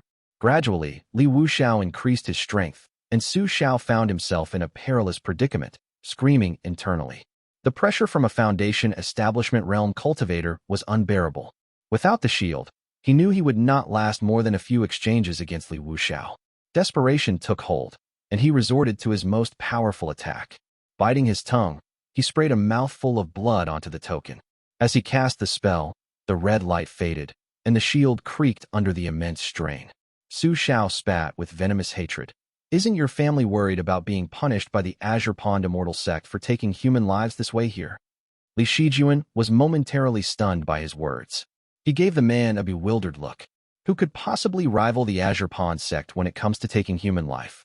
Is this man truly clueless, or is he feigning ignorance with such naive statements? The Azure Pond Sect would be delighted even if my family made buns with human flesh. They would even ask for a few. Yet, as Li Shijuan contemplated this, a sense of certainty washed over him. This person doesn't seem to be a reincarnate, but rather one who has inherited a legacy due to his fate.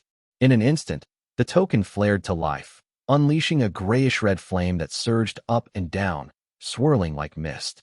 Li Wuxiao's pupils dilated in alarm, and his tail hooks recoiled like a frightened bird, though they were still grazed by the flame. Roar! Li Wuxiao's head swelled like a balloon, twisting and morphing until it transformed into a snake head the size of a house, supported only by his small human form. His eyes, as large as a window, blazed a furious red as he screamed in agony, unable to maintain his human guise due to the pain. His tail hooks retreated beneath his robe. A corner of them was scorched and blood was dripping from the injuries. Seeing that the flame was effective, Su Zhao's spirits instantly lifted. He let out a triumphant laugh, riding the wind as a red ring appeared beneath his feet, lifting him into the air. Chapter 541, Guo Hongyao 2. Everything then progressed rapidly. Li Shijuan had another talisman pinched between his fingers. He stepped forward, only to find Su Xiao hovering in red armor with a gray flame burning in his grasp, turning his head back. Their eyes met, and both men felt an unspoken intensity. Li Shijuan noted the greed and cruelty etched on Su Zhao's face, feeling as if he were being seared by the scorching sun, teetering on the edge of a volcanic eruption. Conversely, Su Xiao felt an icy chill emanating from Li Shijuan, feeling as if the man before him possessed eyes filled with the frost of winter, capable of penetrating his very thoughts. I must eliminate this man. That was the thought that crossed both their minds simultaneously, prompting them to step back, putting distance between them. Su Xiao contemplated, the situation is dire, and I cannot afford to delay any longer. Once I achieve Foundation Establishment Realm, I must kill him right away. Li Shijuan, too, grew wary. This man's mistakes stemmed from information inconsistencies. He believed the Immortal Sect still held some sway. I cannot make him leave. He hurled the talisman in his hand once more, shouting, Li Wuxiao, if you hesitate, you will die at this man's hands. Su Zhao's flame seemed particularly effective against demonic creatures. Li Wuxiao finally reverted to his human form, but was grimacing in pain. His expression darkened as he soared into the air, gritting his teeth while pursuing Su Zhao, wary of using his tail hooks again. He fumbled to retrieve a Dharma artifact from his storage pouch. Su Zhao's face flushed as he pulled out 2 more talismans. Gray flames swirled around him. The Dharma artifact that Li Wuxiao had drawn looked like a rod, but it melted before it could even reach Su Zhao. Li Shijuan's eyes grew icy. He threw out the Hanlin sword that was hanging from his waist, shouting, Take this. Li Wuxiao coiled his tail hooks and caught the Dharma sword that was glowing with a snowy light in his hand in one swift motion. Su Zhao summoned the gray flame once again to block it while accelerating on the wind. Just ahead, a Qi cultivator raised an axe to strike at him. Boom. Without even as much as a glance, Su Zhao hurled the flame forward, incinerating the attacker into ashes. A wave of shock rippled through the surrounding cultivators, and they dared only to release mana lights from a distance. The only ones bold enough to approach Su Zhao and fight back were the more powerful cultivators like the White Monkey. The rest silently retreated, shaken by the display of power. The red ring beneath Su Zhao's feet was probably a special flying shuttle, granting him remarkable speed. However, he was halted by several opponents, forcing him to weave left and right, unable to accelerate. In a bid to break free from their encirclement, he unleashed the deadly flames that had earned him a fearsome reputation. Just as he smiled at his impending escape, a flash of sword light cut through the air in front of him. Su Zhao's expression darkened. He swung his sleeves, releasing a burst of flames as he growled. Which blind fool dares to stop me?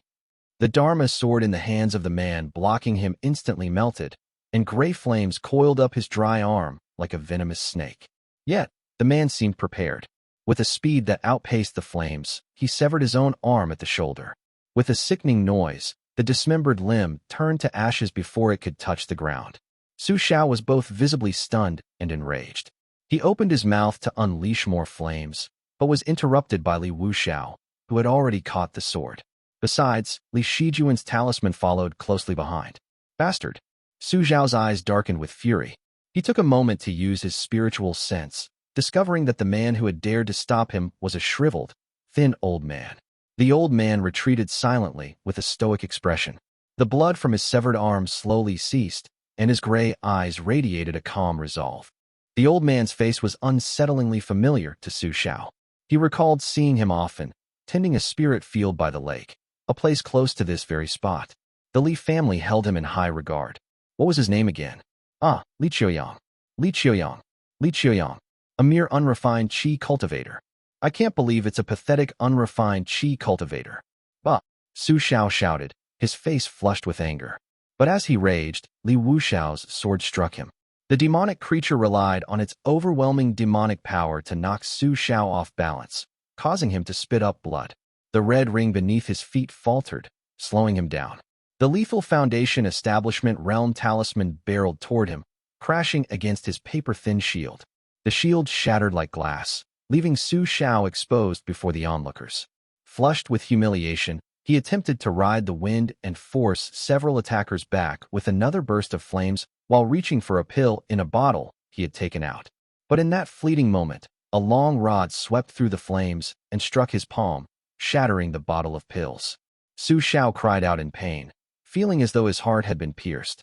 He realized it was the powerful white monkey who had struck him.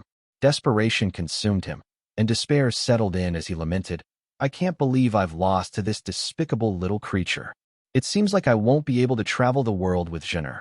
Having exhausted all his trump cards and options, he continued to fight back with flames desperately as tears streamed down his face. Suddenly, he felt a tight grip around his neck, a powerful force propelling him out of the encirclement, and in an instant, he found himself flying several li away. A low cry echoed from behind him, followed by a sweet voice that rang in his ears. I came as quickly as I could, and I finally made it in time. Su Zhao, utterly drained yet filled with a mix of both sorrow and hope, turned to see a cute female cultivator in a red dress. Her fair skin and adorable appearance struck him like a bolt of lightning, momentarily stealing his breath away. The female cultivator's attire was simple yet striking, a red dress adorned with black accents and a layer of soft gauze over it. She was breathtaking, her brows resembling delicate leaves. In her hand, she twirled a long, thin red dharma artifact that looked like a feather as she observed Su Xiao. Li Shijuan, witnessing Su Xiao escape from their encirclement, felt his blood boil with frustration. He coughed, nearly spitting blood. The frustration of having his calculations and plans foiled got him biting his lip so hard it bled. Beside him, Li Wuxiao was even more agitated. His reddened eyes widened to an almost unnatural size, taking up almost half of his face. A hissing sound escaped his throat as he gritted his teeth, demanding, "Who are you?" For a moment, Li Shijuan lost his composure, but he forced himself to calm down. Activating his talisman qi, he cooled his head and then tugged at Li Wuxiao's sleeve. "Li family of Qingdu greets senior. If I may ask, which sect or gate do you represent?" Li Shijuan asked. The female cultivator, however, did not respond to his question. Instead, she looked at Su Xiao, her expression brightening as she spoke in a delicate voice. "The legacy of Grand Marshal Uncle has been buried for so many years, but finally, it has come to light at the right time." "Good, very good indeed." Su Xiao immediately understood that she was someone from the Immortal Sect who was here to rescue him. I've been hiding in this Devil Dao's territory for far too long. Finally, the Immortal Sect has come to my rescue," he exclaimed, a note of hope in his voice. Reactions varied among those present. The female cultivator looked momentarily stunned before her lips curled into a small smile. "Yes, I am Guo Hongyao from Crimson Reef Immortal Island. For the past few years, we have been fighting with Wanyu Sword Gate, Chuani Dao Gate, and other Devil Daos. I've kept you waiting, but I shall escort you back to the island now." Li Shijuan felt sidelined, and the expressions of the Li family members grew uneasy. The female cultivator's gaze finally shifted to them, her demeanor cooling as she addressed them sharply. "What kind of prestigious clans are you? Can't you even tell that I'm from the Dao lineage of this island? I've heard that you've been working closely with Wanyu Sword Gate and Profound Peak Gate. You lot are truly bad eggs." At this point, Li Shijuan had no choice but to cup his fist and attempt to clarify. "Senior, you've misunderstood us.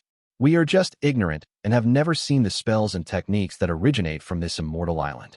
Guo Hongyao's expression hardened as she waved her red sleeve dismissively and returned her gaze to Su Xiao.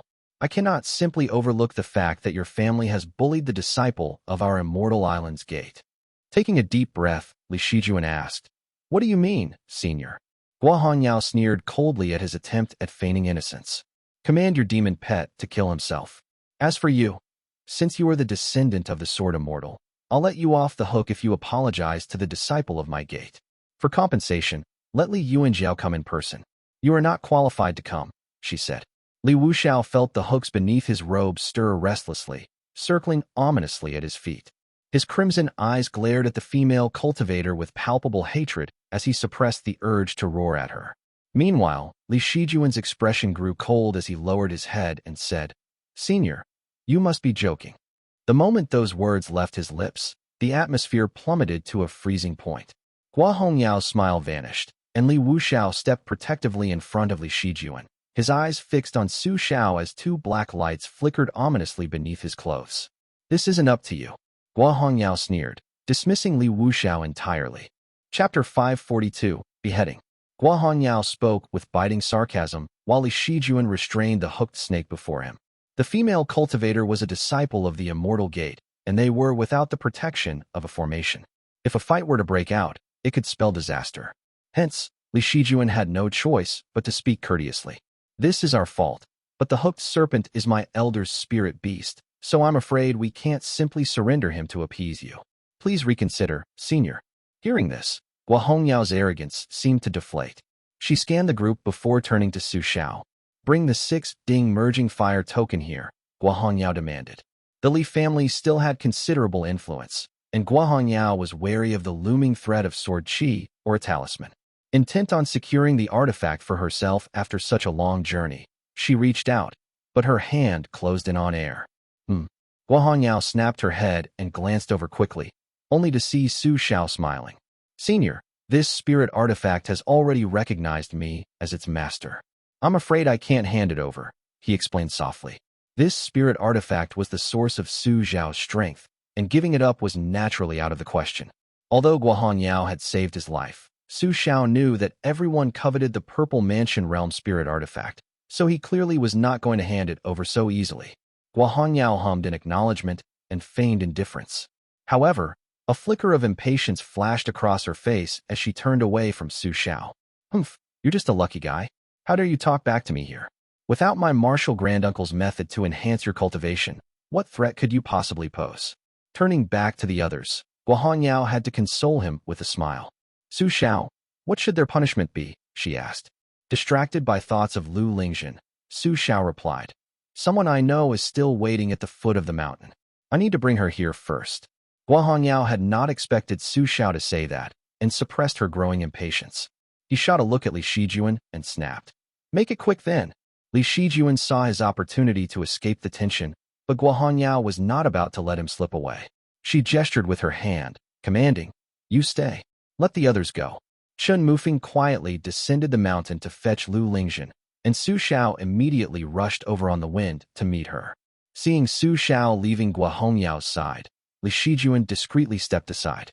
Su Xiao and Lu Lingzhen exchanged a few sweet words before Su Xiao lifted his head and glared at Li Shijuan. Guo Hongyao, observing the exchange, furrowed her brow and asked, anything else? Li Shijuan was secretly worried but felt a sudden heat at his waist. The tracking jade pendant was warming up. He discreetly covered it with his sleeve, blocking the faint glow while suppressing his delight. The elders are coming. As Su Xiao was about to return to Guo Hongyao's side, Li Shijuan stepped forward, deliberately stalling him with a question. Does Lady Lu and the Su family have any friends or relatives in town? Perhaps we should bring them along as well. Su Xiao frowned, but Lu Lingzhen seemed delighted. Brother Su, isn't that wonderful? Why don't you bring all your brothers to enjoy the splendors of the Immortal Gate? She suggested. Guo Hongyao's expression soured. Sensing her displeasure, Su Xiao quickly shook his head and said, haven't you seen what kind of people they are? They have no place in the Immortal Gate. Growing annoyed by the couple's exchange, Guo Hongyao turned to Li Shijuan and demanded, give me that sword. Li Shijuan feigned reluctance, but Guo Hongyao was in no mood for further delays. With a hand gesture, the sword on Li Shijuan's back rose to the air, struggling briefly before settling in her grasp. What a fine sword, she praised, admiring the beautiful sword that shimmered like a pool of cold water. Yet, Li Shijuan remained stoic, neither pleading nor begging her. This vexed Guo Hongyao, and she began wondering whether this punishment might have been too lenient. Let's see how long you can put up that act. Raised in luxury, Guo Hongyao had never known defiance. Others always bent to her will. Arrogant and domineering by nature, she now turned the gleaming blade of her sharp sword toward Li Shijuan, pointing it at his throat from a distance. The silent threat was palpable, hanging heavily in the air like a promise of violence. Just then, a hiss filled the air. Li Wuxiao, transformed into his true form, a massive hooked serpent, glared at her dangerously with his eyes that were as large as windows. Guo Hongyao sneered at him. You think you can? Who's there? Her words were cut off as a streak of violet light split the sky, illuminating the scene with a brilliant white and purple hue. Before she could react further, a cold voice thundered, how dare you, bitch? Guo Hongyao was enraged. She turned to the source of the voice, and her gaze landed on a female cultivator arriving on a thunderbolt. She was clad in jade armor and matching boots, and her long hair streamed with purple lightning, casting several silver-white halos around her. She looked nothing short of heroic. Her voice, clear and resonant, stunned everyone. Guo Hongyao, feeling the sting of insult, lowered the sword and stared at the approaching purple light. Li Qinghong had traveled thousands of li, only to find her nephew threatened by a sword held by a Foundation Establishment realm female cultivator. His subordinates appeared deeply troubled, as if they were facing a formidable enemy. Overcome with shock and rage, Li Qinghong was at a loss for words. In her fury, she opened her mouth and unleashed a beam of white light. Boom! The white light swelled instantly, radiating a destructive aura. Upon contact, purple lightning cascaded down like a waterfall. Guo Hongyao was caught off guard. The thin jade piece in her hand glowed red faintly as she reached out in a futile attempt to defend herself. Anne is here. Li Shijuan, having prepared for this moment, quickly seized the hooked serpent and bellowed, kill him first.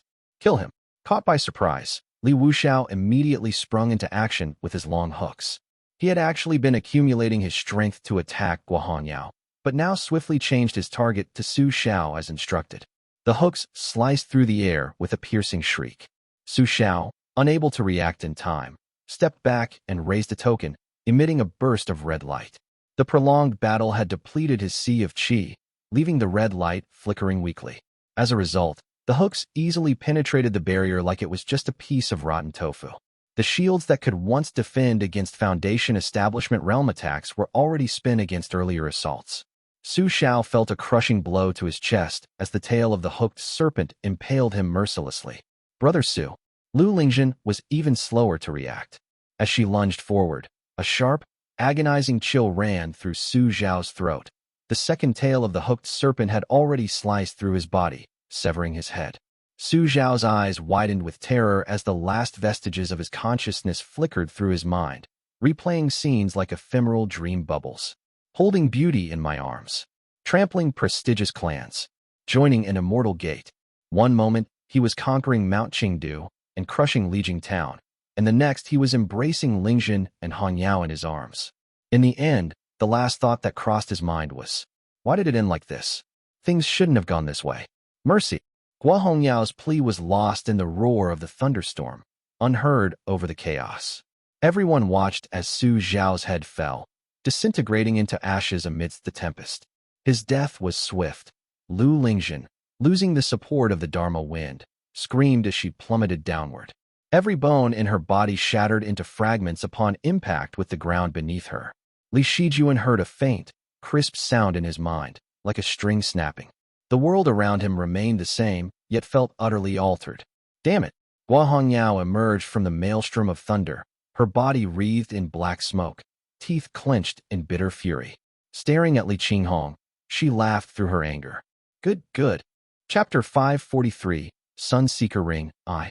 Good. Very good. Guo Hongyao hissed as her lips trembled with rage. Li Qinghong, holding her spear steadily, glanced around with flowing purple light, and replied casually, yes, I agree. Bitch. Guo Hongyao could do nothing but repeat the insult. Unperturbed, Li Qinghong thrust her spear forward, transforming it into a barrage of pale purple shadows that surged forward with an overwhelming force.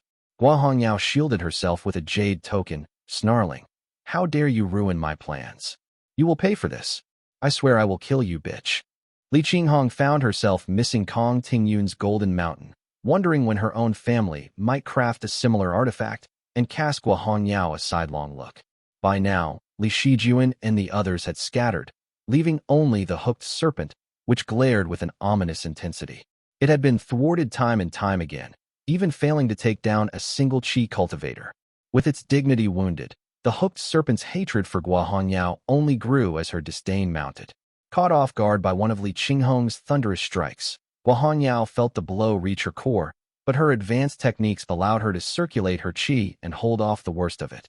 Glancing warily at the menacing hooked serpent, a sense of fear began to creep over her.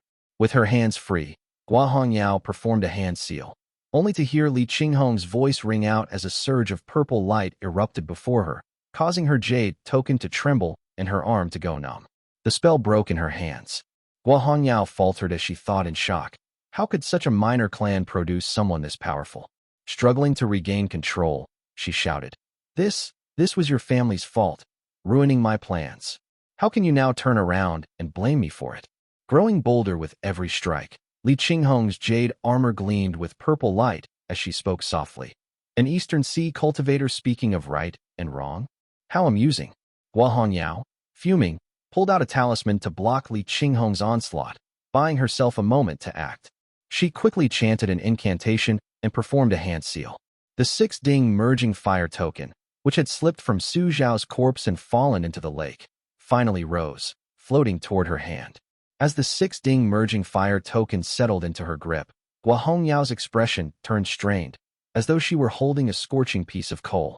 She dared to only pinch it between her 2 fingers as she invoked its flame. FSSH. The grayish-red fire flared out, barely the size of her palm. Nothing like the sweeping blaze Su Xiao had unleashed with a flick of his sleeve. However, it was enough to make Li Qinghong raise an eyebrow. As the flame, like ash blowing from a forge, quickly consumed the purple lightning without leaving a trace of it behind. Li Wuxiao's expression darkened instantly. His demonic energy poured forth continuously, yet against this flame, it burned only like kindling, causing the flames to grow stronger and leaving his entire body aching faintly. What kind of spirit fire is this? It is specifically meant to counter demonic creatures. Meanwhile, Guo Hongyao managed to stabilize herself using the flame technique, but the air around her distorted as the fire intensified, and her own expression grew more grim. The gray flame withdrew, reconsolidating into a token, while her internal injuries from the lightning strike earlier flared up, sending pain through her organs. She had no choice but to reveal her Dao foundation. Flames enveloped her entirely, hanging like ribbons from her clothing, as she brought her hands together in a seal, conjuring a red light that radiated from behind her head. Once the red light appeared, it shone intensely, blinding the two Li family members and dulling their spiritual senses as if they were moving through thick mercury. With the flame warding them off, Guo Hongyao took the opportunity to soar into the air, her hands covered in blisters, thinking to herself, the 6-ding merging fire token is a purple mansion realm artifact. It drains life and damages vitality. I cannot use it lightly. I'd better retreat for now. Though she had grown up training on the island and had little real combat experience, she could assess the situation well enough. The two had already formed an encirclement. If she ended up in their grasp, they might not kill her, but she would certainly suffer greatly. She spat a harsh parting threat. You better hope I do not catch you next time. With that, she hastily ascended into the sky, flying at full speed. Once she had gained some distance, and, seeing no one pursuing her, she tucked away the spirit artifact and, seething with resentment, muttered angrily. If the 6-ding merging fire token had not been mysteriously delayed from descending into the great void for 100 years, there'd be no such thing as the Li family. Curse them. Although she had initially come to the mainland pleased to have discovered such a talent, this lightning cultivator had ruined her plans. Although she had still acquired the spirit artifact and would be rewarded on her island, her mood was significantly dampened. When I get back, I will find out who that bitch is. With that thought, she flew off quietly, crossing Lake Xian, and landed on a smaller, subsidiary island of Crimson Reef Island to tend to her wounds, capturing several people to restore her vitality. Just then, one of her subordinates approached to report, "Fairy, just a few days ago, a masked male cultivator raided several of our cargo ships." Guo Hongyao, already furious, snapped impatiently, "Explain it clearly." The subordinate trembled as he replied, "This cultivator is at the peak of Qi cultivation realm, wielding a golden hammer and following the immortal Dao, yet he employs numerous devil Dao artifacts. He acted alone, destroyed an entire immortal ship, murdered, looted, then vanished on the wind. Useless fools." Guo Hongyao usually cared little for such matters, but her anger against the Li family left her eager to unleash her rage somewhere, and she shouted, "Notify me tomorrow before setting out to sea." Her subordinate hastily complied and withdrew. Guo Hongyao consumed blood qi, feeling her internal injuries gradually healing, then shut herself inside her cave dwelling and sat cross-legged to cultivate. Taking out the 6-ding merging fire token and examining it closely, she noticed the elegant, intricate black patterns on its surface. The more she looked, the more captivated she felt, and could not help but exclaim to herself, "What an extraordinary artifact! It is truly worthy of being a purple mansion realm's spiritual weapon. Just from its appearance alone, one can tell it is something remarkable." She carefully stored the treasure, then sat down to regulate her breathing. As she gradually entered a meditative state, the 6-ding merging fire token at her waist began to emit a faint red glow, pulsating gently as if it were breathing. At Mount Qingdu, after driving Guo Hongyao away, Li Qinghong descended back onto the mountain. Li Shizhen approached her with a storage pouch and a small, golden red ring in hand, with the Hanlin sword already slung across his back. As Li Qinghong struck with a thunderbolt at the critical moment, Guo Hongyao, caught off guard, had not retrieved the sword, but had left it floating in midair. The Hanlin sword, being spiritually attuned, drifted back to Li Shizhen on its own. Li Qingliao respectfully withdrew, and Li Qinghong listened as Li Shizhen recounted the events in detail, breaking into a cold sweat. She nodded in approval, saying, "Well done. As for your speculation that this person may carry a threat of fate, How confident are you? To me, it seems he merely obtained the Purple Mansion realm artifact without any evident effect on his mind. Li Shijuan considered her words briefly before replying with certainty. I am quite sure. Though I did not notice it at first, looking back now, his mere appearance stirred in me an overwhelming hostility. I never once considered an open, civil discussion with him. He paused, feeling that the events of the night were shrouded in a strange fog, and murmured, "But Qingyao." He started by trying to reason with him kindly. Had he not summoned Old Man Lu, our family's lead would have ended up there. If fate did interfere, it seems Qingyao was affected far less. Or perhaps something else altogether influenced Qingyao. Chapter 544, Sunseeker Ring 2. The two pondered this for a while. Then Li Qinghong spoke in a low voice. Maybe another perspective is worth considering. Was Su Zhao's death also destined? Could his death have ensured the 6 Ding merging fire token would land in Guo Hongyao's hands? Even if he had not died, he might not have parted with the artifact. Li Shijuan mulled over the sequence of events before asking, "Aunt, did you bring back the immortal mirror?" "Of course I did. With such an extended stay overseas," Yuan Zhao insisted. Li Qinghong then produced the mirror. Li Shijuan nodded. In that case, if Su Xiao was indeed under a destined path, he would not have died here naturally. But since Auntie wielded the mirror, it fell outside the threads of fate and disturbed its influence, leading to his swift end. Li Qinghong raised her brows in slight confusion and said gently, "Then why would a Purple Mansion realm cultivator from Crimson Reef Island not claim the 6 Ding merging fire token themselves? Not much time has passed since it fell from the Great Void." Li Shijuan looked down. "My guess is that Guo Hongyao was the nearest Foundation establishment realm cultivator of Crimson Reef Island. But given the changes to the situation, the artifact is now beyond fate's grasp. But what still puzzles me is how Su Xiao advanced so quickly, rising to such a significant level within only a year or so. Even Shu Yi took over a decade to reach the Foundation establishment realm, and Su Zhao's skills fall short by comparison." The two exchanged a silent look. Although they had rid themselves of him, the entire family had been thrown into disarray. Li Qinghong took out the storage pouch, sifting through a stack of overseas pills and talismans. It seems the 6 Ding merging fire token contains its own storage. Otherwise, Su Xiao would not have amassed such wealth. These items did not pique her interest. She only picked up the small, golden-red ring, roughly the width of a pinky finger, and neither metallic nor silver in appearance. Despite her experience, she could not discern anything special about it. The ring emitted a hazy red glow, and a faint inscription in small characters read, "Sunseeker Ring, by Lu Jiangxian of the Green Pine Temple." A relic from the ancient Green Pine Temple. How exceedingly ancient. It is probably best not to display it openly.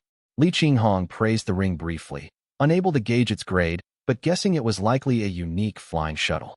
Just as she was about to store it, the immortal mirror on the table suddenly burst with a dazzling light. The radiance was brilliant and clear, as if the sun had risen over the land, casting beams of resplendent light that filled the room.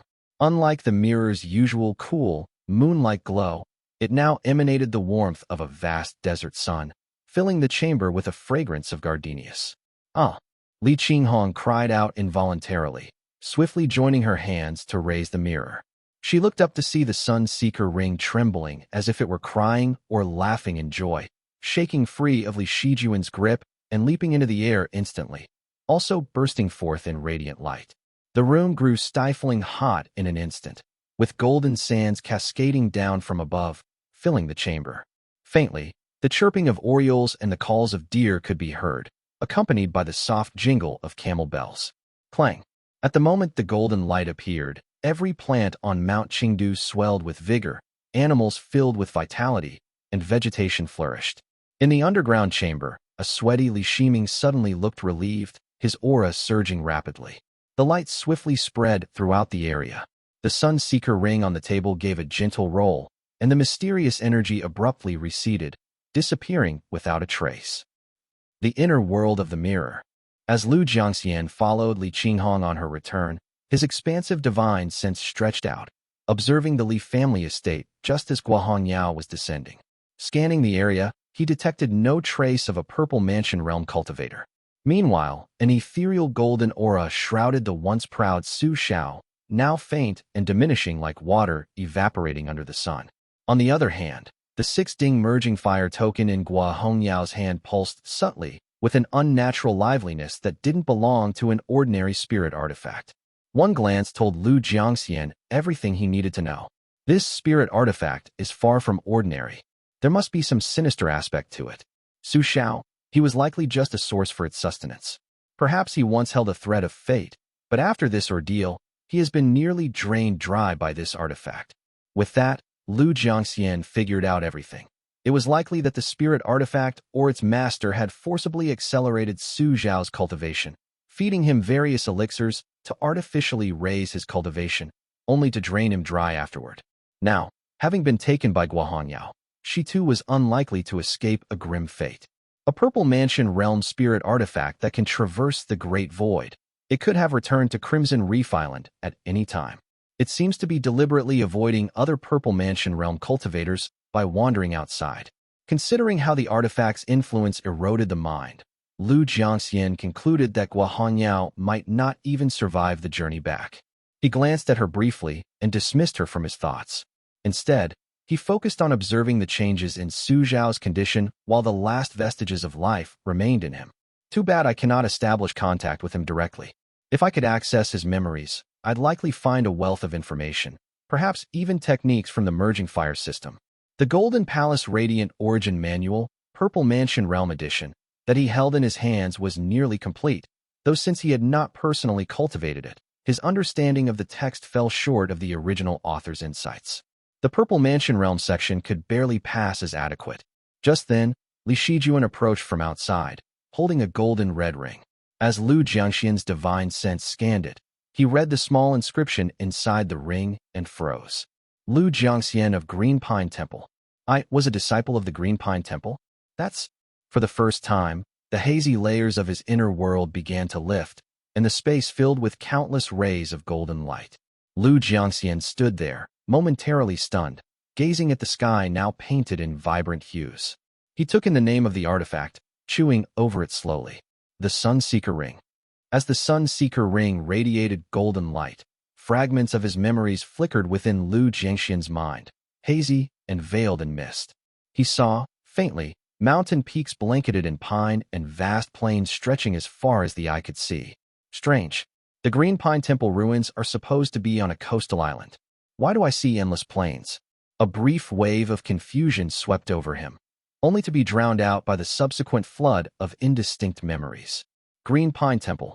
Xizhi. For a brief moment, he froze, but the memories evaporated like mist, as though forcibly erased by some unseen power. Lu Jiangxian muttered a curse under his breath, his face flushing with frustration. At that moment, the golden light above grew brighter, becoming a piercing, almost blinding white. His consciousness reeled back from its intensity, unable to withstand the blazing radiance. The Sunseeker Ring itself transmitted an eager, jubilant energy, like that of a child discovering a new plaything. It cast a fragment of golden light. The beam drifted down like a bird and settled in his palm. Surrounding him, ethereal sounds began to echo around him. Birdsong, the calls of deer. This strange golden light seemed to emerge from a narrow aperture, projecting outward in a cone shape. Its sharp point grew so intensely bright that it turned white, trembling as it connected with the great void beyond. Lu Jiangxian stared at the golden light in stunned silence, barely able to process what he saw. Almost speechless, he managed to murmur out in astonishment. Bright Yang Metallic Essence. Chapter 545. Bright Radiant Yang Imperial Union Essence. In front of him, the golden light spread out in countless radiances, drifting through the air lightly. Lu Jiangxian held it in his hand, feeling a warm, gentle sensation as numerous illusions unfolded beside him, with all kinds of colors streaming gracefully. These visions alternated between scenes of union between men and women, sparrows taking flight, and orioles chirping, to resplendent bursts of light, lonely smoke rising, and even images of emperors in reverence, receiving crowns and ascending thrones. Ultimately, they transformed into a pure, glowing orb. A sudden insight dawned within him. This metallic essence was fully named Bright Radiant Yang Imperial Union Essence, embodying growth, union, the harmony of male and female, celestial light, bright fire, all things related to the bright yang. The Sunseeker ring is indeed unusual. It is likely that Xiao extracted it from the 6 Ding merging fire token. As for how it came to be within that token, I need to get my hands on the Purple Mansion Realm artifact to truly understand. Lu Jiangxian pondered aloud. His mind had already begun to linger on the 6 Ding merging fire token. As the metallic essence danced in his hand, a wealth of insights came to him. This essence could be used to transform demonic creatures, influence fate, and establish bonds between individuals. Its potential was powerful and expansive. So, this is the nature of metallic essence. It is astonishing to witness such marvels from just a single wisp. Holding the wisp of bright young metallic essence, Lu Jiangxian's initial amazement faded into a more pragmatic contemplation of how he might use it. First of all, this must not be given to anyone else. He quickly dismissed the idea of bestowing it upon anyone in the Li family, because even if they had the capacity to wield it, this single wisp would likely cause significant trouble if released. If his guess was correct, if this metallic essence were to fall into the world, it would instantly lead to unchecked indulgence, spontaneous births, rampant growth of all things, and finally transform into a monstrous evil, bringing about wanton killing and attracting the wrath of Purple Mansion realm cultivators. After all, metallic essence is a rare treasure to a cultivator of the Purple Mansion realm, especially when the bright young fruition attainment seems to be within the possession of Mount Luoxiao. Lu Jiangxian mumbled. Having seen both the 6 Ding merging fire token and the bright young metallic essence, Lu Jiangxian began to formulate deeper insights. The crafting of Purple Mansion realm artifacts was likely closely tied to metallic essences. The 6 Ding merging fire token, for example, might have been forged through merging fire and thereby imbued with the qualities of a malevolent creature, which would explain its peculiar effects. If that is the case, then the Sunseeker ring contains the bright young essence, while the 6 Ding merging fire token likely embodies the merging fire essence. By that logic, this mirror should also contain an essence. Lu Jiangxian pondered thoughtfully to himself, recalling the mirror's continuous outpouring of supreme Yin moonlight as he speculated further.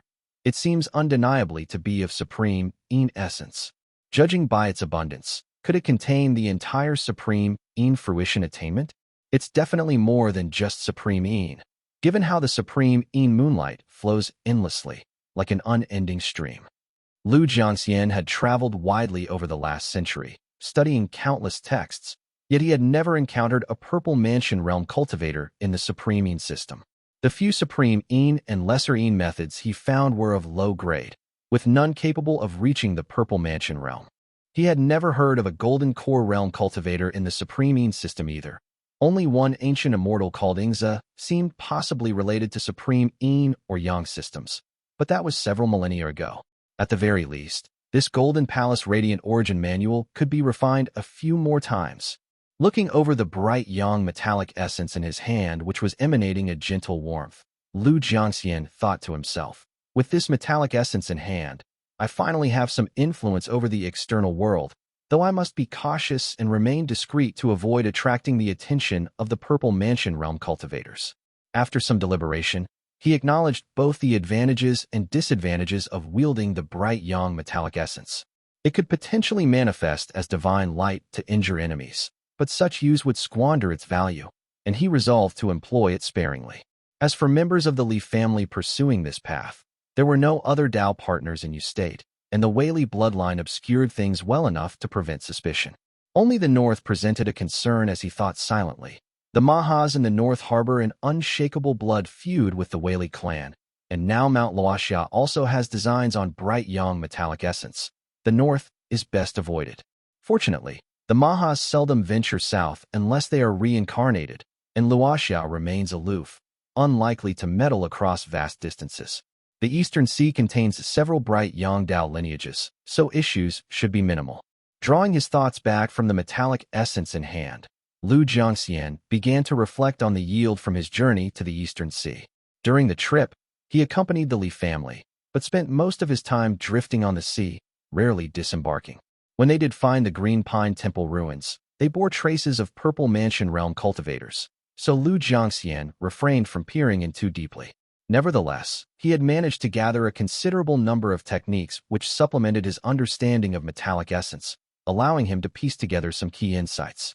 Many of the techniques had ancient origins, often containing references to metallic essence fruition attainments. These findings often mentioned various yin and yang fruition attainments. Some sources referred to 3 yin and 4 yang, while others cited 5 yin and 4 yang. However, one fact seemed consistent.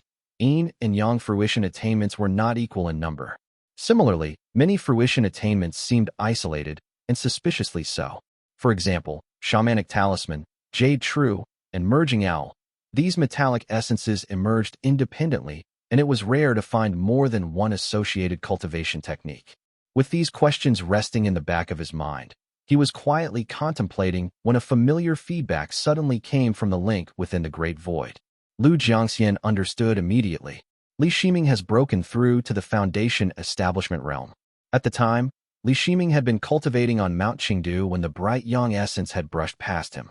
He cultivated the Golden Palace Radiant Origin Manual, the Bright Yang system. This was equivalent to having a peak Purple Mansion realm expert use their divine abilities to secure his breakthrough. With the opportunity laid so plainly before him, and if he still could not advance, he might as well find a rock to hit his head on. This child is indeed fortunate. Were it not that Li Shiming lacked any apparent threat of fate, Lu Jiangxian might have really thought he was a fated one. Born into a clan, nurtured by his entire family, innately gifted for alchemy, with a penchant for secluded cultivation that keeps him from venturing out unless in the direst circumstances. He seems almost like a fated one. Throughout the entire clan, only he has hope of reaching the Purple Mansion realm. Returning his focus to the Golden Palace Radiant Origin Manual before him, Lu Jiangxian was confident that with the assistance of the metallic essence, he could elevate the manual to an even higher level. Once this manual is refined, I can explore combining metallic essence with talisman qi. Time in the mirror world always seemed to flow like water. Back then, Lu Jiangxian always felt lonely and bored. Now, time felt almost scarce. Chapter 546, Bright Radiant Yang Imperial Union Essence, 2. Qingdu Cave Dwelling. The Sunseeker ring spun once in midair before it lightly drifted down again. As it settled, all the extraordinary visions within the cave dwelling disappeared. Li Shijuan caught the ring and examined it closely. It looked no different from before, and its materials remained indistinct. It also felt surprisingly light in his hand. Inspecting it with his spiritual sense, the Sunseeker ring seemed quite ordinary, almost as if it were just a simple flying shuttle, though its materials were unknown. If Li Shijuan had not witnessed the speed at which Su Xiao rode on it, he never would have guessed it was a treasured artifact. Nearby, Li Qinghong checked the mirror, finding no anomalies either. Li Shijuan murmured, "Aunt, this should not be a bad thing." Indeed, Li Qinghong nodded. The two studied the artifact for a while, but gained no further insights. Li Shijuan then added, "Aunt, the altar described in your thunder technique has been completed. It has not been used since you went abroad. Now that you are back, you could test out the celestial thunder." Li Qinghong cultivated an ancient technique, with an immortal foundation capable of summoning thunder from the heavens. Yet, with heaven and earth undergoing such changes, she was not certain if the attempt would work. After nodding lightly, she put away the Sunseeker ring and returned the immortal mirror. With everything finally in order, Li Shijuan felt no regret about the lost opportunity to break through to the 7th heavenly layer of the Qi cultivation realm, having secured so many other crucial items. After leaving, he flew for a while before landing in Lijiang Town. Kneeling figures lined the steps of the central hall, and a cursory glance revealed many familiar faces, mostly from the Lu and Su families, all bowing their heads with sobs filling the air. Seeing this, Li Shijuan descended, and a Lu family member immediately crawled over, tearfully recounting old ties and grievances. Li Shijuan offered polite comfort before quickly moving along. As he approached, the Jade Court guards on both sides kneeled in respect. He stepped into the central hall, which was simply but elegantly arranged. At the highest seat sat a middle-aged man with a square face and broad forehead. Li Shijuan greeted, "Elder brother." This was Li Shiqing, the current head of the family, who had served as the leader for several years. His experience had granted him a more tempered demeanor. He greeted his approaching younger brother with a quiet voice. "It's been a while since I last saw you. The Lu and Su families have been kneeling here for an entire night. What do you think, 8th brother?" Li Shijuan stepped back and, with a gesture, replied respectfully, elder brother manages the family, and I would not presume to advise. Li Shiqing smiled, straightening his posture. The Lu family will not receive heavy punishment. A night of kneeling is enough. They have fallen far and have little left to penalize. Let them disperse. As for the Su family, I plan to split them into branches. Su Xiao is dead, and his lineage will be removed from the records. The other Su branches, having reported the devil cultivator, will receive rewards.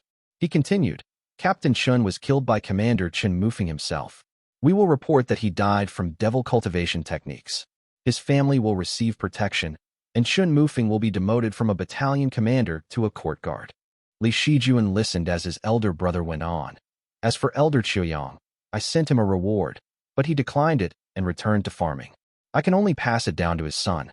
Elder Qiuyang has contributed immensely, though none of his children have any spiritual orifice. He has received all the recognition we can offer, but with his Dao path severed, there is little else we can give him. Li Shijuan nodded.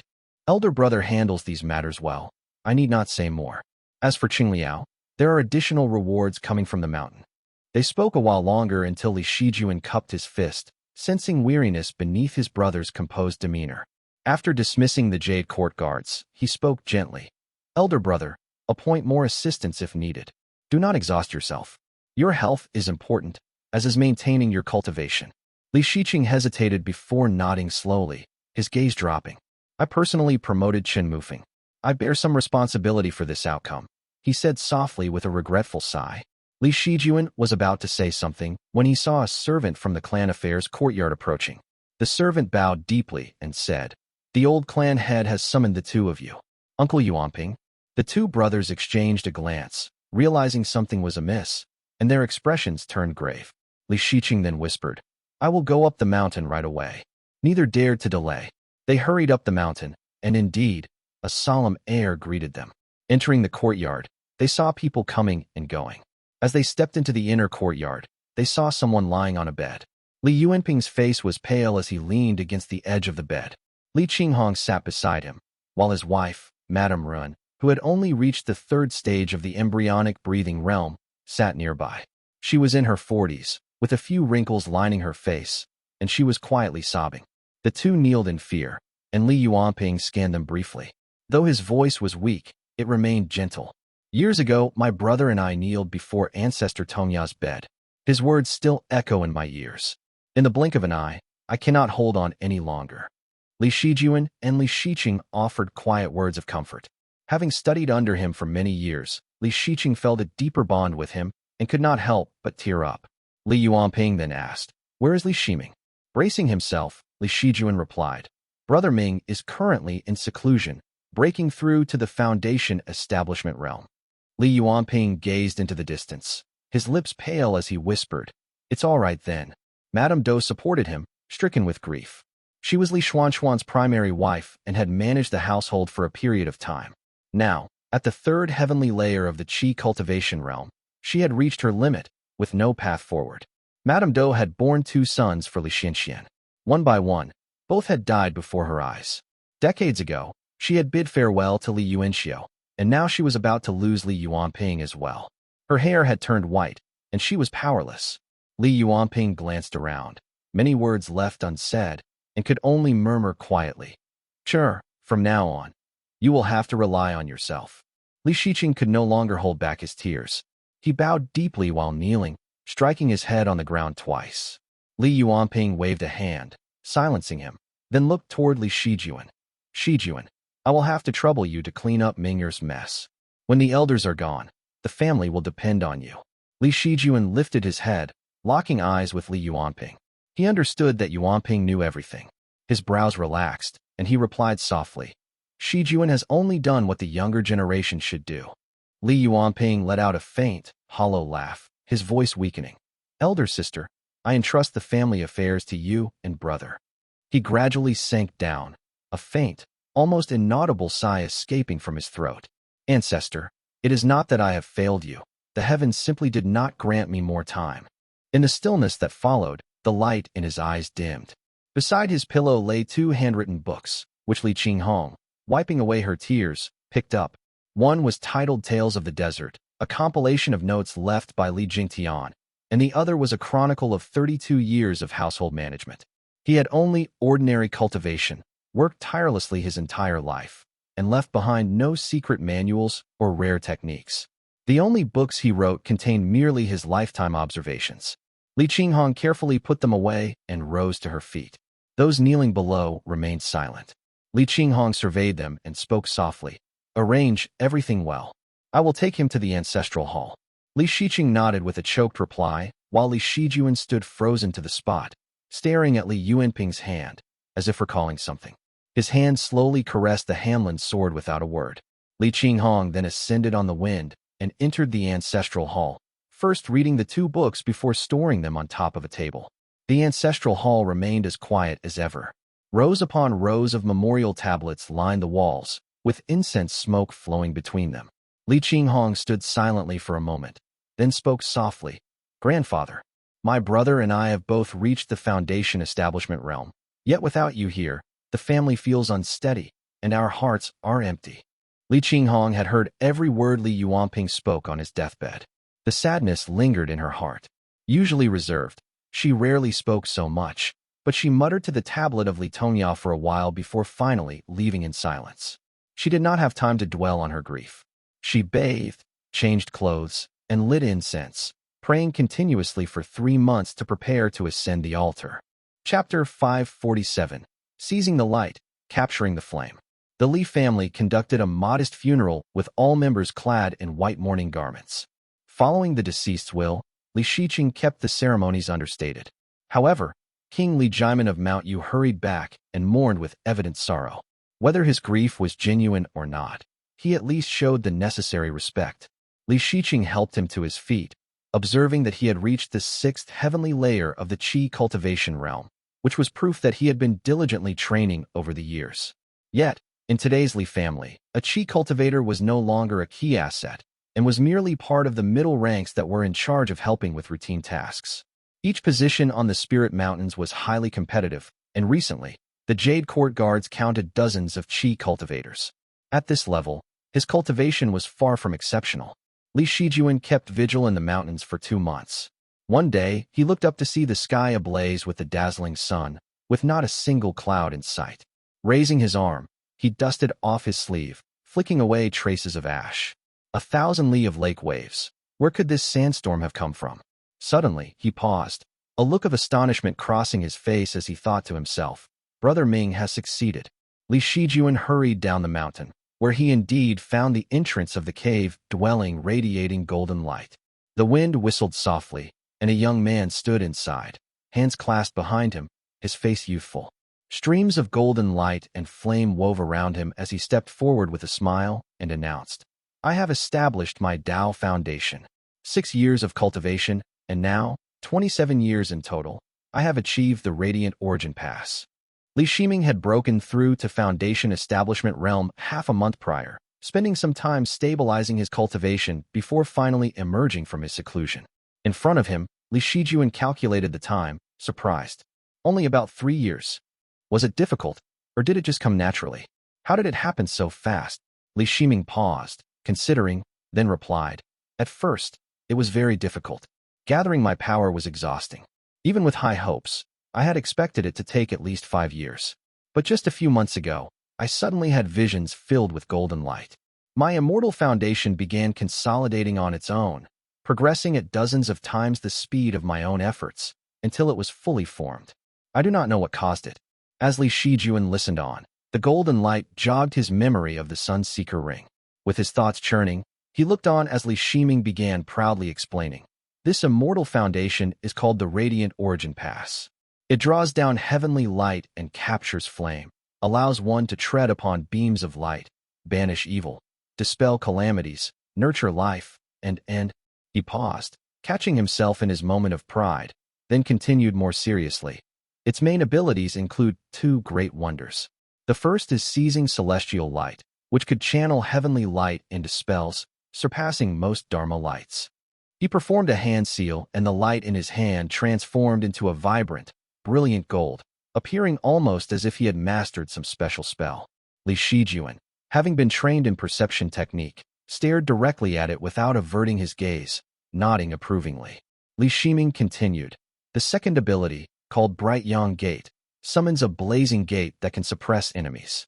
The more one's cultivation advances, the taller and more imposing this gate becomes. He laughed, adding, as for manipulating fire, the blending of yin and yang, treading on beams of light, those are minor techniques, not worth mentioning. After all, the Golden Palace Radiant Origin Manual was a grade 4 technique. The immortal foundation it formed was formidable, offering comprehensive enhancement across all aspects. Although it lacked a specialized technique, it still surpassed grade 3 techniques by a significant margin. He was brimming with pride, so much so that he failed to notice the white mourning clothes draped throughout the mountain until he finally caught sight of Li Shijuan's sorrowful expression, causing him to realize belatedly. This is... He froze. Li Shijuan sighed, saying, please accept my condolences, seventh brother. Li Shiming's sleeves trembled as he came to the painful realization. Oh, his voice immediately choked with emotion. The joy in his heart dissipated, leaving him standing there in stunned silence for a few moments before asking, when did it happen? Has father already been laid to rest? He murmured 2 questions, then began to cry, descending with Li Shijuan as they landed on the mountainside. Li Shiming lamented, eighth brother. I only wanted to put it off until after reaching the Foundation Establishment realm to see him again. Since that terrible argument after returning from the Xiao family, Li Shiming had not seen his father again. Li Yuanping, filled with disappointment, had stubbornly refrained from seeking him out. Li Shiming, fearing the encounter, put it off day by day, unwilling to face his father's expression. He had not expected that this delay would stretch into years, until his father had already passed away without them ever meeting again. Walking through the graveyard now, gazing at the rows of gray headstones, Li Shiming's face was wet with tears, his entire body trembling from head to toe. Cold sweat clung to his skin, unceasing. He continued until he reached Li Yuanping's tombstone. The inscription was newly engraved, detailing his life's achievements. Li Shiming kneeled down weakly before it, and Li Shijuan silently stepped back, intending to give him some privacy. But unexpectedly, Li Shiming choked out softly, stay. So Li Shijuan remained, standing quietly. In front of him, Li Shiming seemed more lost and fearful than truly sorrowful, crumpled before the gravestone. He kneeled there for a long time, until the full moon rose and soft raindrops began to fall from the sky, pattering down onto the earth. Only then did he snap out of his daze. Li Shiming leaped up in a panic, glancing around before bolting away as if fleeing, rising into the wind in an unsteady flight back to his cave dwelling. Twice he stumbled over the doorstep, nearly falling flat against the stone table inside. On the table lay a stack of small letters, each placed there by others outside his secluded chamber during his period of seclusion. Dazed, he picked one up, which read, when will Shiming emerge from seclusion? The family stock of 13 types of medicinal pills requires sorting and distribution. If you have any free time, please come to see me. The handwriting was firm, deliberate, suggesting careful thought. It was signed by his father, Li Yuanping, roughly 6 months earlier. He pulled out another letter. If Shiming emerges from seclusion, please come see me. This letter was more recent, only 3 months old. Li Shiming continued reading through all 15 letters. Each was shorter and more urgent than the last. The final letter was dated just half a month ago. At last, Li Yuanping no longer addressed him by his full name. His handwriting, no longer neat, was crooked and uneven, with just a simple message. My son, come quickly. Previously, Li Shiming had felt only a vague numbness, with little real grief. But now, a surge of anguish rose within him, overwhelming and relentless, as he realized the full weight of these words. He dropped the letter as if struck, gasping, Father, Father, I was wrong. Father. His mind thundered, and everything around him began to spin, intensifying the agony within his mind and body. His whole body, from his fingers to his toes, shook uncontrollably as the world fell silent. Thud. Gradually, Li Shiming regained awareness, finding himself slumped over the table. With both arms spread wide, he gathered up the letters, clutching at them and scattering them over the floor. One letter remained caught on his sleeve, the 4 small characters on it unbearable to read. He was lost in a haze for just a moment before his Foundation Establishment realm cultivation restored his clarity. He stood still, his face pale and expression blank. All this time, he had been too afraid to see his father, choosing instead to wait for his father to summon him. However, Li Yuanping had held out stubbornly until the end.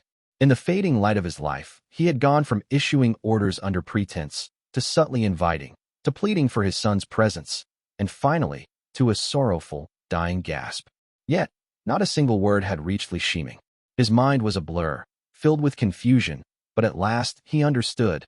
Those things he had been too afraid to face were now lost, and he would never have the chance to face them again. Chapter 548, Escorting and Slaying Demons, Mountain City. A towering fortress stood firmly against the mountain, with streams of light flowing over it. A middle-aged man, clad in black gold spirit armor, stood upon a golden shuttle, his sharp gaze under furrowed brows fixed on the distant horizon, keen as a falcon's. His armor, dark and glistening with black gold scales, blended seamlessly with the golden bow on his back. Beneath him, his diamond-shaped flying shuttle radiated a sharp, golden, astral chi. Years of experience had tempered his once unchecked ambition. His gaze was now slightly lowered, his eyes half closed. With a calmness that concealed his sharp resolve, his spirit refined and poised for action. Li Xianfeng rose on the wind from the city walls, hovering for a moment. In the distant sea of trees, demons circled but showed no sign of advancing. He returned to the wall where a group of young, unfamiliar faces approached him from below. Only one middle-aged man moved forward, his appearance dignified and scholarly. He spoke softly. "Brother Feng, Fairy of the Autumn Lake is waiting in the city."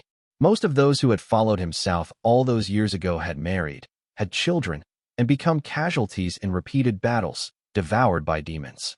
Only Fei Yihe remained at his side, now in his 70s, yet still cautious of taking a higher step in his cultivation. Although the Azure Pond sect had never commented directly, the tragic massacre of the Fei family years ago still remained vivid in his memory, so Fei Yihe dared not act recklessly. Li Xianfeng nodded, not surprised at all. If Ningguan has come, then the Taoist master must have emerged from seclusion. Li Xuanfeng's armored boots rang crisply as they struck the ground. Riding the wind down, he soon spotted a woman standing by a small stall in the marketplace, gazing at the wares with interest. Ningguan had a unique presence. Although she used an Azure Pond spell to mask her cultivation, Li Xianfeng, with his spirit eye perception, sensed her cultivation level with a mere glance. With their cultivation close in level, he approached and greeted her softly. "Xianfeng greets Senior." Ningguan, now at the peak of Foundation Establishment realm and nearing the Purple Mansion realm, looked back at him with a gentle smile. "Not bad. So, when are you planning to enter seclusion for your breakthrough?" Li Xianfeng, who had been refining his cultivation since reaching the mid-Foundation Establishment realm long ago, responded, "I fear my foundation may be unstable. There is no rush for a breakthrough." Ningguan nodded, smiling brightly. "I have seen your archery skills. Thinking back, when that Golden Tang Gate disciple came south all those years ago, it was you who defeated him, was it not?" she asked with a knowing smile. Li Xianfeng had not expected her to bring up old events, but now it mattered little. He murmured an apology, while Ningguan nodded and said, "You were so young then, yet you had already grasped the essence of the Bao. At the time, I thought it was a Purple Mansion realm cultivator's doing, influenced as I was by Manon Creek or Jiang Buqing's influence. But it seems fate works strangely, and it led us to cross paths here." Remembering those days, Li Xianfeng felt a pang of melancholy, though he showed no outward change in his expression. Ningguan continued, "There is some news I should share with you." "I will be glad to hear it," Li Xianfeng quickly replied, instantly focusing his attention on her. Ningguan shook her head and said, "From the overseas Crimson Reef Island, there was a female cultivator of the main bloodline, named Guo Hongyao. She flew to your family's territory and caused quite a scene. Apparently, she wanted to take someone as her disciple, but things did not go well on either side, and they parted on poor terms." Crimson Reef Island.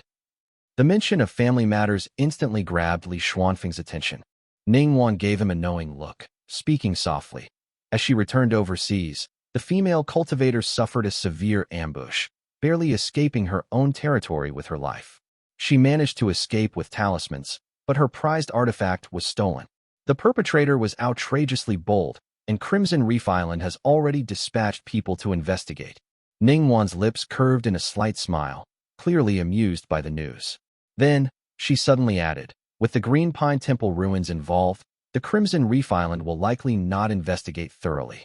The injury to that female cultivator, though, will likely set her back for decades with little hope of progress. Li Xianfeng froze momentarily, his brows knitting in thought. To have robbed a direct disciple of an immortal sect on their own turf. Who would be so daring? Ningguan smiled without responding. The two flew together for a while, then landed in unison in front of Yuan Su's cave dwelling, as if by mutual understanding. They passed the oddly shaped bronze beasts in the courtyard, surrounded by a swirling white mist that chilled their ankles. Taoist Master Yuan Su lay relaxed on a stone platform up ahead. Greetings, Taoist Master. The both of them greeted as they cupped their fists respectfully. Taoist Master Yuan Su's face appeared smooth and round, always lacking any sense of intimidation, and now seemed even more otherworldly. A faint golden seal swayed at his waist. Li Xianfeng and Ningguan bowed respectfully. With a wave of his hand, Yuan Su gestured for them to rise, asking, "Wanner, how are matters proceeding?" Ningguan answered with deference. "Honored ancestor, those who were suspected of bearing a thread of fate have all received the news of Green Pine Temple and have each made their way to the sea. No complications." Yuan Su nodded, his fingers resting on the seal. After all, the descent of fruition attainment from Mount Luoxia has drawn together a few threads of fate. It is to be expected. If these individuals can stand out, whether they truly bear a thread of fate or not, at least they have some skill. They should be able to bring back something from the ruins. Ningguan nodded and continued in a soft voice. However, there is one major development. Taoist Master Suiguan recently visited Crimson Reef Island, and then Golden Feather Sect, where Zhang Tianyuan personally saw him off with great respect. Taoist Master Suiguan was a Purple Mansion realm cultivator who had mysteriously emerged from the lifeless, emerald waters of the Azure Pond Grotto Heaven. Yuan Su's expression darkened at the news, muttering, "What is he up to now?" Yuan Su found dealing with Suiguan exasperating. While Qi Buzi, despite his foul temper, was at least a familiar face and manageable with his not-so-high cultivation, Suiguan was utterly unpredictable. Yuan Su had hidden himself in Mountain City and even gone into seclusion to avoid encountering Suiguan. Now, upon hearing of him again, his expression soured. After a brief pause, Ningguan hesitated, then continued somewhat awkwardly. "It is rumored, according to the Qi family, that he took a portion of." She abruptly stopped speaking, but Yuan Su waved his hand, speaking softly. "Go ahead, say it freely." As such, Ningguan continued, "A portion of profound radiant dual essence Qi." Yuan Su sat up, contemplating this information for a moment, then remarked, "Ah, yes, it must be profound radiant Qi. Only something of that nature would compel Suiguan to personally make the trip to Golden Feather Sect. He is at the peak of the Purple Mansion realm. Could he be attempting to break through to the Golden Core realm?" He made this deduction before furrowing his brows and reconsidering. "No, that does not seem right." The two below remained silent. Yuan Su soon regained his composure, falling quiet before he looked over to Li Xianfeng and nodded approvingly. "Not bad. You are progressing faster than I expected." "All thanks to the Taoist master's guidance," Li Xianfeng responded politely as he offered his thanks. Over the past decade, Yuan Su had indeed been generous to him, providing spirit armor, precious medicines, golden stone qi, and secret techniques, essentially treating him as a junior disciple. If not for the sensitivity of these items, which Yuan Su had bestowed upon him directly, Li Xianfeng would have sent some of them to his family. In fact, Yuan Su's kindness only made him feel more uneasy. Yuan Su watched him thoughtfully for a moment, then said softly, "Very well. Your current strength is respectable enough to carry some authority. Take a trip to the Eastern Sea and handle 2 matters for me." Li Xianfeng was overjoyed, responding eagerly, "Taoist master, please give me your instructions." He was overjoyed for 2 reasons.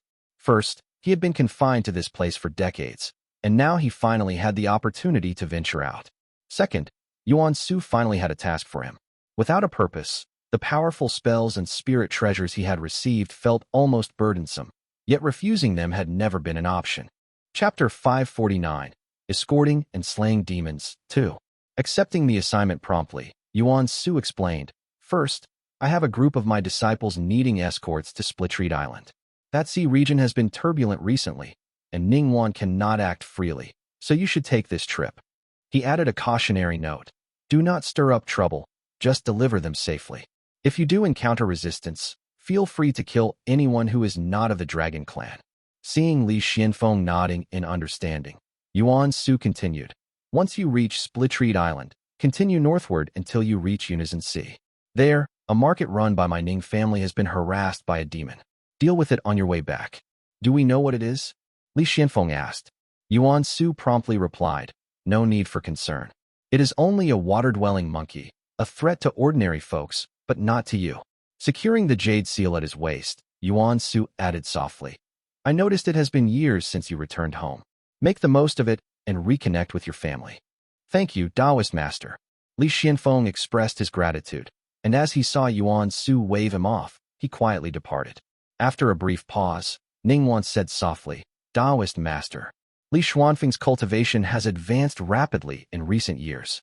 It seems it was merely the lack of resources and techniques in the Li family that slowed him down. He had achieved nothing remarkable before his breakthrough to the late Foundation establishment realm. Well, he is a descendant of the Weili lineage, Yuan Su replied. If he practiced a bright yang-aligned path, he would progress even faster.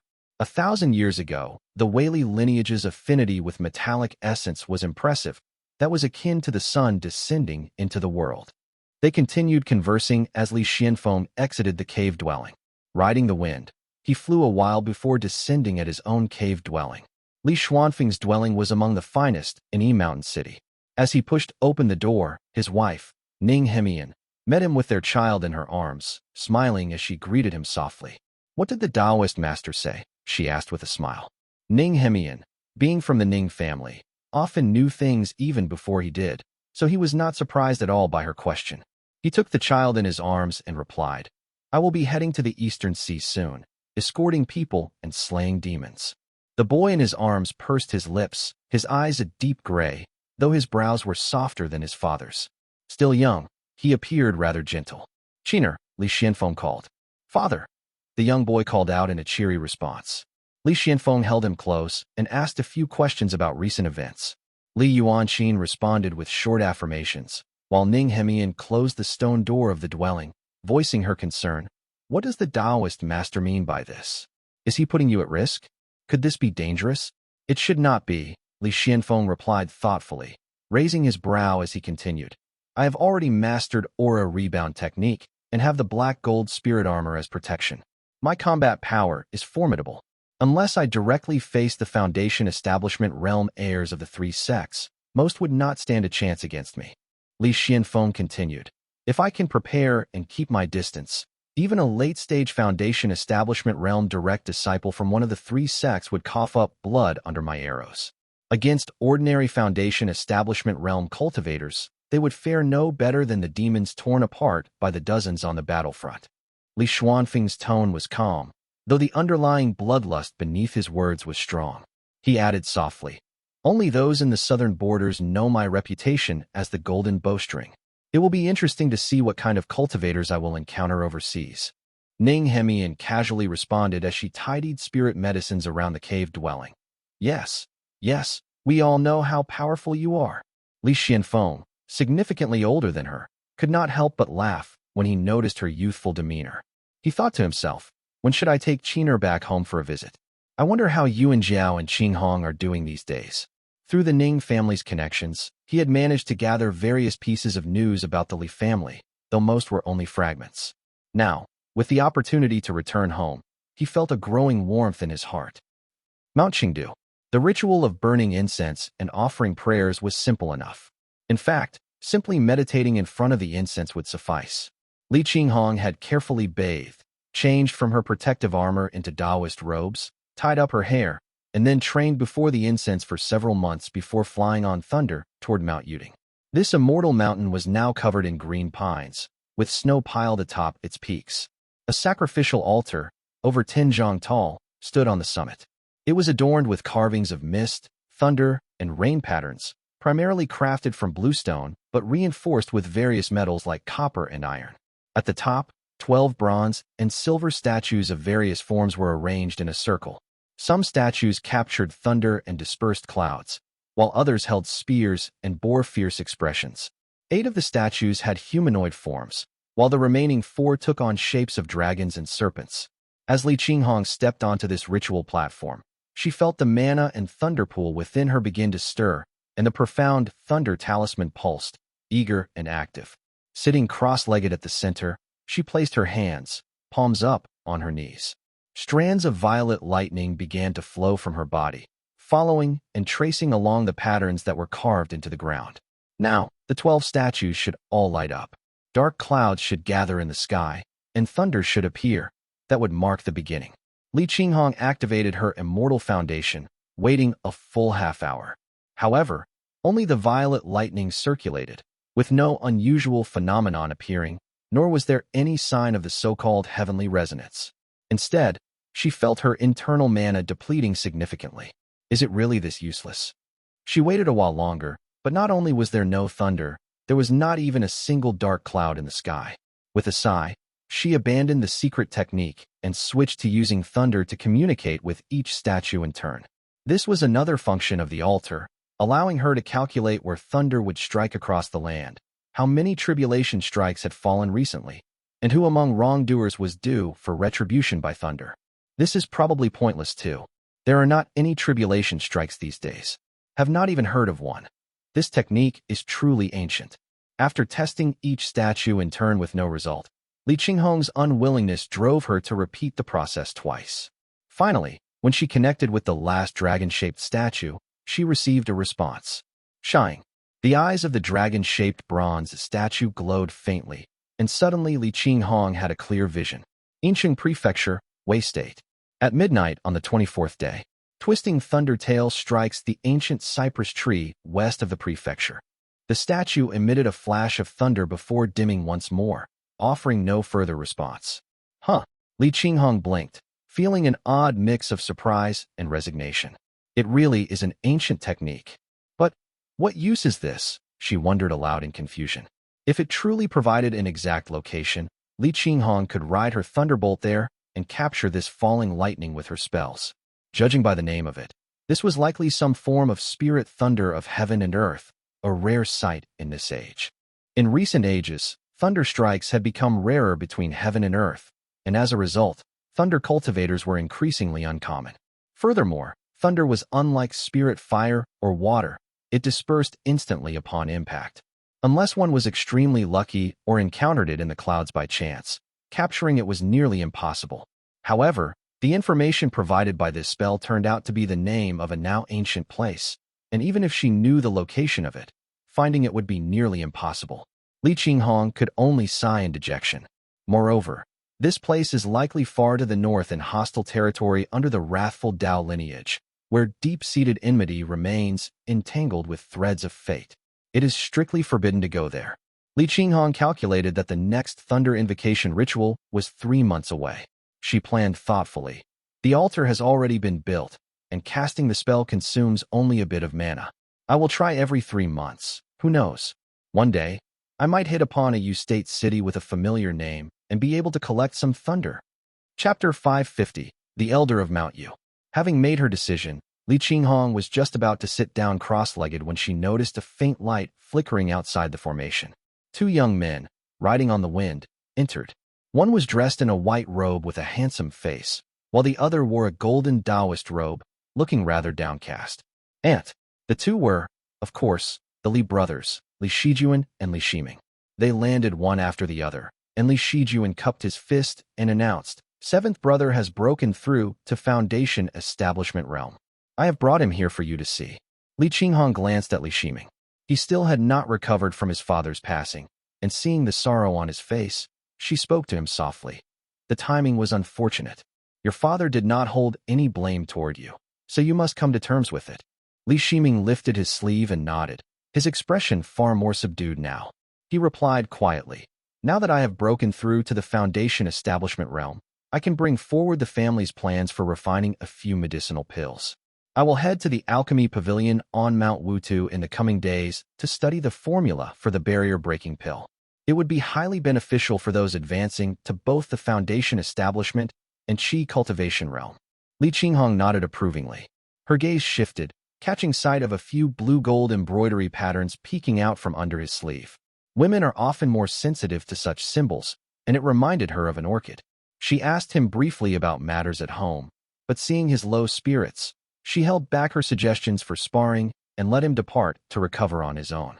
Once Li Shiming had left, Li Qinghong turned to Li Shijuan and asked, Junior, does Shiming still have any contact with that woman surnamed Ming? Li Shijuan lowered his gaze and replied quietly, No, he does not. Li Qinghong sighed. Not wanting her to press further, Li Shijuan quickly changed the topic, asking about her thunder techniques. After Li Qinghong had explained, he nodded. Indeed, most of it is obsolete, but it still holds some use. If you manage to capture a rare spirit thunder, it will have been worth the trouble. It is more than that, Li Qinghong replied softly, continuing. I find cultivating here on this altar very comfortable. It allows me to summon lightning and channel my qi better than any other cave dwelling back home. You will not have to leave Qingdu Peak just to make space for me. As they were speaking, a jade court guard approached and reported, My lords, a Foundation Establishment Realm cultivator from Mount Yu has arrived at Qingdu. Li Qinghong raised her brows slightly and ascended with a crackle of thunder, descending onto the lake's surface. There, she saw a cultivator waiting on a black cloud, his eyes bloodshot and narrow, his vertically slit pupils giving him a rather fierce look. He wore a gray robe and had the appearance of a middle-aged man. The Mount Yu cultivator, who was at mid-Foundation Establishment Realm, fixed his gaze on Li Qinghong and spoke in a raspy voice. Are you a Foundation Establishment Realm cultivator of the Li family? Precisely.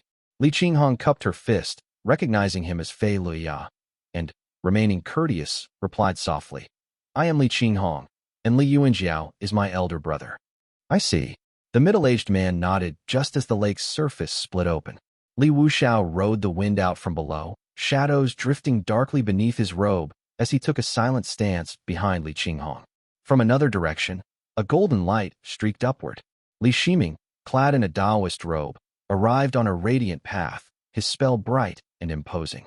Seeing the impressive gathering, Fei Lia immediately grew cautious and stepped back slightly.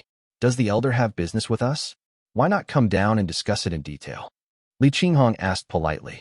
Fei Lia, highly wary, declined to enter the formation, shaking his head repeatedly. After a brief struggle to find his words, he spoke awkwardly. Well, what Li Yuanjiao promised back then, does it still hold? The group froze, unsure of his meaning, and Fei Lia knew he had no choice but to explain. It turned out that years ago, several individuals, including Yuan Qingdun, had slain Fu Daimu to the west. His territory had been given entirely to Fei Lia, who had decided to organize the Mount Yu people to cultivate some spirit patties.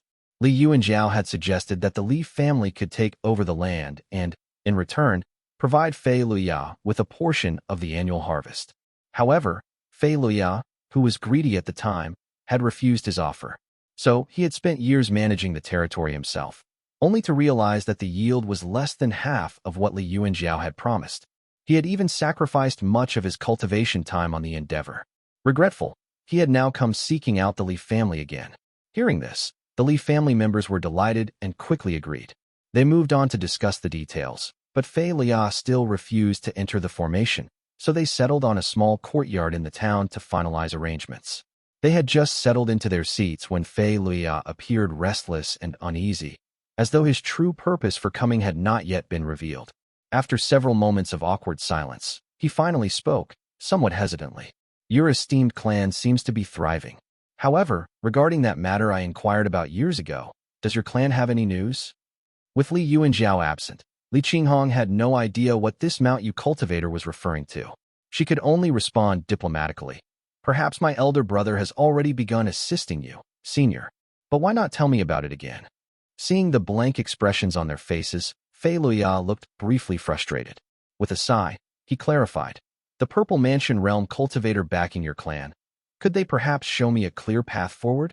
Alas, he wants to join us. This realization dawned on Li Qinghong finally. Fei Luya could indeed be a valuable ally. His abilities were well known, skilled in a variety of shamanic spells learned on Mount Wu, and he was both knowledgeable and capable. The prospect of gaining his support was tempting indeed. However, their clan had no true Purple Mansion Realm cultivator. Fei Luya was no fool. He was not someone easily placated without concrete assurance. Li Qinghong found herself in a predicament and, after a moment's thought, spoke softly. So that is the matter.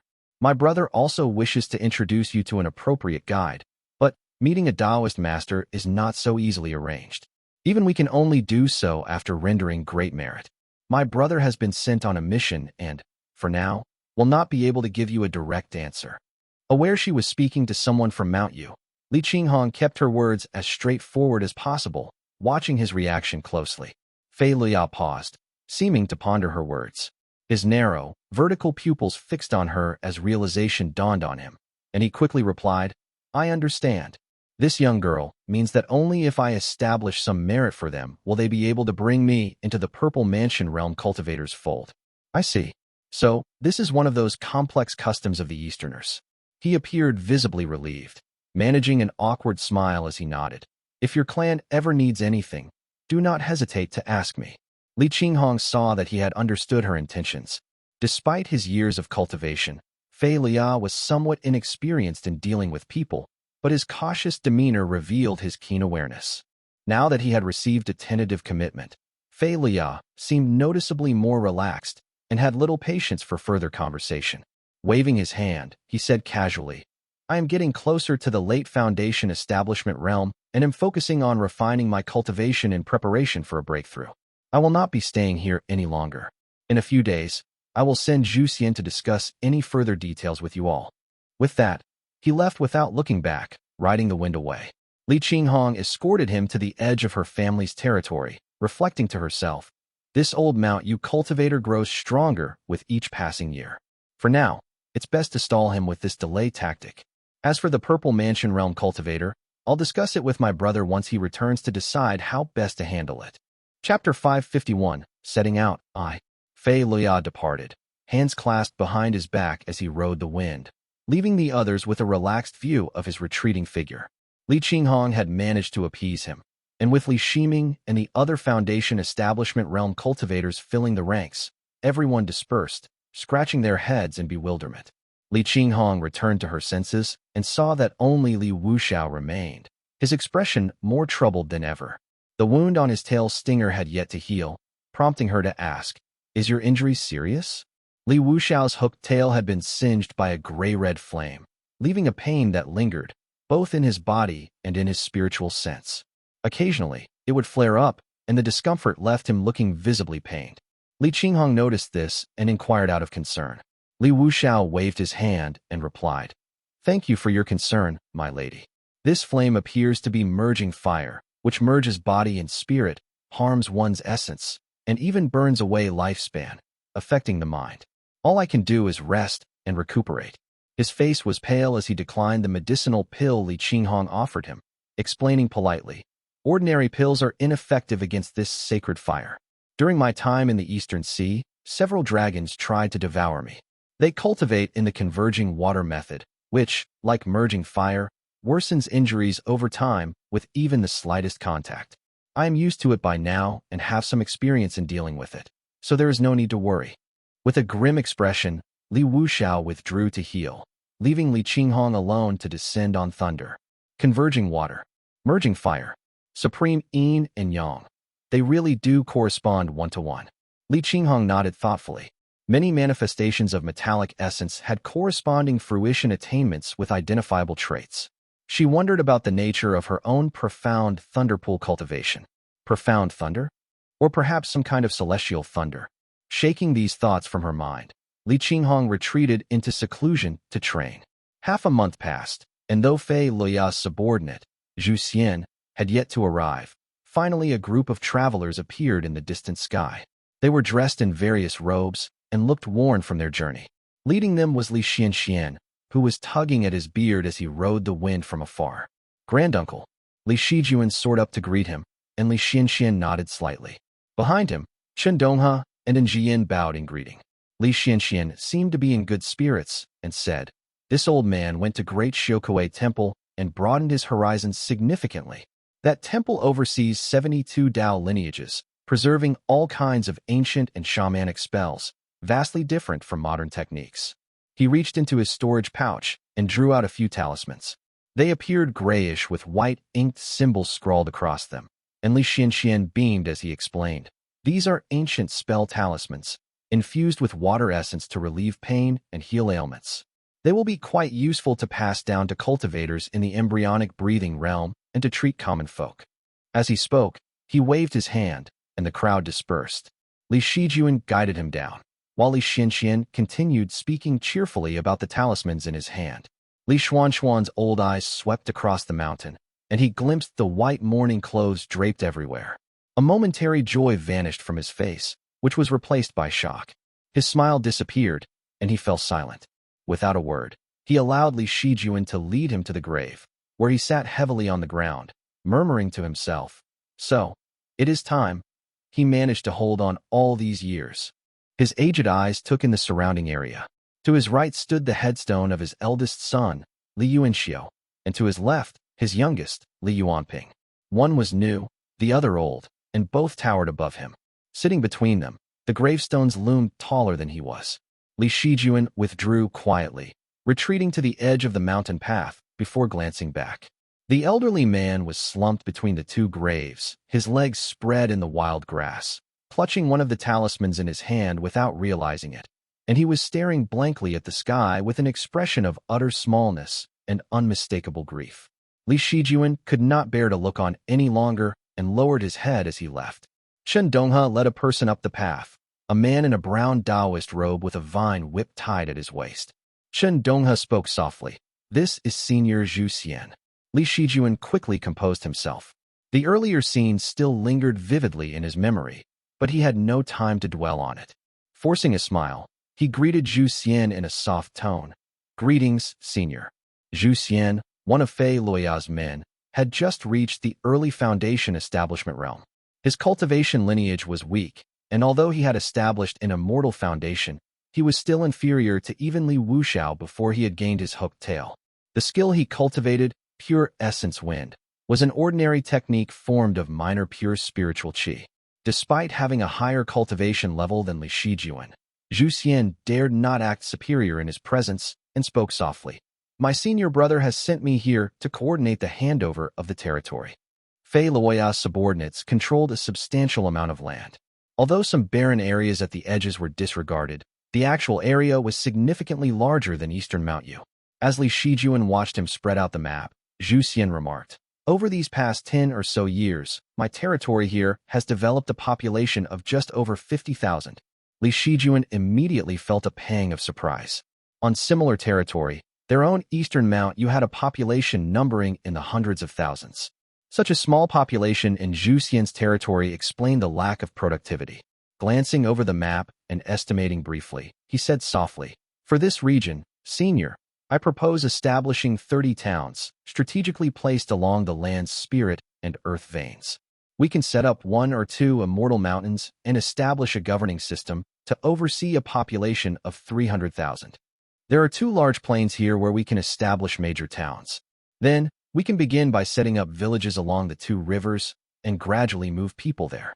As Li Shijuan explained his plan in detail, Zhu Xian could only nod in agreement, not entirely grasping the pros and cons or understanding much of what was being discussed. Once Li Shijuan had arranged everything from start to finish, there was not much left to negotiate. Zhu Xian had only one question. "How much profit can this yield?" he asked. Li Shijuan calculated and answered.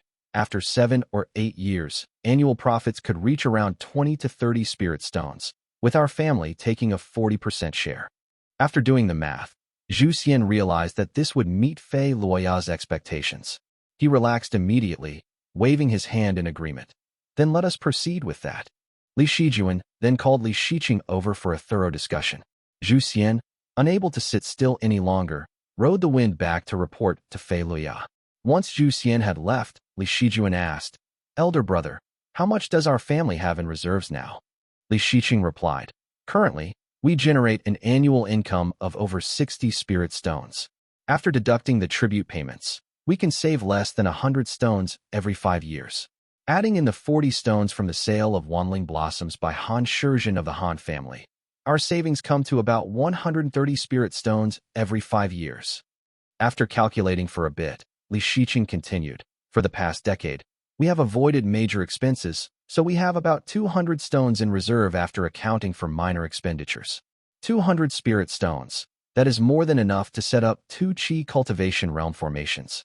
And since we are establishing these for Fei Luya, we may even be able to extract some resources from his side.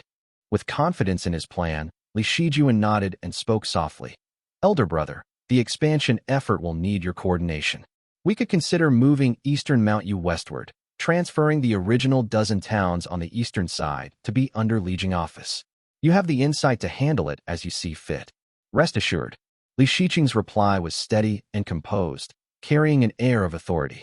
However, as his gaze passed over the white mourning garments, a lingering sorrow remained in his eyes. Chapter 552, Setting Out 2. Li Xianfeng gathered his belongings, stepped onto his flying shuttle, and, with two Ning family cultivators in tow, set off with his golden bow slung over his back. They flew gracefully toward the Azure Pond sect. The two Ning family members, having grown accustomed to traveling with him, used the journey to brief him on the clans of the nearby prefectures. These two brothers were from a branch of the Ning family, and had followed Li Xianfeng for over a decade, deeply respecting him. Li Xianfeng listened absently, uninterested in lingering along the way. They glided over the landscape, arriving at the Azure Pond sect, where he instructed them. Go ahead and gather all those who are heading to the Eastern Sea. He waited patiently. According to the practices of the Azure Pond sect, most of those being sent to guard the Eastern Sea were likely cultivators with limited talents. Aside from members of the Qi and Ning families, disciples from Yuan Su, Yuan Wu, and Yuan Xiao's peaks were often assigned to the southern borders or the Eastern Sea. He waited for a while, choosing not to enter the mountain. Instead, he seated himself in a pavilion, watching the mist drift across Mount Azure Pond. After a short time, he heard a commotion as the two Ning family members returned, leading a group of cultivators. The group of young men and women wore azure Taoist robes. Most of them were at the Qi cultivation realm, their faces filled with the fresh inexperience of novices. They lined up behind the two Ning family members and called out in unison, "Greetings, Taoist." Within the Azure Pond sect, those who held the title of Peak Master at the Foundation Establishment realm were addressed as Peak Masters. If they lacked this title, they were simply called Taoists. After all, within the Azure Pond sect, Foundation Establishment realm alone was not enough to earn the title of an ancestor. Li Xianfeng found this a little strange. Years ago, his family had treated disciples from Azure Pond sect with the utmost respect, not daring to defy them. He recalled his visit to Cloud Crown Peak of the Xiao family back then, where even a mere sect attendant could command a small clan's family head at will. Back then, he had been a lowly archer, serving under the sect's disciples. Now, he had become a senior to the very members of Azure Pond, which made him chuckle quietly as he gave them a slight nod. To the embryonic breathing and Qi cultivation realm disciples, however, Li Xianfeng in his black gold spirit armor was an awe-inspiring sight. His armor's elegant lines and fierce expression, with eyes sharp as a hawk, seemed to emit a golden glow. Combined with the ferocious longbow hanging from his golden robe, his imposing presence was undeniable. Just by standing there, he exuded the aura of a veteran general who had guarded the wild borders for years. His slightly hoarse voice and commanding gaze added to his formidable image, with the gleam of his golden bow making the eyes of onlookers ache. I heard this senior was born with immense strength, able to wrestle tigers and wolves. He comes from a distinguished sword-wielding clan, yet chose to abandon the sword and master the golden bow instead, single-handedly dispersing the clouds of demons in the southern border. The young disciples whispered among themselves, filled with admiration for the man. Even though they were members of an immortal sect, Foundation Establishment realm was still an uncertain achievement for many. With fierce internal competition and frequent assignments to guard distant territories, becoming someone of Li Xuanfeng's stature was no small feat. Li Xianfeng scanned the group. Once he saw that everyone had gathered, he tapped the golden beast buckle on his belt and took out a jade ship.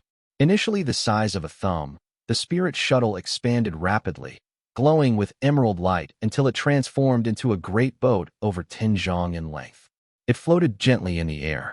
The ever-flowing jade cloudliner. The boat was not Li Xuanfeng's possession. Rather, Ningguan had loaned it to him.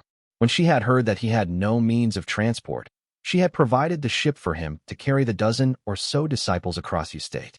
Since she was in seclusion cultivating her divine abilities, she had no immediate need for it, and was happy to lend it to him. The Azure Pond disciples, accustomed to seeing spirit ships, showed little surprise as they boarded. The ship was spacious enough, and the two Ning family brothers took it upon themselves to pilot it. Li Xianfeng stood at the front of the vessel, gazing down at the sea of clouds and peaks below. If only I did not have these people with me, I would not need to delay. I have to finish my current task before I can return home for a visit. Otherwise, I would have stopped by the Lake Xian area to drop by home. He watched the clouds part and gather, light and shadow shifting as they crossed over Mount Chuanwu and reached Libu Prefecture. The elder Ning brother at the front called out, "General, up ahead is Wubu Market." Li Xianfeng understood what he meant. His grandnephew Li Xizhi was stationed there as the local guardian. However, with all the disciples on board, stopping casually could cause misunderstandings, so he replied, "Keep going. No need to stop." "Yes." They obeyed and continued steering the spirit ship, while Li Xianfeng began to adjust his breathing and focus. He cultivated the golden light edge technique, a grade 3 technique obtained from the Ji family, which was practiced by a branch of the Situ family. Compared to techniques passed down among the main lineages of the immortal sects, it was somewhat lacking. After reaching Foundation Establishment Realm, however, Ning Hemian had acquired a grade 4 manual for him from within the sect, called Golden Stone Lofty Skies Technique. It allowed him to cultivate to the peak of the Foundation Establishment Realm, significantly speeding up his progress. Yet, since he had already formed his immortal foundation, he still could not match those who had fully cultivated the Golden Stone Lofty Skies technique from the start.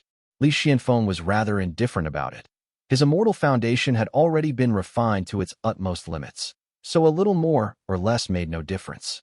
The engraved stone Dao foundation came from the Golden Tang Gate, with chi that could break through formations, split mountains, and destroy enemy artifacts. It specialized in targeting weaknesses, with its power growing stronger with each life taken, tempered by the blood chi of his fallen enemies. And over the decades, Li Xianfeng had slain countless foes in the southern border. He had suffered many wounds in his early years, but with this spirit armor, he had become even more formidable. The number of Foundation Establishment Realm cultivators who had fallen by his hand had long since entered the double digits. In his Qihai acupoint, a chaotic golden red light swirled. He had refined it to its limit 2 years ago, reaching a point where further refinement was impossible. His confidence came from this source, a confidence grounded in hard-won strength. Taoist Master Yuan Su promoted me likely because of this, he thought to himself. Over the years, Li Xianfeng had gained insight into Taoist Master Yuan Su's intentions. Ning Tiaoxiao needed someone among the Foundation Establishment Realm cultivators who was strong enough to crush any minor threats, someone who could handle matters that he himself found inconvenient to attend to. This Foundation Establishment Realm cultivator not only needed to be exceptionally powerful and loyal, but also had to be without prospects for advancement, with weaknesses Yuan Su could exploit, and perhaps even be willing to sacrifice themselves in a critical moment. Taoist Master Yuan Su was cunning to the core, a master strategist. He had discerned Li Xuanfeng's character perfectly, not only marrying him to a woman from the clan, but also placing members of the Ning family around him, either as subordinates or as colleagues. The Ning family members themselves did not fully realize it, yet they had already come to care for him genuinely. After all, he is a cultivator of several hundred years. His methods are impeccable. He does not need divine abilities or spells to manipulate people. Clad in the black gold armor that his wife had sought for him, Li Xianfeng stood quietly, gazing deeply at the setting sun descending in front of him. "Boss, we are leaving the prefecture." The elder Ning brother, his forehead slightly sweaty, turned around and grinned, flashing a set of white teeth. His younger brother looked up at Li Xianfeng with a shy but admiring gaze. "Got it," Li Xianfeng replied. The Ning brothers kept the ship steady, calling him general and boss with utmost loyalty. Li Xianfeng was not easily deceived, and for years, he had harbored doubts that these two were sent to monitor him. However, after several times when they had risked their lives to protect him, he had come to see them as his own people. Now, as long as Li Xianfeng could not, in good conscience, abandon his wife and subordinates, Yuan Su's purpose had been fulfilled. Surveying his surroundings, Li Xianfeng saw loyalty to his clan, his wife, and his duty. There was no other path forward but to serve Yuan Su.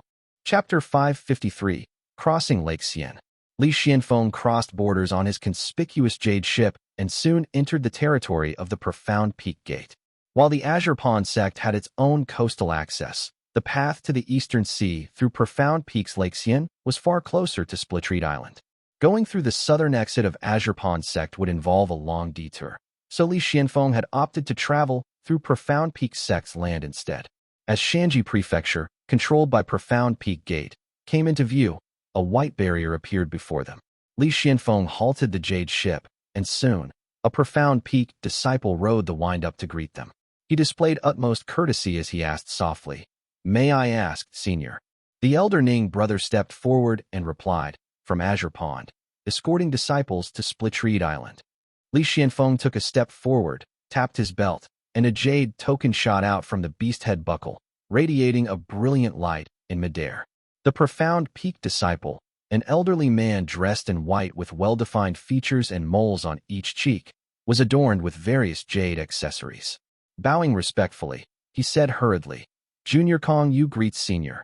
Please follow me to the lake." His deference was evident as he led the way, sneaking glances at Li Xianfeng with a hint of hesitation before stammering, "Is this Senior? Could you be the famed golden bowstring of the southern border? You match the description so closely." Li Xianfeng was not surprised to be recognized so easily and nodded slightly. Kong Yu instantly grew excited, exclaiming, "Senior, I am Kong Yu of Profound Peak. Our gate has long been allied with the Li family. I even visited Moongay's lake to help Qingdu relocate a mountain. I am quite close with Daoist Xian." Li Xianfeng raised an eyebrow in mild surprise, his expression softening significantly as he responded gently, "Oh, my elder brother." A faint smile appeared on Li Xuanfeng's face as he asked, "I have not seen him in many years. How is my elder brother doing these days?" "Well, he is quite well." Under Li Xuanfeng's gaze, Kong Yu felt a sudden pang of nervousness. After two hasty replies, he elaborated, "Daoist Xian has reached late-stage qi cultivation realm and has grown more adept with talismans. He has never been much for combat, but his skills in talisman arts are increasingly profound.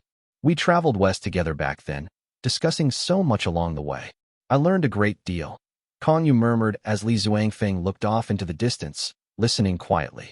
Kong Yu, digging through his memory, suddenly remembered another detail and quickly added, "And I heard that your clan even went overseas and, along with Profound Peak's Foundation Establishment Realm cultivators, launched a counterattack on Situ Mo, nearly obliterating that monk from the wrathful Dao lineage." "A counterattack? Situ Mo? A Golden Tang Gate disciple?" Li Xianfeng repeated as he frowned. The southern border was often cut off from outside news. Li Xianfeng, though he had received one update from home through Lu Changdai, knew little overall. Most of his information came through Ning family channels. The Ning family was effective at gathering news, but they could not uncover everything, especially the more private matters. Kong Yu, on the other hand, had heard this news through Kong Tingyun, which explained why Li Xianfeng had been unaware.